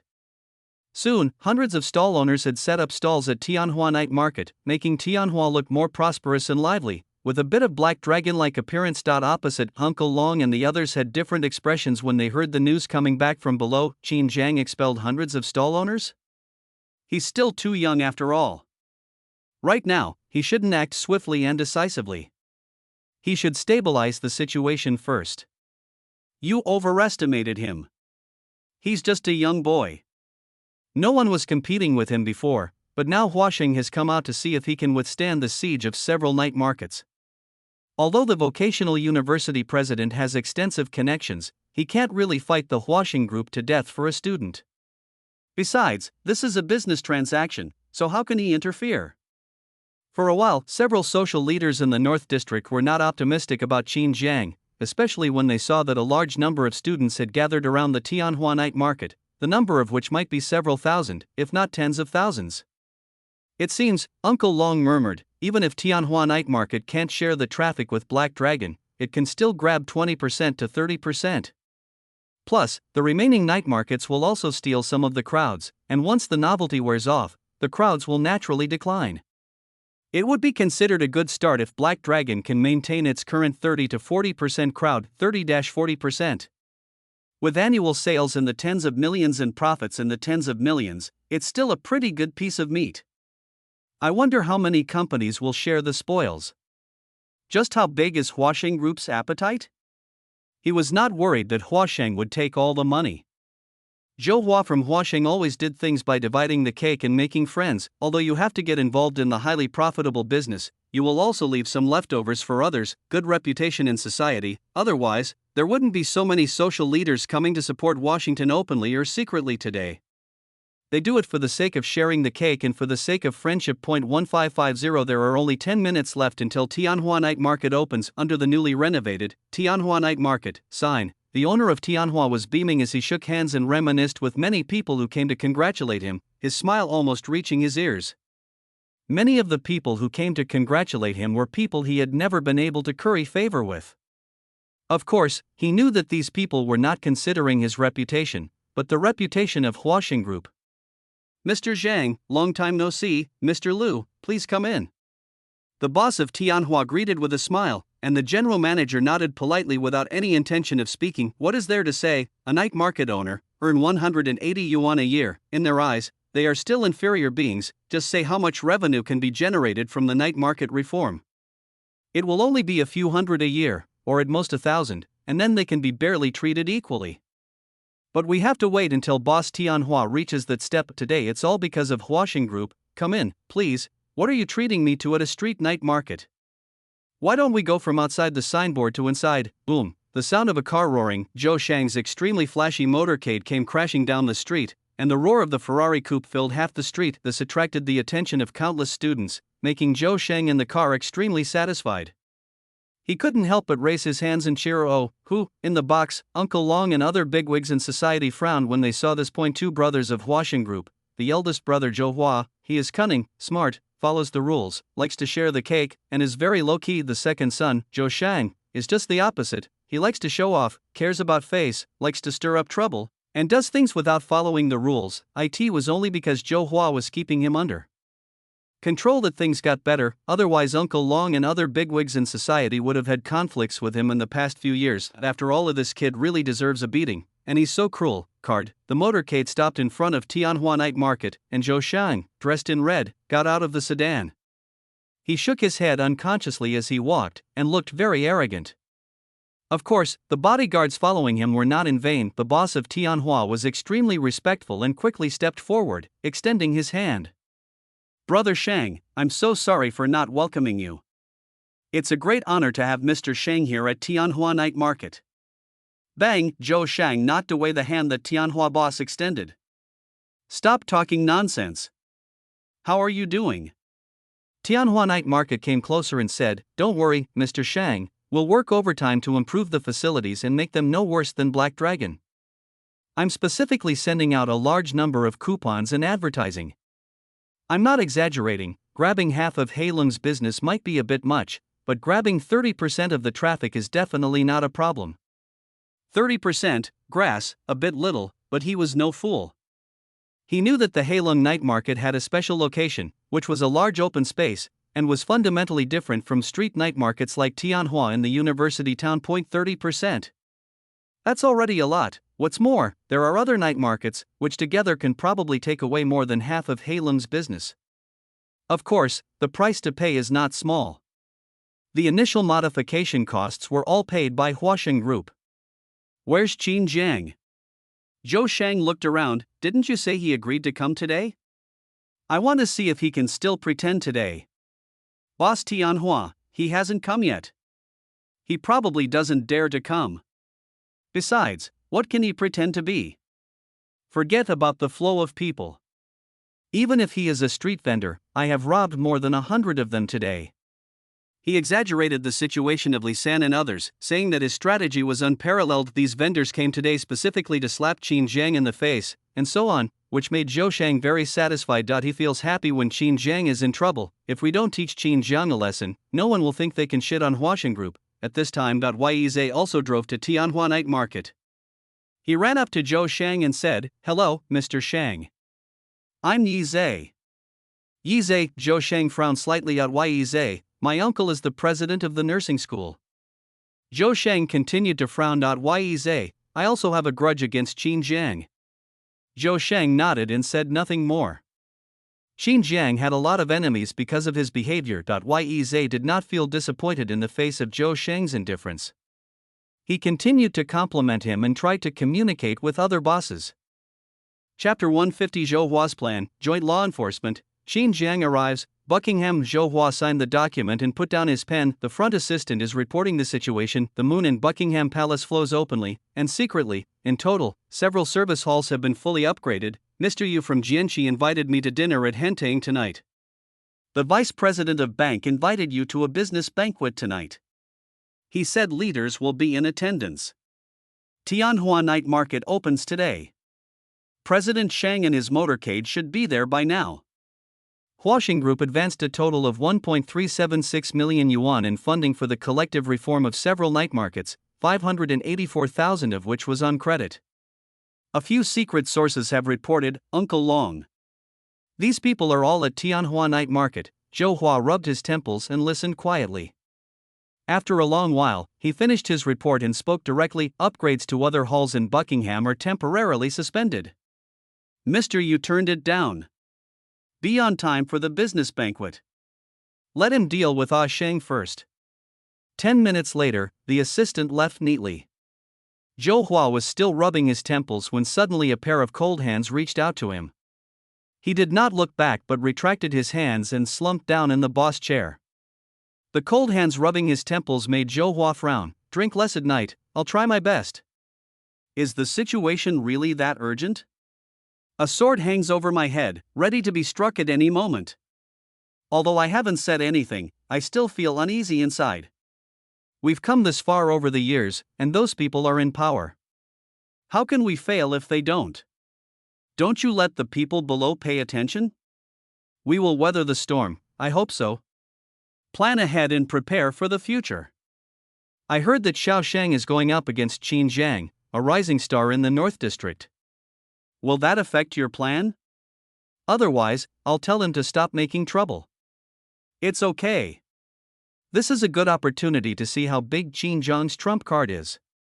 If it works, we can pull him aboard and put up multiple layers of protection.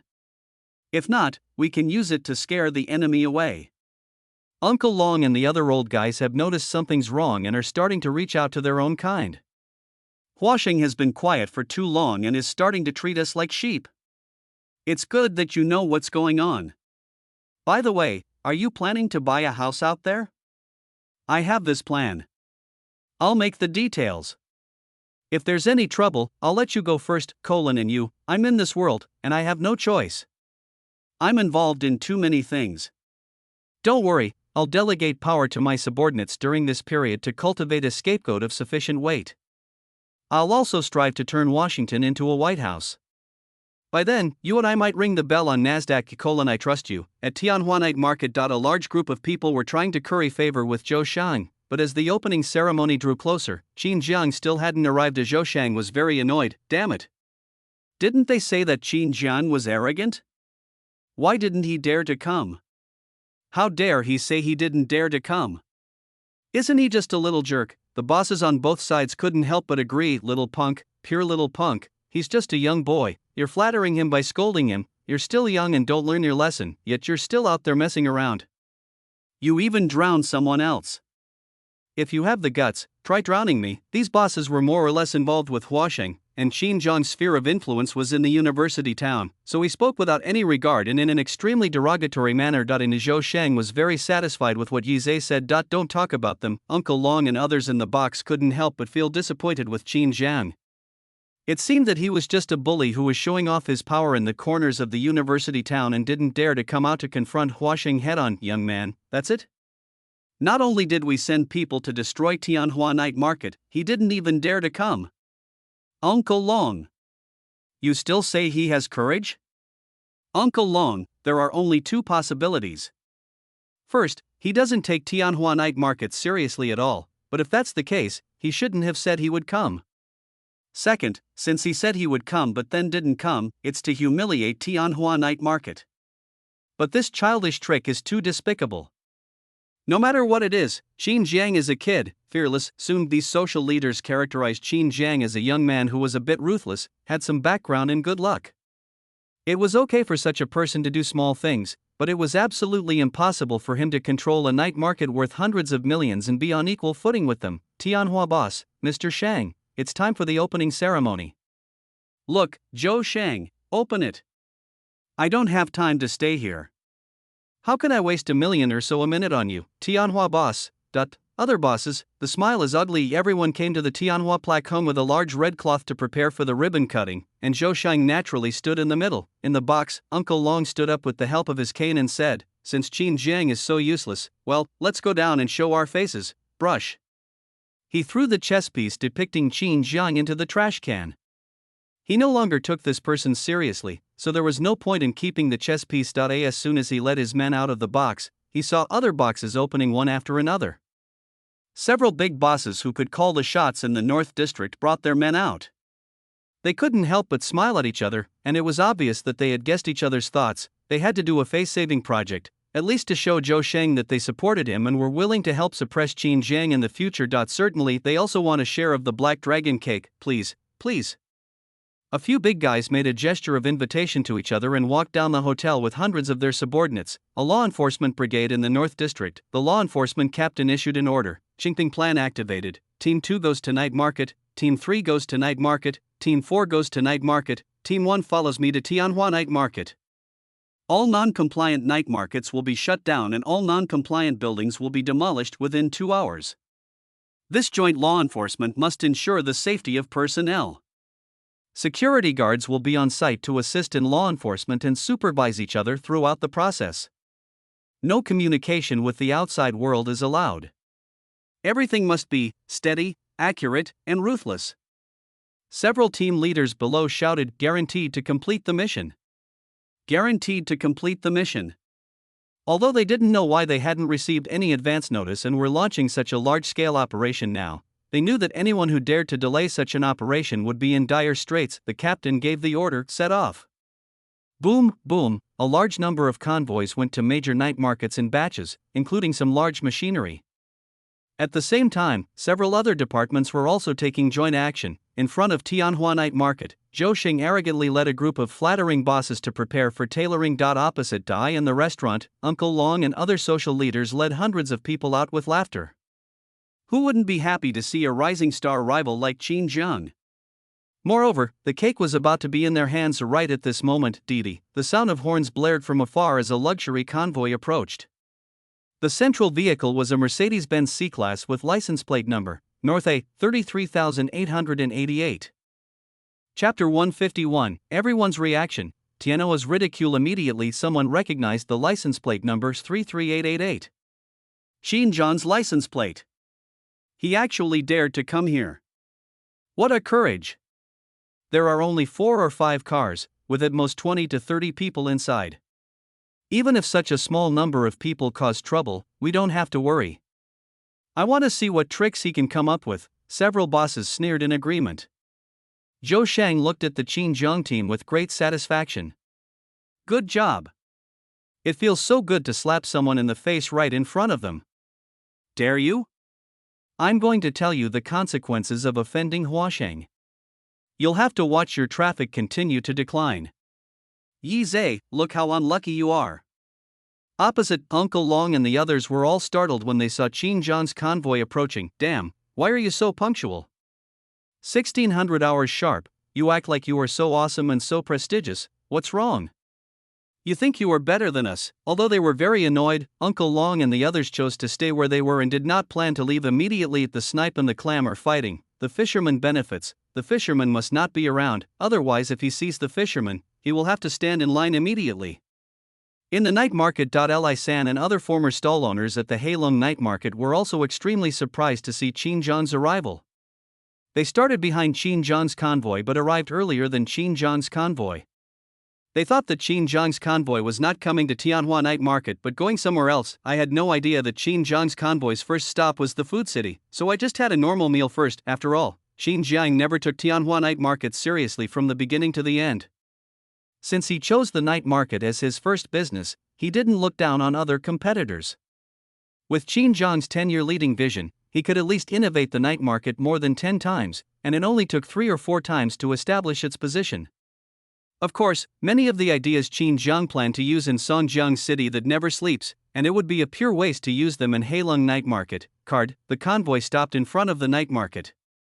Zhang Qi got out of the car and ran to the back door in 2 quick steps. Bang! The rear door opened and Qin Zhang, dressed in black, walked out of the car.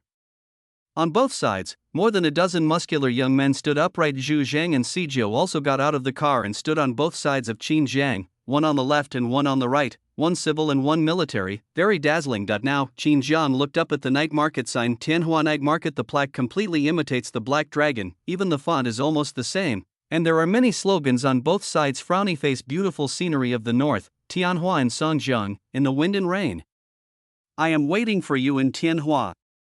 Completely replaced the 2 words Black Dragon with Tianhua. See this, Qin Zhang also had to admit that in this era of plagiarism, 1 or 2 new ideas could only make some quick money, and then they would be imitated or even surpassed by others. In later generations, countless brands have been copied to pieces.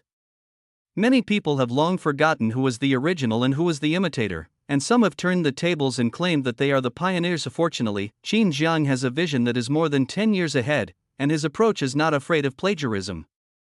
If he can't even solve this difficulty, how can he lead the Black Dragon to the right path and reach the top? Shake your head. Compared to the enemies we will face in the future, even Huaxing is nothing, let alone Tianhua. Trample. Trample. Trample, crunch, the sound of leather shoes stepping on the snow was endless.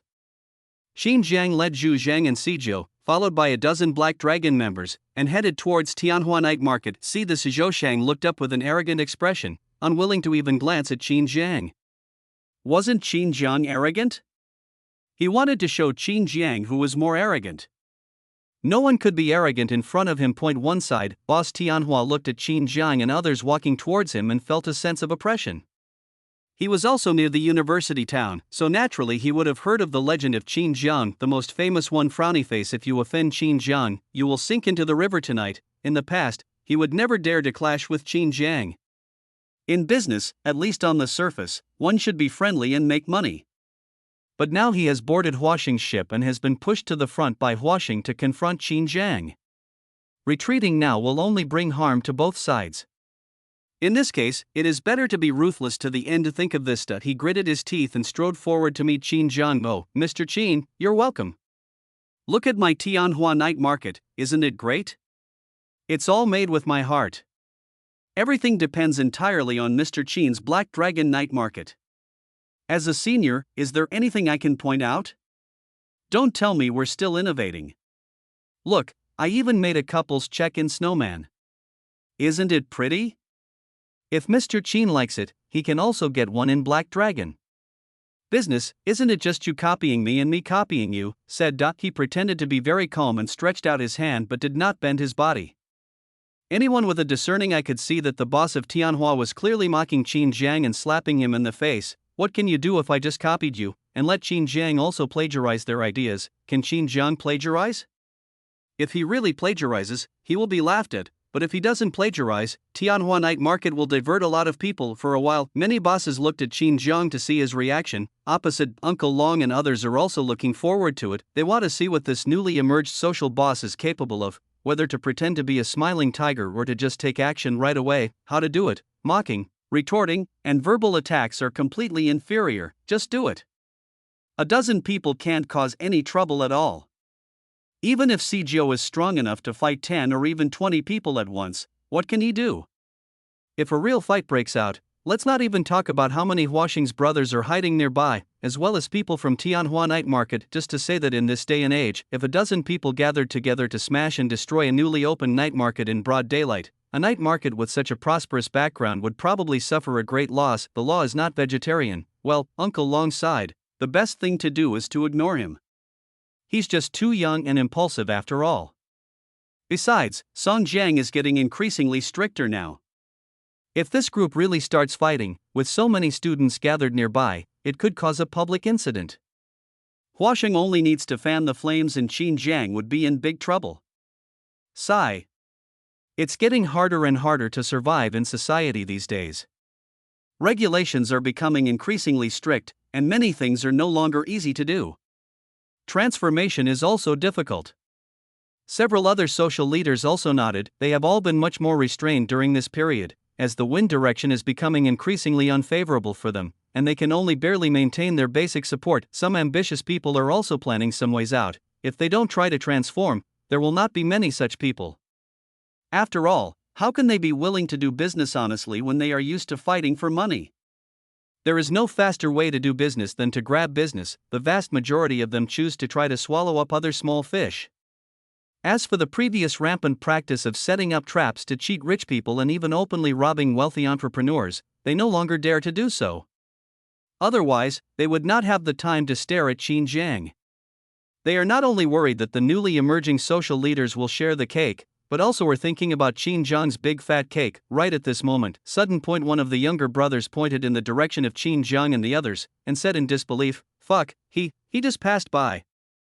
Chapter 152, Law Enforcement, ordered to close and demolish brush. Uncle Long and others looked over. Qin Jiang ignored the hand extended by Tianhua boss and didn't even look at him as he walked straight past him into the night market.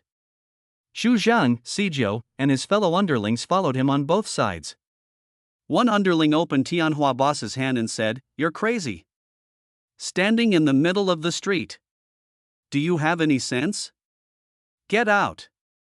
Tianhua boss, left semi-direct product, right semi-direct product, looked down, total contempt. He was so angry that his whole body was shaking. After all, he was a well-known figure. It would be fine if Qin Jiang didn't give him face, but how could a little brother dare to show off like this? Who the hell are they with? Looking at the momentum of Qin Jiang and others moving forward, he opened his mouth but said nothing. Even a fool could see that Qin Jiang had bad intentions today, and he didn't want to continue to bring bad luck. Furthermore, wasn't his performance just now enough? To this, Uncle Long and others couldn't help but nod. Social boss, you have to act like a big shot in society and be qualified to look down on and despise the boss of Tianhua. Obviously, in their minds, Qin Jiang's identity as a social boss is more impressive than the owner of the Black Dragon night market. Opposite, Zhou Shang raised his head and saw what Qin Jiang had just done. He couldn't help but feel a little angry. Damn it! Beating a dog requires considering the owner. This is clearly not giving him face. But he held his head high and did not move, thinking in his heart how to talk to Qin Jiang when he came over. No matter whether Qin Jiang wanted to be tough or compromise, he had already prepared a response for the conversation. The other bosses were not surprised. Qin Jiang had not given face to Zhou Shang not long ago, so how could he give face to Tianhua boss? He was just a chess piece, but they were very much looking forward to what sparks would happen when Qin Jiang and Zhou Shang collided. A large number of stall owners and people who were not aware of what was going on at the night market also focused their attention here. Qin Jiang versus Zhou Shang, new generation versus old stars. What kind of sparks will be created today? Yes, the next moment, everyone was stunned. Qin Jiang walked past Tianhua's boss and then naturally walked past Zhou Shang and the others. To a stall. Northeastern grilled cold noodles. Zhu Zhang, 10 servings. No. 20 servings of grilled cold noodles. He glanced at Sijio midway through his words. Grilled cold noodles stall owner, no? Why are you guys here at my stall? I'm just a small vendor. Will Tianhua think that I'm in collusion with you? But looking at the ferocious demon Sijio and the brothers behind him, he didn't dare to refuse directly and could only whisper, the night market hasn't opened yet. Sijio glared at him. What? You're setting up a stall but not selling anything? Give him some money and let me see what happens. Swish. A young man took out 100 yuan and stuffed it into the stall owner's hand. What are you looking at? Hurry up and give me some money to make some cold noodles. Brother Jiang is giving you face by eating your noodles. If you don't give me face, the vendor was startled when he heard this. Although he had never set up a stall in the Heilong night market, he had heard of Qin Jiang's name. It had almost become one of the vendor's favorite topics to chat about when they went back home. Vendor, he didn't explain why. Muna was just looking for money to make cold noodles. Whether or not he would offend Tianhua was something he could only put aside for the time being. He just had to get through the hurdle in front of him. Remember, there is one without vinegar. Sijio reminded in a rough voice. He remembered that Qin Jiang didn't like vinegar, especially aged vinegar. Vendor, okay. Opposite, Uncle Long and the others looked confused. That's it, you came all the way to attend the opening ceremony just to eat grilled cold noodles? What, do you think it's pretentious? Yes. It's true. But it's too cheap and too shabby. Same, the bosses were also slightly startled when they saw this. Many of them showed sarcasm on their faces, thinking that Qin Jiang was bluffing and only dared to vent his dissatisfaction to Tianhua boss but did not dare to offend Zhou Shang. So he came here to eat grilled cold noodles to save face. Zhou Shang showed an even more proud look. The vendors coming from the Black Dragon night market couldn't help but breathe a sigh of relief, thinking that Qin Jiang had surrendered and didn't dare to confront Hua Shang head-on, so they didn't have to worry about anything. Only boss Tianhua felt a little uncomfortable, as he was the only one who was injured and lost face from beginning to end. He came to Zhou Shang and said, "Mr. Shang, Zhou Shang, let's cut the ribbon." Although he was arrogant, he was not so arrogant as to bring people to fight Qin Jiang. The situation was already very good now. Tianhua boss, what's that sound? As soon as he nodded, he heard bursts of car horns honking, constantly driving away the cars blocking the road ahead. Looking back, 2 vehicles were driving towards Tianhua night market, following closely behind law enforcement vehicles. What's going on? Boss Tianhua has a bad feeling. Not only did the other bosses look slightly dignified, but even Zhou Shang's smug smile faded. A law enforcement vehicle stopped at the entrance of Tianhua night market. Several law enforcement officers got out of the vehicle and walked to the front of Tianhua night market. They looked at Zhou Shang and others and asked, "Who is the person in charge of Tianhua night market?" I am. My name is Ma Dezhong." Boss Tianhua raised his hand nervously and walked out. From the Urban Management Department. Tianhua night market's procedures are unsatisfactory and it is now ordered to be closed. The law enforcement officer took out his law enforcement certificate and showed it to the Tianhua owner. "What? Ordering Tianhua night market to close? What's going on? So suddenly? Incomplete procedures? What incomplete procedures, Tianhua boss? Who smashed it? They're shutting down my night market. I was just about to start a great business, and you shut down my night market. Don't you want to kill me?" But he didn't dare to shout at the law enforcement officers. Are you mistaken? I have the paperwork. I've done it, seriously, you can check. Law enforcement officer, sorry. Your documents have long expired. Tianhua night market is currently not eligible to open. The Tianhua boss's face darkened. He knew his paperwork had expired, but he was too lazy to renew it. After all, his Tianhua night market had a lot of irregularities to rectify, so he might as well pretend he didn't know. China wasn't very strict about this at the moment, and he had some connections. He hadn't expected law enforcement to suddenly show up today. On second thought, he stepped forward. Can I have a moment to talk?" The law enforcement officer gave Tianhua boss a cold look and said, "Please don't interfere with our official duties." After saying that, he waved. Someone immediately came forward to put up a seal. "No. You can't stick it on." Boss Tianhua almost vomited blood when he saw this and looked at Zhou Shang for help. Zhou Shang looked at Boss Tianhua with an extremely cold gaze. "Waste, you can't even handle the formalities," but since he was the one who supported Tianhua night market and started competing in the competition, how could he just ignore it? He picked up the phone and prepared to make a call. Right at this moment, boom, boom, boom, 7 or 8 law enforcement vehicles arrived, followed by a lot of large machinery. Many law enforcement officers got out of the vehicles and arrived in front of the Tianhua night market urban construction management. "You are suspected of illegal construction and encroaching on public land. Order for forced demolition. Health management, you are suspected of municipal supervision management." Chapter 153, Spare Me. The sky in Songjiang is too dark. What? Boss Tianhua looked at the large group of law enforcement officers standing in front of him in disbelief, feeling as if the sky had fallen. Many bosses behind were also shocked. Even Zhou Shang also put down the phone again. Even if he was crazy, he understood how deep the situation was when so many law enforcement agencies came at the same time, and it could not be solved with just one phone call. Several law enforcement agencies ignored the shocked expressions of Tianhua's boss and others, and simply waved their hands to execute the order. Snap. Snap, 2 seals are affixed under the Tianhua night market plaque. The health department collected evidence on site and issued a fine, ordering the violator to correct the violation and pay the fine within 1 week. The fire department ordered rectification. Environmental protection department, rumble. The urban construction department directed large machinery to enter the Tianhua night market to demolish various illegal buildings. The management department will check the stall certificates. evict compliant vendors, and confiscate tools from non-compliant vendors. For a while, Tianhua Night Market was in chaos. No. You can't tear it down. Tianhua boss was furious when he saw the building he had spent so much money and effort on was being shattered by the machinery.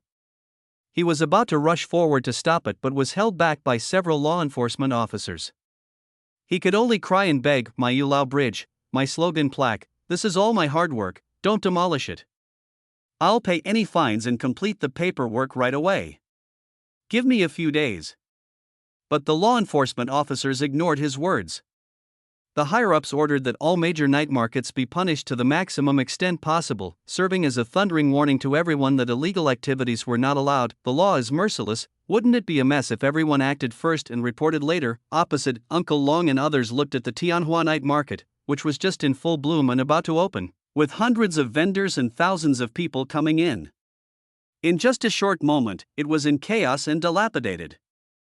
They all felt a sense of confusion and unreality. Then he subconsciously looked towards a certain stall, or rather, towards the high-spirited and imposing young man in front of the stall. Qin Jiang. Tianhua Night Market had just opened and was ready to compete with Heilong Night Market, but it ended up being jointly enforced by multiple departments, who would believe there was no trickery involved. Why did law enforcement come today, instead of earlier? And the only one who ultimately benefited was Xinjiang's Black Dragon Night Market. That is to say, these law enforcement agencies were brought in by Xinjiang, so, who was his background, they were able to do this today quietly without anyone getting wind of it. For a while, Uncle Long and others looked at Xinjiang with fear. Zhou Shang and the bosses on both sides looked at Xinjiang with complicated expressions. After so many years of struggling in society, how could they not make guesses? Besides, everything was too obvious. As for coincidence, there are not so many coincidences in the world, most of them are man-made. Now, whether intentionally or unintentionally, the law enforcement officers skipped Xinjiang's stall and went to check other stalls first. The cold noodle vendor, his face covered in sweat, trembled as he made one cold noodle after another, muttering, "No vinegar, no vinegar, absolutely no vinegar." Soon. 20 servings of grilled cold noodles are ready. Sijio stepped forward and handed Xinjiang the grilled cold noodles with extra egg but no vinegar, then picked up 4 servings and put them in his own hands, gave one to Zhu Zhang, and started eating the remaining 3. Later, Zhang Qi and others also came forward to get the grilled cold noodles. Xinjiang took the grilled cold noodles and ate them calmly. A uniquely northeastern flavor. He turned and led Zhu Zhang, Sijio, and the others toward the motorcade. Although Qin Jiang, dressed in formal attire and looking grim, holding the cold noodles looked a bit odd, it somehow added a touch of northeastern charm. In particular, the heat emitted by the many servings of cold noodles continued to spread in the cold air, making the faces of Qin Jiang and others blurred, and the hazy atmosphere more prominent. Crunch! Crunch! More than 10 people followed Qin Jiang and stepped on the snow, making a crunching sound that made people feel extremely heavy. When passing by Zhou Shang and others, they still didn't look at him straight in the eye. But those bosses, who had just been arrogant, all lowered their heads and looked at the snow, fearing that Qin Jiang would look at them and remember them, and thus retaliate, especially Yi Zhe, who subconsciously hid behind other bosses. Zhou Shang opened his mouth to say something, but was stopped by the bodyguard next to him, who pointed at the law enforcement officers. It was obvious that no matter what the situation was, now was not the time to start a conflict. It was no use for Boss Tianhua to cry and shout until his voice became hoarse. He could only watch helplessly as his hard work was being taken away from him. There were bursts of voices in my ears. This bridge needs to be demolished immediately. Building a bridge in an alley is like treating state-owned land like a backyard. The sanitary conditions are terrible. So many vendors use only gutter oil. Where the hell do they get so much gutter oil? There's absolutely no firefighting space left. All sorts of wires are haphazardly pulled, and plugs are placed on the ground. If a fire breaks out, there's no escape. They must be severely punished, with the maximum penalty. Tianhua boss, no. The law enforcement officer holding Tianhua's boss cried and groaned. If I'd known this would happen, I wouldn't have done it in the first place. What he meant was that if you had completed the paperwork earlier and followed all the legal and regulatory requirements, we wouldn't have ended up like this. But you failed to meet any of the requirements, and there's nothing wrong with the maximum penalty, and no one can find fault with it. But when Tianhua boss heard this, he couldn't help but murmur, if I had known this would happen, I wouldn't have done it in the first place. Brush, He looked up at Qin Jiang and others walking towards the convoy. Right, it's all because of Qin Jiang. Qin Jiang must have seen that he was hanging out with Hua Shang and that he had copied his night market, which is why he is in this situation today. Think of this. He broke free from the law enforcement officers and ran towards Qin Jiang. Qin, boss. Qin, brother Jiang, brother Jiang. I was wrong. I really know I was wrong. Please forgive me this time. I shouldn't have imitated your night market. Just leave me a way out. My entire fortune is tied up in the night market. If they take it all away, I'm finished. I can't even afford the fine. You ask them to let me go. Swish. Swish, several Black Dragon personnel turned around and grabbed him, preventing him from getting close to Qin Jiang. Qin Jiang had no intention of turning back and did not even look at the Tianhua boss. This moment, Qin Jiang and his group walked in front of the Tianhua plaque with grilled cold noodles in their hands. With the illegal buildings collapsing on both sides, the boss of Tianhua kneeling on the ground desperately begging for mercy, and the shocked eyes of the people on both sides, a very shocking atmosphere was formed. Background music here. 9 Heavens Beyond the Common Calamity, Conferred Gods chapter asks the dragon secret. Even if I am born as a demon in this life, I will be transformed into a colorful butterfly after 9 reincarnations. Soon, Qin Jiang and the others came to the front of the convoy again. Zhang Qi opened the door and Qin Jiang and the others got in. Boom, the cars roared, and the convoy drove off into the distance amidst clouds of noisy smoke and dust. A few Black Dragon brothers dropped off Boss Tianhua and left. Boss Tianhua sat slumped in the snow, his eyes blank. It's over, it's all over. The sky in the North District is too dark. Background music, snowflakes falling. Chapter 154. Everyone shock. Overnight fame. At this moment, he saw Qin Jiang's convoy completely disappear from his sight, and saw the plaque of Tianhua Night Market taken down. He knew he was done for. The fine alone would be enough to make him suffer, and it looked like it would be difficult for him to open a night market again. So what awaits him? Unable to pay the fine, unpayable loan, bank's blacklist, the mistress's big eyes roll. Don't even think about supporting a college student in the future. I'm afraid that my wife won't be with me anymore, all because I foolishly followed Lu Bo's advice and went against Qin Jiang. He's a piece of shit. Who is Qin Jiang?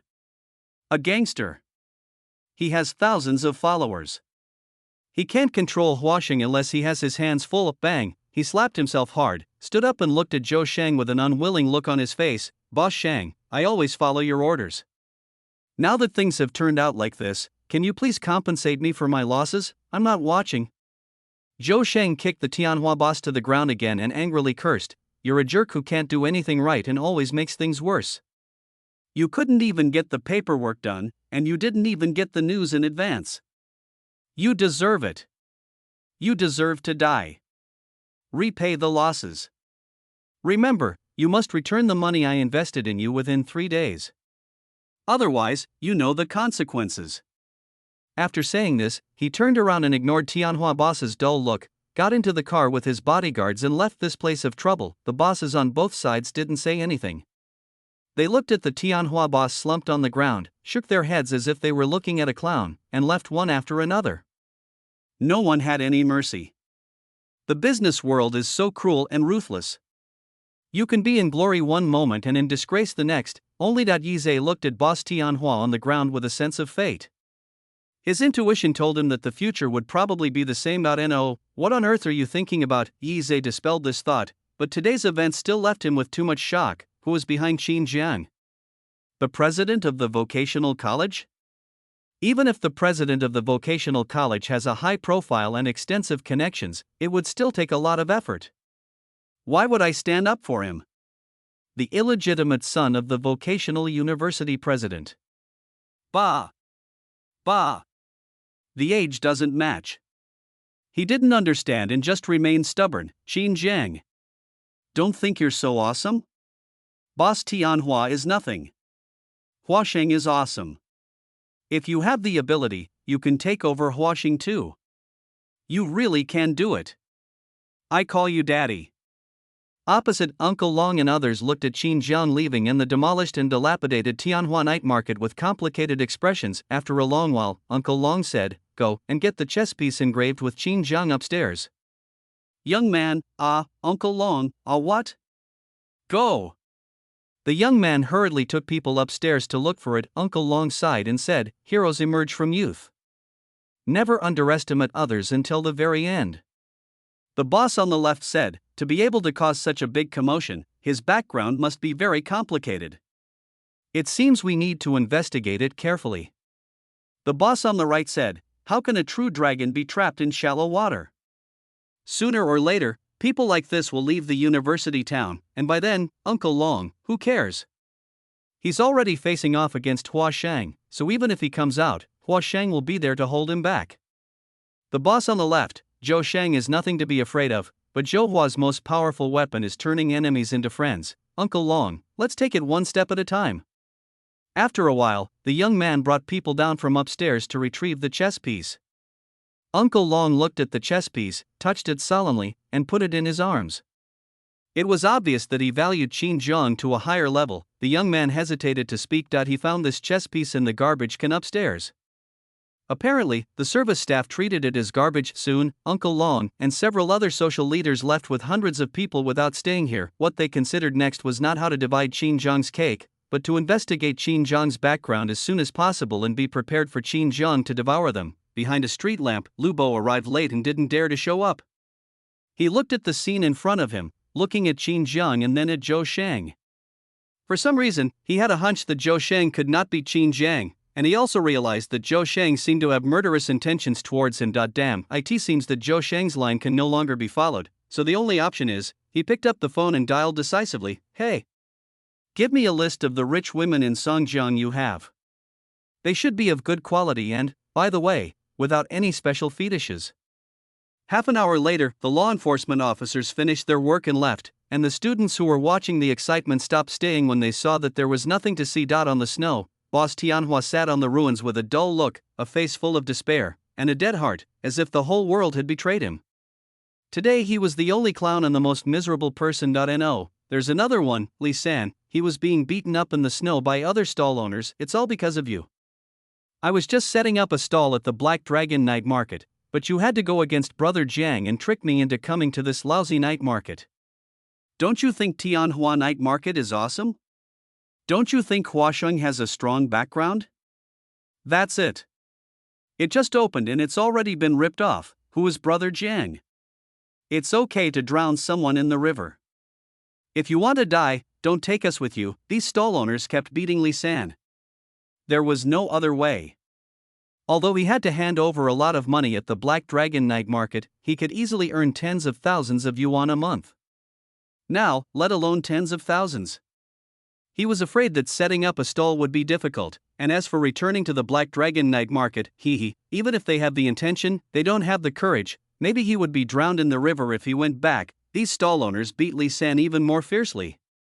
They would not feel satisfied until they beat Li San half to death. "Stop hitting me, I was wrong, I was really wrong, it was Tianhua's boss who promised me this. I'm also a victim. I had no idea about it. If you want to find someone, go find Boss Tianhua." The stall owners didn't think much of it. They thought, go to the Tianhua night market owner? Ha ha.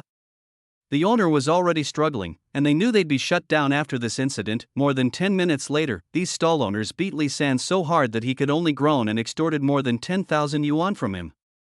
It was obvious that the boss of Tianhua gave him a kickback and hundreds of stall owners shared it. A long time Li San crawled out of the snow, shivering with cold, penniless, and equally desperate. If I had known the outcome today, I would have set up a stall in Gala, not just in a remote location. Unfortunately, there is no if. He stumbled over to the slumped Tianhua boss and helped him up.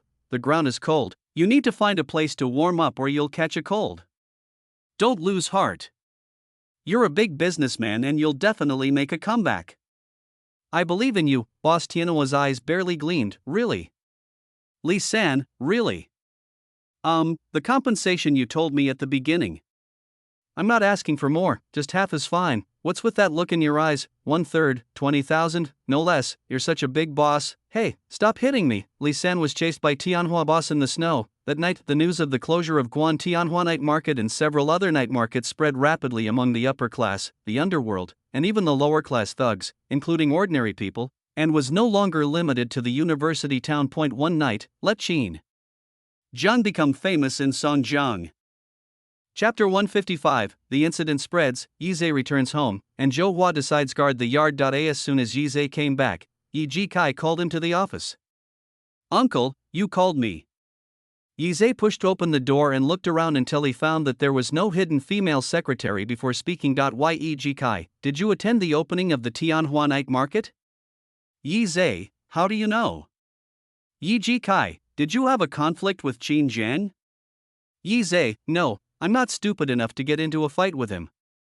He didn't dare to say that Qin Jiang ignored him. Yi Jikai was obviously relieved. Qin Jiang had cheated the security guard out of 7 million, making him a laughingstock for a long time.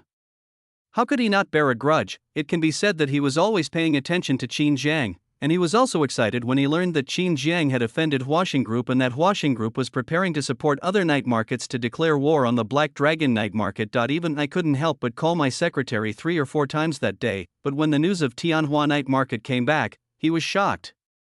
As a person in a higher position and a self-proclaimed upper-class person, he knew very well how much effort it took to achieve this point today. Later, he kept calling to inquire about the situation and got the result. Several departments held meetings overnight, confiscated mobile phones and did not allow people to leave, and conducted surprise inspections of several night markets today. It seems like a normal and reasonable thing, but there is only one possibility for this to happen: the order came from above. Otherwise, if the people below wanted to check, it would not be so clean and neat, and it would not be so troublesome. As for who the person above is, he is not found out, but he can only guess that he is definitely not an ordinary person. Shake your head. No matter who that person is, if you can avoid offending him, you must not offend him.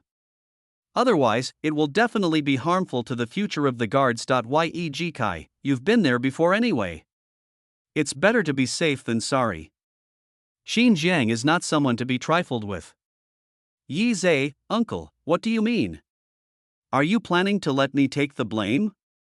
Who is behind him? A surprise inspection? So what? He won't inspect the Black Dragon night market. I will report him, with my real name. Yi Jikai looked at him with disdain. If they dared to take action, how could they not have confidence? Law enforcement officers also came to the Black Dragon night market today, but the Black Dragon night market has all the necessary procedures. The law enforcement officers gave it high praise and even issued a friendly banner. Do you know what it means?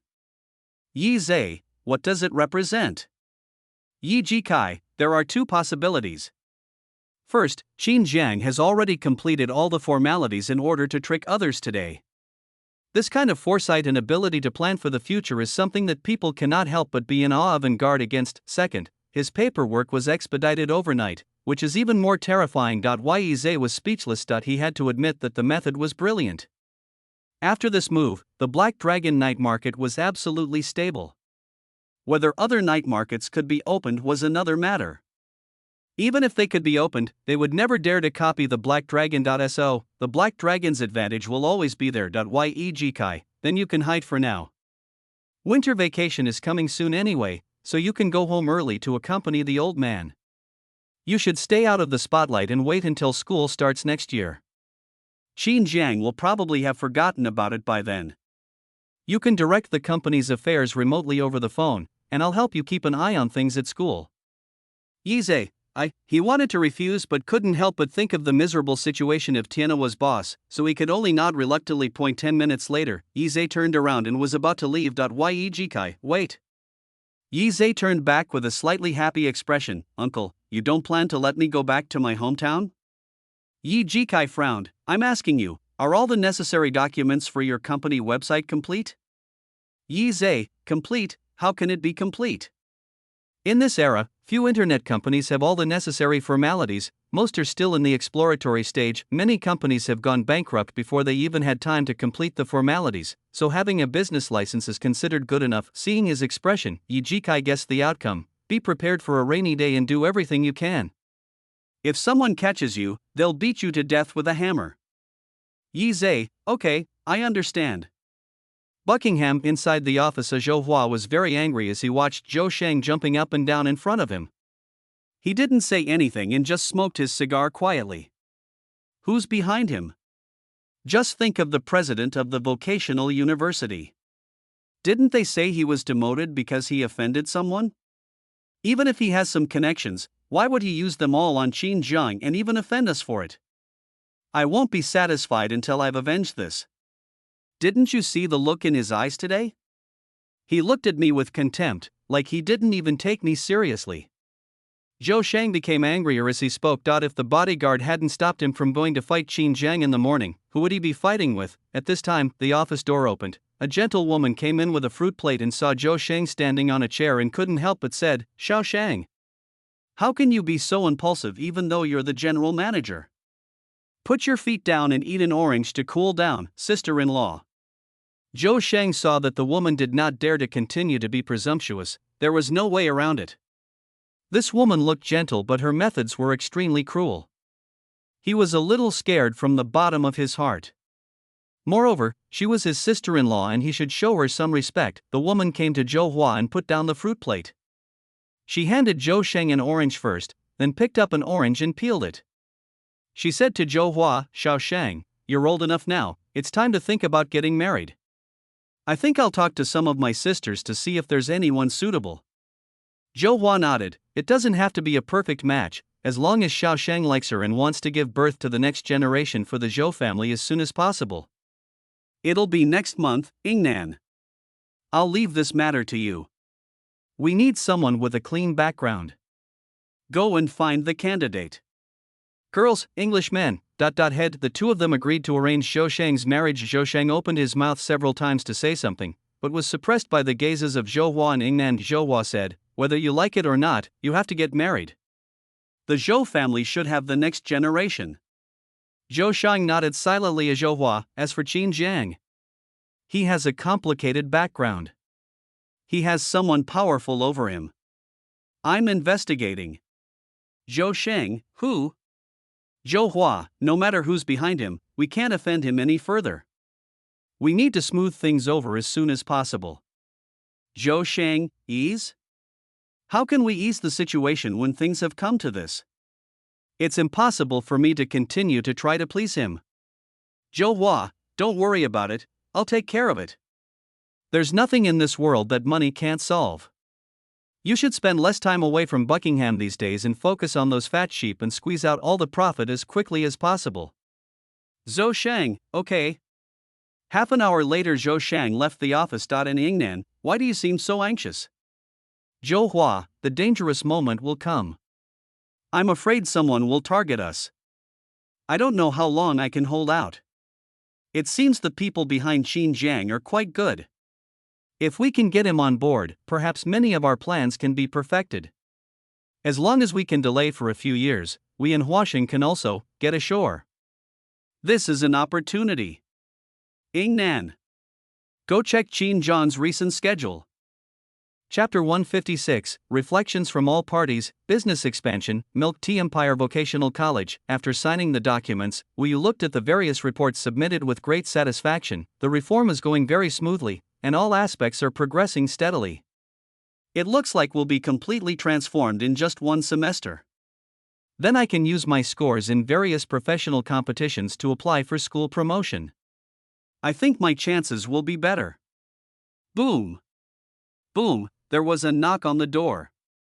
Enter. Wu Yu said calmly. Then an old man pushed the door open and walked in. He had a kind face and looked like he was in a very friendly mood. Seeing the old man, Wu Yu hurriedly stood up to greet him. "Principal, why are you here? If you need anything, just call me." The old man was the principal of the North District of Vocational University. As he was about to retire, he had handed over all affairs to Wu Yu. The old man waved his hand. "It's not like I don't have long legs and I just came here on the way. I have to be a young man. Your policy is very good. I can see that the vocational college is changing every day." Wu Yu was flattered by his compliments. The old man was a little dissatisfied with his reforms, but because of his background, he didn't say much. "How can I not be happy now that I hear this? I also wonder if there are other reasons behind this." Really, the old man said, "I'm old. My grandson keeps pestering me, so I'm planning to retire early. I've already submitted my application, and I'm sure they'll get approval soon. Then North District Vocational College will be relying on you." Wu Yu was stunned when he heard this. "What's going on? I'm going to retreat. I'm going to retreat here. It should be clear that the old man is at least 2 years away from his official retirement. As long as he is in office, even if he does not take charge of things, he is still the top leader, has great power and status, rights. Since ancient times, few people have been able to let go. The old man ignored Wu Yu's surprise and turned to leave the office.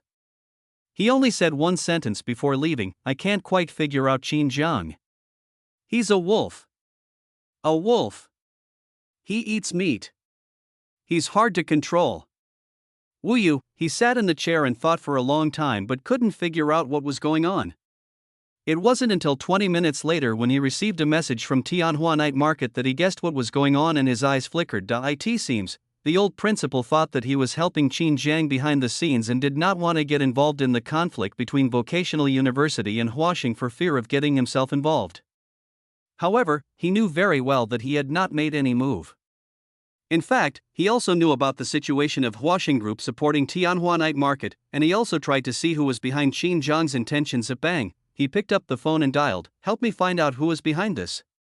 Hang up the phone. He fell into deep thought. It seems that Qin Jiang's background is more complicated than I thought, but how did he get his background? His file is clearly clear. At the same time, Bai Weiguo was also extremely puzzled. Is there someone else behind Qin Jiang besides Wu Yu who is helping him so hard? After this incident, his night market will be extremely stable. No one will dare to compete with him for business. Behind him, Xiao Sun's mouth twitched and he didn't dare to say anything. He didn't expect things to develop like this, but does he dare to say it? What can I say? I leaked information, but some people didn't understand it, and this situation happened instead. Bai Weiguo, why hasn't the Black Dragon night market been investigated? Xiao Sun, we did check, but his documents are all complete, so there's nothing to check. He didn't dare to say anything that would make Bai Weiguo think he was wrong. Punishing others would offend people. Bai Weiguo nodded and smiled. So Qin Jiang does understand the rules. It seems my plan is correct.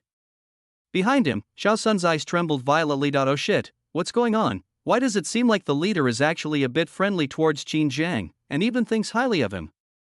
That's not right. Didn't he want to kill him a while ago? What's going on?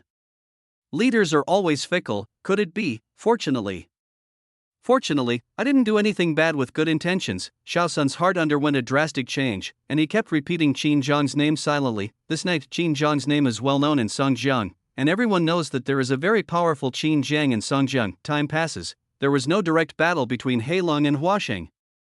Huaxing stopped its attacks, but Heilong night market continued to be popular without being constrained by other night markets. At the same time, the Heilong night market launched an ice and snow theme, which made it famous and attracted more students and people from other areas to come and watch. People from Northeast China have never lacked the ability to join in the fun, and it even attracted many tourists. Many tour groups basically regard the Heilong night market as a tourist check-in spot. Therefore, this keeps the number of visitors and daily sales at Heilong night market high. Come, a tour guide shouted through a megaphone, keep in line. Don't get lost in the crowd. This is Songjiang's largest, hottest, and most impressive night market. As the saying goes, the best scenery in the north is in Heilongjiang. If you don't visit Heilong, you'll have missed exploring Songjiang. Later, the tourists did not refute the tour guide's bragging, but instead stared at the Black Dragon night market in front of them. Noisy, the smell of fireworks, it's just overwhelming, but these were not enough to surprise them. They had definitely seen the bustling night markets in all major cities where they could travel, so they were not shocked by the mundane world. They were shocked to see a black dragon coiled beneath the Black Dragon plaque. Yes. A literal black dragon, over 10 meters long. Looking up at the sky. Its scales were clearly visible, as if it was about to soar into the air, and if I'm not mistaken, this black dragon that's over 10 meters long is actually carved out of ice sculpture. Black dragon, the tour guide said with great satisfaction. As you can see, this black dragon is carved from ice. It is taken from Songjiang River, added with ink, and then carved by hand for 7,740 times. He exaggerated again. These words, many tourists couldn't help but come forward to explore, and when they touched the real pure ice sculptures, they couldn't help but nod in shock. 2010. Although there are many ice sculptures in Songjiang, there are few as exaggerated as the Black Dragon. Moreover, dragons have been attractive to Chinese people since ancient times. Afterwards, the tour guide led them to visit northeastern specialties, grilled cold noodles, sweet and sour pork, just go for it. They're all delicious. The next thing I saw was the Yulao Bridge. The Yulao was pulling strings, and no one could cut them off. That's the Friendship Bridge, and COS. Tonight's a singing performance. I heard the Chinese-style song competition has reached the semifinals and is quite exciting. You can buy a cup of Songjiang specialty, Black Dragon King tea and enjoy a free meal. If you think it's too expensive, there's also Shuiyi Bing Chang, another Black Dragon specialty. A cup of milk tea is 4 yuan, the same price as 2 bottles of mineral water. Under the guide's introduction, these tourists are very generous. Nowadays, who can travel without money? They buy all the expensive things and take photos with all kinds of ice sculptures and snowmen in the night market, among which the Black Dragon is a must. This scene is played out every day at the Heilong night market and is gradually spreading on various social media. Go to Songjiang and see the Black Dragon. Chinese people are on a journey. Who has ever seen a black dragon carved from ice that's over 10 meters tall? A small night market. Big shock. Black Dragon Company, Xinjiang issued a decision, allocate 15 million yuan to expand the 2 milk tea brands. Within 1 month, I want every district and every busy street in Songjiang to have a Black Dragon Baoan Tea and Snowy Night Ice City brand store. Chapter 157, Preparing for Expansion, Vocational College Students and Management Trainees 15 million, Zhu Zhang was stunned. It's important to understand that with the current size of Black Dragon Company, this amount of money would basically require the use of all of their reserve funds. Isn't that too radical? I've checked with the finance department, and they only have about 2,000 yuan in their account right now. They just bought a lot of large machinery and are paying salaries. With so much money to spend, I'm afraid paying salaries next month will be a bit. Xinjiang waved his hand. It's okay. As long as we keep up the Black Dragon's turnover, there won't be any major problems with cash flow. After the last incident, I'm sure no one will dare to compete with the Black Dragon night market for business in the short term. This is a good opportunity. Even during the winter holidays, there are tourists coming to support us. He had planned this plan long ago. It was indeed a bit risky and radical before. After all, more than half of the current 20 million yuan of funds of Heilong are deposits from stall owners, but now the popularity of different ice and snow themes has changed the flow of people to the Heilong night market, among which the number of ordinary tourists has increased, so there will not be a sharp drop even after the students go on vacation. So, this plan can be implemented immediately. Boom. Boom, Xinjiang tapped his chair and said, Songjiang Never Sleeps City will be launched next year.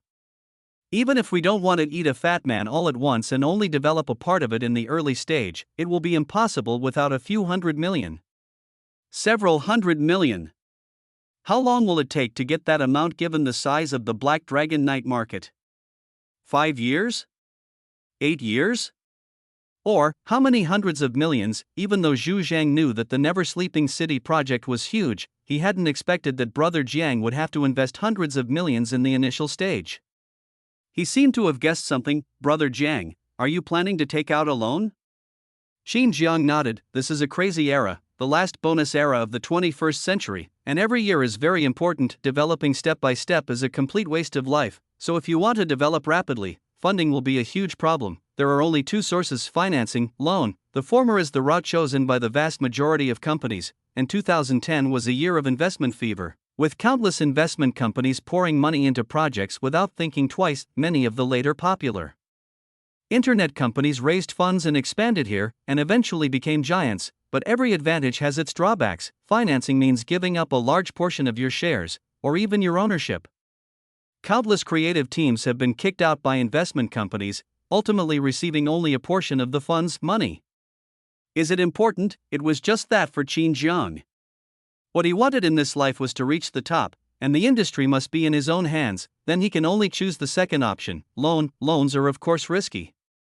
If the company cannot repay the loan when it is due, it will be auctioned off by the bank, but as long as the loan can be repaid, the company's sovereignty will always be in its own hands and will not be lost. 2010, it is not popular to withdraw loans, it's the golden age of loans. This was also the era when banks dared to approve loans crazily. Of course, even if the bank is bold enough to lend Heilong Company the current size, it can only lend 100 million yuan at most. 100 million, it's not enough for Songjiang City that never sleeps. Therefore, Xinjiang's purpose in setting up the Heilong night market from the beginning was not only to pave the way for Songjiang City that never sleeps, but also to accumulate reliable funds through the large amount of turnover in the night market and quickly incubate several sub-brands. After expanding several sub-brands, we can use them to apply for bank loans and launch the city that never sleeps plan. Milk tea. It was Black Dragon who fired the first shot. Half an hour later, Qin Jiang and Zhu Zhang finalized the development plan at 15 million, Black Dragon King Tea, 50 stores. Cost, 7.5 million, Snowy Night Ice City, 60 stores. Cost, 5 million, Zhu Zhang. With so many people, I'm afraid Songjiang won't be able to handle them all at once, and it will be difficult to gather enough personnel in a short period of time. Xinjiang, if Songjiang can't swallow it all, we will expand to other cities in the northern province. The expansion of the milk tea brand won't involve too much. Unlike night markets, there won't be a mix of good and bad people, and there won't be any shady industries or trouble. As long as the formalities are complete, the rest depends on how you operate it. As for the personnel, the vocational college is about to have its winter break. And the juniors who are about to enter their third year haven't started their internships yet. I'll talk to Wu Yu. As for the remaining 2 million or so, divide it into the marketing department and have them vigorously promote the 2 major tea brands. Especially offline, hire people to queue up for me. We must always ensure that the 2 major tea brands are in short supply. Zhu Zheng, understood. What Bang, Principal Wu Yu, who had just been officially promoted, looked at Qin Jiang in disbelief and said, "You're going to ask the vocational college to assign all its third-year interns to waitstaff positions? University students selling milk tea? You're kidding." Opposite, Qin Jiang sat in his chair, not at all surprised when Wu Yu stood up. He blew out a smoke ring. "Call, what are you panicking about? You're a university student. Old Wu. You really know how to flatter yourself. I'm sure you're aware of the value of our school. Besides the government, how many companies recognize our academic qualifications? Even in Songjiang, there aren't many companies that do. Besides, I don't want all the interns. I don't want students with easy employment opportunities like mechanical and electrical engineering, nursing, etc. I want students with talents in animation, computer science, international economics and trade, business administration, financial management, etc. I'm not saying anything, but what's the point of having these majors in a junior college? What company is crazy enough to hire a junior college graduate to manage it?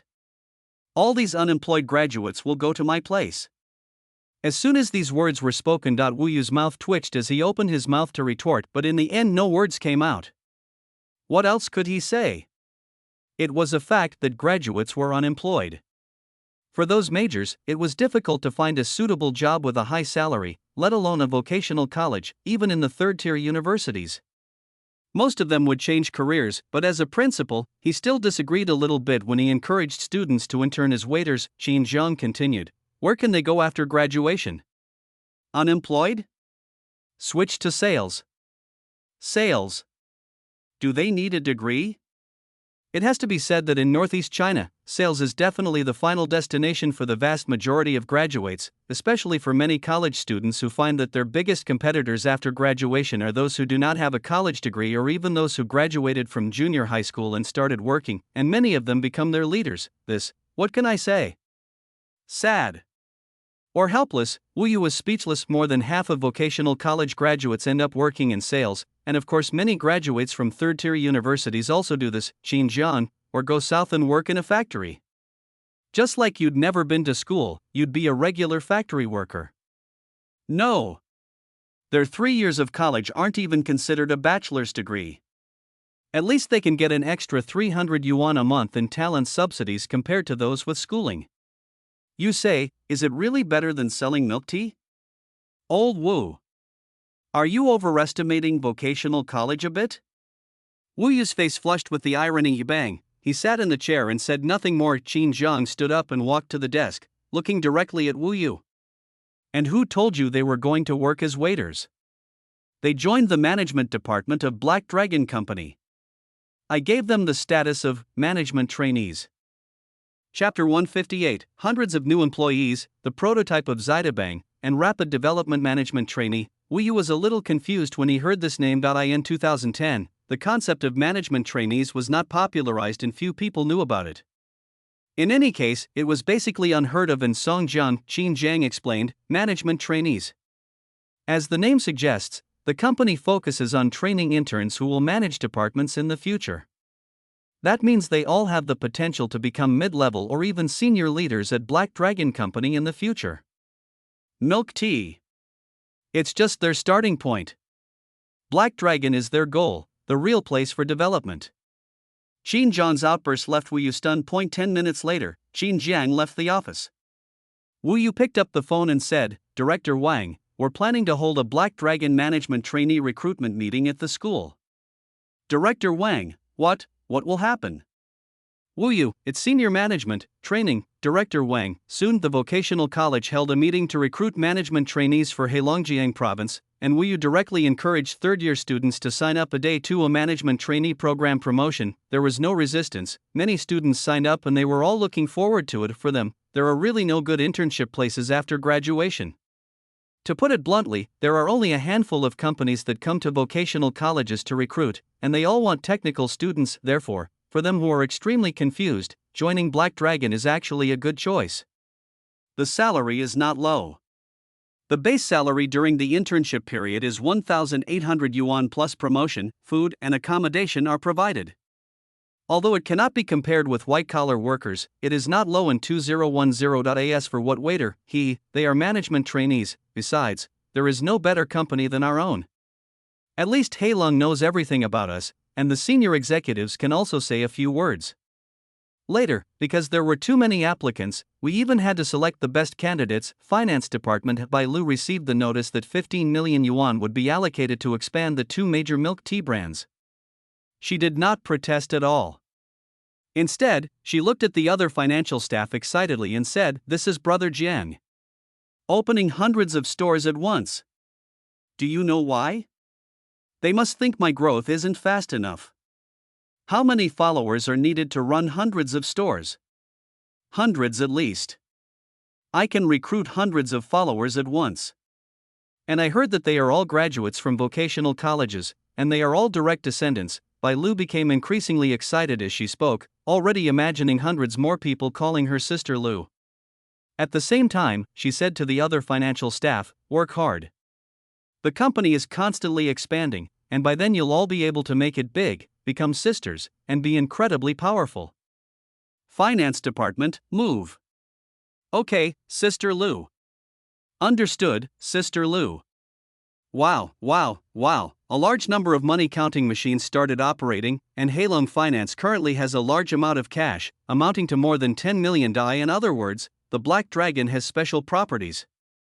Ordinary companies would probably have trouble sleeping if they had this much cash in their finances. Counting and accounting for tens of millions of funds is no small task, and the finance department is busy. Not just the finance department, marketing department, they were equally busy. Millions of dollars of capital injection allowed them to promote the business crazily.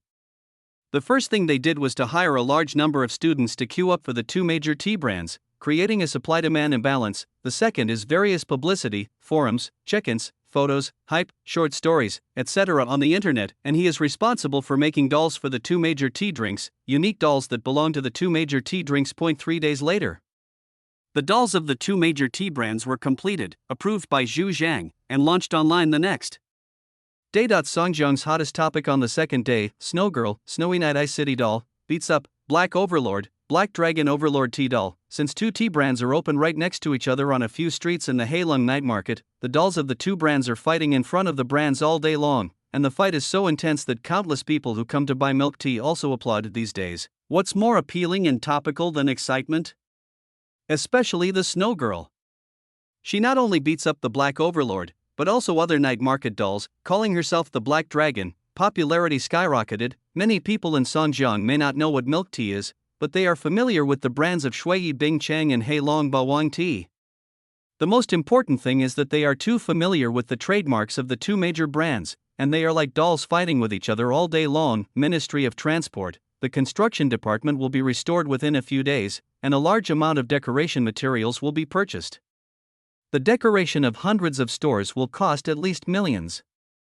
It is a good idea for the transportation department to do this. Xinjiang plans to have Heilong participate in the construction of Songjiang Never Sleeping City in the future and become the leading force, so as to pave the way for entering the real estate industry in the future. Security department. A training department is set up to train management trainees.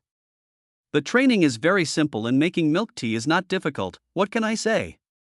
Anyone who watches it for a few days will realize that it has no technical content at all. What really needs to be trained is execution. Xinjiang is not joking. We really plan to focus on training management trainees and let them join other management departments of Heilong in the future. These people are all from the Jida gang, so he is not worried that the Jida gang will dominate the Black Dragon in the future, because he is the leader of the Jida gang. Asa result, a very interesting scene emerged. A military training scene was performed on the vocational college campus in the snowy conditions. In many study rooms, students are not reading books, but reading criminal law. Heilong rules say that you can't get promoted if you don't memorize the criminal law.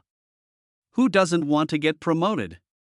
Who doesn't want a salary increase? If management department, they are the busiest ones. This expansion plan was completed in the management department, and the hundreds of new interns were also in the management department. In other words, Wang Tao managed hundreds of employees and was a real leader. Wang Tao felt that he was being valued and did not dare to slack off. He directly selected elites to select stores in Songjiang and surrounding cities. For a while, Heilong has come alive. Changes are happening every day, and countless Heilong employees are full of energy. The company has expanded to hundreds of offline stores, and the number of employees has increased by several hundred. These employees are honored and also understand that the future is bright and there are more chances of being promoted. Trample. Xin Cheng and Cheng Yu happened to pass by the second floor and saw the financial staff inside constantly counting large amounts of cash. Although it was not the first time they saw it, they still couldn't help being shocked every time they saw it. Money, it's enough money to make your hands cramp. Cheng Yu, Black Dragon's move is really big. All the departments are busy, but we have some free time. Xin Cheng, a little bit. I've been learning so much lately that it's a bit of a mess. Wang Tao asked us to take a break for 2 days and then follow the team out to inspect stores. Cheng Yu, I'm going to visit my brother. He said he's very busy setting up an auction venue. Do you want to go? Xin Cheng, it's just fine. The next day, on the top floor of Zhujiang, the auction starts at 3 p.m. Xinjiang, let's go. Boom. The Xinjiang motorcade drove out of the vocational university with salutes from security guards and the awe-inspiring gazes of countless students. Chapter 159 Mengyu appears. Xinjiang shows off North District. Sihai Auction is located in the core area and is a large auction house across multiple provinces. Auctions are held almost every month. Before the auction, there are a lot of luxury cars and coupes parked here, but there are basically no cars under 500,000 yuan. As the saying goes, gold in troubled times, antiques in prosperous times. Currently, antiques from prosperous times are popular again in China. Of course, those who can play with antiques are either rich or noble, otherwise who would dare to play with antiques worth tens or millions of dollars? There are a large number of security personnel in suits and wearing headsets guarding on both sides of the door. Anyone who wants to enter must show an invitation.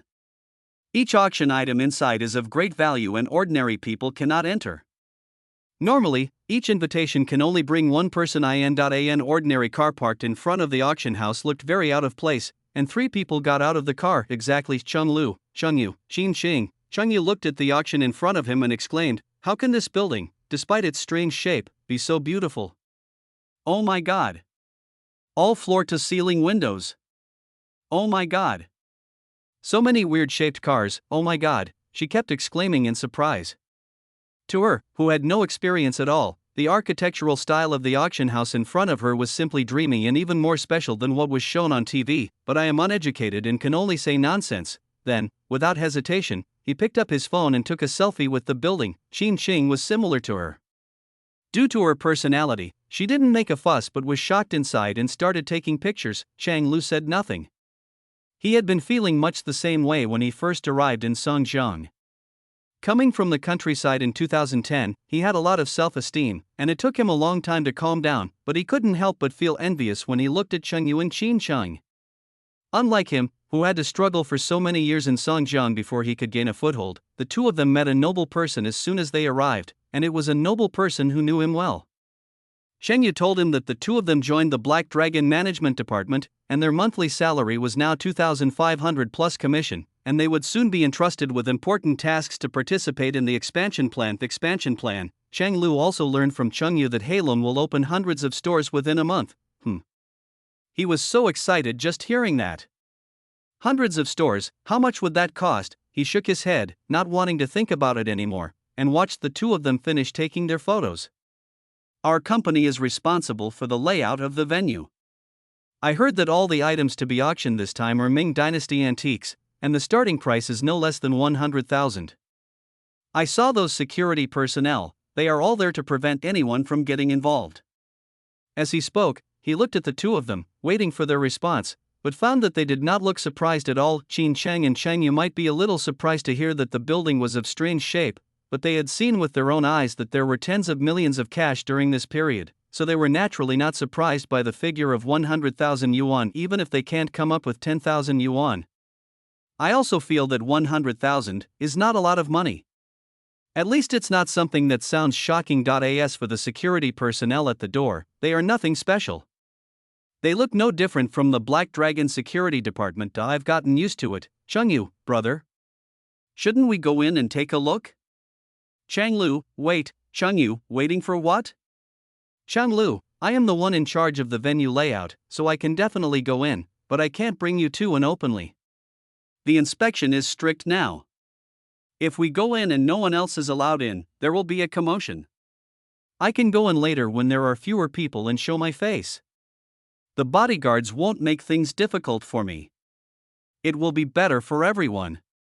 As he said this, he pointed ahead, and sure enough, he saw a fat man and two women being stopped and arguing. Why? I'm the auctioneer. I have an invitation. Why can't you let me in with my female companion? How can they bring their female companions in? What? You look down on me. Do you know who I am?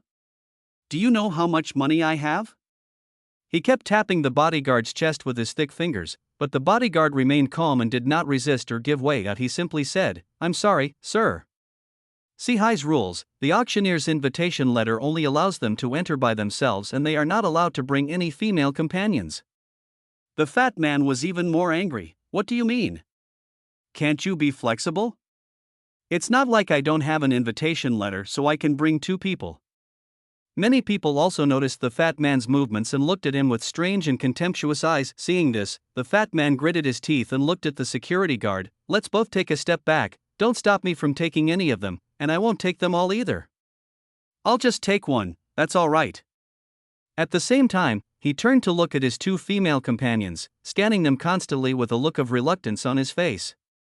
Finally, he gritted his teeth and pointed at the one on the left. It's not that you're not good enough, but Brother Meng's expectations are too high. Go! Brother Meng will take you to a better place another day.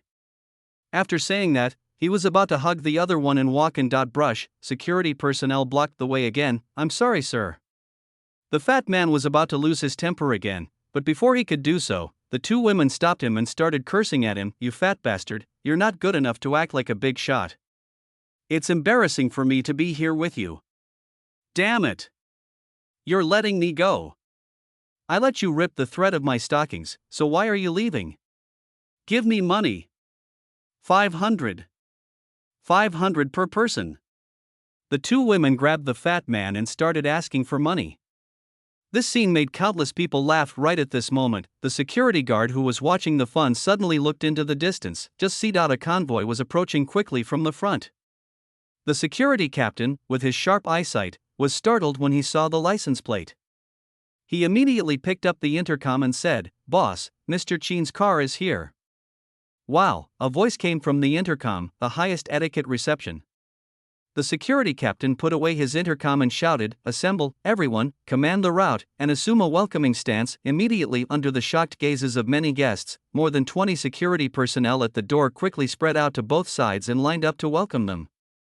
The security team leader even rushed out to direct the oncoming convoy. The convoy stopped in front of the auction house. Bang! Zhang Qi opened the car door, and Qin Zhang, dressed in a black suit, stepped out. A quick note, neither Qin Zhang nor the others in Halong were wearing suits, but rather something like the new Chinese Tang suit, pure black. Bang! Bang! Bang! Zhu Zhang, Sijio, and 7 or 8 other men in formal attire got out of the car and followed Qin Jiang on both sides and behind him. Trample! Trample! Trample! Qin Jiang led his men to the auction house. More than 20 security personnel at the door saluted in unison. Sad face. Hello, Mr. Qin. Hello, Mr. Qin. From beginning to end, no security personnel asked Qin Jiang for a ticket, nor did they say that it was against the rules for Qin Jiang to bring 7 or 8 people in. Qin Jiang and others did not show any intention of showing an invitation letter. Everything seemed so reasonable and smooth as many guests swallowed their saliva when they saw this. Some of those who recognized Qin Jiang's identity smiled when they saw Qin Jiang coming. No matter whether they liked Qin Jiang or not, such a person should not be made an enemy. Have background and means. I have younger brothers and I have achievements. Who dares to offend such a person? What? I really want to stay in the river. Chapter 160. At the auction, Qin Jiang vs. Zhou Huano.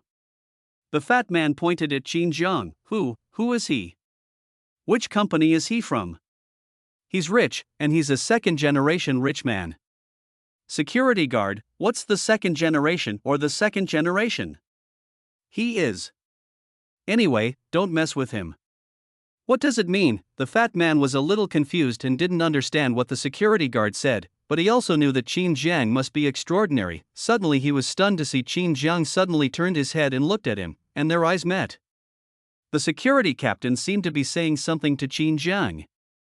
After Qin Jiang said a few words, the security captain walked towards him with a strange look on his face. The security captain came to the fat man. Do you know Mr. Qin?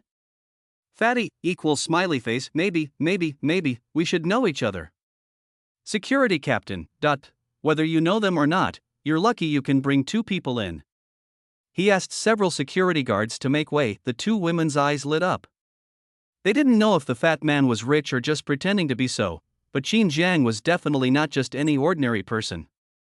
He was a real big shot, young, handsome, and with so many subordinates, he was definitely the best boyfriend of 2010. They walked past the fat man in a cat-like manner and approached Qin Jiang. Being stopped on the spot by 2 younger brothers, no matter how much they tried to persuade her, it was useless. The 2 younger brothers of Black Dragon didn't even look at her. These days, career is more important to a man. The fat man's face turned from pale to dark. He ignored the 2 women and ran to Qin Jiang, holding out his hand excitedly. Hello, Mr. Qin, my name is Meng Yu. That's right, the fat man was exactly the target of Meng Yu and Qin Jiang's visit this time. Qin Jiang didn't reach out his hand, but said calmly, Qin Jiang. Meng Yu wasn't embarrassed at all, but rather very familiar. He said he was from abroad and had just returned to China. Finally, he rubbed his hands together and said, Well, Mr. Qin, can you lend me 2,000 yuan? I have an auction item inside and I can pay you back as soon as the auction is over. Qin Jiang nodded calmly. Xu Zheng casually gestured with the number 5, and a younger brother took out 5,000 from his bag and gave it to Meng Yu. 5,000. Meng Yu was startled. Boss Qin, open-minded. He took the money and ran to the 2 women and took out 2,000 from it, 1,000 each. Don't think I'm bragging to you. You don't even ask about brother Meng's identity. He is the 4th generation of the Meng family, a large foreign family, and he ranks first. They call him Master Meng Jiao. Finished. He turned back again and entered the auction house with Qin Jiang and others. The chaos in front of the door quickly disappeared, but the scene of Qin Jiang's arrival still left a deep impression on people. It can be said that among the guests who came today, Qin Jiang was not the richest, but he had the most impressive appearance. There are not many businessmen who are so high profile. Same Chang Lu, Cheng Yu, and Qin Cheng witnessed what just happened and knew even more about how awesome Qin Jiang was. Cheng Yu, your brother is so impressive. He's the center of attention wherever he goes. He's even more impressive than the ones he shows on TV. Cheng Lu, at the age of 20, he achieved what he has today with nothing but his bare hands. He has thousands of subordinates under his command, hundreds of millions in revenue, and is a rising star in the North District. Such a person is born to be a protagonist. Of course, he also had something to say, mixed in the society. Get promoted quickly. Get demoted quickly too. Countless social leaders have failed. He has no idea about Qin Jiang's future, and he doesn't know whether he should stop Cheng Yu from hanging out with Qin Jiang. He can only let nature take its course. Sudden Qin Xing, brother Chang Lu, does your company have designs? Chang Lu, yes? What's the matter? Qin Xing, the management department wants to expand to hundreds of stores on a large scale. The interior decoration cannot be fully handled, so we plan to outsource part of it. If you have any, you can bid. I can tell Mr. Wang when I get back. Cheng Luqiang swallowed his saliva and threw away all the thoughts he had just had, including what the future would be like. The future is uncertain. You and I are both dark horses. Qin Jiang is so awesome at the age of 20, it's a good idea to follow him. Done. Guests continued to come to the door. 10 minutes later, a crown arrived. Very Loki, but what was not Loki was that the auction manager came out to greet him personally. The person who came was Zhou Hua. Inside the auction house, it is magnificent and grand, and all the decorations and calligraphy and paintings inside are antique, which makes people feel a sense of history. When Qin Jiang came in, dozens of guests had already been seated, and each seat was a private area. Seeing Qin Jiang coming in, many people cast their eyes over him, and soon some people recognized Qin Jiang's identity. Is it Qin Jiang? Qin Jiang. You're talking about that guy in the North District who just rose up and slapped Huaxing Group in the face, and who has a very strong background. I heard he's very arrogant in the North District, with thousands of henchmen under him, and he's always ready to sink people into the river. You really can't compare people. At the same age of 20, he's already built a name for himself in the North District. Everyone praises him as Black Dragon, while my good-for-nothing son has only achieved what he wants, a complete teddy bear. At the same time, all the guests in the area where Qin Jiang passed by showed friendly smiles. In this day and age, harmony is the key to doing business. Moreover, Qin Jiang cannot be offended regardless of his social attributes or background. Otherwise, which company can afford another joint law enforcement by multiple departments like the Tianhua Night Market, led by the service staff? Qin Jiang and others came directly to the front of the auction hall. There were a total of 6 private seats, 4 of which were already occupied, leaving only the 2 in the middle. Qin Jiang was placed in the center-left position, which theoretically was the core of the auction, the seat position. Qin Jiang looked at his position, his eyes narrowed slightly, as if he had guessed something. Although the scale of this auction was not particularly large, there were quite a few guests of status, including several with a net worth of over 100 million yuan and several with strong backgrounds. What's the point of putting him in the seat position? Provoking hatred? No. Although he is not the highest-ranking person today, the methods he has shown recently, his social attributes, and his mysterious background are all evident. Even if those people are a little dissatisfied or uncomfortable seeing him sitting in the seat position, they will not target him. Even if some real business tycoons from Songjiang were here, they would not go against Qin Jiang because of his seat. Absolutely, not worth it. As the saying goes, the king of hell is easy to mess with, but the little devils are hard to deal with. Obviously. Qin Jiang is not easy to mess with and is hard to deal with. Really, the big guys sitting in the other 4 seats didn't say anything when they saw Qin Jiang's seat, and some even smiled and nodded at Qin Jiang. Qin Jiang and others took their seats. Zhu Zheng whispered, "Brother Jiang, there's something wrong with the seating arrangement.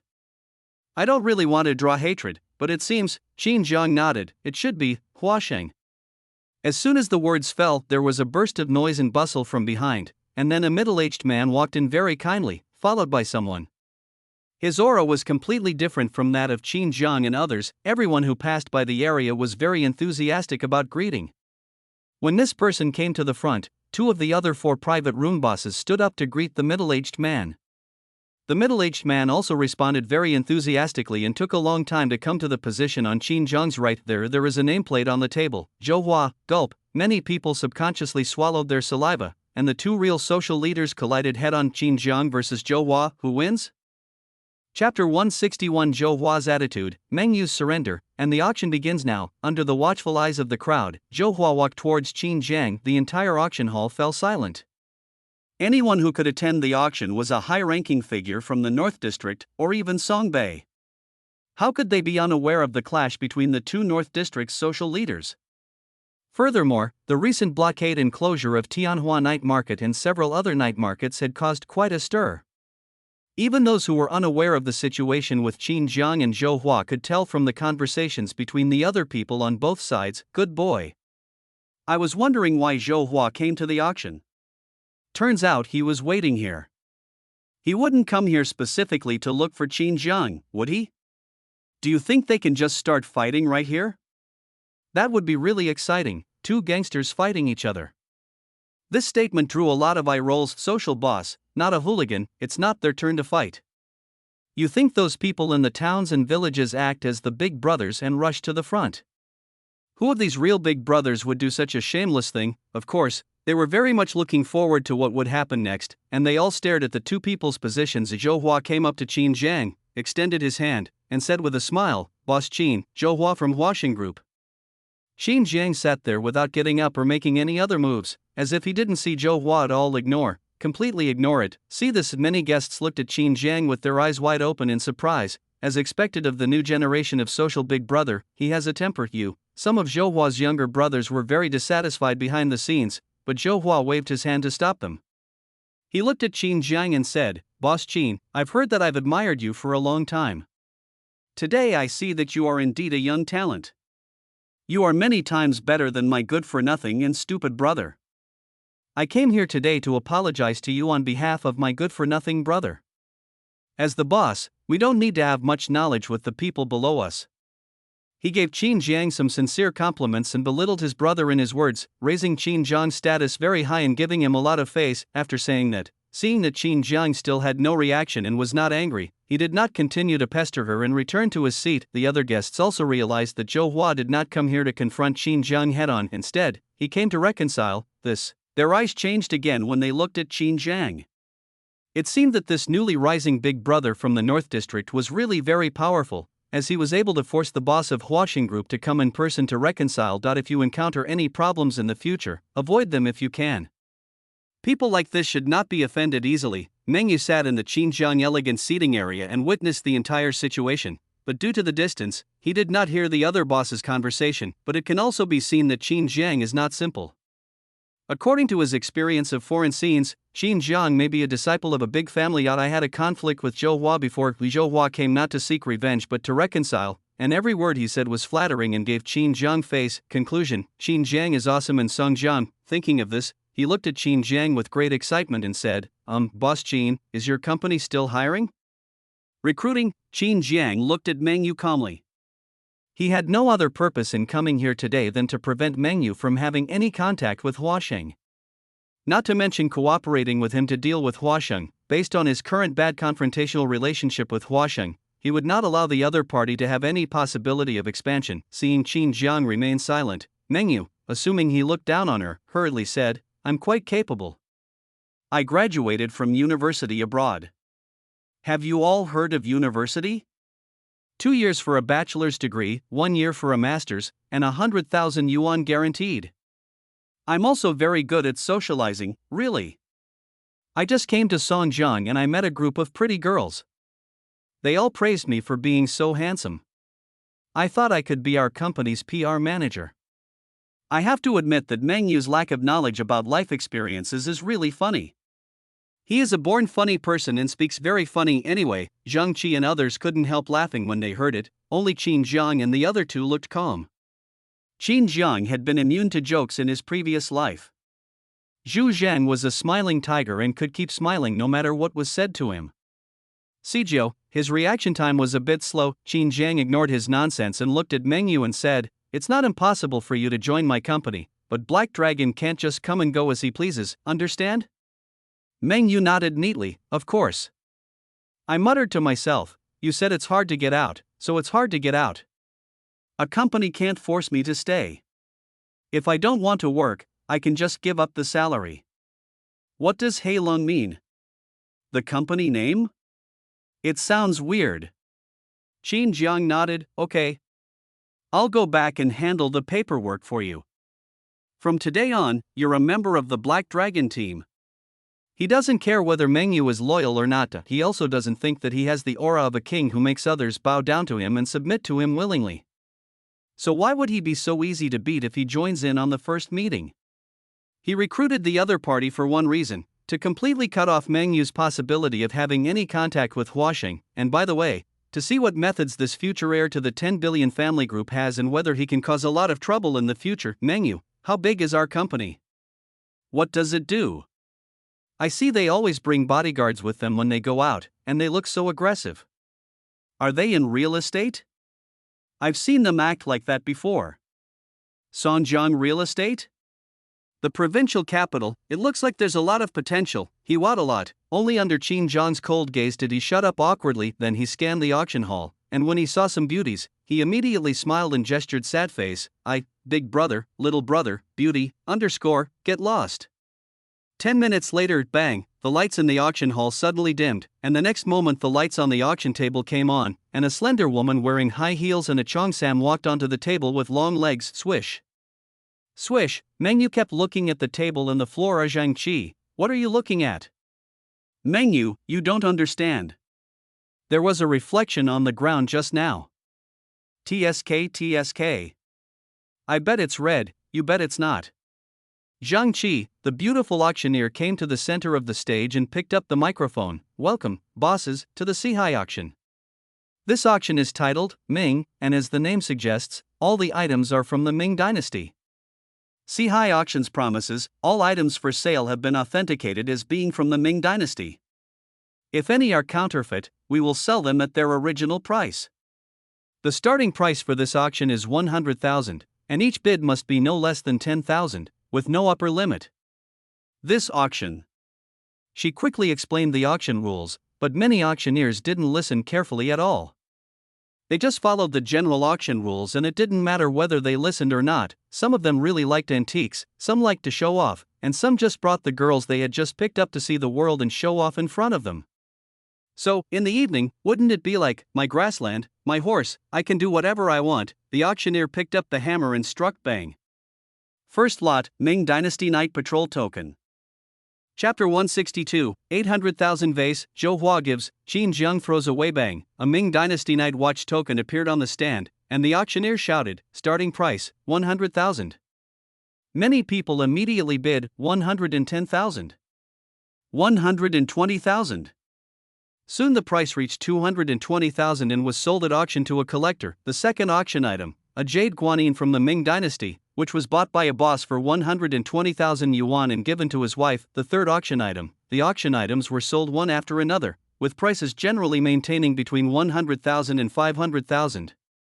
This auction was a regular, conventional one, not a boutique auction, and apart from a few hidden treasures, there wouldn't be any precious items. Qin Zhang was very calm. He had no interest in antiques, whether in his previous life or this life. He is not the awesome protagonist in novels who can remember what antiques are available at every auction. Besides, the antique business is too complicated. If you really want to play with it, even if you throw in 18 million, it won't make a splash. Compared with antiques, he prefers real gold and platinum. Of course, antiques are not completely forbidden to buy. For example, ancient swords, ancient knives, ancient bows and crossbows. Sharpening a sword is illegal, but sharpening an ancient sword is legal. Modern crossbows are illegal, but ancient crossbows are legal. Next is the 10th item in this auction, Ming Dynasty Wanli official kiln, dragon pattern vase. Starting price, 100,000. When Mengyu saw this item, his body trembled. That's right, the dragon pattern bottle was his auction item, which he had taken out from the family treasury when he left. Although it was nothing to the family, it was not a good idea to auction off ancestral items. However, he had no choice but to let his family cut off his food supply, refused to give him any money, and heard that they were still causing trouble. It's about living. Qin Zhang narrowed his eyes and looked at the vase, then at Mengyu, wondering if there was the Meng family's ancestral ring in the vase. It is said that the Meng family believed the ring was lost and offered a whopping 10 million yuan to find it, but it was never found. If there is a biggest leak at the scene, it would be this vase, the ring inside the base. He looked at Mengyu. Do you know him? Mengyu nodded awkwardly. Qin Zhang gave Zhu Zheng a look without further ado. Zhu Zhang nodded and raised his hand when he heard the price had reached 200,000. 250,000. After he finished speaking, the whole place fell silent, and many bosses in the back stopped bidding. As the saying goes, there is no distinction between big and small in an auction, and winning or losing is determined only by money. However, this is not the case, and there are still unspoken rules in this kind of local auction. Most of those who can come to the auction are local bosses, and they naturally have their own ranks. What's more, Qin Zhang is different from those bosses. He has social attributes and is young and vigorous. These bosses dare not offend him without absolute benefits. Swish. Swish. Swish. All the bosses put down their hands holding up the signs, and even the few bigwigs in the front did not choose to compete. The only remaining few bosses from other places were still raising the prices, and a day's Zhu Zhang took the initiative to raise the price at Qin Zhang's instruction. In the end, several bosses did not raise the price much, but Zhu Zhang raised it abruptly, 500,000. The out-of-town boss also noticed something was wrong and didn't dare to add any more, and the price was far more than the vase itself. At this time, many bosses looked at the bosses from other places with a bit of ridicule, and could not help but whispered, how could this outsider be so brave? He actually dared to raise the price when Mr. Qin made his first bid, and even raised it to 800,000, making Mr. Qin spend money in vain. Based on the legendary temper of this guy, I'm afraid these out-of-town bosses won't be able to be sunk into the river tonight. Maybe. A beating is inevitable. They obviously thought that the bosses from other places would be in trouble. After all, this vase was not worth more than 800,000, 300,000 or 400,000 yuan at most, but they asked several bosses from other places to pay the price. They even suspected that several bosses from other places were dragging their feet. Above, the auction staff were all stunned. As insiders, they knew there would be shills at the auction, but they didn't remember these few. The other drag dealers below were also stunned. They had never heard of them having accomplices. What was going on? These days, drag dealers are all on sale. Moment, the auctioneer finally reacted, 800,000 once. 800,000 second. 800,000 three times. Congratulations, Mr. Qin, for winning the dragon-patterned vase. The staff will deliver the vase to you later. She gave what she thought was a very friendly smile, for fear that Qin Zhang would also hold a grudge against her. Meng Yu was also stunned. She looked at Qin Zhang and said, Brother Zhang, you like this vase? Qin Zhang, average. Meng Yu, then why auction it? He's mine. No. I'm not trying to fight for it. I mean, he's my auction item. Qin Zhang, yeah. Meng Yu, it's not worth 800,000. I've heard it's only worth 200,000 or 300,000. So, wait until they give me the higher amount and I'll return the money to you. Qin Zhang, it's only 800,000 yuan, and someone is giving it to me. Meng Yu, someone sent it? Who? He soon realized who it was. Several staff members brought vases to Qin Zhang and the others. The lead manager said, Hello, Mr. Qin. I'm the manager of the Songjiang branch of Sihai Auction. I assure you that there was no fraud in the auction just now, and none of our people were involved. Obviously, he was also afraid that Qin Zhang would misunderstand him. The auction was also a semi-gray industry, so he naturally didn't dare to offend someone like Qin Zhang. The entire Sihai might not be afraid of Qin Zhang, but this was just a branch. Seeing that Qin Zhang didn't look angry or unhappy, he took out a gold card and said, This is a card specially issued for Mr. Qin. You can enjoy VIP treatment at the Sihai auction in the future. After that, several staff members brought the vase to Qin Zhang's desk. Pointing at it, they said, This is a Ming Dynasty vase with dragon motifs. It's been inspected and guaranteed to be authentic. It comes with our Sihai authentication certificate. Also, the auction fee of 800,000 yuan was just paid by President Hua, who was the one next to him. He said it was a gift for President Qin. He pointed to Zhou Hua's position next to him. Zhou Hua picked up the wine glass on the table and nodded to Qin Zhang with a smile. His attitude of reconciliation was self-evident. The manager's voice was quite loud, and since the new auction items were not delivered quickly, most of the bosses heard it. I couldn't help but look shocked. Wow! Is Qin Zhang so awesome?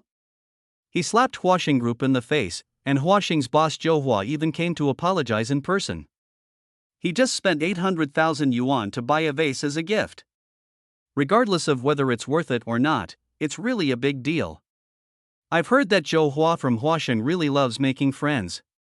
It looks like these two bosses are going to make peace in the future. As soon as these words were spoken, the other bosses all nodded. They also thought that Zhou Hua had given Qin Zhang so much face by publicly smiling, apologizing, and giving gifts in front of so many bosses. This, no matter who it is, he can avoid taking advantage of the situation. Besides, the two sides didn't have to fight to the death. They would definitely back down if they had a chance. It was a matter of social etiquette. Just when all the bosses thought Qin Zhang would accept it with a smile, just see, Qin Zhang slowly stood up, grabbed the dragon-patterned bottle on the table, looked at Zhou Hua with a dangerous smile, and then naturally let go of his hand under everyone's disbelief. Chapter 163, Isn't it just a sound from the vase? Hit bang, crash, the dragon-patterned bottle fell freely to the ground and shattered on the spot, turning into fragments all over the ground. Mengyu, other bosses, Sigma degree. Oh, Mengyu was completely bewildered. He had just met the boss and he didn't believe anyone would spend money, but then someone actually paid, but the dragon-patterned bottle I bought for 800,000 yuan just fell to the ground and shattered. The bottle was nothing, but what exactly is the contradiction? Why is it so? The other bosses also couldn't understand it. They had clearly lowered the bar so much and Huasheng had given so much face. As long as Qin Jiang accepted the dragon-patterned bottle, the two families would be able to make peace. Moreover, outsiders would say that Qin Jiang was so awesome that he forced the old social leaders to apologize and make amends in person. So, Qin Jiang's reputation will not decrease but increase, but Qin Jiang smashed the vase in public without hesitation. A vase worth 800,000 yuan was nothing, but this action was a complete slap in the face of Huasheng. How deep was his hatred and resentment? Being young and frivolous or holding grudges too much, the auction manager and several service staff looked terrified, especially the auction manager who was looking at the vase on the ground murmured, "Does the handover count as a success or a failure? If it counts as a failure, then I have to pay for it. 800,000. What's the compensation? Damn it, you two big guys are fighting each other, why do you put me in the middle? I'm just a little guy, why do you want me to take the blame for this? /. He is really scared, there was no way he could ask the other bosses to pay for it. Whoever dropped it would pay anyway. But who was Qin Jiang? The big boss of the North District. High auction would definitely not offend him. If he said he didn't deliver it properly, he, the auction manager, might have to be the scapegoat. The faces of the people around Zhou Hua changed drastically and they were about to stand up, but Zhou Hua reached out his hand again to stop them. Qin Jiang took the wet wipes from Zhang Qi and gently wiped his palms. He looked at the trembling auction manager and then at Zhou Hua. Sorry, my hand slipped. It's just a vase. Do you care? Zhou Hua looked at Qin Jiang and laughed. Huh? Mr. Qin is right. A vase? It's just a sound. Qin Jiang turned around and left without saying a word. Before leaving, he did not forget to instruct, sweep the floor clean, don't let people say that a black dragon, don't follow the rules. Only when the floor is clean can the work be clean, yes. Several younger brothers cleaned up the broken vase pieces on the ground. Qin Jiang took Zhu Zhang, Sijou and others and left quickly.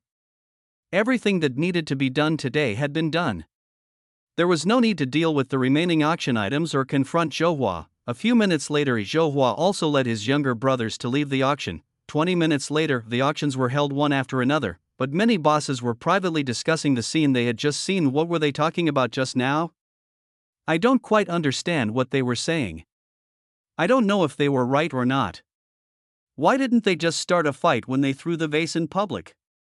Instead, they just laughed it off and dispersed. Those who don't know how to mix in society may use jargon that we can't understand, but it has nothing to do with us anyway. These bosses then participated in the auction one after another. Only a few bosses from other places who had just competed with Qin Jiang for the auction looked a little unhappy. They finally knew who Qin Jiang was, and learned from the communication with these local bosses that they were likely to participate in the confrontation between two local big brothers, and their faces changed drastically. 2010. People in society are still very scary. I don't know how many bosses have suffered great losses. What's more, if outsiders are really drowned in the river here without anyone knowing, they may have no chance to seek justice. These people did not dare to wait for the auction to end and left quietly and secretly. They left Songjiang overnight and did not dare to stay for long. The next day, many rumors spread that these foreign bosses were drowned in the river that night because they offended Qin Jiang. Corner location: Chenglu, Chengyu, and Qin Cheng witnessed the whole situation and their mouths were wide open. Chengyu, a vase worth 800,000. That's worth 800,000. And it was just smashed like that. Chenglu, just to sell well, you're giving away 800,000 yuan as a gift.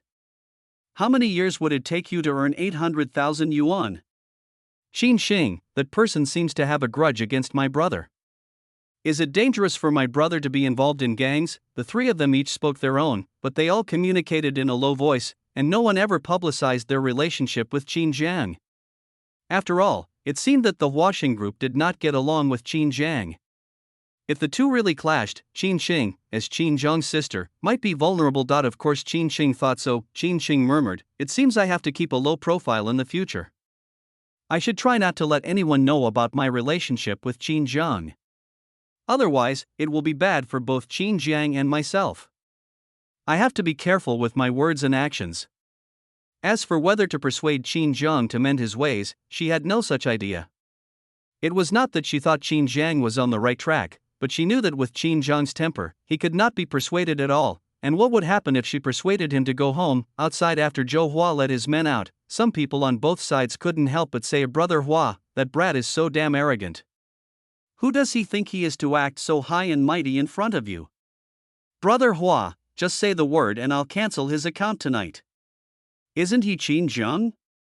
I'll make him sink into the river." Brother Hua, these people were filled with righteous indignation. They were all old men of Huaxing. They were all domineering and rampant in the past. It was only in recent years that Huaxing gradually transformed and rarely showed up under Zhou Hua's suppression. "Shut up!" Zhou Hua scolded. "How many times have I told you that the Jianghu isn't about fighting and killing, it's about human relationships and worldly wisdom? We are now in a society ruled by law. Who can you kill? Do you really think that public security is easy? I spent a lot of money and used all my connections to simply erase what happened. Now that you're being targeted, if you pull out the carrot, you'll be exposed. Huaxing will have to go to jail with you." These people kept silent when Zhou Hua scolded them, but no one knew how much they listened to him. Zhou Hua was helpless. These right-hand men had been in the underworld for too long and had long been accustomed to it. They were completely unable to adapt to social development, and could not see the true development trend of today's society. They knew that it was no longer an era of fighting and killing. Sooner or later, they would be crushed to death by the wheels of the times. He didn't say much, because it was useless.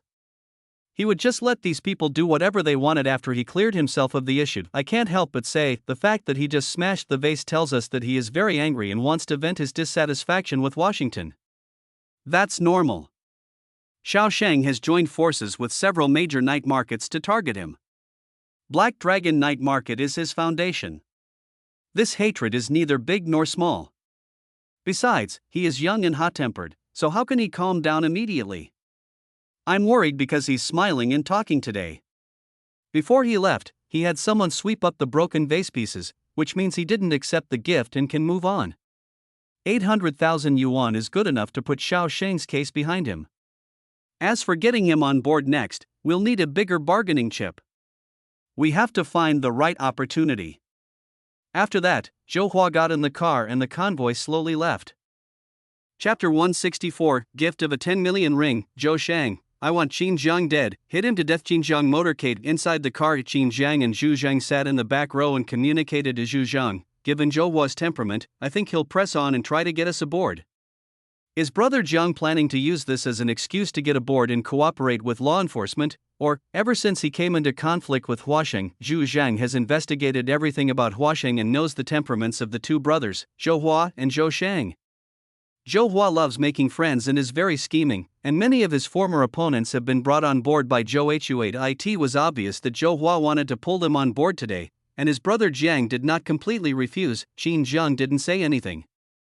He came here today to confront Zhou Hua on behalf of Meng Yu, which was unexpected but reasonable. He did not escalate the conflict with Zhou Hua in public. There was no need for that. Since he did not intend to get involved in society, there was no need for him to confront Huaxing, a gang that was about to be destroyed. He planned to let Huaxing die naturally and not get too involved in public security. As for the future, he could only wait and see how it developed. A younger brother passed a wrapped item through the car window. Brother Jiang, I found it in the base of the vase. Zhu Zhang was shocked. Inside the package was a jade ring, which looked crystal clear and obviously an extraordinary item. Of course, he was not shocked by the jade ring. No matter how expensive this thing was, how much could it be worth? Besides, even if it was valuable, it was just an antique.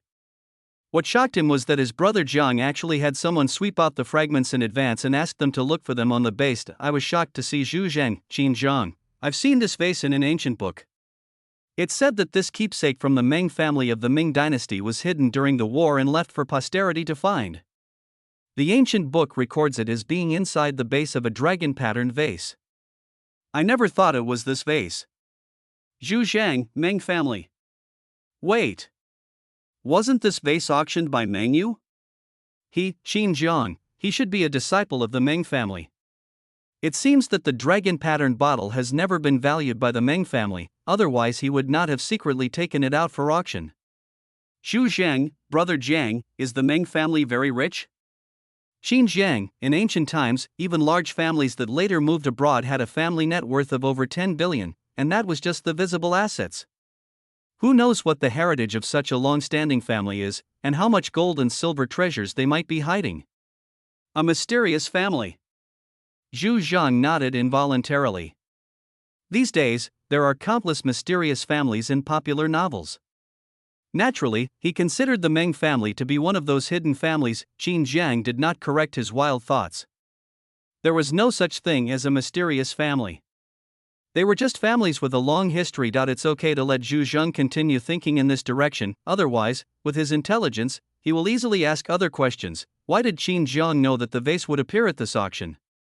Why did Meng Yu recognize his identity at first sight?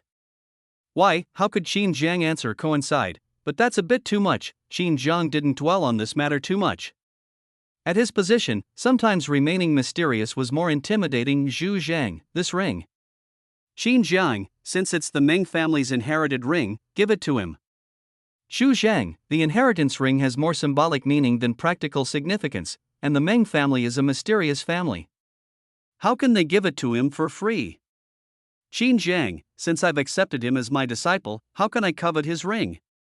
Give it to him. Zhu Zhang, I understand.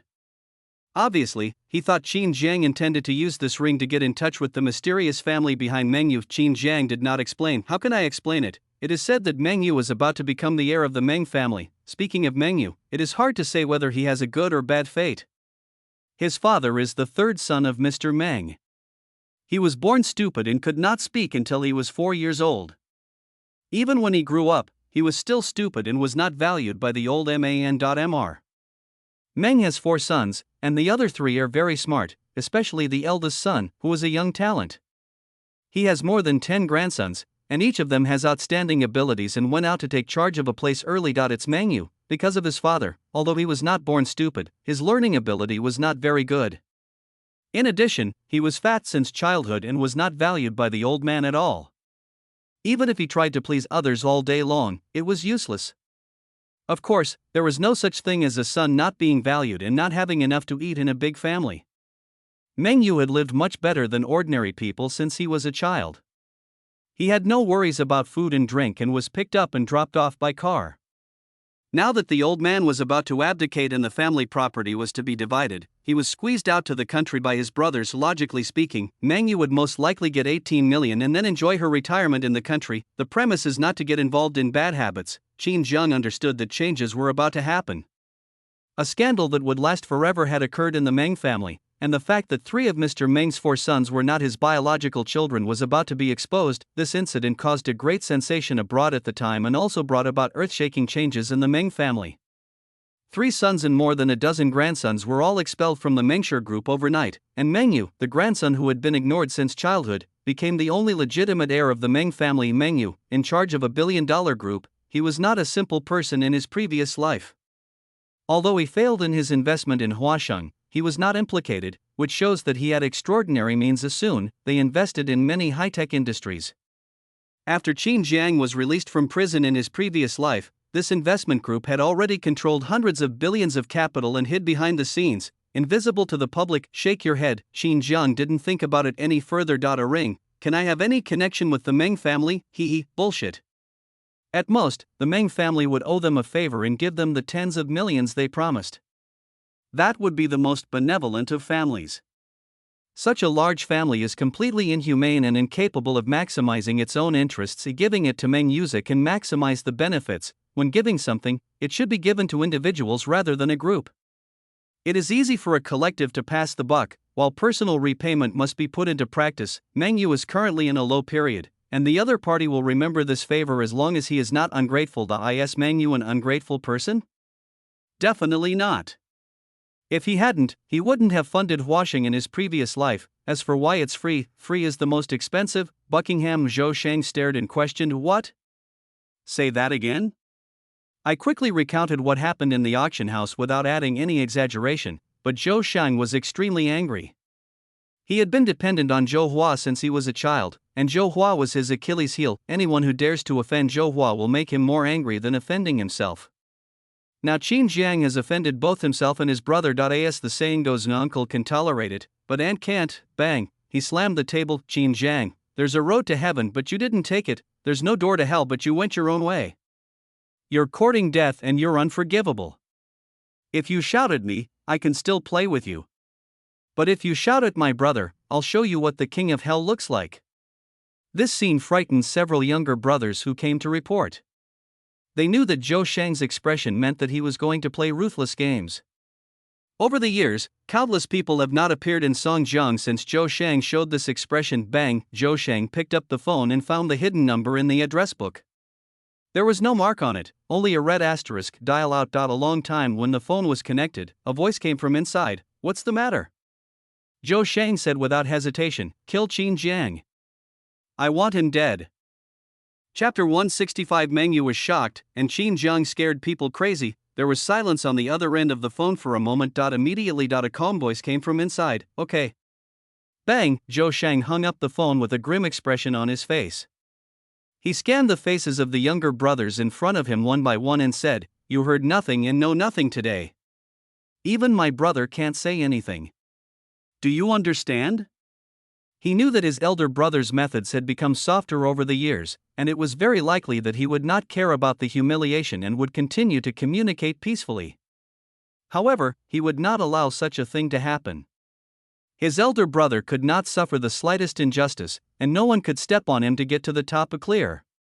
Several younger brothers nodded and left quickly. Zhou Shang looked at the pitch-black night outside and smiled evilly. Qin Jiang, I will burn paper for you on your death anniversary next year. Heilong Night Market. After Meng Yu came back with Qin Jiang and others, she did not go upstairs with them, and asked Zhang Qi to lead her around the company. Unlike Qin Cheng and Cheng Yu, Meng Yu was naturally not shocked by the scale of Black Dragon Company. In fact, according to his knowledge, Black Dragon Company was just a startup company. The management contract is just a bit impressive and novel, but it is nothing compared to the Mengxia Group, which has a scale of tens of billions. But he was extremely curious about the true nature of Black Dragon, and felt that it might not be some business group. But, if that were the case, his choice would be disastrous. Zhang Qi simply explained the situation to him and left the rest to him to figure out on his own. He eventually took him to the night market and let him look at it alone. In the night market, Meng Yu looked at the extremely noisy scene and nodded. The mainland is always more lively and crowded than foreign countries. He likes the atmosphere of fireworks very much.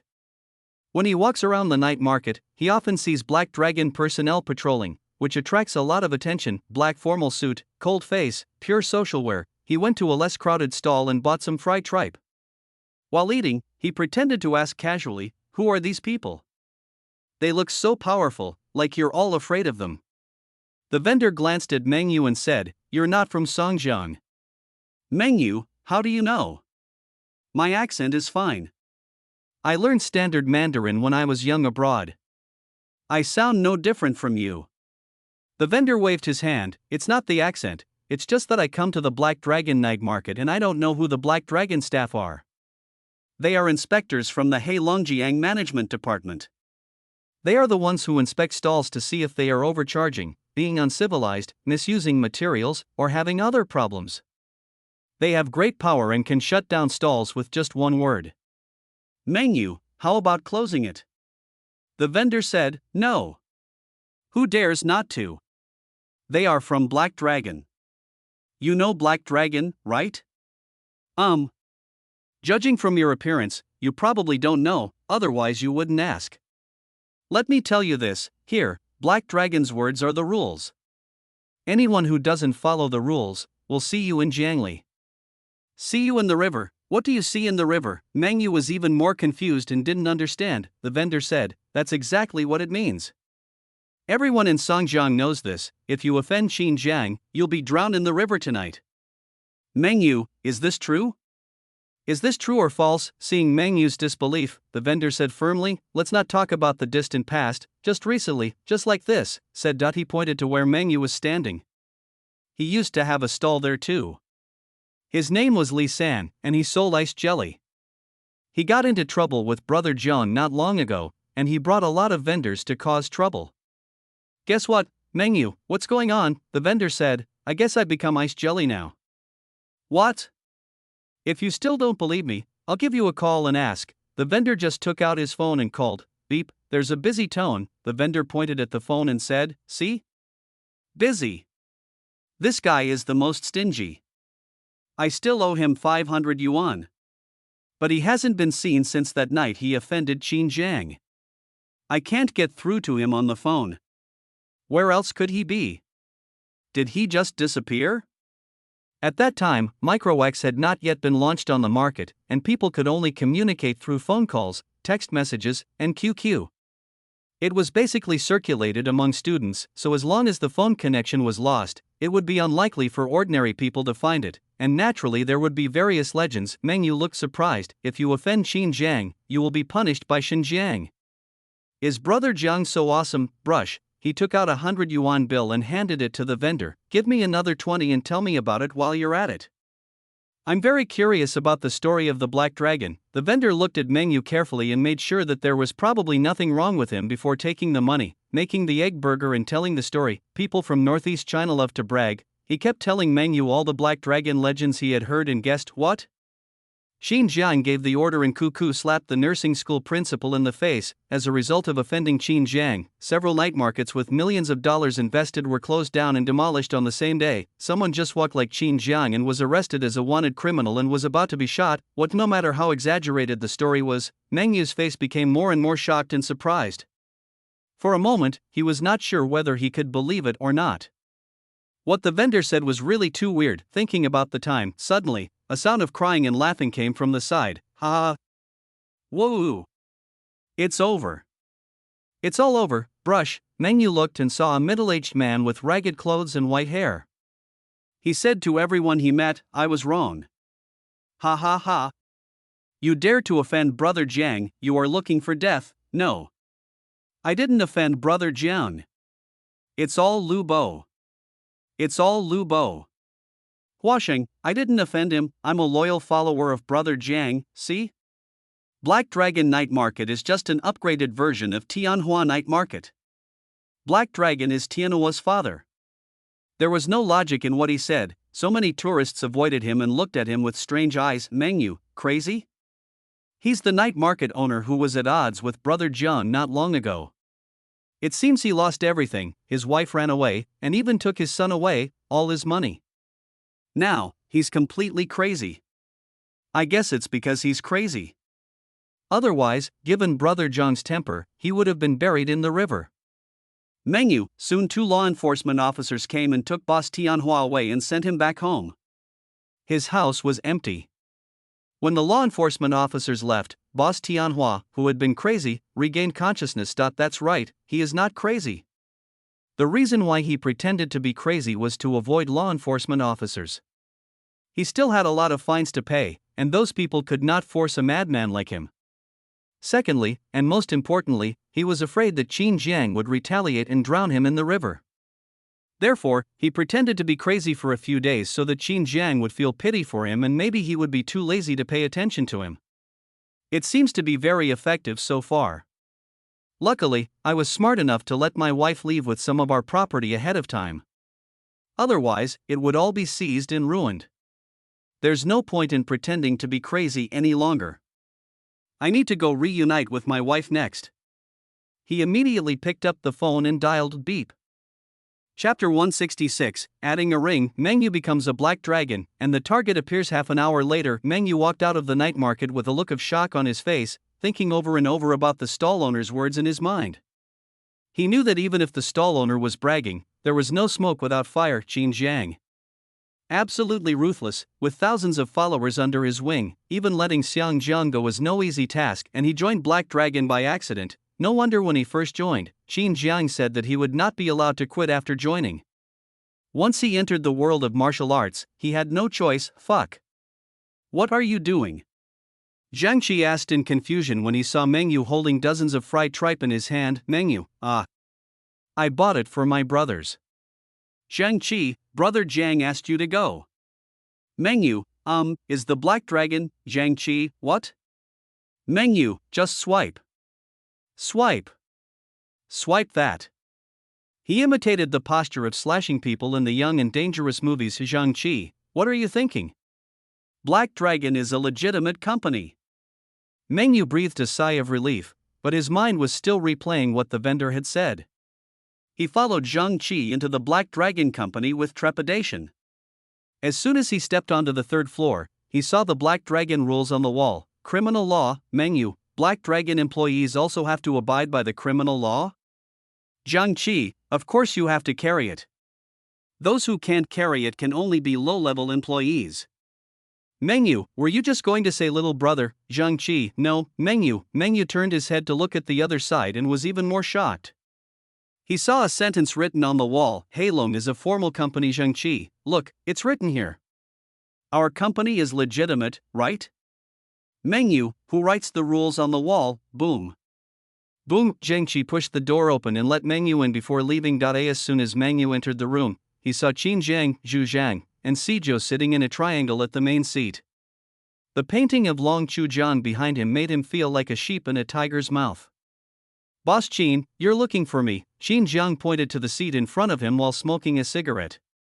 Xu Zhang waved his hand and said, Brother Jiang, have someone come over to talk. Meng Yu walked over and sat down with a trepidation in his heart. He even had the urge to turn around and run. Damn it! Why was he so obsessed with joining the Qin Jiang company? He should at least find out more about it first. How could such a social organization be easily joined? He was afraid that he would be recorded in the underwater book. He thought to himself, I heard that the underworld has many rules. While I am constantly thinking, bang, a crisp sound came into his ears, and he subconsciously lowered his head and froze on the spot. There was an emerald green jade ring on the table in front of him.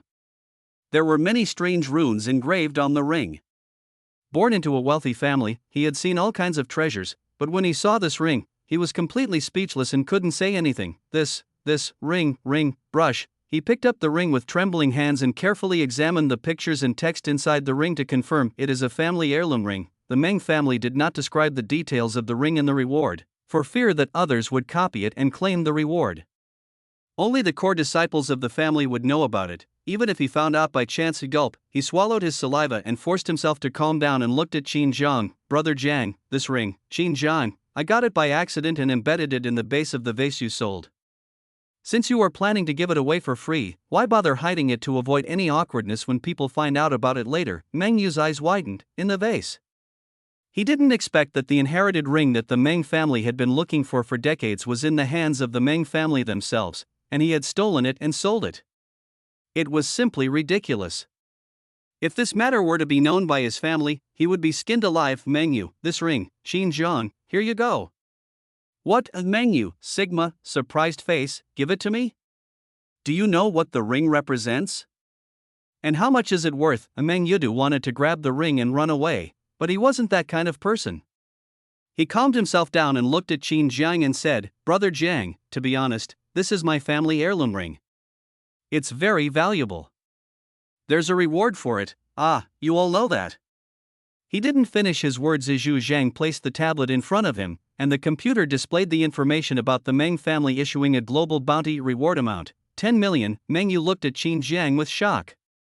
He actually knew the value of the ring? He also knew the reward, yet he still chose to give him a ring worth tens of millions.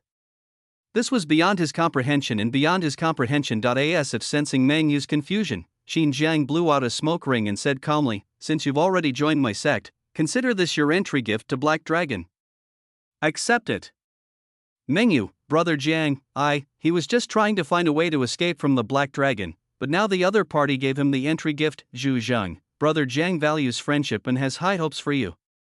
Among the thousands of Black Dragons, you are the only one that Brother Jiang took notice of at first sight. Meng Yu, actually, Sijou, why are you so nagging? Brother Jiang gave it to you, so take it in now. Are you a bastard? Meng Yu's face flushed. It's not that he hadn't thought about whether Qin Jiang was planning something, but who was he? A disciple abandoned by his family. Even if I take the ring back, I can only get a little more property. How much? 18 million, the ring. It seemed impressive, but it was just symbolic. If other core disciples got it, it might be of some use in their competition for clan leader, but it was completely useless for him. Instead of plotting against him, it would be better to just give the ring to the Meng family and collect the reward. In other words, Qin Jiang had no plans to plot against him. He gave the ring to him today simply because he valued him as a person. Wow, Meng Yu's blood boiled wildly. He was young to begin with, and had been longing for recognition since he was a child because he had been neglected by his family. Now that Qin Jiang recognized him so much, how could he not dare to make a move, especially since Qin Jiang gave him a ring worth tens of millions for free? At this moment, Qin Jiang was his mentor in his eyes. It is the wise leader, it is the light of his future. Bang! Meng Yu stood up, took 2 steps back, and knelt on one knee. Meng Yu. I bow down to Brother Zhang's wharf and swear allegiance from now on. I will abide by the rules and regulations, and I will be stabbed 3 times and stabbed 6 times if I have any second thoughts. He spoke out all the underworld jargon he had heard overseas, his face showing an extremely passionate and excited look. My voice is a little hoarse. What a hopeless society, what a path to the underworld, no retreat, you have to pay for what you did.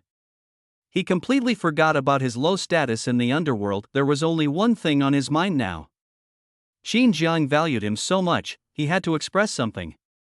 After all, he was not a very goal-oriented person. See this, not to mention Zhu Zhang and Sizhou. Even Qin Jiang was slightly stunned. No. Is Meng Yu really that childish, a billionaire heir? Yeah. Although not quite there yet. But he's still worth tens of millions.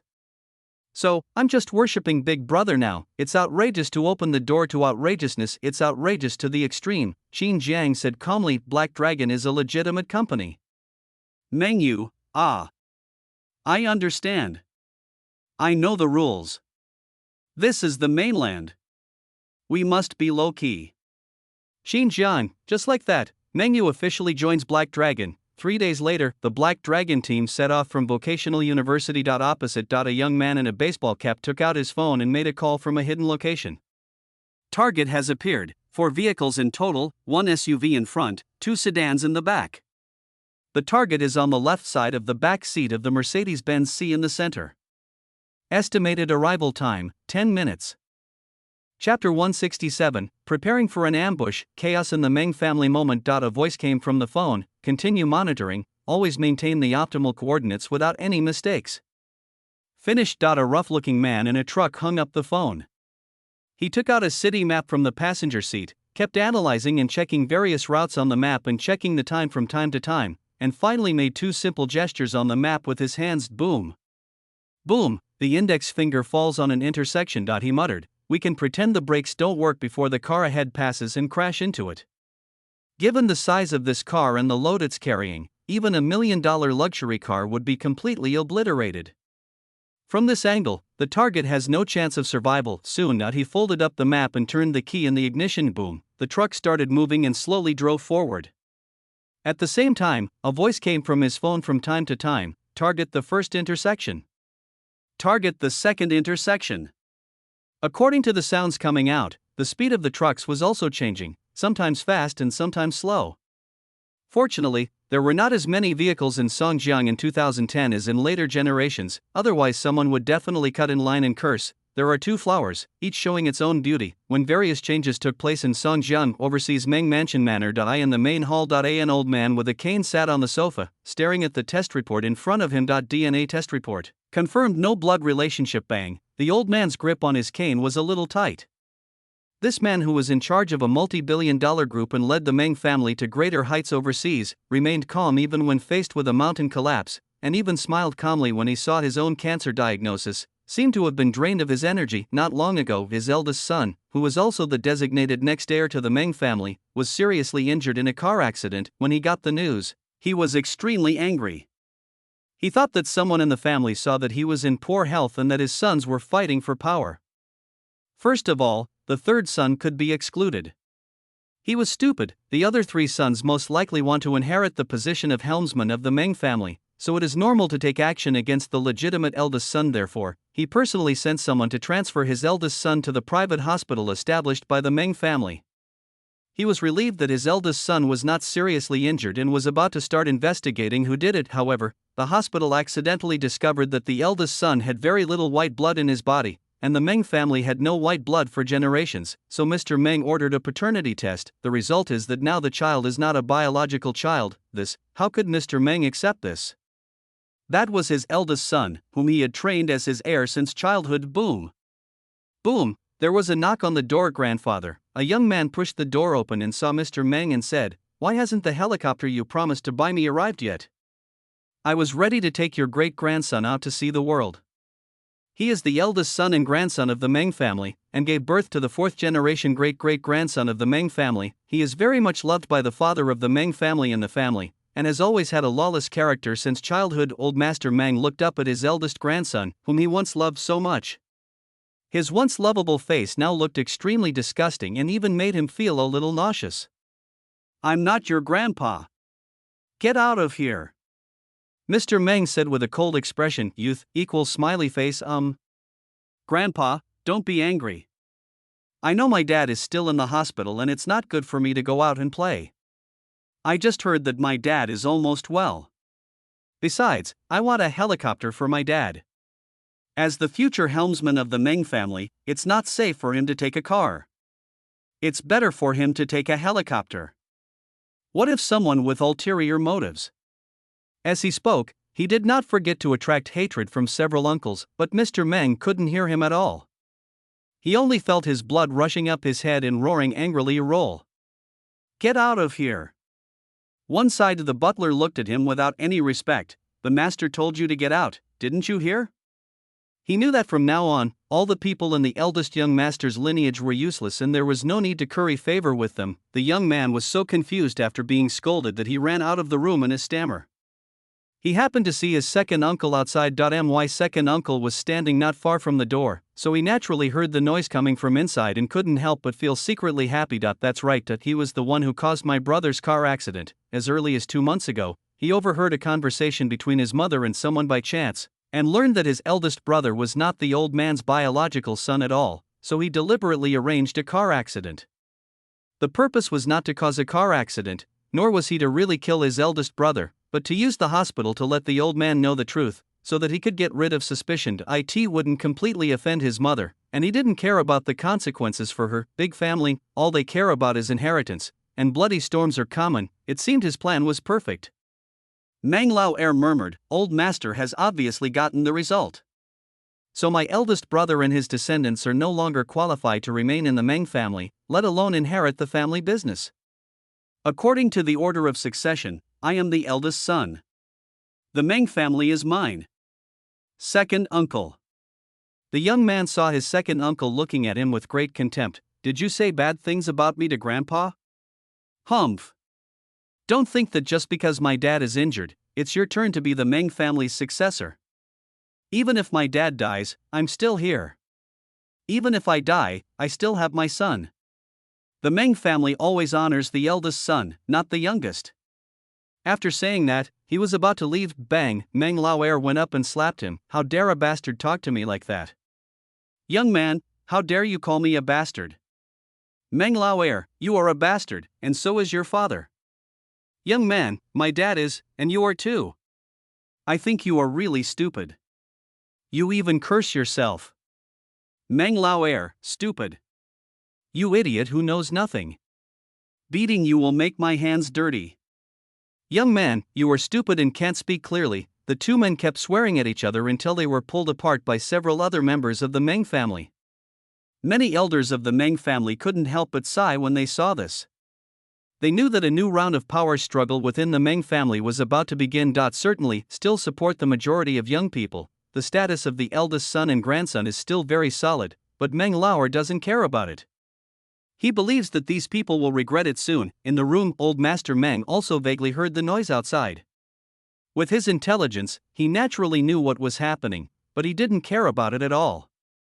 In any case, it was a fact that his eldest son was not his biological son. Boom! he tapped his cane to calm himself down. A butler, go check on the second, third, and fourth sons, as well as their descendants.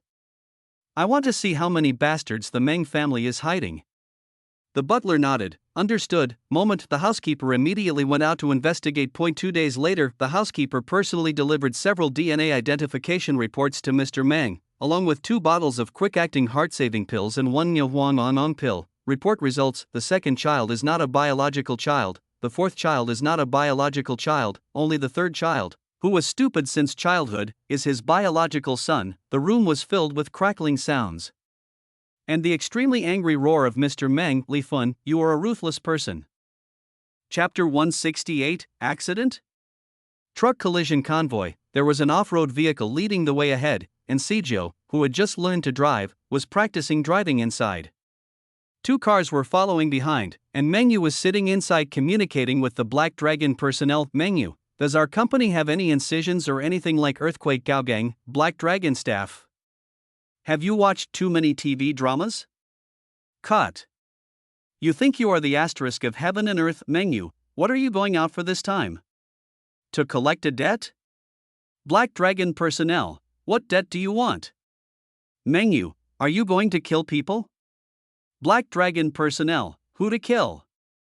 Mengyu, he was very confused.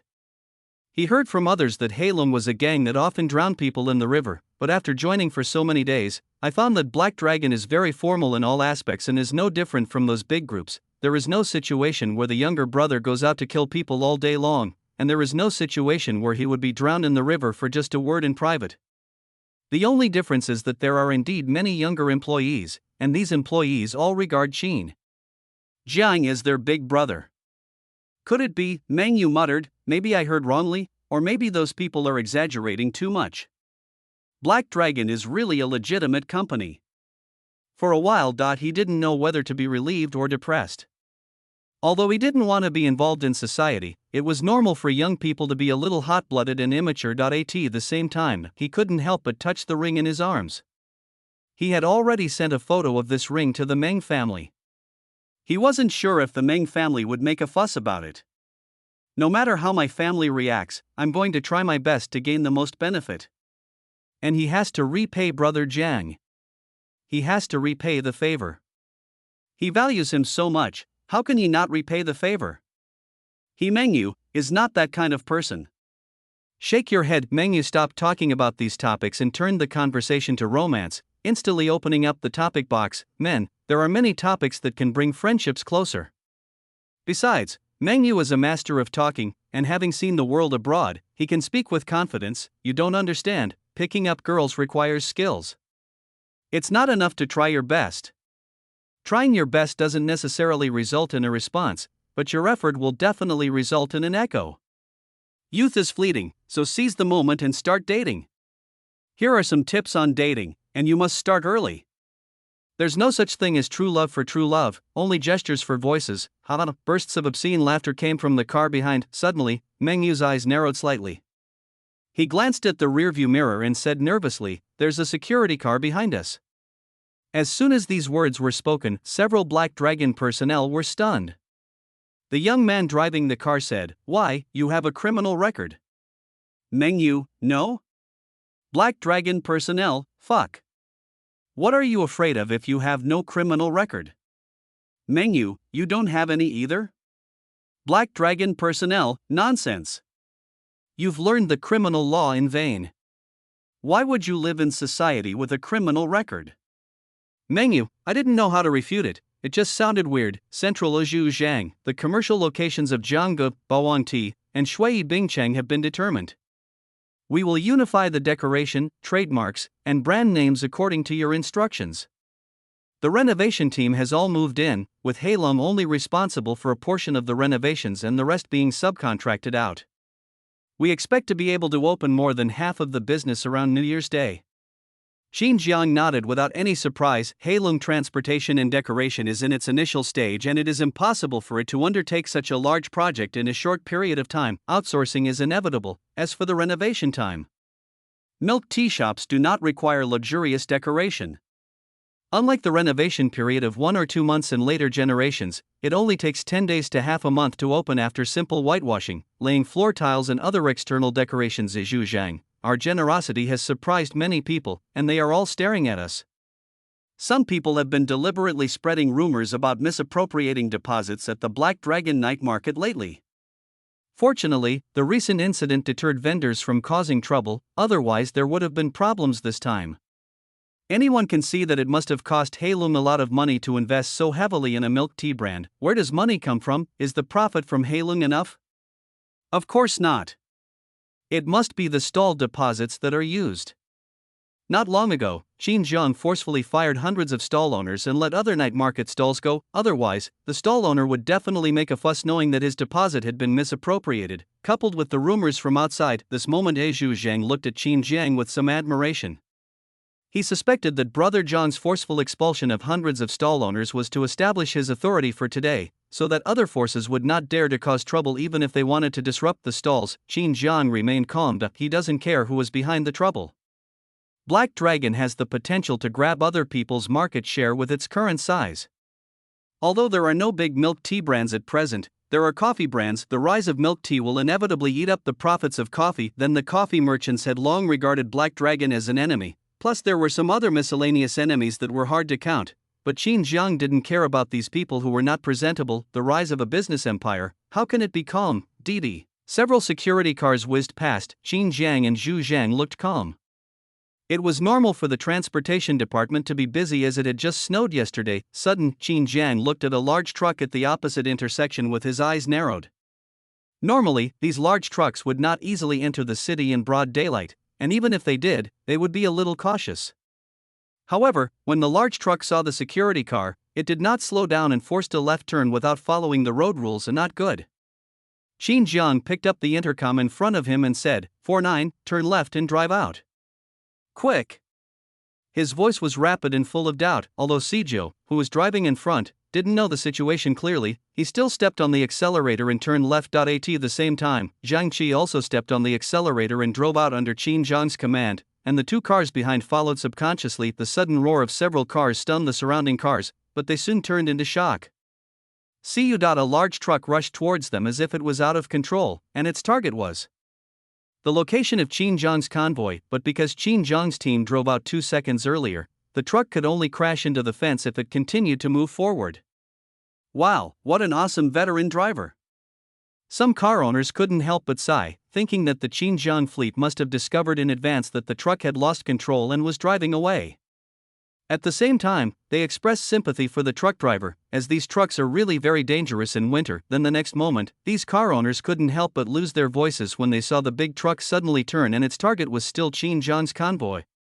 Seeing this, even if they all understood that the big truck was not skidding out of control, it was clearly deliberately hitting Qin Jiang's convoy, or to be more precise, hitting Qin Jiang's luxury Mercedes-Benz C. Seeing that the truck was about to hit the Mercedes-Benz C, many nearby car owners screamed, and the drivers of the two cars behind shouted, Brother Jiang, inside the car. Qin Jiang shouted without hesitation the moment the truck turned, jump out of the car. Swish! Swish! Swish! The car window opened, and Qin Jiang and the other two were about to jump out of the car. But at the critical moment, the 49-speed off-road vehicle in front of them drifted on the spot, turned around, and stepped on the accelerator to a low angle and crashed into the large truck. Boom.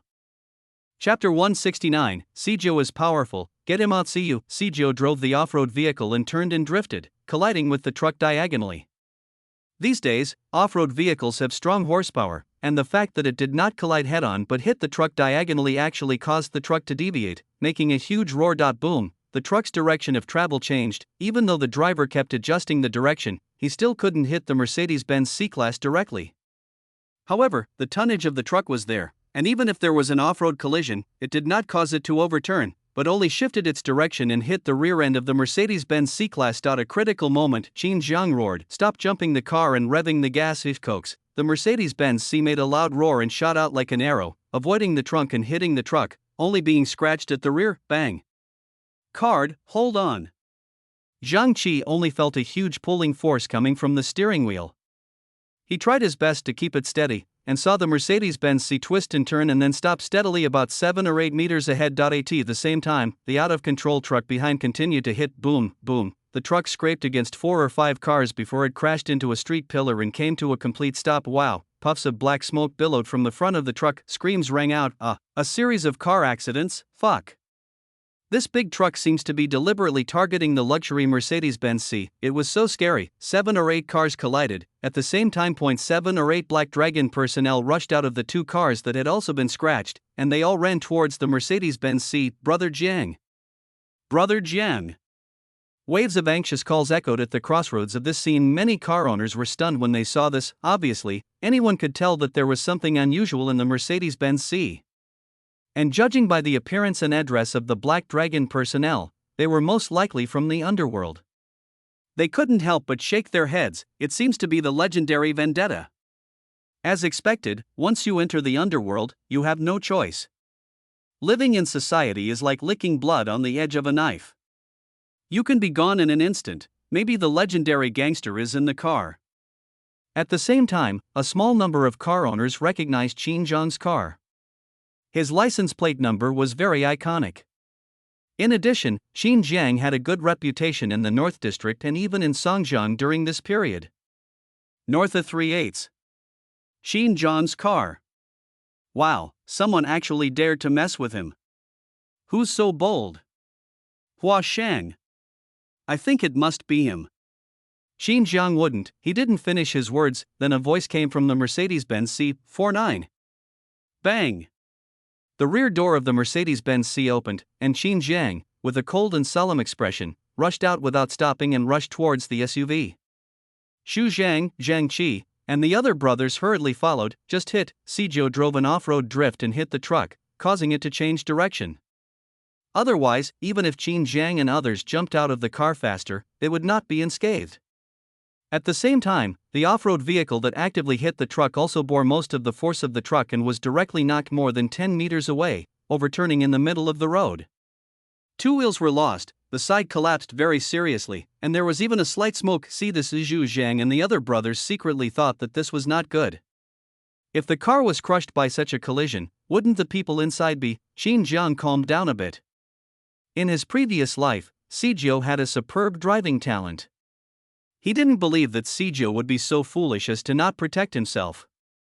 Moreover, he saw that the dent was only on the passenger side, and the driver's side wasn't dented. In addition, Sijou's physique, but guessing is one thing. As long as Qin Zhang hasn't seen it with his own eyes, he is also extremely worried. Brush. Qin Zhang ran to the off-road area at full speed and took the car apart with his bare hands without caring about anything else. Xu Zhang and others also came forward and tried to find a way to open the car right at this moment. Bang. Bang bang. There were bursts of dull thuds coming from the car. Snap, boom. The shriveled passenger door of the SUV was ejected from the inside and flew several meters away. Wow. Sijou's incredibly sturdy body stood up from the passenger seat. His clothes were torn and scratched, and a large amount of blood stained the torn clothes red. Combined with his extremely fierce face and the steering wheel in his hands, he looked like a killer rushing out of hell, roaring against the sky. Brother Jiang. His red eyes swept across the entire room, and anyone who looked at him couldn't help but shiver. It was not until he saw that Qin Zhang in front of him was safe and sound that Sijou relaxed his gaze and breathed a sigh of relief. He gasped. Brother Jiang, I'm glad you're okay. Qin Zhang also breathed a sigh of relief. With his eyesight and experience from his previous life, he could tell at a glance that Sijou had suffered skin injuries. Several younger brothers hurried forward to help. Brother Sijou. Brother Sijou. Mengyu stood there for a long time, speechless. Obviously, he was stunned by the scene just now. Whether it was someone deliberately driving a large truck to hit him or Sijou's powerful attack, it shattered his cognition. Could it be? Is this the world of martial arts? Isn't Black Dragon a legitimate company? Why would a legitimate company be involved in a bloodbath? They were so brutal right from the start. Of fear and also extreme anger at just now. That big truck was so close to him that he almost died. Even a clayman would have some temper, let alone he was a hot-blooded young man. The death threat made him completely crazy. Who is it? Mengyu, murder in broad daylight, is there any law? This is outrageous. Zhang Qi and his younger brothers were equally furious. Their boss had almost died right under their noses. How could they accept this? They clenched their fists as if they wanted to eat someone. When the car owners saw Seijo crashing out of the car, they were all shocked beyond words. Is this a human being? Drifting and crashing is fine. He actually kicked open the shrunken car door and stood out in such a serious car accident, and it seemed that he was not seriously injured. This, if it happened to anyone else, it would probably be a fatal car accident. Didn't you see that the people in other vehicles that were involved in the chain reaction were crying and shouting and couldn't get out? Fuck. Is he still human? He kicked the shriveled car door away. I saw a car accident like this last month. It was already long after the 7th day of death, but he was fine. He looks so fierce and evil. Could he be a gold medal thug or a double flower red stick in society?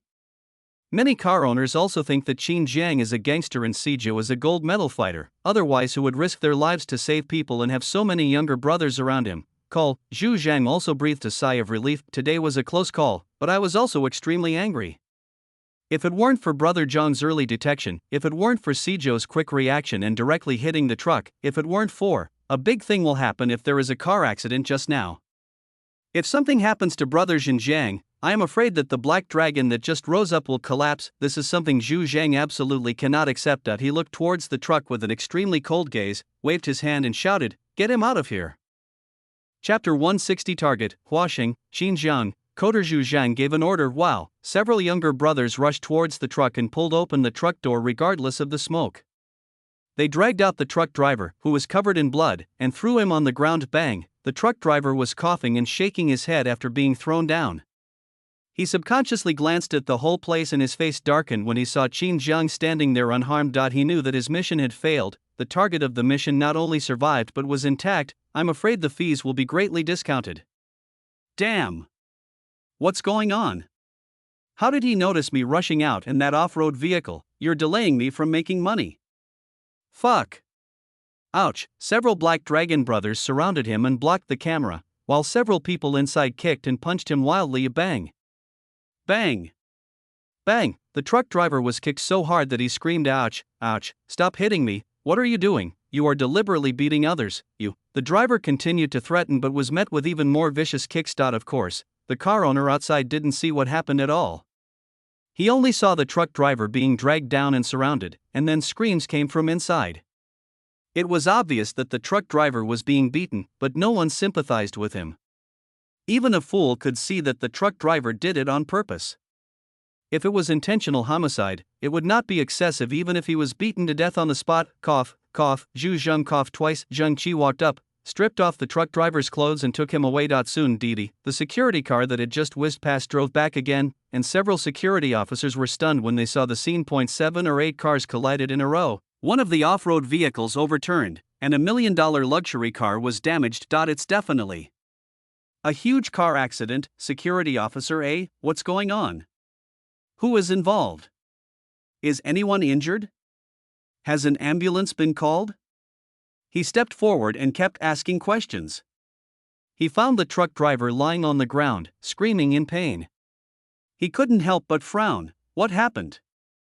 Zhang Qi, this truck driver committed murder by running a red light and ramming his truck directly into us. He stated what had just happened without embellishing it. On the ground, the truck driver hastily explained, "No, the brakes just failed and I couldn't control it. It wasn't murder at all. Don't listen to his nonsense. Why would I kill them?" Zhang Qi glared at him and said, "How dare you say you're not?" The truck driver shuddered with fear. You can't hit me in front of the police. Look at him, police uncle. Before you came, they beat me like crazy. Look, my body is covered with wounds. Oh, wounds. He rolled up his clothes and was surprised to find that there were no marks of being kicked on his body, which showed how professional the Black Dragon personnel were in kicking. The security guard glared at the truck driver coldly. Even if he initially judged that the truck driver was not intentional and was the culprit of the accident, he would naturally not be in a good mood, but he looked at Zhang Qi and said, "We need to investigate whether it was intentional murder." What were you doing just now? Beating someone? Zhang Qi, what do you mean by hitting someone? He's talking nonsense and is so ungrateful. We just saw smoke coming out of the truck and were afraid it would catch fire.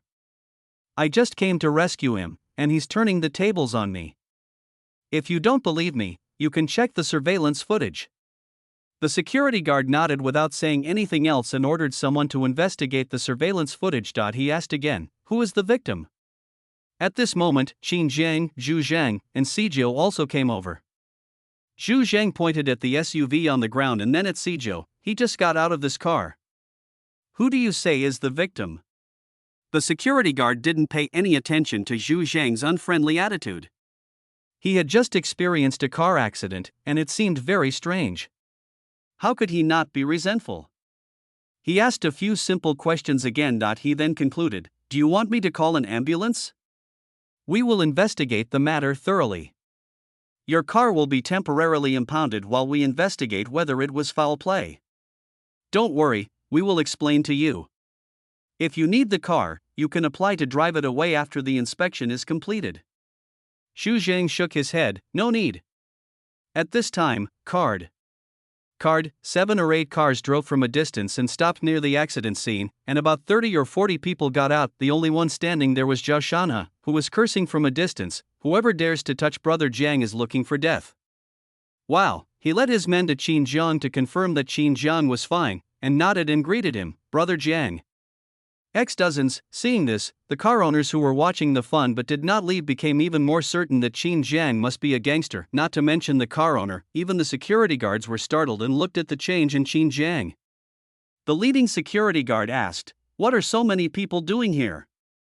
He subconsciously asked people to protect the truck driver. At this moment, the truck driver was so scared when he saw dozens of ferocious-looking people coming again that he hid in the security car and dared not say a word to Zhao Shanha, and others looked at the truck driver with his eyes wide open. It was this man who almost hit and killed their own Brother Jiang. How outrageous! If it weren't for Brother Jiang holding them back, they would have rushed in without thinking. Qin Jiang did not answer but said a walk. As soon as these words were spoken, although Zhao Shanha and others were reluctant, they obeyed the order and got into the car. Zhang Qi opened the car door and Qin Jiang got in. Boom, 7 or 8 vehicles left the accident scene. Several security guards couldn't help but breathe a sigh of relief and escorted the truck driver away, directing traffic to evacuate the vehicles. 10 minutes later, the scene returned to calm, with only the broken fences on both sides reminding others that a major car accident had just occurred. In a coffee shop across the street, the young man in the peaked cap witnessed the entire situation and picked up the phone to make a call. "Mission failed, target is safe. Lau Ka has been captured, do you need rescue?" A moment later, the phone responded, "He must insist on not leaking any information about Washington, or he knows the consequences." Young man in a baseball cap, understood. Soon the news of the Xinjiang car accident spread quickly among the upper class in Songjiang. Songjiang is so small and there are only so many awesome people. Xinjiang is a prominent figure, so naturally many people are watching him. Who wouldn't pay attention to him suddenly getting into a car accident? After confirming the situation, he began to ask about Qin Jiang's reaction. Inside the car, Zhu Zhang's expression was grim. "Brother Jiang, the public security department shouldn't be able to get anything out of them. If they dared to do this, they must have thought of an excuse in advance. Maybe the truck really did malfunction." He was not referring to the coincidence of the car accident, but that the person who took action would definitely make today's incident a coincidence. Even if the problem was found, it would most likely be the truck driver who would be blamed as Zhu Zhang. It should be Zhou Shang who did it. He is the only one in Songjiang who could do this. Zhang Qi, who was driving, said angrily, "Yes. It must be Huasheng." Seeing that Brother Jiang didn't give him face, he resorted to despicable tactics. Not to mention that the Black Dragon personnel in Zhang Qi's other cars were all filled with anger and unable to vent. Those who got the news were waiting for Qin Jiang's reaction, and the Black Dragon personnel were also waiting for Brother Jiang's reaction. They didn't believe that their Brother Jiang could tolerate such a great humiliation, and they all immediately set their sights on Washington. After all, no one else could do this except Washington. Inside the car, Qin Jiang looked ahead with a cold expression. The co-pilot, covered in scars, was applying medicine. Boom, Qin Jiang tapped the seat with his fingers and stopped spitting out 2 words a coder. Chapter 171 Qin Jiang order. All Black Dragons gather coder. As soon as these words were spoken, Zhang Qi, who was driving in front, was a little startled and his hands holding the steering wheel tightened involuntarily. 49 is as peaceful as ever. One side of Zhu Zhang's eyes narrowed slightly and he uttered the same 2 words. How many? Qin Jiang, Han Xin is calling the troops. Zhu Zheng understood. Then he sent a message directly to the core group. It was simple and didn't contain any complicated words. Zhang Ji's order, all members assemble. Later Zhao Shanha, with a gloomy face, flushed red when he saw the assembly order and slammed the chair hard. Fuck. I told you brother Jiang couldn't stand this humiliation. Fuck Hua Shang. He dared to harm brother Jiang. Today, I will kill him. Coders, all security personnel, assemble. Quick. Quick. Quick. As the head of the Black Dragon Security Department, how could he not be angry when he saw his brother Jiang being almost hit to death? It was only because of brother Jiang's suppression that he didn't go crazy on the spot. Now that brother Jiang had spoken, how could he not go crazy? One side, Mengyu looked at Zhao Shanha in confusion. Brother Shan, what do you mean? Zhao Shanha, what do you mean? Since they've come to our door to bully us, how can we not teach them a lesson? Coder, damn it. Mengyu, didn't they say Black Dragon is a formal company? Why does it look a little strange? But he didn't say much. When he joined Black Dragon, he didn't care whether it was formal or not anyway. A man will die for his friend. Just now, both his mentor and he were almost killed. He was also very angry. Now that he had the opportunity for revenge, he didn't say much. Instead, he asked, do you have any weapons? A machete or something? Zhao Shanha, machete? We don't need that. We'll get you a baseball club membership later, and then we'll use a baseball bat. As for now, I'll get you a black umbrella. Black umbrella, weapons, Mengyu, equals smiley face. In front of Heilong Night Market, Chan Lu nodded as he looked at the extremely prosperous night market. It was well known in Songjiang. It looked much better than other night markets and there were a ridiculous number of people. You have to understand that it was winter now.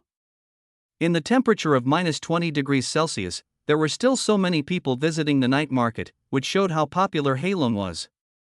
It was also hard not to buy something when visiting the night market in such a cold weather, not to mention that it would be even colder if you didn't eat something. One side, Chengyu said, brother. That's awesome. Let me tell you, there are a lot of delicious food in there, and it's absolutely hygienic. They have all been tested, and the raw materials are purchased uniformly by Heilong, so there is absolutely no problem. After hearing this, Changlu nodded in surprise again. Unlike Chengyu, he is a businessman who thinks more. He understands that unified procurement and quality control are only one aspect. It can also expand the company's benefits, and the profit will not be very low. Upstream and downstream are connected. The relationship between Heilong and these stall owners cannot be considered a cooperative one, but rather an employment relationship. Heilong hires the stall owners to cook, and everything else is provided by Heilong. The stall owners only provide their skills. In this way, Heilong can fire any stall owner as long as he wants, and the initiative is completely in his hands. As long as the Heilong night market maintains its popularity, or its popularity does not drop too much, it will be a sure win. Brush. He saw a patrol passing by, his eyes narrowed slightly, and he looked at Chengyu and said, do you really think Black Dragon is so formal? Chengyu nodded. Brother. I think those rumors are all just rumors. Black Dragon may seem like a social company, but it's actually very harmonious internally. Everything is purely commercial, and there haven't been any incidents of people being hacked or drowned in the river. I think those things are all just rumors. I've met Brother Jiang twice, and he doesn't seem that ruthless. What's more, Brother Jiang's favorite saying is, Black Dragon is a legitimate company. Changlu nodded half-believingly. Obviously, I don't believe it completely. After all, Xinjiang's status as a big brother in society is well known and he is famous in the North District. In other words, he knew that his sister would not lie, otherwise he would definitely think that his sister was deceiving him. Could it be? Chang Lu murmured, it's all just rumors. Xinjiang isn't as ruthless as the rumors say, and Black Dragon is really a legitimate company. Impossible. It must be because of the situation that the younger sister is being treated preferentially due to her relationship with Xinjiang. Since she's not a core member and doesn't know the specific internal affairs, she would have such naive thoughts. Which legitimate company would say they are legitimate? Brother Changlu, yeah. Xinjiang walked out of the night market and waved to Changlu and Chengyu, saying, Mr. Wang from the management department is in the office. I've already talked to him about the election. You can go and have a brief chat first. This was not Qin Sheng pretending to be big, nor was it him interfering in the affairs of the management department. Rather, Wang Tao publicly said at the meeting that he wanted to recruit some design and construction companies to take over the project. He asked the middle-level staff if they knew any, and they would give bonuses to those who recommended suitable ones. It was only after she repeatedly asked that she mentioned Chan Lu nodded. Great. Qin Sheng, the expansion project has reached an advanced stage. There won't be any major projects, just some finishing touches. Brother Chang Lu, you don't mind, right? Chang Lu, of course I don't mind. My company is only big enough to handle some tail-end projects. We can't really undertake large-scale contracts, so a few minor projects are enough. He is not arrogant and would not think that he can soar to fame and take over all the projects just by relying on Qin Sheng's relationship, not to mention that he doesn't have the scale to complete the task. What will he do if problems arise in a large project that is not handled well? The Black Dragon must come to settle accounts with him. Qin Jiang must not drown him in the river. As for his sister's claim that Black Dragon was legitimate, well, just listen to it. It's easy to be confused by the situation. Cheng Yu seemed to see Chang Lu's inner thoughts and couldn't help but curl his lips and mutter, "Don't believe me, Black Dragon is the head of the family." She didn't finish her words. I heard a roar coming from the management office in front of me. What? This is outrageous. Hua Sheng is courting death. Damn it. Everyone, gather, immediately, quickly. Waves of roars came from the management department. Immediately, 7 or 8 Black Dragon members rushed out from inside. They rushed in all directions with 2 fingers in their mouths. Bursts of loud whistles resounded in every corner of the night market. At the same time, a loud roar was also heard from the security department. Fuck him. How dare they bully Brother Jiang and dare to challenge the Tai Sui? Gather together, grab your weapons. Ministry of Transport, Feng Lin yelled, fuck. Everyone in the transportation department, assemble. Clear the trucks and load them up. Hurry, get in. Marketing department, Sun Yuan stopped typing on his computer and stood up. Everyone, put down your work and assemble. Everyone, assemble. You can go downstairs and get in the car. Finance department, Bai Lu's eyes turned cold after receiving the news. She glanced at the other financial staff who were working and said, continue to check the accounts. I'll check when I get back. Finished. I scanned the room and saw a broken stool. I went up to it, kicked the legs off, and rushed downstairs with it. Chapter 172, several trucks of people, shocked to all sides. Loud whistles rang out in many places, and a large number of Black Dragon personnel in formal attire rushed out from various locations. Wang Tao strode out of the management department with a cold gaze as he looked at the stunned Qin Sheng and the other 2. If he has something to do today, tell him to come back another day. You 2 stay and guard the night market. After saying that, he no longer cared about Qin Sheng and the other 2, but instead headed towards the front of the night market, where hundreds of management staff had gathered. Card pool, more than 10 cars were parked at the entrance of the night market, and there were many large trucks behind them. After a period of development, Heilong has already purchased new vehicles. The management department has no less than 10 cars, and other departments also have some. Among them, the transportation department has the most vehicles, mostly trucks. Wang Tao saw Feng Lin and Sun Yuan nodded opposite him. When he saw Bai Lu holding the leg of the stool, the corners of his mouth twitched twice and he seemed to want to say something but stopped himself, and finally said nothing. Wang Tao, Sun Yuan, Feng Lin, and Bai Lu all had cold expressions. When they learned that their brother Jiang had been in a car accident, they were all a little crazy. Who could accept it if something really happened to brother Jiang? They all regard brother Jiang as their big brother. Bang, Wang Tao clenched his fists. Brother Jiang. His good brother. The brother who had raised him to be a man was almost hit by a car. He wanted to kill the culprit to relieve his hatred. Without any nonsense, he shouted loudly, "Let's go!" Bang! Bang! Bang! A younger brother had already opened the car door, and Wang Tao, Sun Yuan, and others got in, and some core members got in quickly. Boom! The rear doors of several large trucks were opened. A Black Dragon member shouted, "Superior!" Swish! Swish! Swish! a large number of Black Dragon personnel boarded the back of the truck and threw bundles of baseball bats and black umbrellas into the truck. Soon, several trucks were loaded with about the same amount, more than 10 cars and trucks sped away, and everything went smoothly and didn't take much time at all. This shocking scene left many people who witnessed it stunned on the spot, and they couldn't help but exclaim in amazement, "What the hell? What's going on?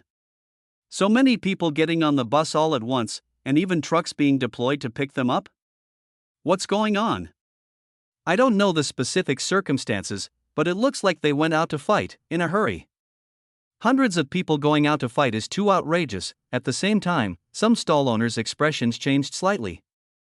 They had just heard some words because they were far away from the management department. It seems like Qin Jiang had a car accident and Huasheng did it, so it goes without saying what Black Dragon is trying to do by suddenly gathering people together. He is definitely going to settle accounts with Huasheng. I'm afraid something big is going to happen in Songjiang. Now, Chen Lu looked at the scene of hundreds of people getting on the bus, and then looked at Cheng Yu. "Are you sure Black Dragon is a legitimate company?" Cheng Yu, they might have gone out to reason, Chen Lu. He felt that something big might happen. A county town. Yeze, who had gone home to accompany his grandfather in a depressed mood, was extremely excited after hearing the message on the phone. What? Qin Jiang was in a car accident. That's great. He deserves it. He really deserves it. I said Huasheng couldn't help but intervene? Wait, you said he was fine. Damn. How can he be so lucky that even a truck couldn't kill him? Bang, he hung up the phone and called the security secretary. "Keep an eye on Black Dragon and see if Qin Jiang is injured." "What, you said Black Dragon just threw hundreds of people to the ground and drove away?" "Wow. It seems Qin Jiang is serious." After a while, he hung up the phone and paced back and forth in the room. After a long while, he made up his mind and picked up the phone. "Hello, I want to report that there will be a large-scale fight in Buckingham." Yes, inside a villa. Uncle Long was also extremely shocked when he heard the news he had just received. Qin Jiang was in a car accident? Who did it? A young man on the side blurted out. Who else could it be? Zhou Sheng from Huasheng. With his temper, he's capable of anything. It's a pity that Qin Jiang wasn't killed. As soon as these words were spoken, Uncle Long did not scold him. The only person who could do such a thing was Zhou Sheng.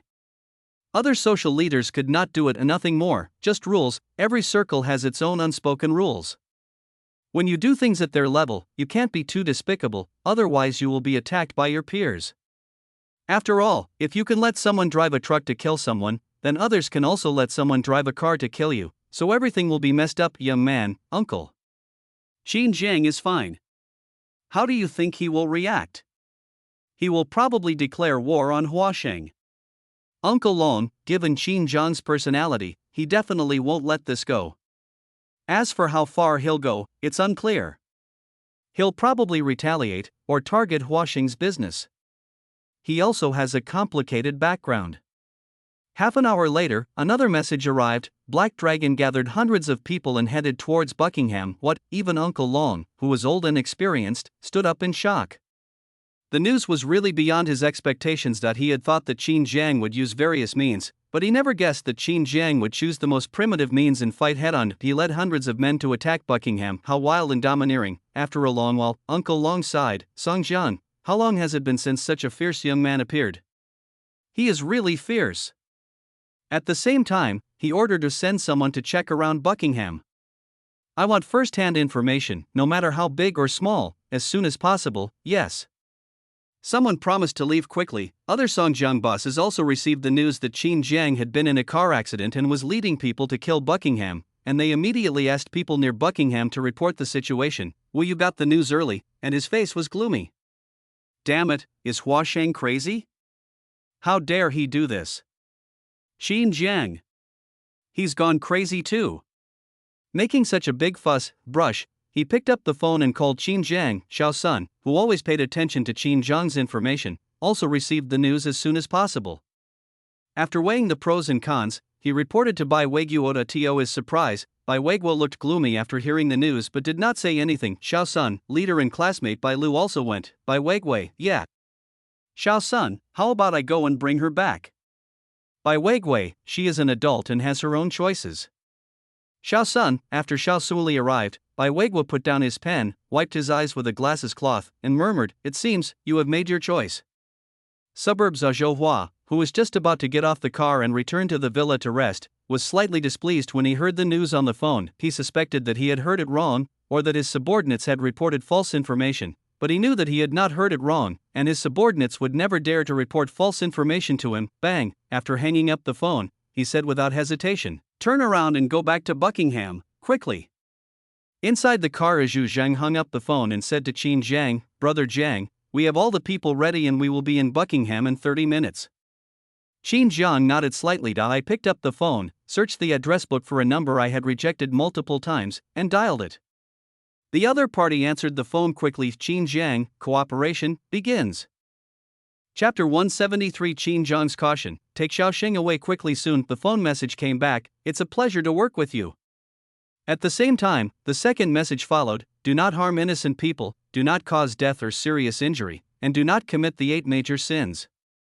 Everything else is within the scope of cooperation." Qin Jiang looked at the 3 warnings without any change in expression, but looked at Zhu Zhang on the side. Zhu Zhang, don't worry, Brother Jiang, our people are almost here and we will get everything back.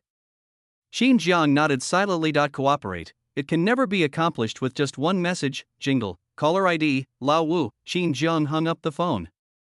He could guess why the other party called him, but he had to establish his authority today.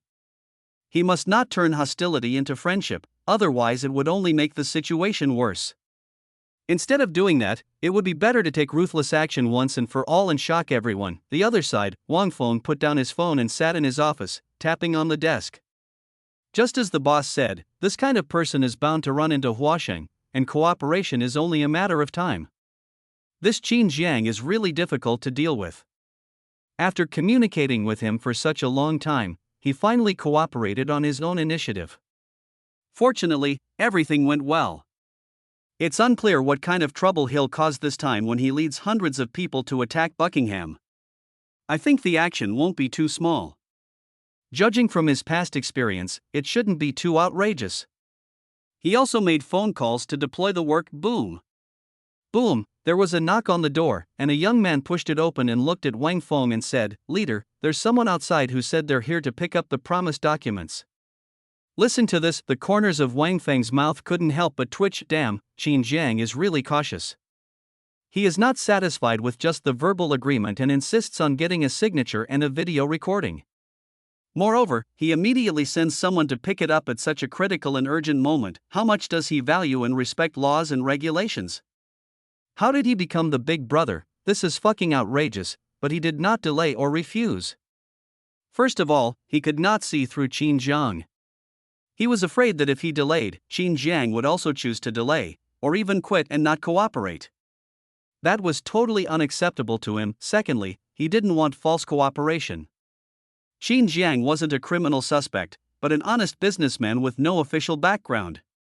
Such a person could cooperate with the public security authorities in a friendly manner, and there was no need to violate the principles and have it recorded in the file. It was also because Qin Jiang was extremely special and met all the requirements perfectly, otherwise Wang Feng and the other 2 would not have gone out in person. Shake your head. He said, take him to the conference room. After saying that, Qin Jiang went to find the other 2 leaders and demanded that the 3 of them make a collective commitment that day. As he left the house, he saw another person coming to report, "Captain, we just received a report. A large-scale fight is about to happen in Buckingham." You see, Wang Feng frowned, unsure who would choose to report it this time, but he didn't think much about it. Tell him not to care. I have orders to leave the jurisdiction. 10 minutes later. A young man in a baseball cap left the meeting room, and as soon as he got outside to his car, he plugged the USB drive into his computer to copy multiple backups and started backing up the copies as well. The young man in the peaked cap said, "Brother John's order, 6 copies, 1 of which will be sent by post. No opening is allowed, clear." Someone took a document and put it away carefully, preparing to mail it out early the next morning. The young man in the peaked cap distributed the remaining copies. He took out his phone and sent a message, "Brother Zhang, everything is okay." Bang! Wu Yu was so angry that he slammed the phone on the table. "Why aren't you answering the phone? I can't get through. I can't get through at all." He just called not only Qin Jiang but also Zhu Zhang, but it was obvious that none of the calls went through. Later, he even asked someone to find the phone numbers of Wang Tao and others. As a result, when he called them, they all pretended to be stupid the first time, and didn't answer the second time. The meaning was self-evident. Damn it! Wu Yu couldn't help but curse, Zhou Shang, why did you mess with Qin Jiang? Is he easy to mess with? And Qin Jiang? Haven't you always been cautious and law-abiding? Why are you taking hundreds of people out here? Is that reasonable? What should I do? After several months of contact, he had already regarded Qin Jiang as an important person for the future development and rise of the vocational college, and also regarded Qin Jiang as a close friend. How could he watch him fall into the abyss?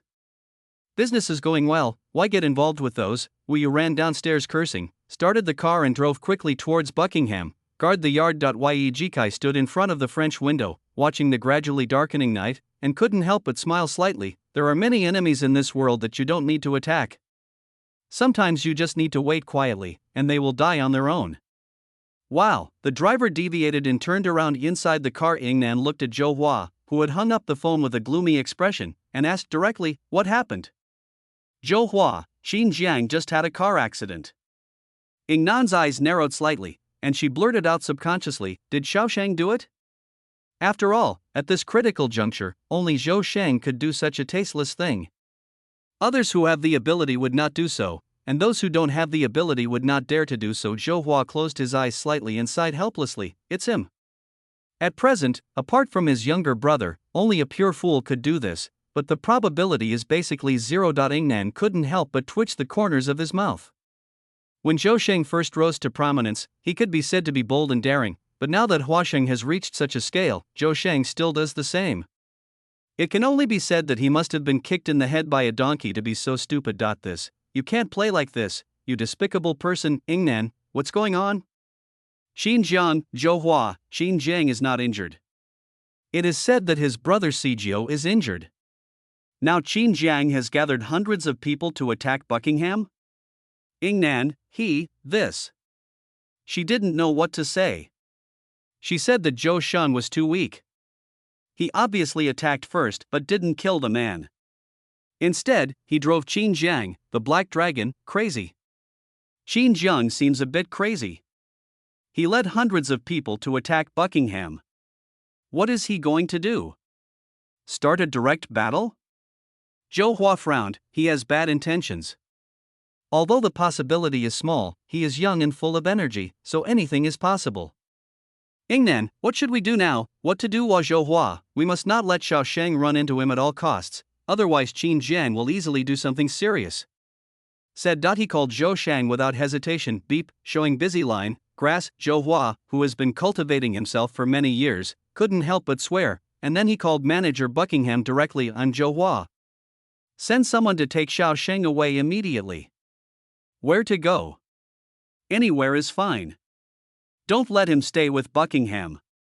Hurry, take him away, Qin Jiang will be here soon. Try to delay as much as possible. I will rush back immediately, quickly. Chapter 174. Zhou Shang, how dare he do this? Qin Jiang arrives Buckingham. Zhou Shang also received the news that the mission had failed, and he was so angry that he cursed wildly in the office, waste, a bunch of waste. The Zhou family has been raising him for so many years in vain. They can't even kill Qin Jiang, so what else do they want him to do? Crackling, the sound of things breaking echoed in the box, scaring the waitstaff outside and making them tremble with fear. A long time, the box finally became quiet. Zhou Shang was sitting at the table thinking about how to deal with Qin Jiang next. He would not be willing to give up unless he killed Qin Jiang. He thought for a long time but could not come up with a better plan. After all, Zhou Hua had ordered him not to mobilize Huasheng's people. Now the veteran did not listen to him at all. His only trump card, a Bao, was also lost. Now he was more like a leopard without claws, extremely violent but without lethality. A long time, he was too lazy to think about it anymore. Even if I didn't kill Qin Jiang today, I guess he was scared to death. It will definitely scare him for a while. I'll be happy if he gets into trouble. Bang, he pushed open the door of the box and shouted, find some new good-looking people. I want to have a good time today. Several waiters nodded and left, suddenly thought of something. Brush, Zhou Shang turned off his cell phone, fearing that his elder brother would call him and question him after getting the message. As for when his elder brother questions him tomorrow, he will just make excuses and pretend he knows nothing. Who cares, no matter what he did, who could do anything to him? Soon, there was a burst of noise from the next box, and Zhou Shang's signature neurotic shouting, "Get high!" Buckingham, as a famous entertainment venue in the North District, it has a large number of customers every day and is a place where many local and non-local bosses are willing to come. There are more and more luxurious cars parked there than before the auction. At the door, the greeters on both sides stood respectfully, and whenever a boss came in, they would shout in unison, "Welcome to Buckingham, it will be a great night." There are many bosses who will give unique rewards. Just see. A middle-aged man with a big belly and wearing a manager's uniform walked out from inside. He was the deputy general manager. Buckingham. It is also the old man Washington who maintains most of Buckingham's business. Seeing him coming down, a large number of service staff greeted him respectfully. The vice president just nodded calmly and said, "Everyone, be alert. Anyone who dares to cheat will know the consequences. Buckingham wants to make guests feel at home. The doorman will take care of all the cars, brushing and waxing them when necessary. You have to keep smiling.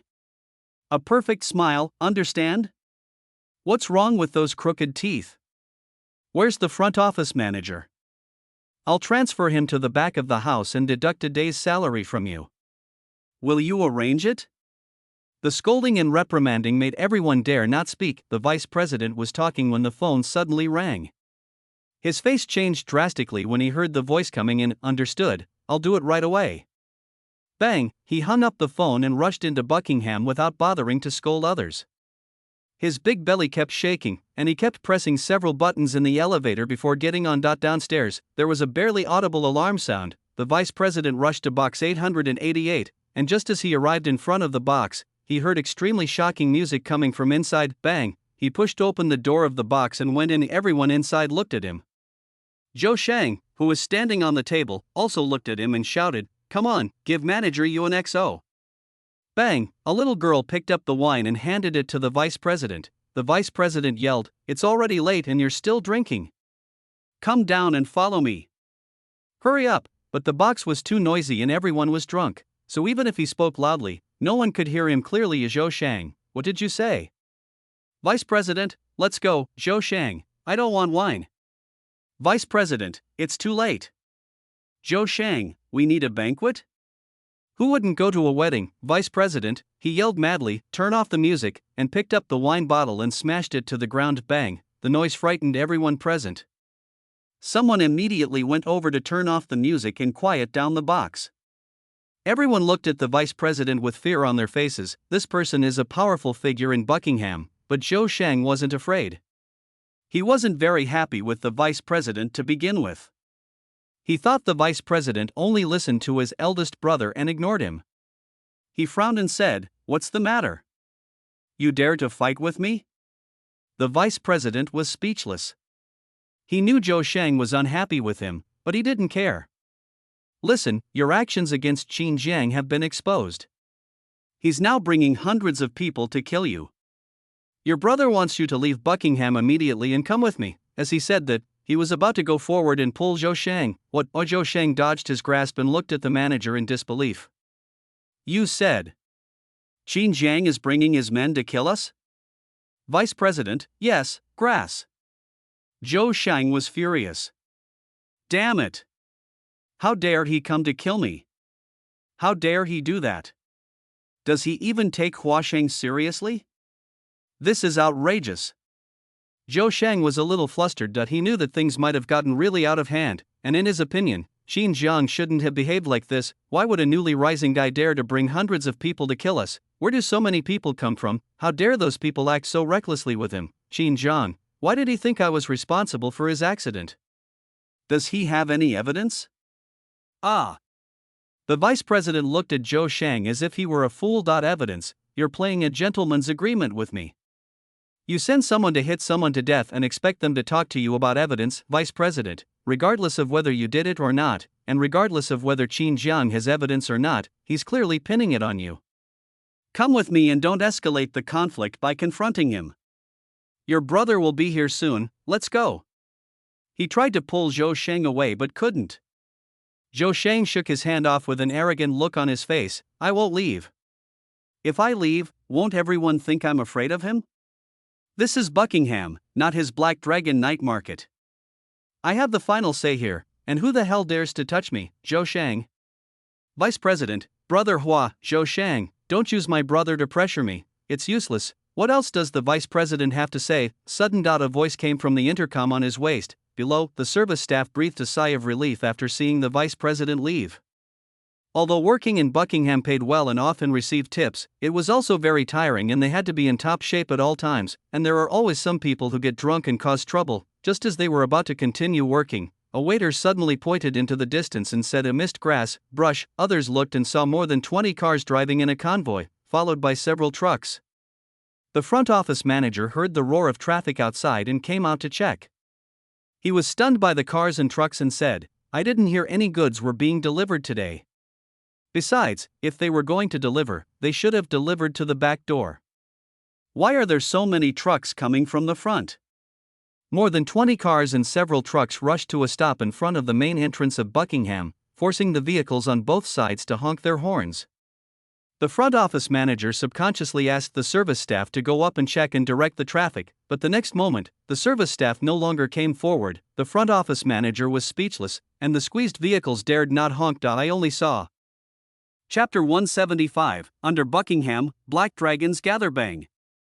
Bang! Bang! The doors of more than 20 cars opened directly, and hundreds of young men in formal attire got out. Their faces were cold and their sleeves or backs were bulging, obviously hiding something. See this, many car owners who just honked their horns lost their voices. What the hell? So many people got out of the car, obviously they're up to no good, but isn't this Buckingham? Could it be that these people are going to cause trouble in Buckingham? Maybe it's possible. After all, anyone could tell that the hundreds of people getting off the bus were not normal Buckingham consumers, but rather looked more like members of society. So, what can a large group of social people do when they come to Buckingham? Afraid something really bad is going to happen. Opposite. The front office manager looked solemn, but he also felt that they were not friendly when he saw the sudden appearance of hundreds of people, but after all, he was the front office manager, so he had naturally seen the world and knew Buckingham's background well. Although Buckingham has not been involved in the underworld for a long time, it does not mean that there is no one in Buckingham. Not to mention the security guards from all over the place, there are also dozens of other miscellaneous personnel. Even if the 100 or so people in front of him really came to cause trouble, Buckingham would not have enough time to wait for rescue. Think of this, he was not too panicked, but pretended to be calm and composed and scolded other service staff. What are you panicking about? Look at you, you've never seen the world. Even though there are more than 100 people here, in Buckingham, even a dragon has to lie down and a tiger has to lie down. No one can do anything about it, don't you understand? Although the service staff were still a little panicked after hearing this, they were no longer so afraid. They also knew something about Buckingham's background and understood that not everyone could come here to cause trouble. Cough, cough. The front desk manager was very pleased to see that he had calmed the crowd with just one sentence. Without hesitation, he stepped forward and looked at the hundreds of people pouring down from the hallway and asked, I'm the front desk manager at Buckingham. I'm wondering what you're doing here at Buckingham. Do you have an appointment? His calmness and composure earned him praise from many drivers stuck in traffic. As expected of Buckingham, Songjiang's top entertainment venue, any former manager would have such courage. He's so calm in the face of something like this. It seems he doesn't take the 100 or so people in front of him seriously at all. After all, they're a well-established, top-tier social power. Who knows how much influence Buckingham has? They might even have more security personnel, and with their extensive background, they could quickly call in hundreds of people to save the situation. For a while, these car owners couldn't help but look at the hundreds of people coming down from the convoy. They wanted to see what these people were going to do. Do you really want to cause trouble? Buckingham will react again. At the same time, they wanted to know who was so bold as to come to Buckingham and cause trouble. They were not prominent figures in Songjiang, and they were not particularly well informed, so it was impossible for them to know about Qin Zhang's car accident in such a short time. Yes, just when the front office manager was feeling proud and the others were watching the fun, but see, hundreds of people got off the car without even glancing at the front office manager. Zhao Shanhe, who was in the lead, sneered, What are you here for? To kill you, of course. What the hell? The front office manager was stunned and was about to get angry. Brush, Zhao Shanhe waved his hand as several of his men rushed to the back of several trucks and opened the doors. Under everyone's incredulous gaze, young men in formal attire jumped out of the trucks one after another. 1, 10, 50, more than hundreds of people got out of the truck. What does it mean to have hundreds of people? What does it mean to have hundreds of young people? Just standing there gives people an indescribable sense of oppression. Anyway, even the front desk manager, who had been extremely confident just now, had a drastic change of expression, was even a little panicked, and his body trembled slightly. He knew that Buckingham's manpower was not enough to withstand the attack of several hundred people, not to mention that the 300 people in front of them were not ordinary people, and they were not ordinary people with fierce and well-dressed appearances. And these people looked towards Buckingham with anger. That's right, it's anger, anger that can be seen with the naked eye, the kind of anger that makes you want to devour anyone you want to. Gulp. The sound of swallowing saliva was heard continuously, and for a moment the whole audience was speechless and the atmosphere was extremely tense. Immediately, everyone subconsciously looked at the SUV in the middle. This vehicle had been in the middle of the convoy from beginning to end, and no one had been inside. There were more than a dozen young men running around the vehicle to stand guard. It seemed that all of those young men standing guard were of extraordinary status, and the person inside was obviously the big brother. "Brother Jiang, we're here." Jiang Qi said, then quickly got out of the car, went to the back seat, opened the door, and put his hand to cover the carport. Under the spotlight, Qin Jiang, dressed in a black suit and with an extremely cold expression, slowly got out of the car. At the same time, the hundreds of young men gathered outside subconsciously scanned Qin Jiang up and down to confirm that he was not injured. They all breathed a sigh of relief and then lowered their heads in unison. "Brother Jiang. Brother Jiang." Although it was just a calm call, the large crowd couldn't stop the hundreds of people shouting together, and the scene was extremely shocking. Etc. Suddenly someone recognized Qin Jiang. "Brother Jiang, so many people, a black suit, a nearly 2-meter tall burly man, a young man with pigtails, isn't this Qin Jiang, the newly rising gangster in the North District?" As soon as these words were spoken, others also recognized Qin Jiang's identity. It should be noted that Qin Jiang is currently very famous in Songjiang. The reason why I didn't recognize him at first was because Qin Jiang didn't take the iconic Mercedes-Benz C888 this time. Now I recognize it with horror. Qin Jiang brought hundreds of people to Buckingham. What is he going to do? Could it be? I've heard that Qin Jiang and Hua Sheng have a conflict, but I didn't expect it to be this outrageous. Are they going to go to war directly? Songjiang hasn't seen such a grand scene in many years. Same with the front office manager, also recognized Qin Jiang's identity at the first moment. How could he still appear calm? He subconsciously took a few steps back and was supported by several waiters. "Manager, are you okay? Manager, are you suffering from hypoglycemia? Grass, you big head ghost." But the front office manager didn't bother to say anything more and immediately took out the intercom from his pocket tremblingly. Report, something happened downstairs." Qin Jiang. That's the Black Dragon boss from the North District. He's brought hundreds of people to kill us. Support, request support, quick support, Zila. A surprised voice came from the intercom. How many more people? Front office manager, hundreds of people. All strong and fit young men. Zila. The intercom was silent for a few moments before the vice president's voice came through. Hold on. 10 minutes will be enough. Front office manager, Sigma degree, withstand me. I led the front desk staff to hold off the hundreds of Black Dragon personnel who were waiting for us for 10 minutes. Can I withstand it? Chapter 176. Qin Jiang, smashing, Buckingham panic. Brother Jiang.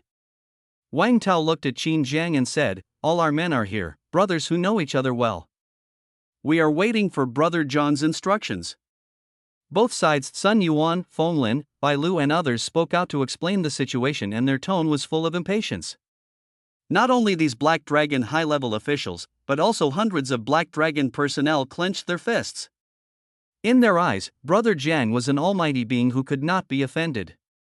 Now that someone was openly dealing with Brother Jiang, how could they not be angry and want to retaliate?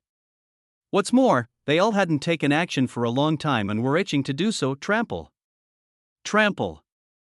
Qin Jiang walked towards Buckingham step by step, with Zhu Zhang on the left, Si Zhou on the right, and Wang Tao, by Lu, Fenglin, Zhao Shanhe, Sun Yuan, and other senior executives on both sides, followed by hundreds of younger brothers. Qin Jiang seemed to have returned to his previous life, and with the cooperation of hundreds of younger brothers behind him, his momentum reached its peak. A gulp. The front office manager trembled and pretended to be calm before stepping forward again. Welcome, President Qin. Boss Qin, are you here to play? We may not be able to accommodate so many people coming at once. So I'll clear everyone out to make room for you, Boss Qin. Boss Qin, what do you think? Look at you. Zhao Shanhe grabbed the front office manager by the collar and lifted him up to take him inside. At the same time, his younger brothers rushed forward and scared the front service staff so much that they fled in all directions. Qin Jiang, with his younger brothers leading the way and his younger brothers following behind, came to the Buckingham plaque and calmly uttered a word: smash it. Zhu Zhang shouted loudly, block all 4 directions, expel anyone who is not Buckingham, and anyone who dares to provoke Brother Jiang will pay the price. Smash it for me, yes, yes. The middle-level personnel responded in unison, quickly leading their brothers in batches to rush in various directions. A large number of weapons fell from their sleeves and smashed into Buckingham's various decorations. Crackling, crackling, deafening sounds of smashing and smashing came from Buckingham, along with a lot of surprised shouts. Who are you? Do you know where this place is? Ouch, who hit me? Who dares? I'm a lawyer. If you dare. Hey. I'm not Buckingham lawyer, don't push me. Who are you pushing me? Get out. Brother Jiang is doing this. Everyone, get out. Otherwise, you will bear the consequences. As countless people stared in astonishment, a large number of disheveled guests rushed out of Buckingham. Who were the people who could come to Buckingham to spend money? They all had some status.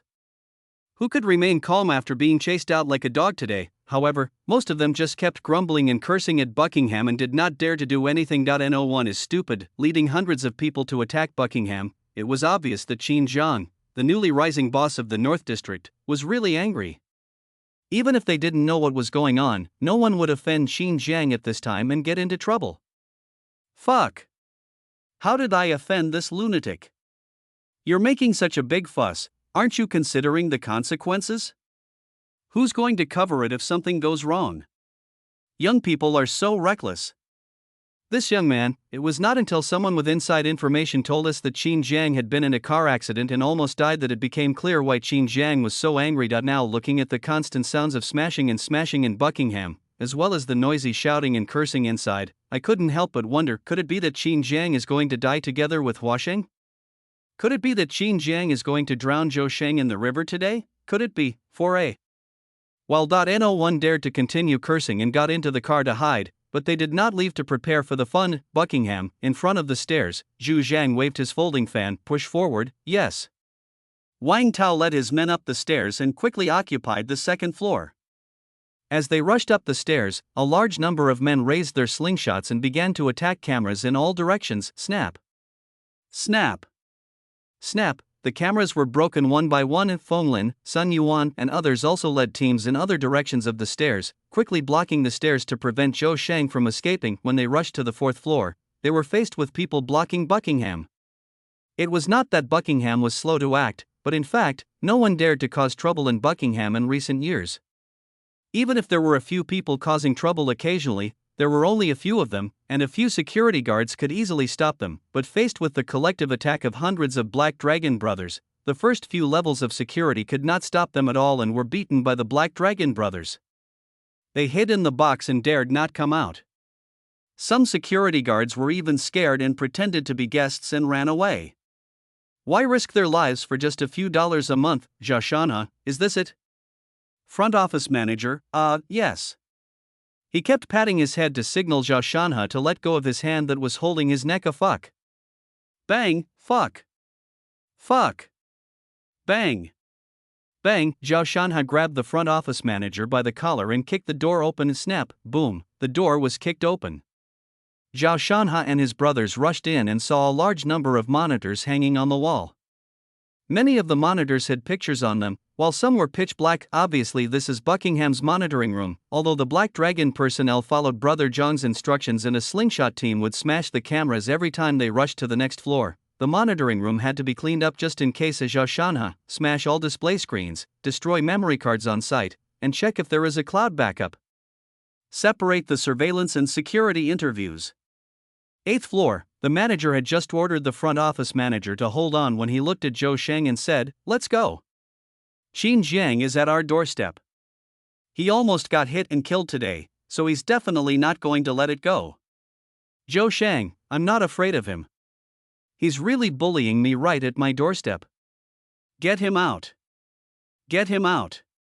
The manager was about to say something. Zila, an anxious voice came over the intercom again. Qin Jiang has led his men into Buckingham Palace and is smashing everything they do. We don't know if the front office manager or the other people on the first floor are alive or dead. So fast, the manager's face turned pale. Useless. Those guys in the front office are complete losers. They can't even handle them for a few minutes. Seeing Zhou Sheng anxiously, he said, "Hurry up and leave through the back door." Qin Jiang is obviously really angry. If we don't leave now, it will be too late. Zhou Sheng grabbed the intercom and said, "Hello. This is Zhou Sheng. All security personnel, gather up. Don't be afraid. If you can hold on, I'll reward you 10,000 yuan for each reinforcement." He believed that Buckingham's security department had nearly 100 people, half of whom were gangsters and had a geographical advantage. Even if Qin Jiang had more people, they could hold out for an hour or two, and Huasheng reinforcements would surely arrive. As for escaping, who was he? The second in command of Huasheng. A long-established gangster. If he escaped today, wouldn't people say he was afraid of Qin Jiang? He'd become a laughingstock. So, even if he was a little scared, he had to do it. As long as he could hold out, his reputation would remain. Now, there was a burst of noise outside. It was obvious that the message sent by Qin Jiang and his men had frightened the service staff. Bang! He pushed open the box and shouted, "Why are you panicking? As long as I'm here and my brother is here, the sky won't fall." After hearing this, the waiter calmed down, and the manager also rushed out to see what Zhou Sheng was going to say. Right at this moment, Zila, there were bursts of urgent voices coming from the intercom. "Fuck. The Black Dragon guys are crazy, too strong, I can't handle it at all. They've already reached the 4th floor, all the brothers on the 5th floor are dead, 6th floor." Chapter 177, attacking the top floor and blocking Zhou Sheng. For a while, rapid, noisy, and anxious voices continued to come out of the intercom, as well as a lot of quarrels, scolding, and smashing sounds coming from the intercom. Ding. Bang. Bang. Damn it. Who is Zhou Sheng? He dares to attract my big brother's attention. I must kill him today. Fuck. Who dares to stop me? Knock them all down and lock them in the box. Gulp, gulp. The sound of swallowing saliva could be heard on the 8th floor. The service staff who had just been suppressed by Zhou Sheng became panicked again. Some women were trembling and couldn't help but screaming. How could it be so fast? Zhou Sheng asked the same question as the manager. He couldn't believe that the mighty Buckingham headquarters was being swept away so quickly. Was Buckingham too weak or was the Black Dragon too powerful? Ding. Bang, bang. Bang, a series of chaotic collision sounds interrupted his questions and made his face change drastically, because these sounds were no longer coming from the intercom, but from the stairs below. Many female waiters were frightened by the sound and screamed. Stop shouting, Zhou Sheng roared to stop him. However, no one paid any attention to his attempts to stop her. Instead, screams rang out one after another, making the listeners unconsciously terrified. Even if Zhou Sheng, the lawless man, was a little panicked and had the urge to escape. He heard his name being called from below. It was obvious that Qin Jiang's target was him. If he fell into the other party's hands, he would definitely be in trouble, but he was unwilling to give up, or maybe he was too embarrassed to admit it. He had just been so arrogant in front of everyone and said the sky wouldn't fall, but then he ran away in an instant. Isn't that ridiculous? He is hesitating, or waiting for a suitable step. One side, the shrewd vice president naturally saw through Zhou Sheng's mentality at a glance and couldn't help but look down on him. Damn it! How could Brother Hua have such a close brother? Are they really born from the same mother? Besides being a bit reckless and daring to do anything, he has no other advantages. He can only hang out with those uneducated second generations. You're clearly scared and ready to leave, yet you insist on saving face. You really think you're someone important. But he is still an old man from Huasheng, and Zhou Hua just called him to assign him a task. I can't help but say, Mr. Shang, you must leave quickly. It's not because you're afraid of Qin Jiang. It's because we're outnumbered and we just want to avoid the enemy for now. What you should do is leave quickly, gather your brothers outside and come back to stop Qin Jiang. As soon as these words were spoken, Zhou Shang nodded involuntarily, yes. That's right. I will gather my brothers outside and then come back to catch them in the trap. This is a ploy. This is the real method. I'm not afraid of Qin Jiang, no. Said Dot. He didn't forget to look at the frightened service staff. How could a mere Qin Jiang scare you so much? Watch me go out and lead my brothers to fight back and make Qin Jiang kneel before me. Manager, why don't you just leave now? It's not the right time to talk about this. Hurry up, he was really speechless. Even in this situation, Zhou Shang still had time to brag and save face. What was he thinking? Zhou Shang glanced at the manager impatiently, and without saying anything else, turned around and tried to go downstairs through the hidden stairs at the back. Yes, right now, halala, 7 or 8 security guards rushed up the stairs in panic. Seeing Zhou Shang and the others, they said anxiously, Brother Shang, manager, we can't stop them from coming up the stairs. They're too strong, there are too many people, and they're so overwhelming that you can't even see clearly. They're just umbrella handles. Umbrella handle? What umbrella handle? The manager was startled, but he couldn't think about it. Zhou Shang, who was also a little panicked, said, go through the fire escape. As soon as the words fell, halala, once again, many security personnel rushed out from the fire escape, followed by a large number of young people in formal attire and holding black umbrellas. It's not over yet. A large number of security personnel also rushed into the main staircase, side staircase, and other 3 or 4 passageways, followed by a large number of Black Dragon personnel holding black umbrellas. Their eyes were red and extremely violent. Any security personnel who looked at them subconsciously avoided their gaze and retreated in panic. Snap! Snap! Snap! A large number of slingshots were fired out and broke all the cameras on the 8th floor that had already been darkened up. Now, all the staircases were blocked by Black Dragon personnel. Densely packed Black Dragon personnel kept pouring into the top floor like ants, pressing towards them step by step. Soon, 30 or 40 security guards pushed to the side of Zhou Shang and the deputy general manager, leaving them with nowhere to retreat. Completion. The deputy general manager was disheartened when he saw that all the entrances to the passage were blocked by the Black Dragon personnel. He knew that there was no way to escape. One side of Zhou Shang's face showed a panic expression, muttering, how is it possible? How can they be so fast? At the same time, he couldn't help but curse at the security personnel. Useless. A bunch of useless people. What are you doing? Why can't you stop them? The security personnel were collectively speechless. As Washington continues to develop, except for a few lucky ones and those with connections who manage key industries and receive high salaries, the rest are either marginalized or reduced to ordinary security guards. It's only over 2,000 a month. In addition, they haven't fought for territory for many years. And some of them have already started families and careers, so we have no money, no motivation, and the number gap between us and the enemy is nearly 3 times that of ours, so there is no point in fighting. Now, the 30 or 40 security guards are considered to be quite loyal, while the others basically just hide in the box and don't come out. Shut up! The vice president couldn't help but yell, you're still questioning others when the situation is pressing. Don't you understand that we're relying on these people to handle this? You have to let these people go. Before he could say anything else, halala, the Black Dragon crowd dispersed slightly, and 6 young men with fierce faces, who were obviously not ordinary brothers, walked out of the crowd. Exactly. Wang Tao, Sun Yuan, Zhou Shanhe, Feng Lin, Bai Lu, and the extremely excited Meng Yu. The vice president was a little stunned when he looked at the 6 people. He didn't know them.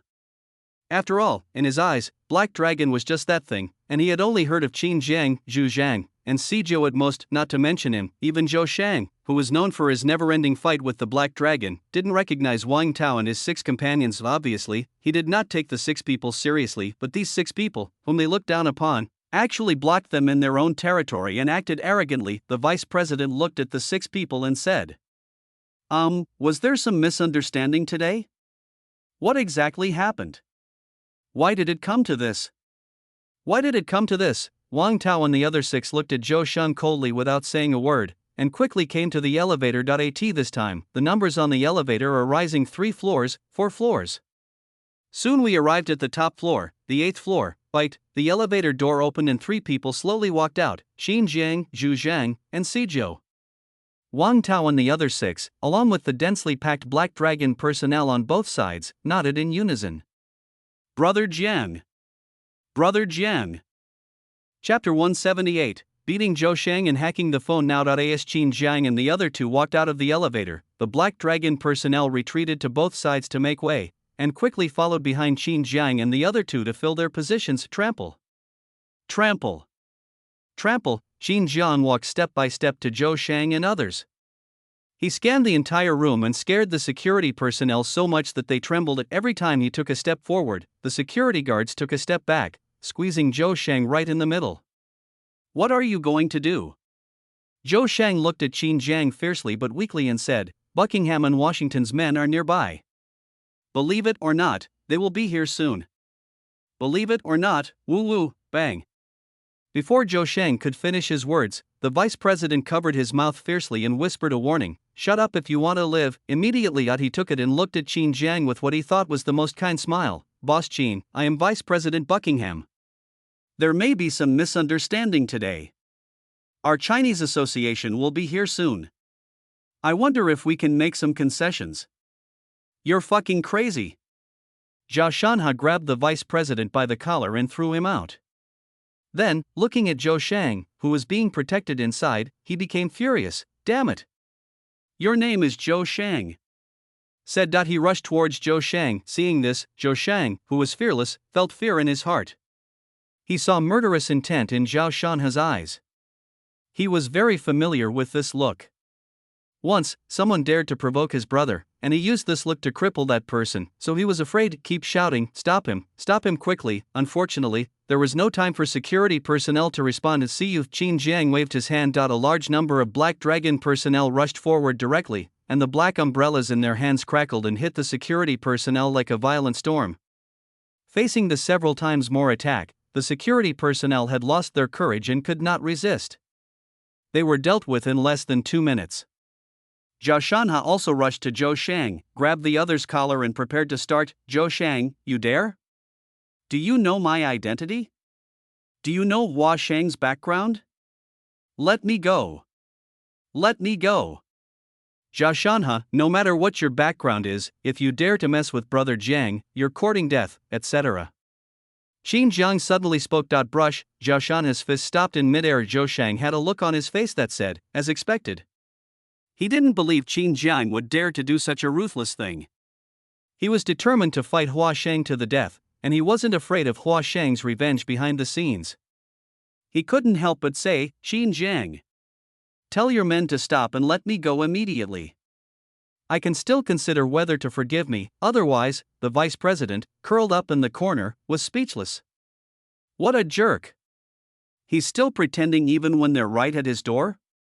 Trying to scare them? Stupid. Incorrigible. With Zhou Shang gloating and the vice president speechless, Qin Jiang said calmly, remember the rules. Be more efficient. Zhao Shanha nodded, Brother Jiang, just wait and see. Finished. Regardless of Zhou Shang's struggle, he dragged him into the box. Qin Jiang, Zhu Zhang, Zhou, Wang Tao, and a few core members also entered the box, while the rest of the brothers quickly stood outside the box, watching everything coldly. The next moment, there were screams coming from the box. Qin Jiang, you dare, you're so brave. Don't hit me. It hurts. Qin Jiang, believe it or not, stop, brother. Big brother, save me. Outside, the vice president's face twitched when he heard this, but he didn't dare to say anything more when he saw the large number of Black Dragon personnel in front of him. The other security personnel also lay on the ground or in the box in silence. They didn't know what Zhou Shang had experienced in the box, but the sound was definitely miserable. Buckingham outside. At every street intersection, wherever Buckingham was seen, there were Black Dragon personnel hiding in high-rise buildings and observing secretly with binoculars. From time to time, a voice came from the intercom. 3 people came out from Buckingham's left side. We've confirmed that the small door on the north side isn't a hidden door. No one is coming out from the right side. Wait. A lot of people rushed out of the back door of the Taiping Hotel on the left. They got in their cars and left quickly. There's something wrong. I felt a few people suddenly appear in the bushes. Suspicious places were reported one after another. That's right, these people were arranged by Qin Jiang in advance. Since he was planning to have a big go, he naturally wanted to get some results. Outside, there are still a lot of people watching. They looked at the magnificent Buckingham Palace in front of them, and were shocked by the quiet and noisy atmosphere inside. The noise meant that the battle was basically over, and seeing the many people blocking the Black Dragon on the first floor, he could not help but wonder if the winner was definitely the Black Dragon. What shocked them even more was that more than 10 minutes have passed since Qin Jiang led his men in, but still no one has come to help. What it represents is self-evident. One boss couldn't help but say, this Qin Jiang's background is a bit unfathomable. As soon as these words were spoken, many people nodded. Buckinghamshire. A large number of Black Dragon personnel are secretly searching various areas. In the box, Qin Jiang, Zhu Zhang, and Sijio were sitting on the sofa with calm expressions, while Wang Tao and others were standing at the back. Ahead. 2 Black Dragons held Zhou Shang tightly. Someone placed a magazine on Zhou Shang's chest. Zhao Shanha repeatedly punched the magazine. Fuck. Who gave you the guts to hit Brother Jiang? Bang. This punch is for scaring Brother Jiang. Bang. This punch is for Brother Sijio's injury. Bang. This punch is for your arrogance. Bang. Bang. Bang. These punches. Damn. I should have beaten you a long time ago. Zhou Shang was beaten by the iron fist so hard that he kept screaming until his voice became hoarse and he could not make any sound. At the end, Zhu Zhang stood up, walked over to Zhou Shang, pulled his phone from his pocket, and slapped it across his face. He said disdainfully, "You look very unconvinced. Remember, even if you're arrogant, if you mess with Brother Jiang, you could be dead or alive. Don't blame us for bullying you. I'll give you a chance to call someone. We'll be waiting right here," said. He gestured to let go of Zhou Shang's left hand. Zhou Shang took the phone, his eyes flashing with resentment and a sneer. Humph. Qin Jiang. Do you really think I'm stupid? Calling Yaoran and giving me this chance is useless. Immediately he unlocked the phone and made a call. Yes. Zhu Zhang grabbed the phone directly, looked at the unlocked screen and ignored Zhou Shang, who was looking confused. He checked the contents of the phone and soon saw the red number in the address book, and there were even text messages that had not been deleted. SMS content. Zhou Shang angrily scolded Abeo for his poor performance. In other words, upon seeing this message, Zhu Zhang looked at Zhou Shang as if he were an idiot. TSK. No wonder everyone says you're stupid. It seems they still underestimate your stupidity. He handed the phone to Qin Jiang, call Xiaohao over and have him call Abeo to get as much information as he can. Xu Zheng understood. Immediately Qin Jiang stood up and slowly walked to the French window. He listened to Zhou Shang's screams behind him and looked down. Just then he saw Zhou Hua leading his men downstairs. He couldn't help but smile dangerously. Chapter 179 Phone recording. Zhou Hua goes to the meeting alone. 1 minute later, under Zhou Shang's incredulous gaze, a young man took his phone and called Abeo in his own voice. Sound, there's basically no difference with him, even the tone of voice is somewhat similar, and with the noise on the phone these days, it's even harder to tell the difference. The young man was Xiaohao Li Hao, one of Qin Jiang's core team members in his previous life, and currently one of the top 30 Black Dragons. His skill is to imitate sounds. He can imitate almost any sound he hears. Unless someone is very sensitive to sounds, they won't be able to make it out. And he even picks up the tones quickly. Li Hao dialed the phone. Buzz. After a while, the other party did not speak. Li Hao was the first to speak and cursed directly. Fuck you, you useless piece of shit. I can't even handle a person properly, what else can you do? I've spent so much money to support you for so many years. Wow, a lot of words. The person on the other end remained silent but didn't hang up the phone. See this? Li Hao smiled and said after he was tired of scolding, are you clean? Can the police find out through clues that Qin Jiang's car accident was not an accident? Or even find you directly, Abeo? After a moment of silence, The other party said, can't find it. Li Hao, can you guarantee it? Opposite, you want to hear if my plan is sound? Li Hao, I don't care what tricks you use to prevent this from getting you involved. I just want to tell you that I must not be implicated. No one can know that it was Zhou Sheng who was behind this. Qin Jiang has led people to cause trouble for me.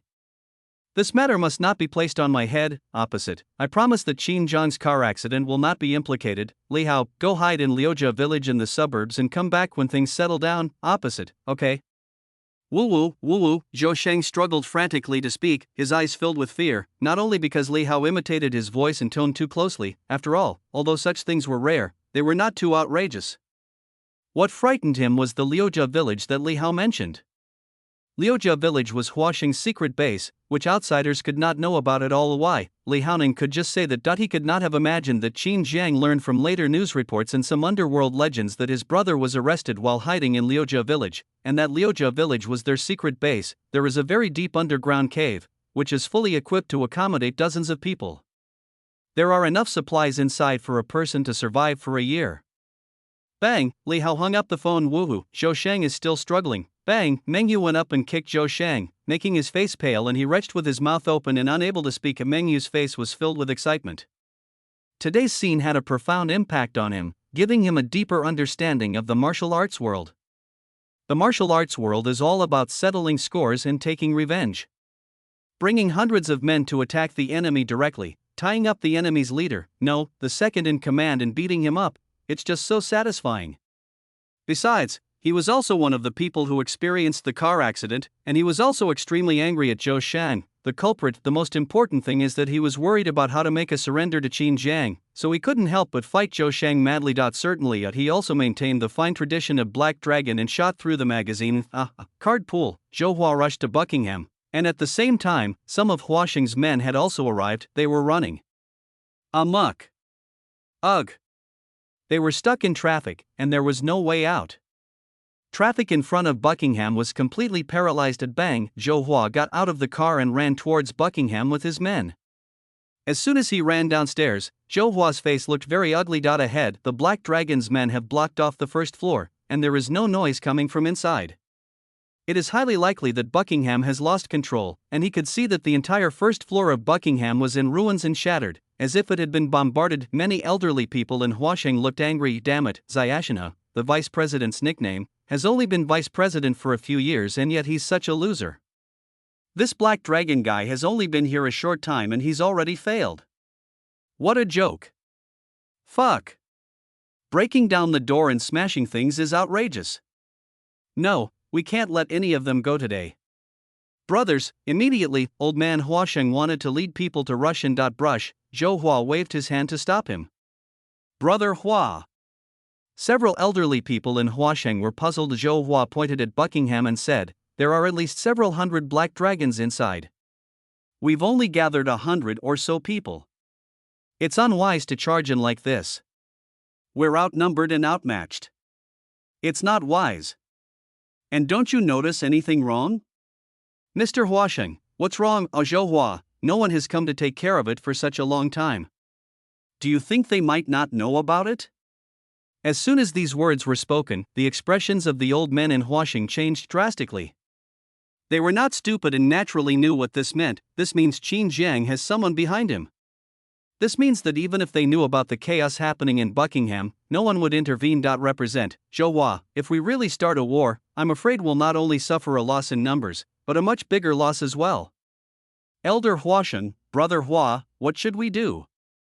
Zhou Hua, gather everyone first, I'll go up and take a look. Old man Huasheng said, no, they are all inside.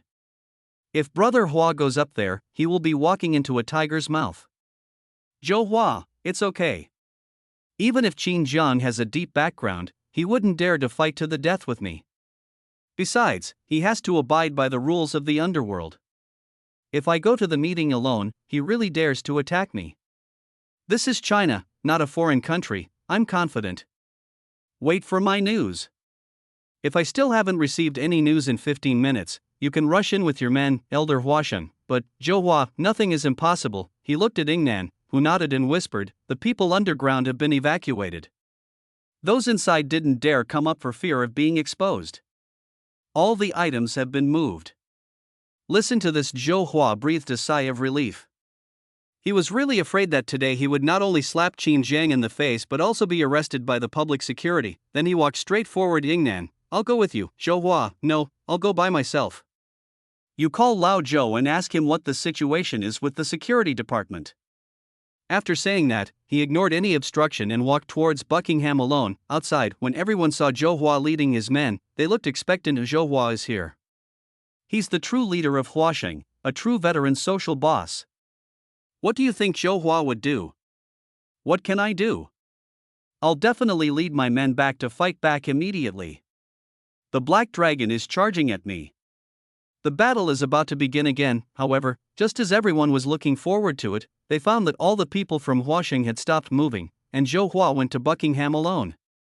Everyone couldn't help but think of 4 big words: frowny face going to a meeting alone.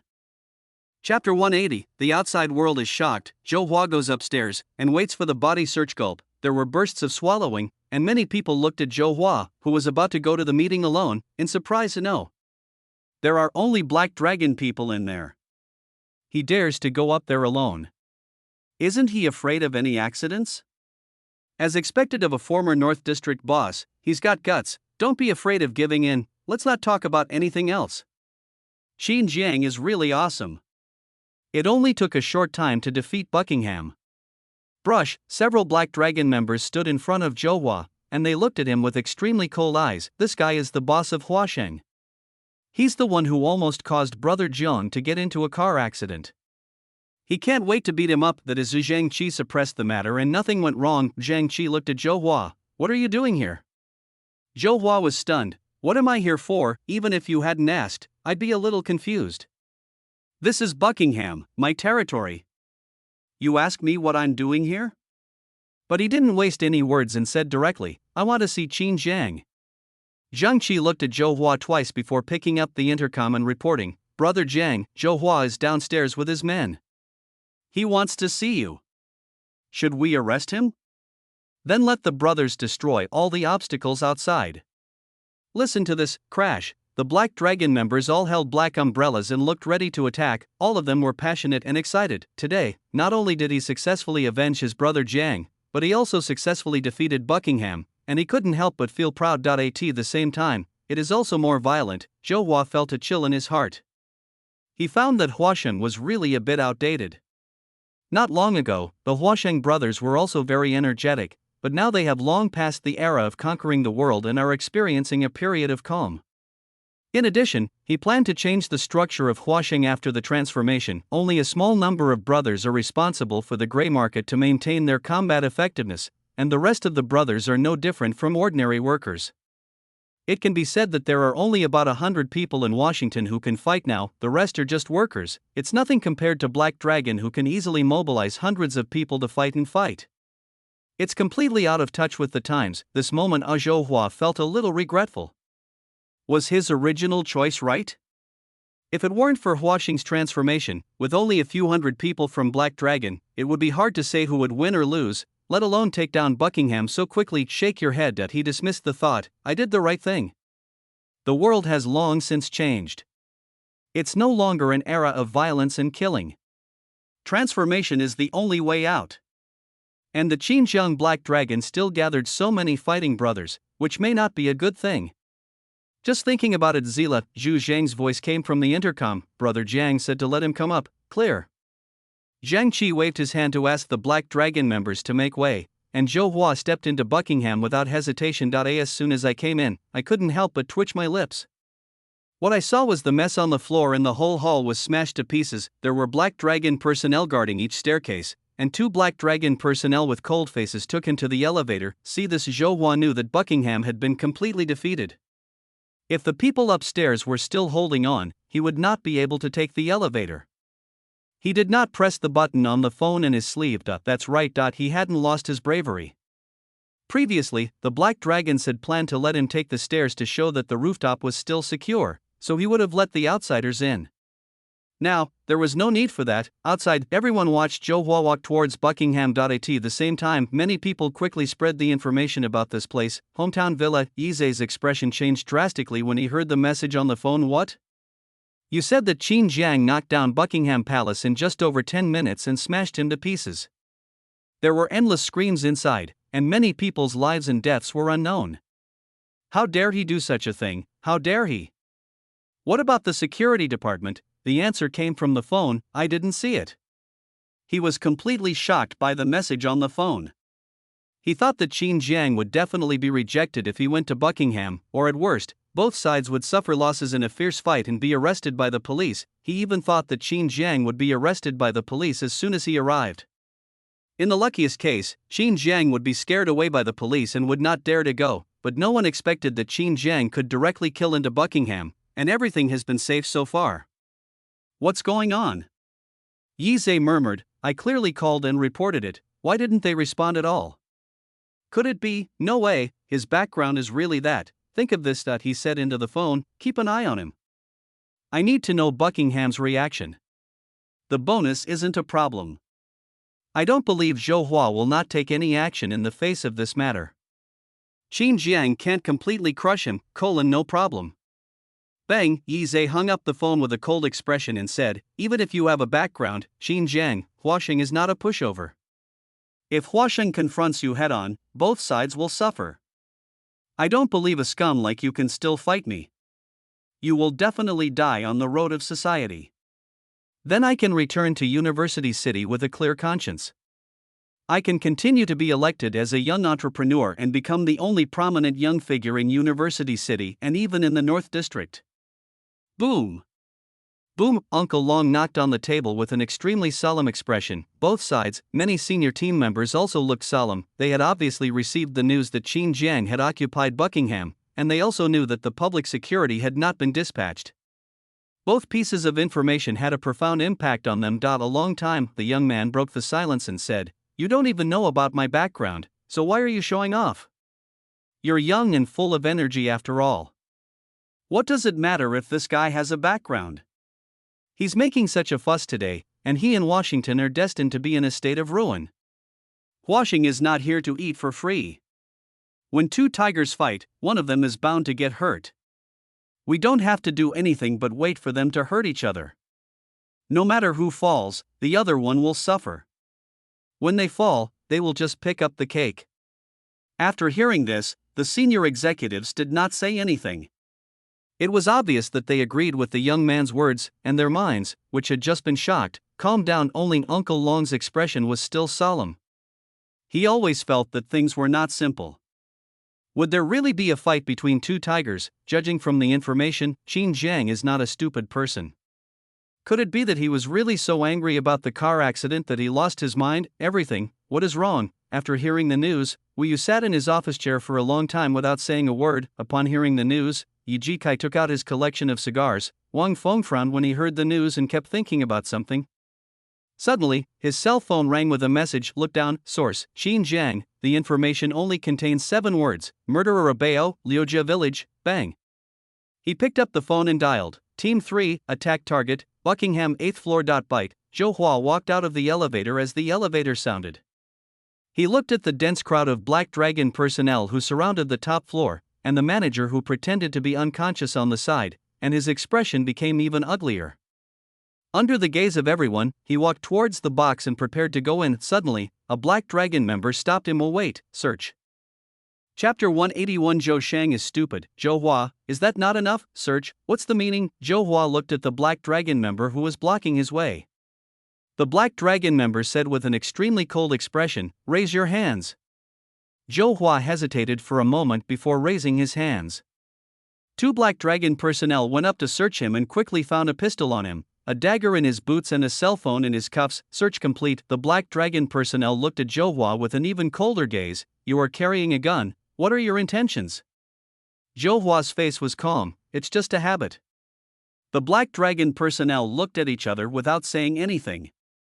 They knocked on the door, opened the box, let Zhou Hua in, and placed the things on the table in front of Qin Jiang and the other 2. Cell phone, dagger, gun. 3 items appeared in front of Qin Jiang and the other 2. The cell phone and dagger were nothing, but the gun was different in China. Even in 2010, not everyone can have one, and it doesn't look like the most common one. Chinese people, man, I was born with an immense desire for this weapon, but neither Qin Jiang nor Zhu Zhang were too surprised.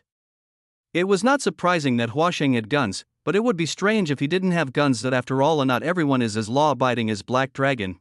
As soon as Zhou Hua came in, he heard an extremely familiar scream. It was the voice of his younger brother Zhou Shang, which made him shudder inwardly. In the box, Qin Jiang, Zhu Zhang, and Sijio were sitting on the sofa in the box. Qin Jiang was smoking, Zhu Zhang was drinking, and Sijio was wrapped in gauze and looked at him coldly. On both sides, senior officials such as Wang Tao, Sun Yuan, and Bai Lu stood upright. Corner, his younger brother was being held by several Black Dragon members, and Meng Yu was attacking him continuously. I hit, you bully my big brother? I'm going to beat the shit out of you today. His own brother was beaten so badly that his face turned pale and he groaned in pain from time to time, but most of the time he could only groan. It was obvious that he was beaten very badly and he could not even sustain a scream. What surprised him even more was that Meng Yu always attacked and beat his brother through magazines. What's the meaning? To leave no trace? Is it necessary to be so cautious?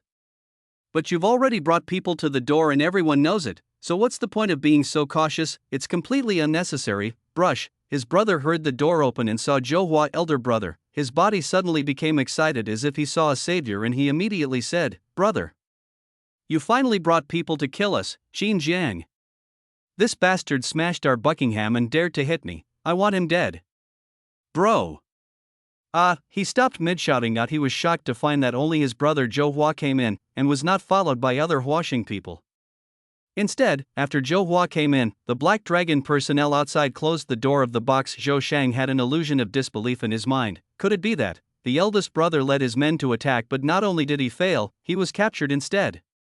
How is that possible? Can Huasheng really not defeat the Black Dragon? Why, it shouldn't be possible.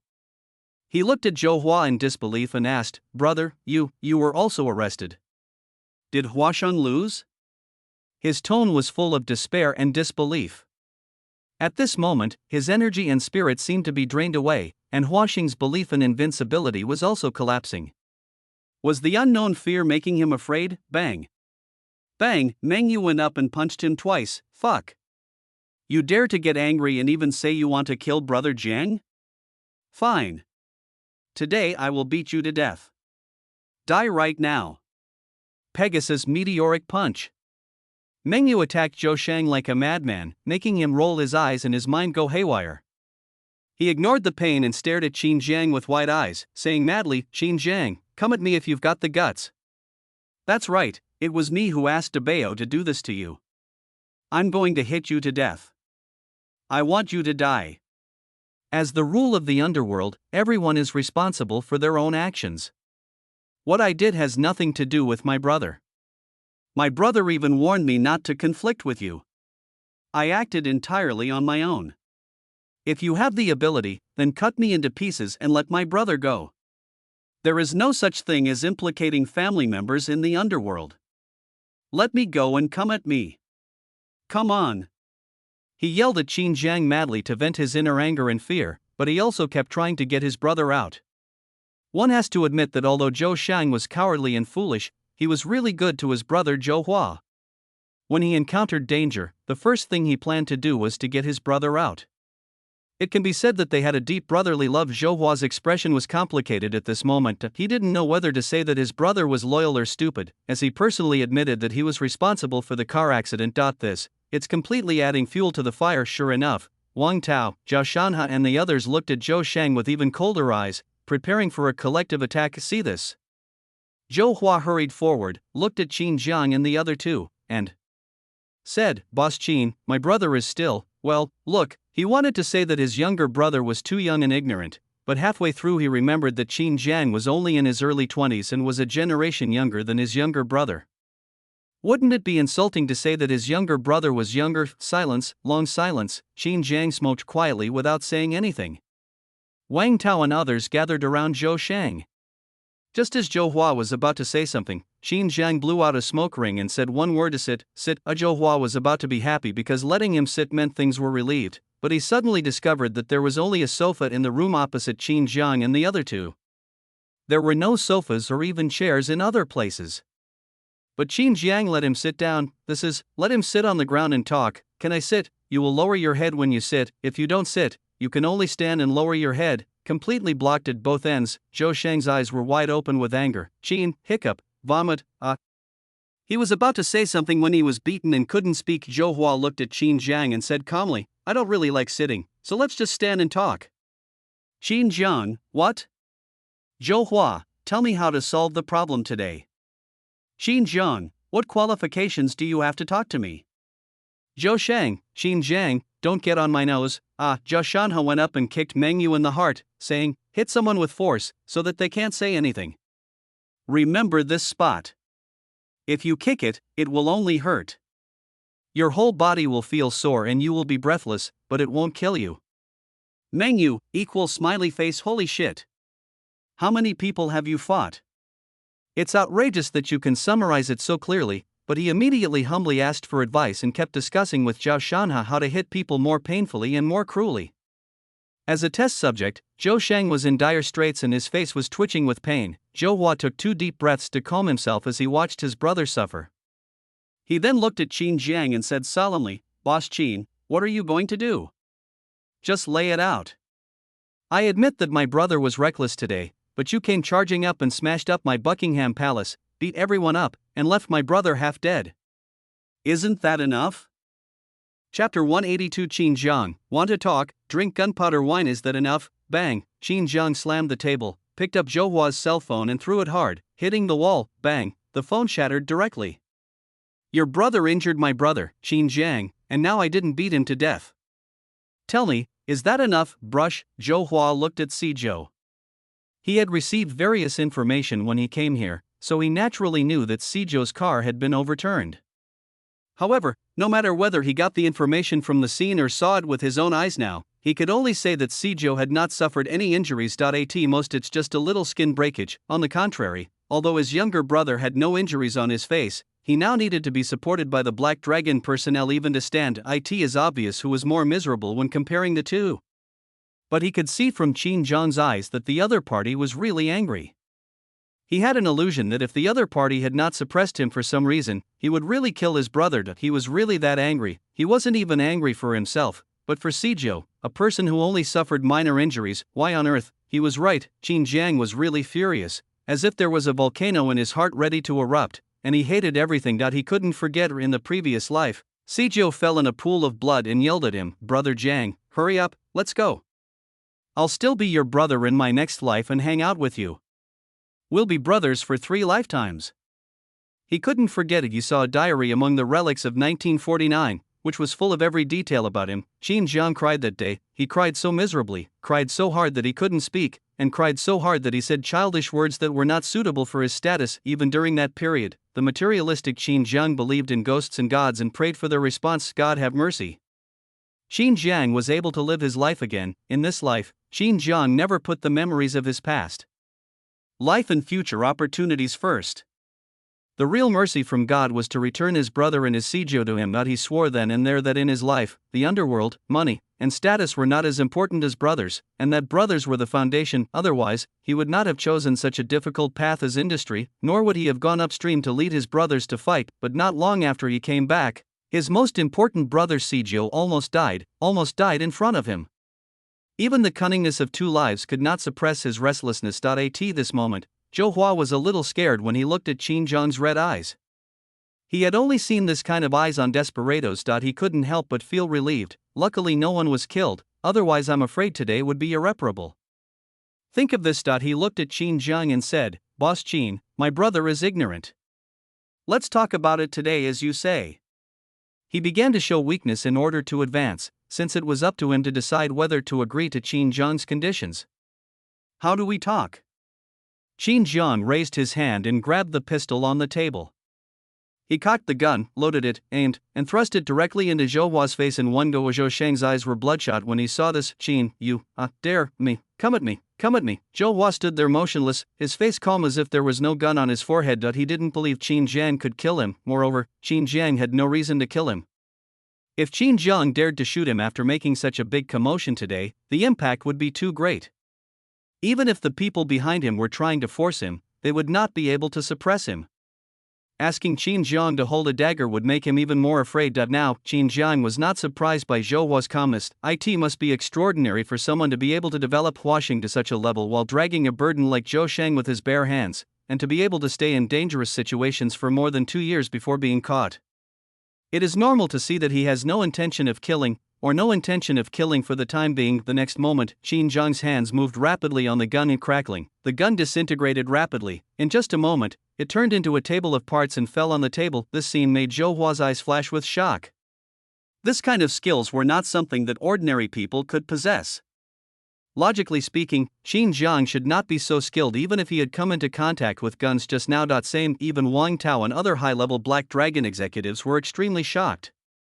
Seeing a scene similar to the one on TV being played out by their own brother Jiang, they couldn't help but shout, "Brother Jiang is awesome, Bai Lu, it's so majestic." She was the happiest person today. Personally leading hundreds of people to fight their way through a staircase was more impressive and domineering than she had ever imagined. Plus, Sister Lu's constant reports made her blood boil even more. Now, seeing her own brother Jiang so awesome, she felt even more proud. Ding! Ding! In full view of everyone, Qin Jiang saw the 6 bullets in his hand falling one by one on the table, leaving only the last one. Qin Jiang, pour the wine. Crash! Zhu Zheng picked up the bottle and poured a full glass of wine, which looked like it was at least 7 or 8 taels. Qin Jiang used a dagger to sprinkle the gunpowder in the bullet into the wine, turning the wine into light red. Brush, boom. Qin Jiang stuck the dagger on the table and looked at Zhou Hua and said, "You have 2 choices. First, drink this glass of wine. Second, cut off one of his fingers. Only then can we talk about this." Zhou Hua was stunned. Zhou Sheng's eyes were bloodshot again. Qin Jiang sat on the sofa, smoking a cigarette and looking at Zhou Hua as if he was a superior looking at a subordinate. Bang! Zhou Hua supported himself on the table with both hands and looked at Qin Jiang. "Are you planning to fight Hua Sheng to the death?" Call. Qin Jiang blew out a smoke ring, blinding Zhou Hua's eyes. "Fight to the death? Fine. Then let's fight to the death today. You let your men attack us, and we'll bring a dark dawn to your Buckingham Palace. Do you dare, do you?" Zhou Hua frowned slightly. He really didn't intend to fight to the death with Qin Jiangyu. Bringing people to kill him today would be a very bad choice. That would push the situation to an irreconcilable point, and the public security would inevitably intervene. At that time, many things in Buckingham would be unable to be hidden, even if they had been moved. But this is an important period for Buckingham, and he doesn't want to be silent for a long time because of this matter, and he still couldn't be sure what was behind Qin Jiang. The unknown was always scary. For a while, Zhou Hua kept thinking about countermeasures. Bang! Qin Jiang leaned back on the sofa and said calmly, "You should have agreed on a time limit with the people below before you came up. You can delay if you want, but as for waiting for external intervention, to be honest, it won't happen that soon, so you don't have to wait. Unless someone dies here." As soon as these words were spoken, Zhou Hua's heart trembled. Of course he knew who the external force referred to. He didn't know what Qin Jiang had the confidence to say this, but seeing that there was still no movement outside meant that everything was just as Qin Jiang said, which made him even more apprehensive. If the people below really come to attack, there is a high probability that someone will be killed, and then Washington will probably fall today. Maybe the building will collapse directly. How to say it? Qin Jiang is now like a man wearing slippers, while he is wearing leather shoes. The other party is now disregarding the rules and wants to die with him. It is really outrageous. Damn! Zhou Hua cursed inwardly. This Qin Jiang is fucking crazy. Doesn't he know that if he makes a big fuss, he'll be in big trouble? Why does he dare to be so fearless and so crazy? But I just can't do anything to him. Moment. Zhou Hua looked determined as he passed over the dagger, picked up the gunpowder wine, and looked at Qin Jiang. "This cup is to make amends for my brother's sin." Done. Chapter 183 Black Dragon Caution, Demolition Contract. Gulp. Gulp. Seeing Zhou Hua finish the liquor, Zhou Sheng's eyes widened and he was speechless. Woo, woo, woo. Bang! Zhou Hua put down his wine glass fiercely and couldn't stop coughing twice. Ahem. Gunpowder is like wine. The more you drink, the more you have, and the more comfortable you feel. He said this in a self-deprecating voice, as if what he just drank was not a seasoning wine but real wine. Listen to this. Zhu Zheng poured wine again and wanted to take out the bullet of Zhou Hua. "No? I'm just pretending. Are you really so decisive? You're not afraid of burning my intestines and stomach? He really lost his composure. Today's incident was too sudden and he couldn't calm down, but he only lost his composure for a moment before returning to normal. After all, he didn't believe that Qin Jiang would continue to do such things. Really do that, there would be no need to do this just now. Besides, people who can make it in life won't be so stupid, and won't do things in a naive way. Really, as Zhu Zheng poured the wine without adding gunpowder and drank it himself, Zhou Hua looked at Qin Jiang and said in a hoarse voice, "We can talk now, right? Tell me what you want. Time is running out." He returned Qin Jiang's words word for word, just to warn him. When he came up, he did ask his subordinates to be ready to take action at any time, and if things really got to that point, no one would be able to stop it. He admitted that he had a large family and a great business that he could not give up, but he did not believe that Qin Jiang was willing to give up such a good situation. Qin Jiang waved calmly. Bang. Zhu Zheng placed Zhou Sheng's phone on the table and started recording and it started playing the conversation between Li Hao and Abeo, even mentioning the other person's name several times. As Zhou Hua's expression changed slightly after hearing this, and he looked at Zhou Sheng in disbelief. When had his brother become so stupid that he could have such a targeted conversation and even record it? What, leaving evidence for yourself? But he thought again and realized something was wrong. He knew his brother well, and although he was impulsive and naive, that didn't mean he was stupid, and he would never do anything that would leave a handle. Moreover, he listened carefully and found that Li Hao's tone and voice were a little different in the conversation. "It's not my brother, it's someone with a very similar voice."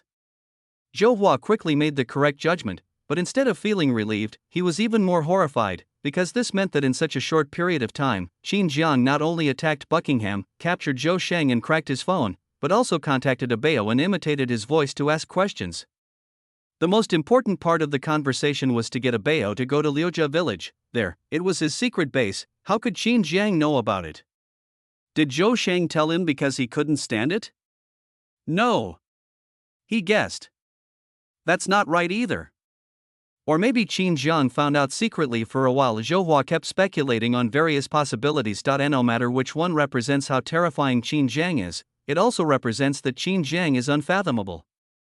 He even suspected that Qin Jiang had been targeting Buckingham and secretly investigating him. So, what did he find out? Only Liujia village. Will more secrets be discovered? It is much easier for colleagues to find out each other's information than other people. Etc. Liujia village. Not good. Zhou Hua's face turned pale and he subconsciously reached for his phone on the table, but Zhu Zhang got there first. Alas, you were not sensible. Zhu Zhang looked at Zhou Hua jokingly. This is now Black Dragon's territory. You don't act wild. Zhou Hua's expression fluctuated. He was worried that Abeo would be caught and even more worried that the items hidden in the underground space of Liujia village would be discovered. If that happened, the loss to Huasheng would be enormous. He was very worried. He guessed that Qin Jiang might have guessed that there was something wrong with Liujia village, but he believed that the real secret passage of Liujia village would not be easily exposed. He was afraid that it would be indirectly revealed by Abeo today, and his own mobile phone was smashed, and his brother's mobile phone was controlled by the other party. Crack. Zhou Hua clenched his fists and looked at Qin Jiang. Draw a line, I'll follow. Qin Jiang still sat there calmly. Boom. Boom. There was a knock on the door. I saw the Black Dragon staff come in with 2 contracts, respectfully placed them on the table, then respectfully closed the door and left. Qin Jiang pointed at the contract. Sign it and everything will be over for today. Contract? What contract? Zhou Hua looked down at the contract on the table. Just see, contract cover. Renovation and demolition agreement. Open frowny face. Since our company, Huasheng Group, is planning to renovate its Buckingham location due to business needs, we have hired Black Dragon Company Limited to carry out the demolition work. The cost is 200,000. Zhou Hua's expression became extremely complicated when he looked at the contents of the contract, and even his gaze towards Qin Jiang changed. Shameless, it's so shameless. He clearly led hundreds of people to break into Buckingham Palace, smashed it up beyond recognition, and now he has come up with a demolition contract. He signed this contract. Buckingham would have to bear the losses himself, which was roughly estimated to be 1 million yuan, and if outsiders knew about the signing of the contract, it would be absolutely embarrassing for Buckingham. Even after being beaten and smashed, you still have to pay them back. On the contrary, Halem can easily transform today's smashing and looting incident into a demolition incident. Even if the outside world does not approve, the behavior can only be defined in the economic field at most. It's just fucking outrageous. Besides, why should Qin Jiang be so cautious in doing things? It is obvious that both parties can just not make the settlement public, but Qin Jiang made a contract. He doesn't know what to say. Is the other party cautious or sick? What? You can clean yourself up by signing a contract. Will the outside world believe it? Who can believe it? Taking off your pants to fart, what a waste of time. Contract, sign or not, he did not hesitate for long. If he did not sign the contract, he would have to delay. Although he did not know why Qin Jiang was so confident.